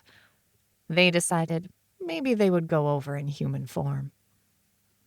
McKenna looked at her with a serious look. You are a cruel woman. I think I may have to worship you. Toni laughed as McKenna headed towards the bedroom. The clock said 6. Everyone was moving early this morning. Kids, I have food ready. Clean up and finish packing. We'll leave as soon as Sorrel gets here. Yes, Mom. The food pantry held enough food to last them one more day, and then it should be mostly empty. They had scheduled to eat the last of it tomorrow before they left. Everything should be taken care of by then. She didn't know if she was excited, anxious, terrified, or just wanted it over with. Waiting had always been the worst part. She was completely ready to go. Her suitcases waiting, her boxes in the garage. After that, they would have to see what was in the storage units that would be needed. They really weren't sure, but then that was why she was going first with the kids, to help see where the weaknesses were and what they needed to think about. The soft rumble of a vehicle came from outside. Toni grinned. That had to be Sorrel. She went and opened the garage, and sure enough, he was getting out of his 4-door blue sedan. A young man she recognized from the zoo, and from visiting his dad to discuss this, got out on the other side. Almost as tall as his dad at 14. Elia looked like him with the dark skin, curly hair, but his face looked more sullen, more cynical than his father. It struck her as odd, given everything his dad had been through. Maybe this would be good for him. A new world, new options. Hey, bring your stuff into the garage, but stay out of the taped-off square. I've got food inside if you're hungry, she said, as a way of greeting. They were trying to keep everything hidden, just in case someone was watching. The warning from Doug was hanging heavy in their minds. For all that, they still had days. They nodded at her, and in a few quick minutes had all their stuff inside the already crowded garage. She closed the door and ushered them inside, just as Purse and the kids emerged from the back rooms. Toni, have you asked Rowers yet if he is willing to assist? This will take a while to initiate. Sorry, got sidetracked. And what do you mean initiate? Toni had finished most of the breakfast prep, and multiple plates of pancakes sat in the oven and microwave. She needed to clean and then leave. The idea made her swallow, so anything to delay sounded good. This is not something that can be just done. The nanobots will need to be instructed. Just as information could be exchanged between the command module and the drone nanobots, this information will need to be disseminated the same way. We foretold her in a way that Toni suspected was condescending, but never crossed the line. Rowers, you free to come over? We need to see if we can protect those that don't end up coming with us. Yes, the space we designated. His rumble of words delighted her as always. Please, Sorrel is here, so not sure which form you're keeping. For the time being, it was decided looking pure human would be safer. If someone sees us, they would see, in Cass's words, a big-ass human, not a monster from the movies. Toni choked on the sip of coffee she'd taken. Everyone looked at her as she moved over to the sink and washed her face. That makes sense. Then, yes, please. She switched channels in her mind. McKenna, you ready? Yep, coming out now. Actions matched words as McKenna emerged. Hair in a ponytail, jeans and a t-shirt, empty coffee mug in her hand. Purse followed her out, also freshly showered. Was making sure everything was packed. I know we aren't leaving until tomorrow, but I don't see a reason to spread out and have to repack everything then. While she wasn't bouncing on her toes, there was a spring in her step and a smile on her face that implied a lot had happened in the 30 minutes since she went back with the coffee. Before Toni could tease her, the strange pressure change feeling rippled out of the garage. Sorrel and Elia were off in a corner, watching them with wide eyes. Toni followed their gaze. With the 4 kids chowing down on food, McKenna, Purse herself, and then Rowers walking in from the closed garage. It must seem a bit odd. JD and Cass were finishing up at her place, selling his car, and loading up the secondary storage site before coming over tomorrow. Either way, today was Toni's last day here. She took another swallow of coffee so as to not think about that. So what do I need to do? McKenna switched to mental as she focused on food and let the kids chatter away at Elia. Rowers will need to open a micro portal to one of the satellites circling the Earth. Then, with the help of Aleo, a message can be sent, bouncing off satellites and leveraging the transharmonics of the communication wavelengths to change the programming of all nanobots. Toni listened with interest, zoning out the kids' babble to Elia, even though they'd somehow pulled Sorrel into their discussion. It kept them occupied, and she would worry about the mischief they were hatching at a later point. Change the programming? To what? McKenna had her eyes closed in her concentration expression when the people talking weren't corporeal. Toni didn't know if she realized she did that. Heck, if they all did that. It was odd to try and talk to someone you couldn't see but heard, like they were in the same room with you. The nanobots that remain inside the body need to stay as they are, but after discussion, their programming should be able to be updated to instruct them to break down into their component parts, which would be indistinguishable from the basic cell detritus for at least another 20 years. By that time, your people will no longer have any proof there is anything biological that links to people shifting shape. How many nanobots are in what our scientists are seeing? Toni couldn't prevent the question. It all sounded so crazy. Make something tiny break down into even tinier parts and they wouldn't see it? She always saw the pieces of evidence when the kids snuck cookies. Crumbs everywhere. A few hundred. The resulting pieces should not be recognizable to most scientists. Oh, I swear magic might make more sense than some of their science. That sounds valid. So what's our part in this? McKenna asked, finishing up her coffee. Once Rowers opens the micro portal, we will need you and Purse to be standing in front of it.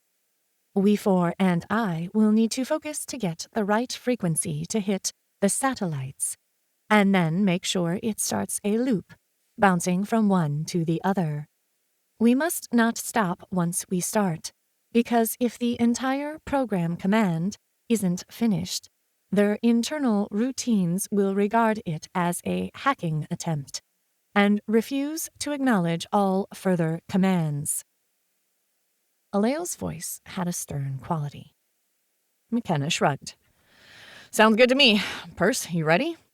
The man in question had a plate of bacon and pancakes. Yep. Will I be able to eat while we do this, or need to concentrate? You may find the experience is a bit overwhelming, Aleo said, a hint of apology in the AI's tone. So be it. He took 3 large bites of pancakes, then shoved in 2 pieces of bacon. Go for it. Toni rolled her eyes. No wonder the kids' table manners sucked. We 4, if you would assist with the location of the satellite that is closest. This will require intense concentration to keep the portal moving with the satellite without disrupting it or causing it to fall out of orbit. I don't know how easy this will be. Ships and planets are much larger than satellites, Rowers said, and Toni tuned them out. This wasn't anything she could help with. She headed into the kids' bedrooms, picking up the little things they hadn't grabbed, and searching out a brush and elastic to deal with Jessie's hair. Mom, I don't want my hair braided, Jessie whined, as Toni worked the brush through the explosion of snarls that Jessie had collected during the night. Fine. Do you want a ponytail? A twist? What do you want? We can leave it loose, but then you'll have it in your mouth and catching on everything.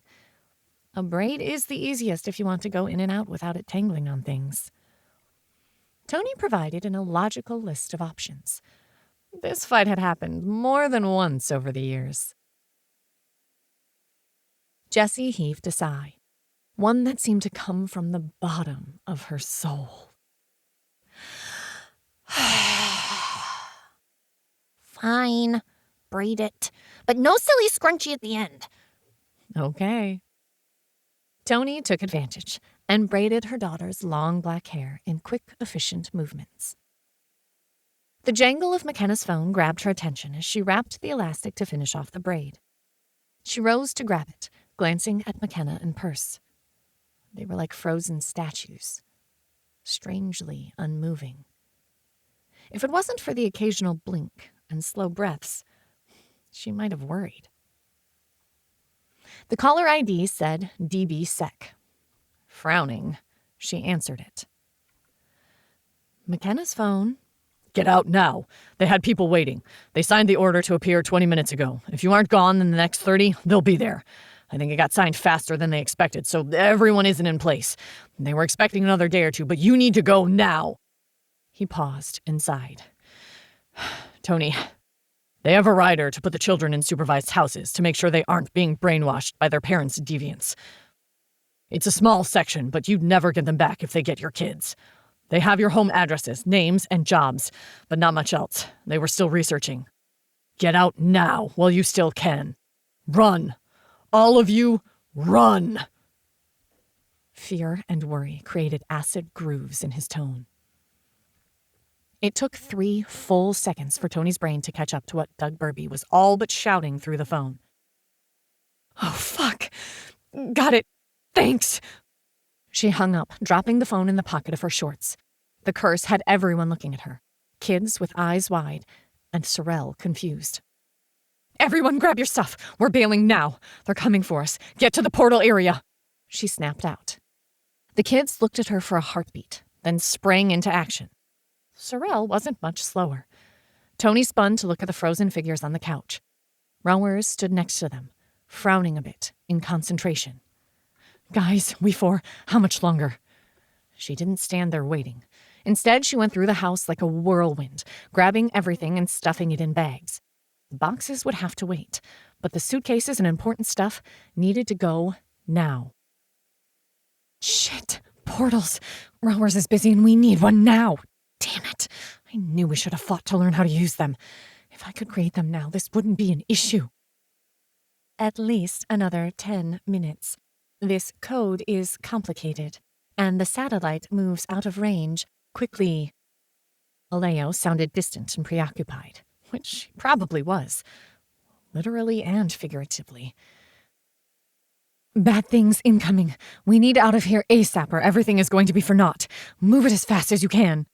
Toni rattled it off, even as she finished grabbing McKenna and Percy's stuff. Understood. JD, Cass, we're burned. Get out. Take what you need and bail.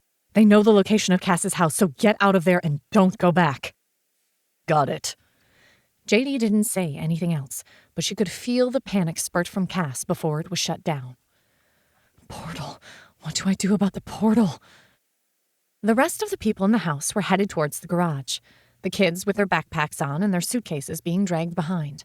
Sorrel and Elia had grabbed all their other bags and were quickly moving everything left in the house into the garage. What a time for those three to be unavailable. Toni stared at McKenna and Rowers, her thoughts spinning in a frantic circle. The idea of those government idiots taking her kids, of anyone breaking up that group, made her want to rend flesh from bone.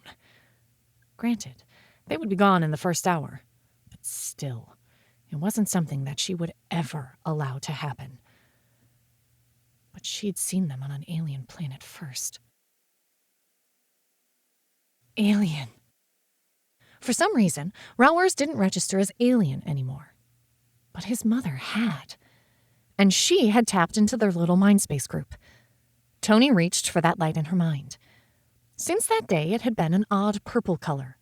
Toni hadn't thought anything about it as the female Draken had never spoken to them again. But now everything rested on that. She hit that odd light with a mental finger and all but screamed into the mind space. Alinus! A heartbeat. A breath. The sound of sirens in the distance, approaching as she jacked up her ears. Shit, what else? Yes? The voice sounded distant, thin. Alinus, we are found out. We need off our planet now, and Rowers is occupied. Can you help? Please, for my children, be willing to help.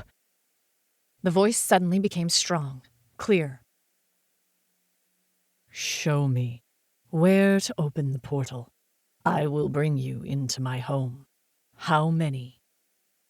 Toni thought her knees might buckle, but she pictured the carefully taped area in the garage. 4 adults, 5 kids, plus Rowers and all our stuff. We need to get through ASAP. I can hear the people coming for us getting near. Opening the path now. You were lucky to get to me. There was a tiny path open from one of the embassies to our world. Otherwise, you would not have reached me. As soon as the path is established, I will come to your world. Then you can start moving your belongings through. Toni looked at the space with everyone around her as they watched the swirl of light. A paler pink gold than Rowers' silvery light snapped into place, and Alinus stepped out. Elia muttered under his breath, eyes wide. But they had no time. Sorrel, everything through, fast. Kids, your stuff, move it. We need to get all the supplies on the other side. They'll watch this place for weeks. Toni and Alinus helped. In under 2 minutes, they had all the boxes, duffels, and suitcases tossed through the portal. The last one had been tossed through when they could all hear the cars and sirens coming to a halt outside the garage. Elia, help me grab them. I want them here at the portal. Toni ordered while she ran into the house towards the others on the couch. Alinus followed them into the house. What are they do? Too long to explain. Sorrel, can you grab the other side of McKenna? We need to get them right on the edge of the portal. With Alinus helping, they got all 3 of them into the garage, just as the banging on the front door started. McKenna Largo, please come to the door. We have subpoenas for your attendance at a hearing. The voice was loud, male, and not very friendly. Yeesh. When do they do this crap for a subpoena? What happened with, hi, you've been served, and disappearing? It was obvious something else was going on. This was coming across like a scene from Police. Toni made a decision. Sorrel, go through. We'll follow. I'm sending my kids after you. She caught his eyes in a glare that was half terror, half determination. I'm trusting you. Go! With a shaky nod, he headed through, Alaya following. Toni turned to her kids, Nam and Charlie, with wide, panicked looks on their faces, standing near McKenna, their bodies trembling. I love you. Now get. I'll be along in a minute. Jessie and Jamie's lips started to quiver, and the banging came again. We don't have time. Toni reached down, hugged Jessie, then threw her into the portal, moving with a speed born of terror and need. Only Charlie wasn't caught off guard as she tossed him in. This is your last chance. If you don't open this door, we will break it in. The bellowing came again. Toni crept over and shut the kitchen door. It would give them one more minute. Linus, go. I'll wait here and pull them in. Can we not move them in now? Not without risking what they're trying to do. Go. I'll follow and bring them with me. Toni assured her, hoping that she wouldn't prove herself a liar. Very well. With a nod of her elegant head, she stepped into the portal and disappeared. Hurry up. The desire to shake them, to pace, to run, to do something ate at her, but she stood as silent as possible. 45 seconds. Aleo sounded like she was slurring, but Toni held her breath, listening, her hearing jacked. Okay, no answer. Break it down. Everyone, get back. Please have reinforced the door. Please make it take them more time. Toni didn't know who or what she was praying to, but she held her breath every second. One more gained in the race against time. Slam, slam, slam, crack.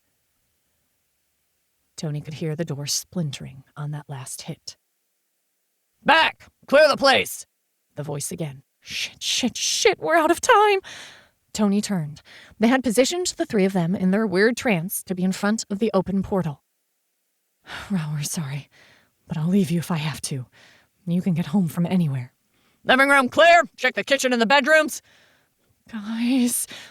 Toni held her breath, her body shaking with tension. Done. The exultation of joy barely registered as Toni shoved with all her strength, and Perce and McKenna went flying into the portal. Someday, the startled looks on their faces would probably make her smile, but for now, she just hoped they didn't land hard. Checking the garage, a voice said. Toni grabbed drawers. She tugged and dove into the portal at the same time, her mind screaming out to Linus, "Close it now!" The world spun and she landed hard on her back. What little air she had was knocked out of her. Toni lay there, breathing hard. She listened to the voices and the chatter in her mind. McKenna and Perce were exclaiming and being brought up to speed. The kids were babbling. Sorrel was remarking on things softly and being very gracious to Linus. She sensed, more than saw, Rowers crouch over her.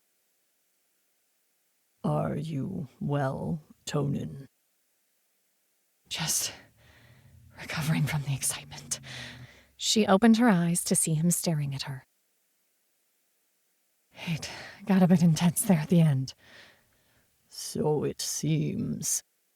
He stood and offered her a hand. For reasons she didn't understand, she took it and let him pull her up. Well, this was not the original plan. You are now in the home of my birth. Would you like to see my world? She could tell the kids were already outside, and since no one was screaming in pain or struggling to breathe, the odds were there wasn't anything that was going to kill them. Sounds good. She moved towards where they had pushed open an arched door. The scene seemed more Moroccan than anything she'd seen much in California. Welcome to my world, Toni Diaz. His voice rumbled, but it seemed to take place far away and in her head as Toni stepped out onto a paved walk and looked up at a lavender sky with 2 moons hanging in it. Welcome to my home. Home. I'm... Epilogue. The news that is setting the globe on fire. The Draken have announced they are looking for settlers for many of their planets. They would prefer shifters, or what they call the changed. When asked why, they responded as follows. Draken do not age as you do, and our worlds are significantly different from yours. We would prefer those with the ability to heal from smaller injuries and be willing to create something that will last their lifetimes, not the short lifetimes of humans. When pressed for details, they said they would allow family members of shifter families, but at this time are not accepting any all-human families or individuals. TNN News. What do you mean you can't find them? Raymond wasn't mad, but he was concerned. In the 3 weeks since the orders to appear had been issued, not one of the shifters had been found. I don't know. We've inspected all their houses and they're empty. Most of their homes were already sold before the orders had been issued. The marshals can't find them, neither can the Secret Service. We have them on watch lists and actual warrants are out as persons of interest, but nothing. It's like they've disappeared. The senator sighed with annoyance. At this point, we've had to shelve the hearings arranged for them, as we can't provide any estimate of when they will be found. I thought we had arranged emergency pickup the day the orders were issued. We did. They arrived at 10 in the morning. There were even pancakes still in the microwave. Warm, but they were gone. Now, I will say this came up as a surprise. The original agents on the scene noted suitcases and boxes, food, little things like that. They stayed there for about 3 hours, then left the house, setting up a watch for anyone coming in. They watched for a full week and never saw anyone or anything, yet when they went back in to clear it out one more time, the place was empty. Yes, you already said that. They weren't there. He bit out the comment, hating when people said the obvious. No. This time, the senator sounded a bit annoyed, and Raymond pulled back on his attitude. I mean, it was clean. All the suitcases and boxes were gone. The food cleaned out, and there was no sign of anything left that the original team reported. Oh. What about their vehicles?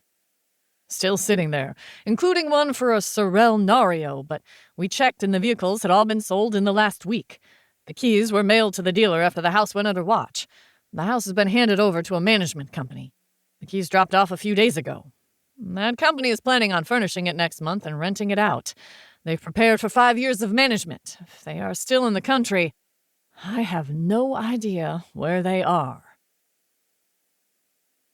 The newest news story, the immigration offer from the Draken, was the headliner of the day and hung on the screen of his computer.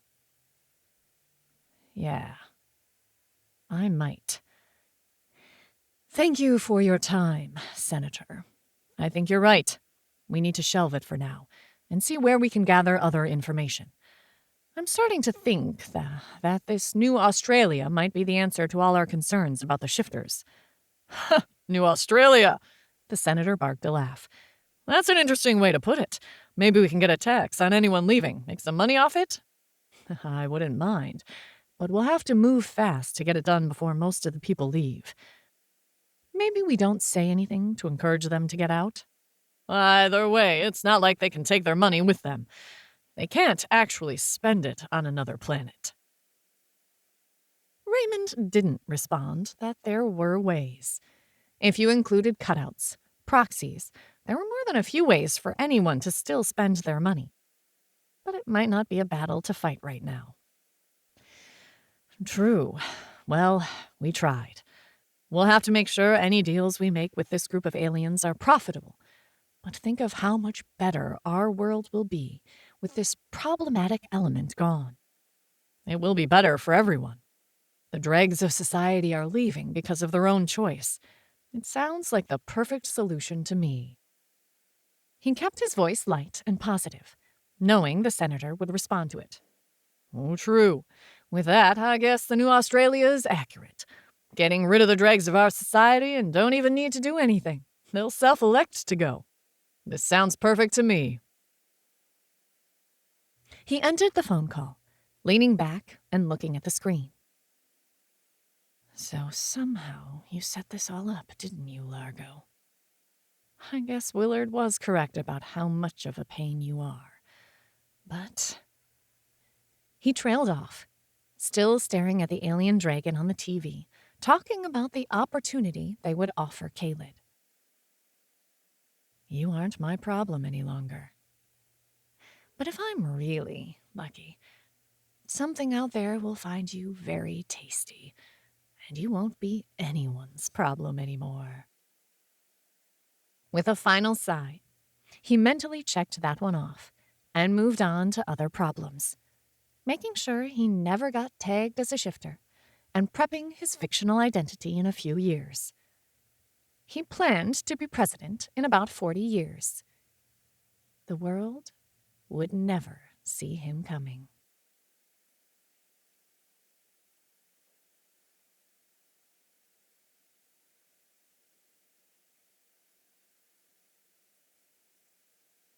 About the author. Mel Todd has 3 cats, none of which can turn into a form with opposable thumbs, which is good. If they could, they wouldn't need her anymore. Writing and trying to start her empire, she decided creating her own worlds was less work than ruling this one. This has been Family, Kaylid Chronicles Book 5. Written by Mel Todd.